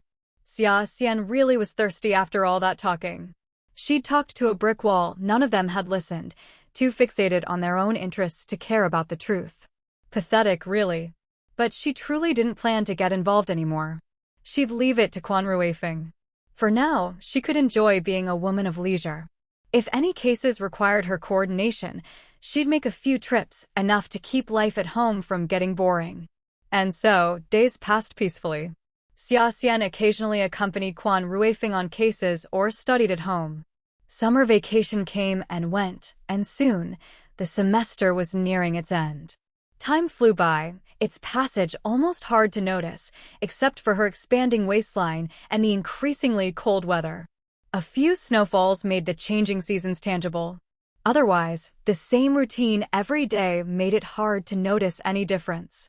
A month ago, Xinyu had given birth to a healthy 7-pound, approximately 3.2 kilograms, baby boy. Now, Xia Xian's pregnancy had reached full term, with just a week left until her due date. With birth any day now, Quan Ruifeng and the others were on standby. Someone had to escort Xia Xian to and from classes. Xia Xian rubbed her round belly and sighed. What's with the fuss? I know my own body. There's no need to take leave yet. I'm not uncomfortable at all. Even if I went to the hospital now, I'd just be waiting around. Might as well wait until labor starts. With you guys looking out for me, walking carefully, there's no way I'll fall or anything. Truthfully, she hoped the baby would come soon. After 2 weeks of recovery, she could go out again, just in time for her finals. She'd kept up with classes this semester. As long as she could take the exams, she'd advance to sophomore year on schedule. Otherwise, she'd have to deal with makeup exams or retaking courses, a hassle. It's mainly because the roads are slippery with snow. In this weather, it's best not to go out unless necessary. But Xia Xian's concern for her studies was understandable. Besides, with him and Gao Shuang escorting her, accidents were unlikely. So Quan Ruifeng only brought it up once, then let it go when she resisted. They'd rented a place near campus this semester. As Xia Xian's belly grew heavier, Gao Shuang moved in to help Quan Ruifeng take care of her and to keep an eye on Xinyu next door. Of course, Xinyu had given birth shortly after Gao Shuang arrived. She delivered at the hospital, then returned home for postpartum recovery. Her aunt and Zhou's parents took care of her, so Gao Shuang didn't have to worry for long. Now that Xinyu's postpartum month was over, she'd return to school in a few days, leaving Gao Shuang free to focus on Xia Xian. But Xinyu didn't plan to stay nearby with the baby. The child would remain at home under the care of Zhou's parents, and she'd visit on weekends. Since the baby could drink formula, breastfeeding wasn't a necessity. This had been agreed upon from the start. The fact that Xinyu was willing to have the child at all had already overjoyed Zhou's parents and her own father. They wouldn't dare impose further demands. She could handle things as she pleased. Xinyu felt no sense of restriction, so her mood remained light. Zhou Xingshi, now a father, was thrilled, waiting on her hand and foot. After returning, they stayed in their off-campus apartment instead of the dorms. Zhou Xingshi had even learned to make tonic soups to help Xinyu recover post-birth. Even after the postpartum month, she'd need continued care. Giving birth was no walk in the park. The way Zhou's family and Xin's father cherished Xinyu even made Xia Xian a tad jealous. Of course, she didn't need to envy anyone. Quan Ruifeng and his family pampered her just as much. Let's listen to Xiao Xian. We'll just walk carefully. It'll be fine. Right now, Xia Xian's comfort was the priority. Gao Shuang had no objections. She took off her apron and called them to dinner. Let's eat first. We can talk more at the table. Their household had no rule against talking during meals. In fact, chatting over food made things cozier, more like a real home. Xia Xian nodded, just as she gripped Quan Ruifeng's arm to stand up slowly. Ack! A sharp pain stabbed her belly. Chapter 234. Who talks about this in the delivery room? What's wrong? Did you pull a muscle? Are you feeling unwell? The moment Xia Xian cried out in pain, Quan Ruifeng and Gao Shuang instantly tensed, anxiously checking her stomach, ready to rush her to the hospital. My stomach hurts. I don't know if it's labor, but the pain feels a bit different today. Xia Xian frowned, carefully assessing the sensation. After all, her due date was imminent. But she also knew that labor doesn't progress that fast. Even if she were going into labor today, there was no need to panic and rush to the hospital immediately. It's fine. Let's eat first. I'll endure it for now. I need to eat and build up some energy. If it's not labor, then there's even less reason to go to the hospital. If it is, we can still go after eating. Let's wait and see if the pain continues. Xia Xian clenched her teeth against the pain, speaking before letting out another sharp gasp, clearly in distress. Is this really okay? Though Quan Ruifeng knew Xia Xian made sense, he still felt uneasy about not heading to the hospital first. Listen to Xiao Xian. She's right, even if we go now, the baby won't come right away. You two eat first so you'll have energy for labor. Giving birth is exhausting. You can't do it on an empty stomach. I'll get our things ready, and we'll leave for the hospital right after eating. Gao Shuang, having been through this before, quickly took charge. Having given birth herself and just having cared for Xinyu last month, she knew the process well and told the young couple to stay calm. All right. That was the only option now. Besides, Quan Ruifeng had been at the hospital when Xinyu gave birth and knew it had taken hours. The hospital was nearby, just a 5-minute drive, so there was no need to rush. Even if the snowy roads slowed them down, 10 minutes would suffice. Quan Ruifeng carefully helped Xia Xian to the dining table, quickly serving her soup and meat, urging her to eat as much as possible.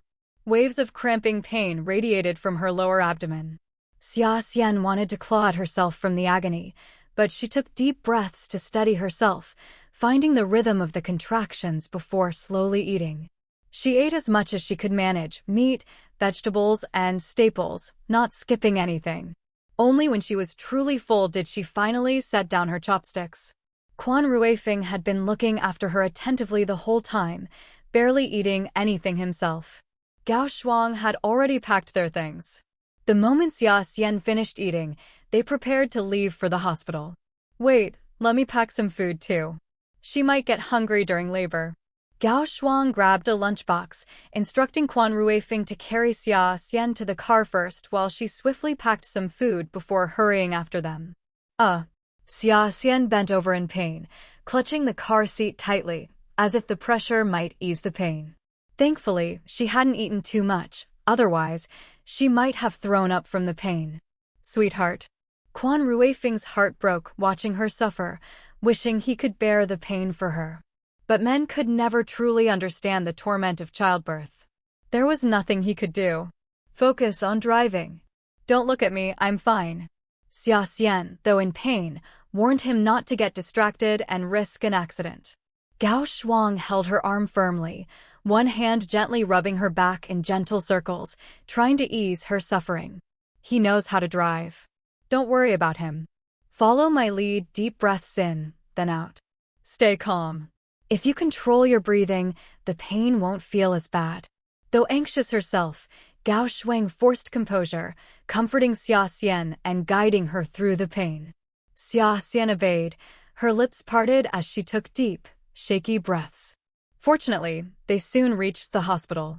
Quan Ruifing parked swiftly and carried Xia Xian inside. Doctor. My wife's in labor. Quick, bring a gurney. The hospital staff, used to such emergencies, moved efficiently despite the urgency, smoothly transferring Xia Xian to a delivery room. As expected, though the pain was intense, her cervix wasn't fully dilated yet. It would still take time, eating first had been the right decision. But Quan Ruifing and Gao Shuang had barely eaten. Mom, why don't you go home and eat first? You can come back later. Contractions came in waves, painful but with breaks in between. Now that she was settled in the hospital, the pain had eased slightly. Still, Xia Xian was covered in sweat, her face pale and drawn. Even now, she worried about Gao Shuang, showing her affection for her mother-in-law. No need. I'm not hungry. Don't worry about us, just focus on yourself. Gao Shuang shook her head. As long as Xia Xian delivered safely, missing a few meals didn't matter. I'll call Father Quan and the others to come. Ruifing, stay with Xiao Xian. I'll be right back. With that, Gao Shuang hurried out to find a phone. Something as important as Xia Xian giving birth couldn't go without notifying Father Quan. Having everyone at the hospital showed how much they valued her. When Xinyu gave birth, Father Quan, Gao Shuang, Xia Xian, and Quan Ruifing had all gone. It was only right for him to come now for his own daughter-in-law. Understanding Gao Shuang's good intentions, Xia Xian didn't protest. She leaned back on the bed, breathing heavily as she waited for the next wave of pain. You've worked so hard, sweetheart. I hate seeing you go through this. We'll only have this one. Quan Ruifing kissed Xia Xian's fingertips, his touch tender yet solemn, filled with heartache. Don't say that. I want this child too. They're the product of our love, our legacy. I chose this. Don't blame yourself. If we can have a smart, filial child, then today's suffering is worth it. Xia Xian touched Quan Ruifing's cheek, smiling with anticipation in her eyes. She was excited for this baby. Their true love made real. She knew what Quan Ruifing meant, only having one child. But Xia Xian had actually considered having two, so the child wouldn't grow up alone. More importantly, birth control wasn't as reliable nowadays as in the future. If she got pregnant again, they could decide then whether to keep it. No need to decide anything now. If you really feel bad for me, why not tell me a story? Something funny to make me laugh and relax. Truthfully, Xia Xian was a little nervous. Giving birth was a dangerous experience. A distraction would help. That's not difficult at all. What would you like to hear? I'll even make something up for you. Such a small request was nothing to Quan Ruifing, who agreed without hesitation. Xia Xian couldn't help but laugh at him, but as soon as she laughed, her stomach began to ache. Ouch! Guess laughing was off the table. Then tell me about some of your past cases. Serious, but full of drama, a perfect way to pass the time. Who asks for crime stories in a hospital room? Quan Ruifing was both amused and perplexed, but since Xia Xian requested it, he naturally obliged. Soon enough, Gao Shuang returned, and soon after, Father Quan and the others arrived. After listening to 18 stories, Xia Xian was finally wheeled into the delivery room. I'm coming in with you. Chapter 235. A chubby baby girl arrives. Hemorrhage? Quan Ruifeng couldn't bear the thought of Xia Xian entering the delivery room alone. Seeing her in such agony already, he was deeply worried about what might happen once she was inside. No need. Just wait for me outside. You'd only distract me if you came in. Xia Xian refused, urging the nurse to quickly close the delivery room door. Whatever her reasons, she didn't want Quan Ruifeng inside. After all, he couldn't share her pain. At best, he could only offer encouragement from the sidelines. Actually, having your husband accompany you would be quite good. He could offer you some comfort. The nurse couldn't understand why Xia Xian was so adamantly refusing. She had been about to suggest Quan Ruifeng change into sterile clothing so he could enter the delivery room and provide support. He cares for me, and I care for him. If he saw me in so much pain, he'd probably be terrified. Besides, I won't exactly be looking my best during childbirth. I don't want to ruin his image of me.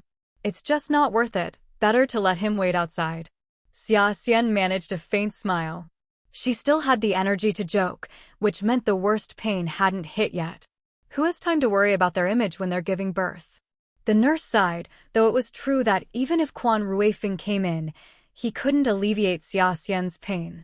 So, his absence made little difference. They were all experienced nurses, and as long as Xia Xian followed their rhythm, the baby would surely be born safely. There would be no problems. The baby's position was perfect, and, under normal circumstances, it shouldn't be a difficult birth. Just kidding. Xia Xian smiled sweetly, radiating a maternal glow despite her pale, pain-stricken face. All right, no more idle talk. Come on, listen to my instructions. Xia Xian's cervix was almost fully dilated.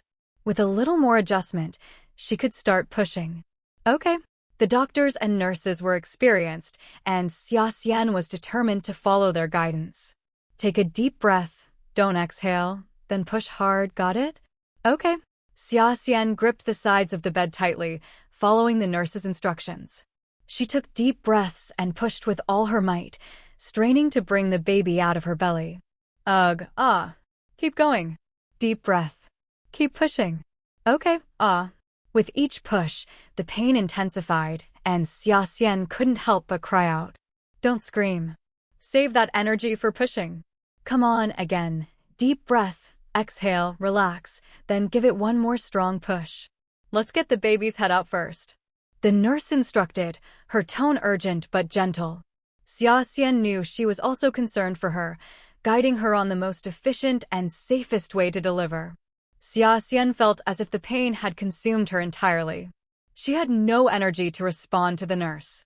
She took a few deep breaths, exhaled, relaxed briefly, and then pushed again with renewed effort. Ma. This time, Xia Xian didn't cry out. Instead, she bit down on a pre-prepared cloth strip, channeling the urge to scream into pushing power. This also prevented her from accidentally biting her lips or tongue, making it safer. That's it. Almost there, almost there. I can see the baby's head. Give it one more push. The nurse's excitement grew, constantly encouraging and praising Xia Xian, giving her more confidence and updating her on the progress, which motivated Xia Xian to keep pushing. Xia Xian rarely cried out loudly, and soon, almost no sound could be heard from inside. Outside the delivery room, Quan Ruifeng and the others were frantic. Quan Ruifeng couldn't maintain his calm composure, pacing back and forth, making everyone dizzy with his restless movements. It should be fine. The doctor said the baby's head is down, the position is perfect. Just a little more effort, and the baby will be out, no danger. She should deliver soon. Quan Ruifeng tried to reassure himself, clearly at his wits' end with anxiety. Yes, everything will be fine. Mother and child will be safe. Everyone else chimed in agreement. But until Xia Xian and the baby emerged from the delivery room, everyone's hearts were in their throats. How could they relax? Quan Ruifeng even pressed his ear against the door, trying to hear the sounds inside. His actions looked a little comical. Zhou Xingshi almost laughed at Quan Ruifeng, but then remembered how he had acted similarly not long ago, so he held back. When your wife is giving birth inside, any man would naturally be worried. Xinyu was still at home. It was too cold and icy to have her come. Zhou Xingshi came as the representative. Everyone hoped for Xia Xian and the baby's safety. Xia Xian also desperately wanted to deliver her baby safely, so she pushed with all her might and finally gave birth. She felt a sudden release of pressure below her, followed by an inexplicable sense of relief. Wah! It's out! It's out! The baby's born! It's a little girl, chubby and so cute, the nurse joyfully announced to Xia Xian. Although the baby was still wrinkled, she could already tell from the baby's features that she would be beautiful and adorable. Let me see. Xia Xian sighed in relief, lying exhausted on the bed. But hearing her baby praised as cute, she couldn't help but perk up a little. Here. 7 pounds, 6 ounces. No wonder her cry is so loud. After cleaning the baby, the nurse brought her over for Xia Xian to see. She was red and plump, and Xia Xian instantly adored her, her eyes welling up with tears. This truly felt like her child. Even before the baby's features fully developed, Xia Xian already felt she resembled her. Her heart swelled with overflowing joy. Don't cry. A daughter is a precious little treasure, and that's wonderful too. The nurse comforted Xia Xian, thinking she was upset about not having a son. I know. I'm just happy. Xia Xian touched the baby's tiny hand, wanting to say more, but she was too tired. Her hand involuntarily dropped. That's good. I'll take the baby out for your family to see. You rest now. Xia Xian mumbled in response, then instantly turned her head and fell asleep. Her pale face made it hard for anyone not to worry. Ma'am, what's wrong? Wake up. Is it a hemorrhage? Doctor, quick, check her. Chapter 236. The real lucky star arrives. Good things keep coming. The nurse shrieked, terrified, believing Xia Xian was hemorrhaging. Outside, Quan Ruifeng and the others heard the baby's lusty cries, a clear sign that Xia Xian had given birth. A wave of relief washed over them. They relaxed, anticipating the nurse would soon bring the baby out. Everything seemed to be fine. Xia Xian, too, should be all right. Just as everyone settled into this thought, another piercing scream from the nurse inside sent their hearts leaping back into their throats. What happened? What's wrong? Is it the baby or Xia Xian? Who could possibly know? With his wife and child inside, Quan Ruifeng was undoubtedly the most anxious. His face darkened, and he nearly burst into the delivery room. He should have gone in with her, then he would have known what was happening instead of being stuck outside, consumed by worry. Even the doctor inside was startled by the nurse's scream, fearing Xia Xian was indeed hemorrhaging, and rushed to check on her condition. After examining her, the doctor was both amused and exasperated, chiding the nurse. What hemorrhage? Bah! Don't say such inauspicious things, she just fell asleep. There's nothing abnormal. Really? Her head just lolled and she was out. Her face was so pale, just like last time. It wasn't that the nurse lacked experience. On the contrary, it was precisely her experience that fueled her panic. Just days ago, a new mother had hemorrhaged, looking exactly like this, and it took a grueling rescue effort to save her. They almost lost her.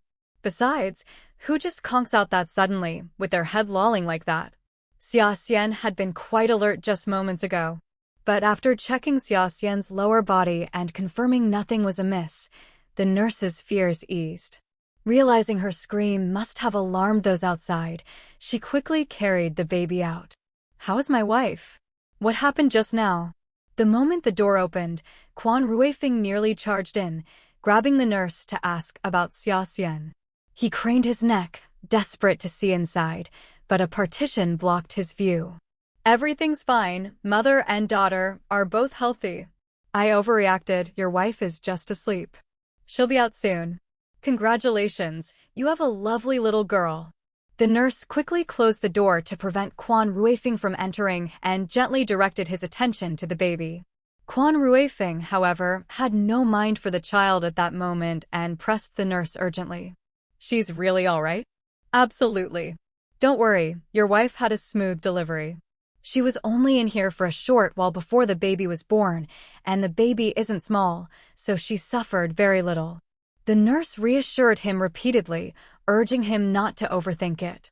Only then did Quan Ruifing reluctantly calm down and finally glance at his chubby, adorable newborn daughter.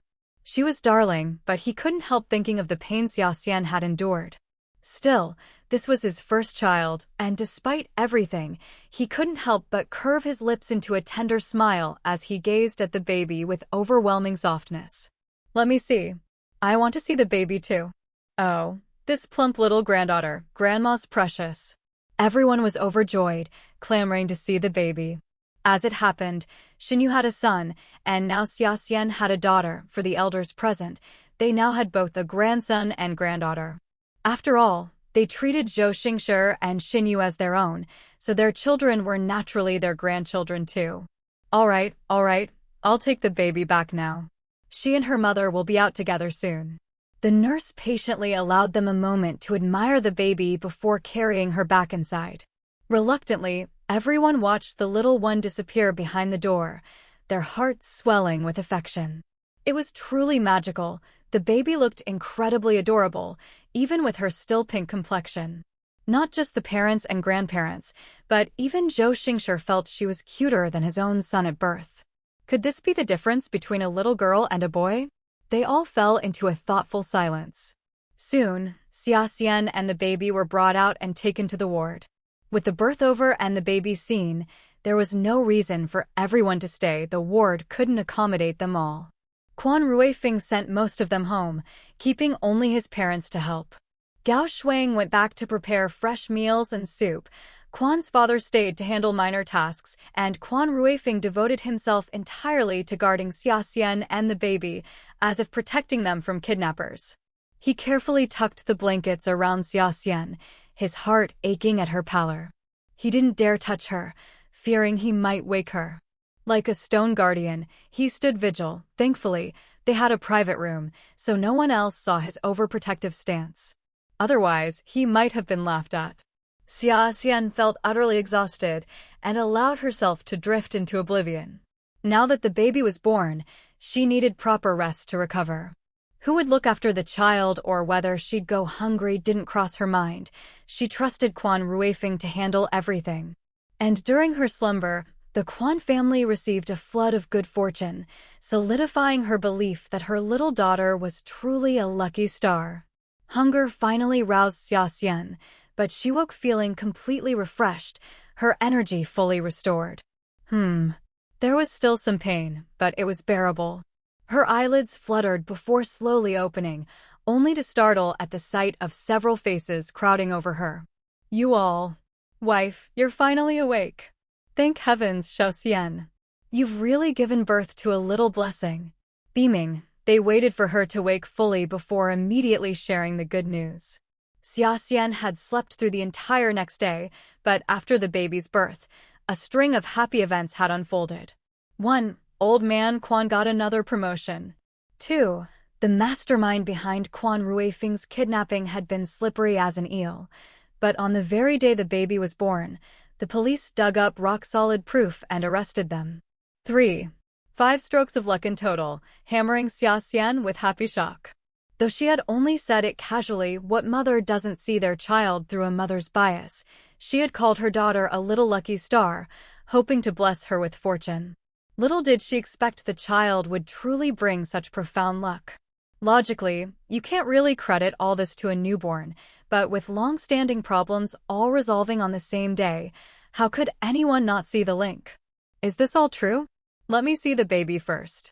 Dazed by it all, Xia Xian could only think of holding her precious daughter, her empty stomach forgotten for the moment.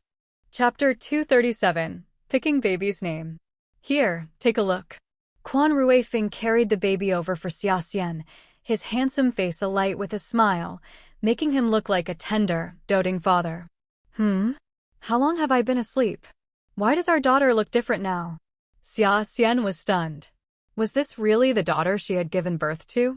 But upon closer inspection, the baby's brows, eyes, and mouth did resemble what she had seen right after birth. It was just that her skin had already started to lighten, no longer as red as before.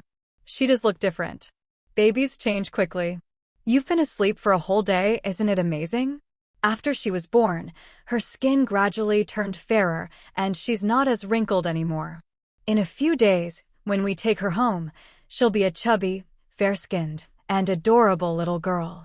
As he spoke, Quan Ruifing gently poked the baby's chubby cheek, his deep-set eyes brimming with the joy of first-time fatherhood. Oh, I see. Xia Xian knew babies changed rapidly, but their own child seemed to transform especially fast. Still, it wasn't a bad thing. Her and Quan Ruifing's baby was simply beautiful and adorable. Xia Xian held her close, showering her with kisses. But the baby remained fast asleep, completely ignoring her mother's playful bothering. She kept her eyes shut, looking so peaceful that everyone's hearts melted. However, Quan Ruifing remembered that Xia Xian hadn't eaten in so long and must be hungry.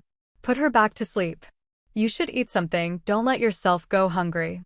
Okay. Reluctantly, Xia Xian handed the baby back to Quan Ruifing, who placed her gently in the crib. Eat while it's hot. Mom just brought this over. What would you like for dinner? I'll make it for you, or Mom can. Quan Ruifing handed her the food, stroking her hair as he spoke. Whether to soothe her or himself, it wasn't clear. Okay, your cooking is delicious, so I'll eat anything. I'm not picky. At the moment, Xia Xian didn't have any particular cravings. They could just follow the planned menu they had discussed earlier. A warm bowl of soup warmed her empty stomach, and she sighed in relief. Finally, she remembered that the baby hadn't been fed yet. You said I slept for a whole day? What did the baby eat? She wasn't left hungry, was she? Of course not. She had formula, we wouldn't let her go hungry. Our little one isn't picky at all. She eats whatever she's given, so well-behaved and rarely cries. She only fusses when she's hungry or needs a diaper change. She's super easy to take care of. Quan Ruifing enthusiastically ran through their daughter's habits. In just one night, he had already gathered so many observations. Had he gotten any sleep at all? Or had he been watching over the baby the entire time? Noticing the dark circles under his eyes, Xia Xian seemed to have uncovered the truth. She couldn't help but chuckle. You really are meticulous, huh? Applying your detective training to our baby? By the way, have we done the name picking yet? Now that she's born, we can't just keep calling her baby. We should decide on a nickname soon. Though they had already chosen Zhao Zhao, they hadn't finalized which characters to use last time, so they decided to let the baby pick her own name through a lucky draw. Not yet. Something this important has to wait for you to wake up, so we can watch her choose together. Let's wait a bit longer. In about half an hour, she'll probably wake up hungry. Quan Ruifing calculated the time since the baby's last feeding and figured out when she'd wake up next. She was surprisingly regular, waking every 2 hours to eat.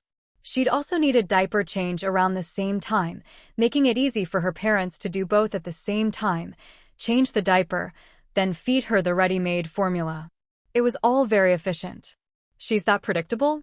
Babies were usually unpredictable, so Xia Xian was skeptical. But sure enough, half an hour later, the baby began stirring with little whimpers. Wah, wah. Shit, Daddy's here. Quan Ruifing picked her up the moment she started fussing. Just as expected, her diaper was wet again.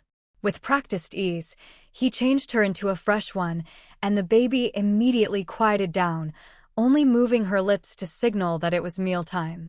The way she licked her lips was so cute. Gao Shuang was about to prepare formula when Xia Xian stopped her. Since I'm awake now, I'll feed her. No need for formula. Her breasts feeling full, Xia Xian volunteered to nurse her. All right then. I'll step out for a bit. She knows how to feed, just place her close, and she'll do the rest. Gao Shuang had a strong sense of boundaries and would never linger when her daughter-in-law was breastfeeding. After a quick reminder, she left the room to give Xia Xian privacy. Xia Xian did feel more at ease once Gao Shuang was gone. Hand her to me. Here you go. Quan Ruifing passed the baby over with a smile. True enough, the little one knew exactly what to do. She found where to feed and eagerly latched on, nursing hungrily. Xia Xian had worried about trouble at first, but the baby was surprisingly strong and quickly got her fill, squirming happily. Everything went smoothly. But Xia Xian couldn't resist teasing her.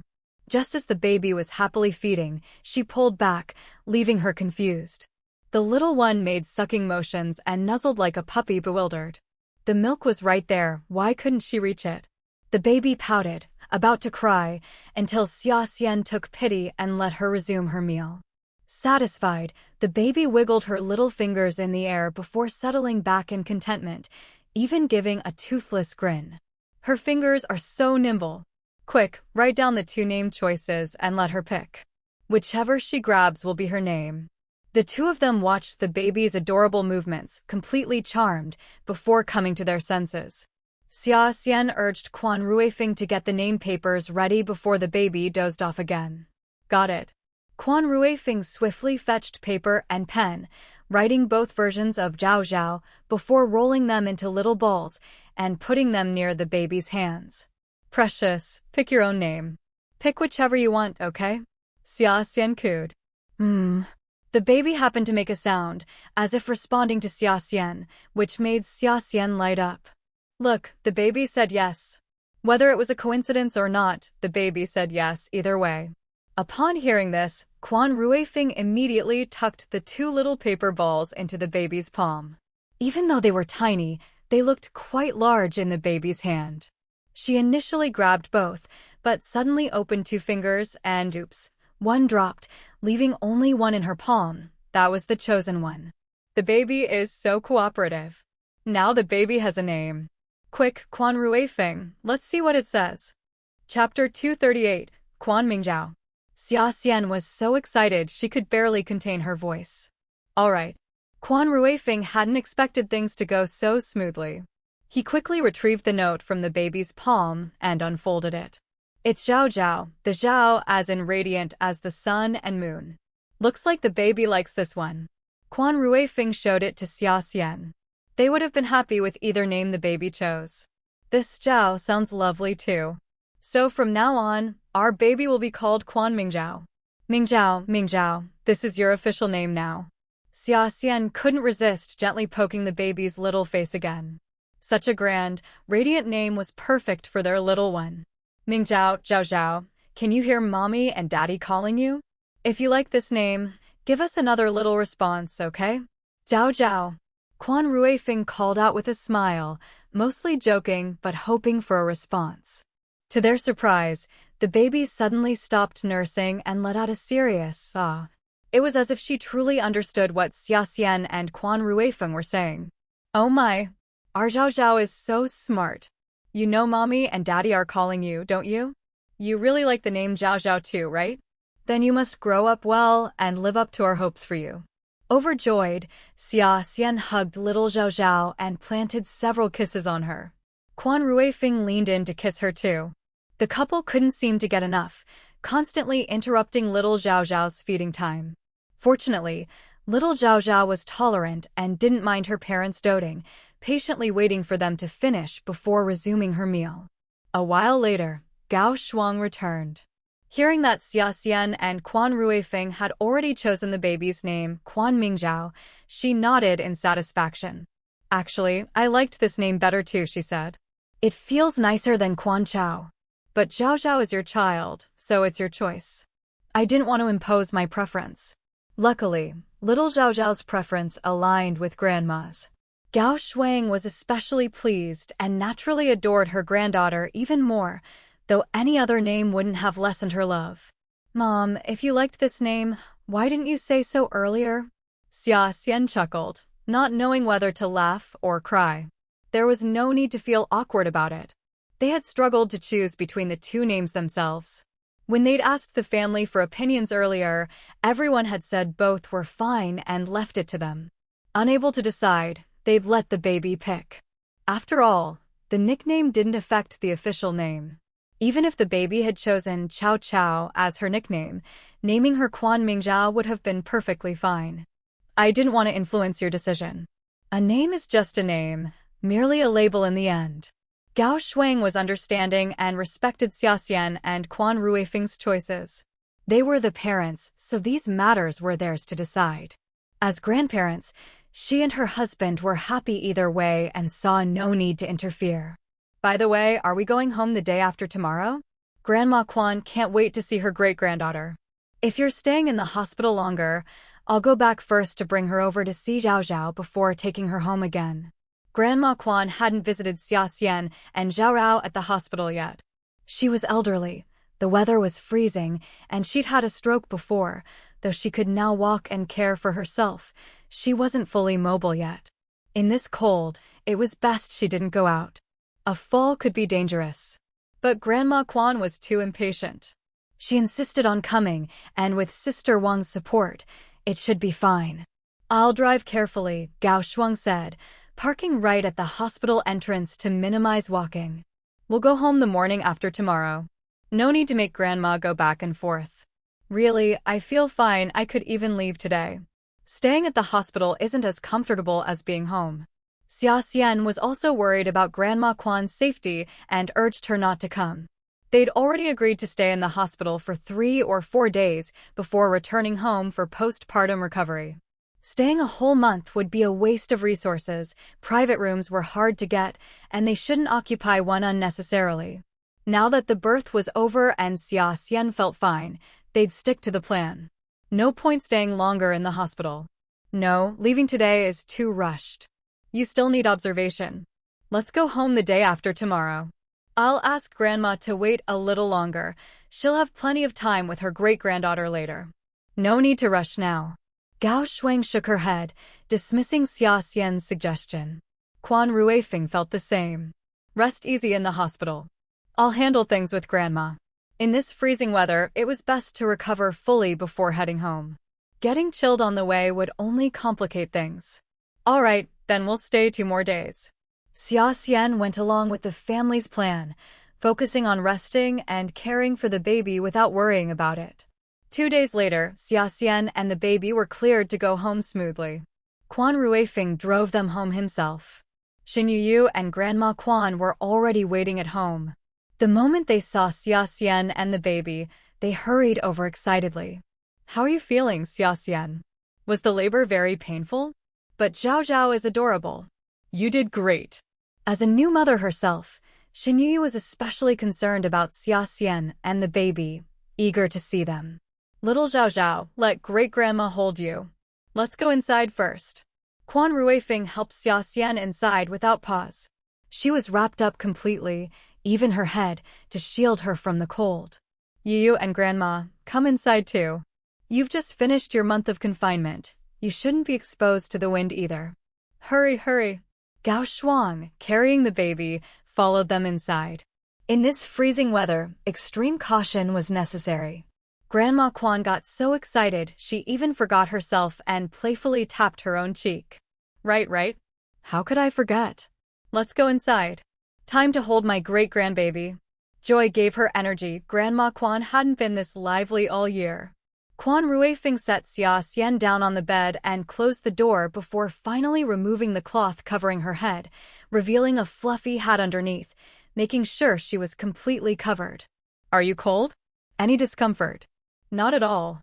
The heater's already on, the room is nice and warm. Xia Xian shook her head. Being home was so much more comfortable, her mood brightened instantly. Of course, we had to light the stove early. Or it would have been freezing in here.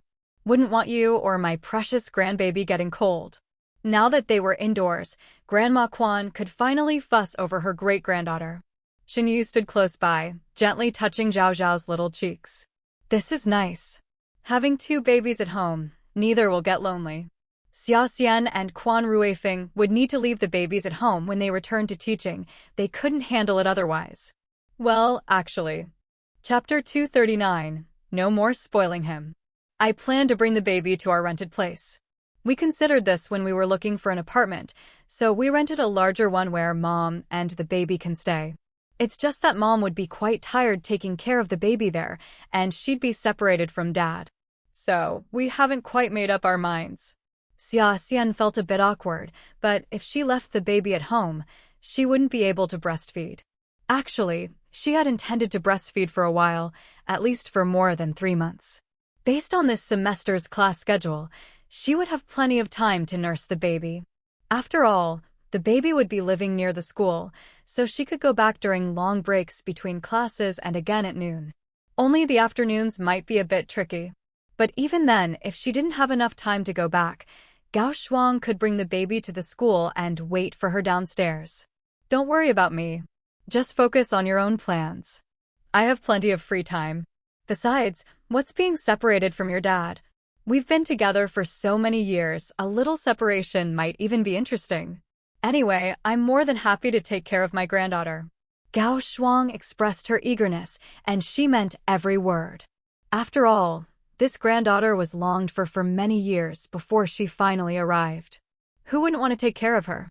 As for Father Quan, he wasn't even a consideration for her. Then I'll think about it. But when I go back to school for exams in a few days, Mom, you'll definitely have to bring Zhao Zhao and stay with me near the school. Even if they plan to wean the baby next semester and leave her at home, she would at least need to be breastfed through this winter break. It was impossible to stop breastfeeding in just a few days. No problem at all. Gao Shuang readily agreed, guaranteeing it. After all, Grandma Quan had Sister Wang to look after her, so she wasn't needed. Father Quan could take care of himself. If Father Quan missed the baby, he could just go visit. Xia Xian and Quan Ruifeng's exams would only last a week anyway. Shen Yu fell into thought upon hearing this. She had originally planned to wean her baby in the next few days, but what Xia Xian said made sense. Exams would be over soon, and then it would be winter break.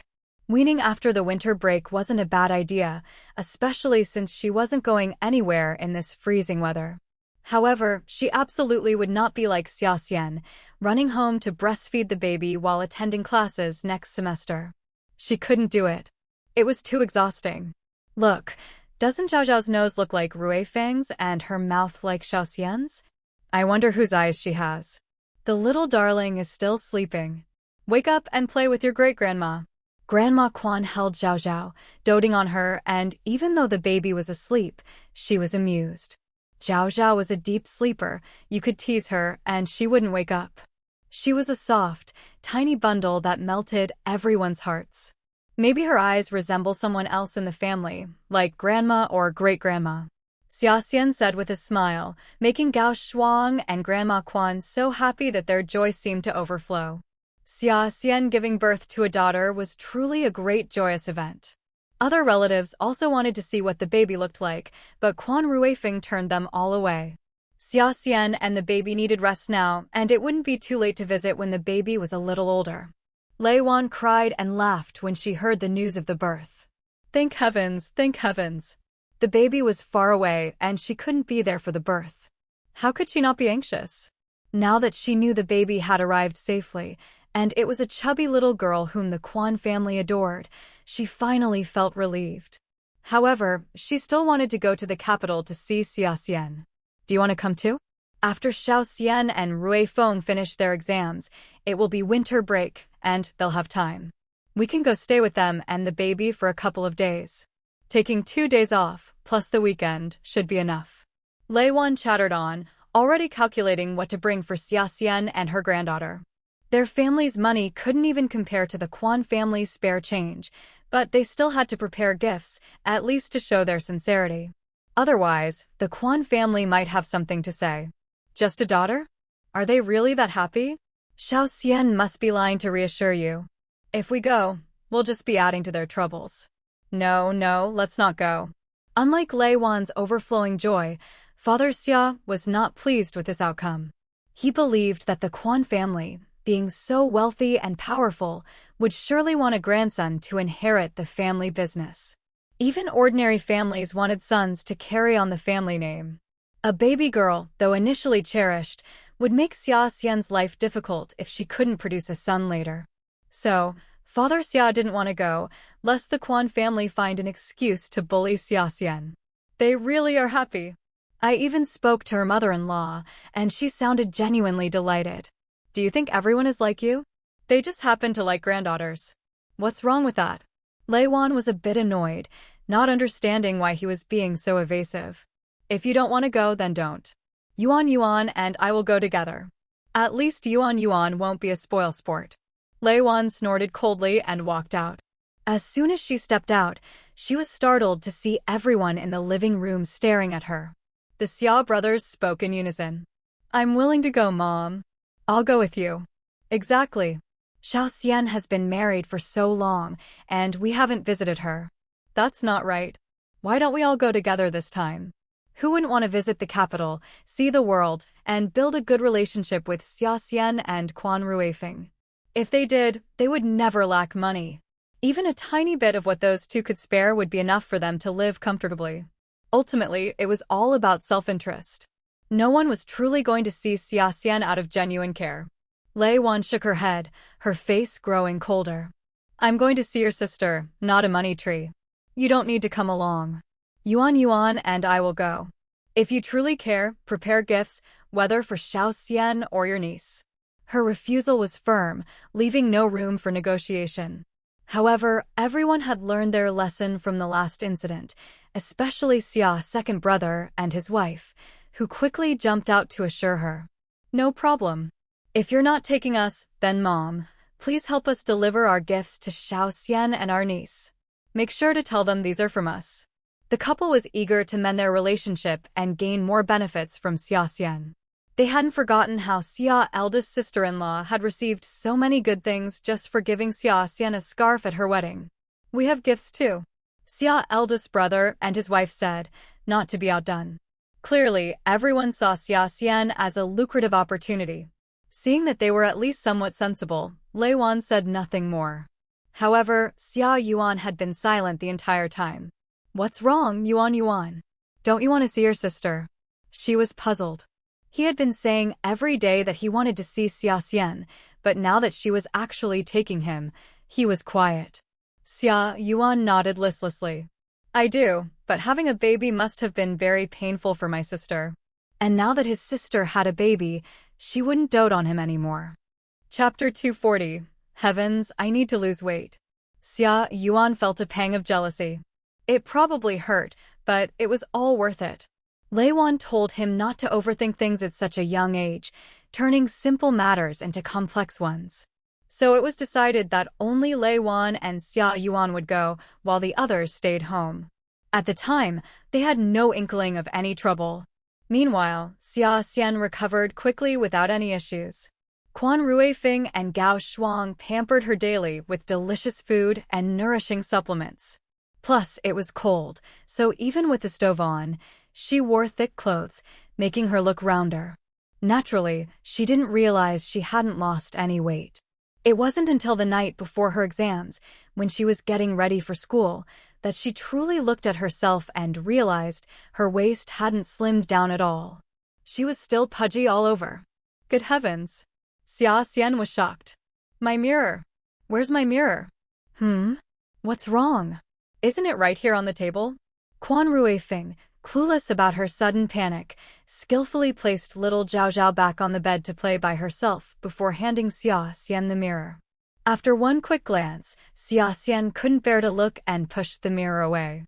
I feel even fatter than when I was pregnant with Zhao Zhao. No, I have to lose weight. How can I face anyone like this? Xia Xian immediately made up her mind, shedding pounds couldn't wait. Finally understanding what this was about, Quan Ruifeng chuckled and reassured her. It's not as bad as you think. You've rounded out a little after pregnancy, but you're not fat. Look how much smaller your belly is now that the baby's born. The baby weight will come off naturally with time. See, you won't even say I'm slim. That means I really am fat now. Starting tonight, I'm going on a diet, no dinner.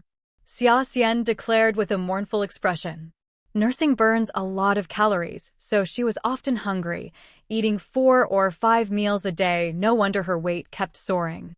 Going hungry isn't the way. If you want to lose weight, just eat a little less. Start by cutting back to 3 meals a day instead of quitting cold turkey. It's bad for your body. Quan Ruifeng put an arm around her shoulder, patiently trying to reason with her. Everyone cares about their appearance, and it was understandable that Xia Xian wanted to regain her former figure. Quan Ruifeng wasn't against it, but starving herself was out of the question. I'll make you more vegetable dishes. Eating greens helps with weight loss too. Back then, being overweight was rare, so there weren't many diet plans to reference. Quan Ruifing could only give sensible advice based on his own understanding, vowing to research meal plans that balanced nutrition and weight loss.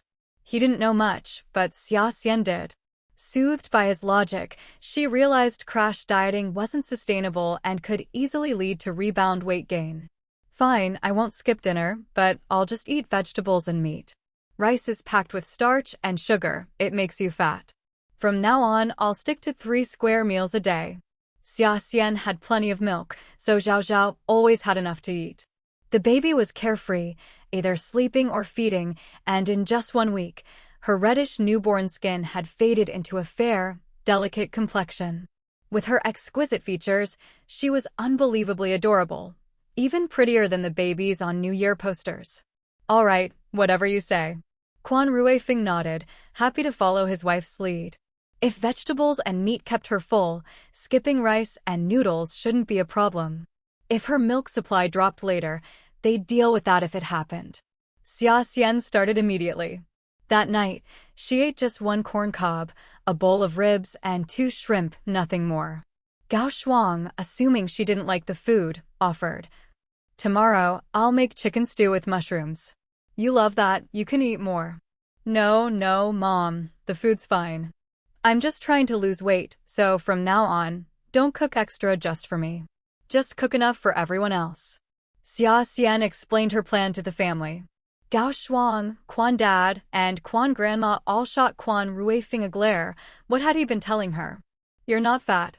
Don't listen to Ruifing's nonsense. Why lose weight? You look great now. You used to be too thin, this is perfect. Exactly. If he'd just reassured her properly, would she even need to diet? She'd just given birth, her body needed nutrients, whether or not she was breastfeeding. Losing weight now would harm her health. The older generation disapproved of dieting. A little plumpness was a sign of good fortune, far better than being skinny. Quan Ruifing was unfairly blamed. Why was he getting all the blame? That's not what I said. I never called her fat. I just said she'd filled out a bit, isn't that true? If I lied, she'd think she really was that heavy and get even more upset, thinking I was just saying things to make her feel better. He'd been honest because Xia Xian could see the changes herself. If she wanted to lose weight, fine, keeping her happy was what counted. But he wouldn't let her go hungry. Wasn't that the perfect solution? Let her do what she wants. Just cook less rice and more meat and veggies from now on. But sweetheart, you really aren't eating enough tonight. Have a bit more, or Mom and Dad will think I'm starving you. How unfair is that? With coaxing and persuasion, Quan Ruifing got Xia Xian to eat a little more, much to Gao Shuang's relief. Fair enough, nutrition came from meat and vegetables. If she ate enough of those, skipping rice wasn't a big deal. And so, the weight loss plan was set. The next day, Xia Xian, Quan Ruifing, and Gao Shuang took the baby back to their rental near the school. After a week, once exams were over, they'd return home. The place wasn't as comfortable, but they could manage for now. When Xia Xian returned to campus, her classmates were full of questions. Xia Xian, you're back. We thought you'd missed the exams. Xia Xian, did you have a boy or a girl? Was everything okay? Xia Xian. Everyone was curious. Not many students juggled pregnancy and school, yet their class had 2, the top scorer and 3rd-place finisher in the college entrance exams. They also wondered how Xia Xian and Quan Ruifing's child would turn out. Would she outshine her brilliant parents? But really, what could you tell from a newborn? Xia Xian was torn between laughter and tears. Hurry back to your seats, the teacher will be here soon. We'll talk after the exam. I wasn't about to skip the test. I had a daughter, she's adorable, and everything went smoothly. Xia Xian didn't leave them hanging and answered their questions directly, so they could focus. But while the others could now concentrate, Xia Xian couldn't. Because there was one exam paper missing. The teacher was surprised to see Xia Xian. What are you doing here for the exam? Didn't you go back to have a baby? I thought you'd make it up next semester. This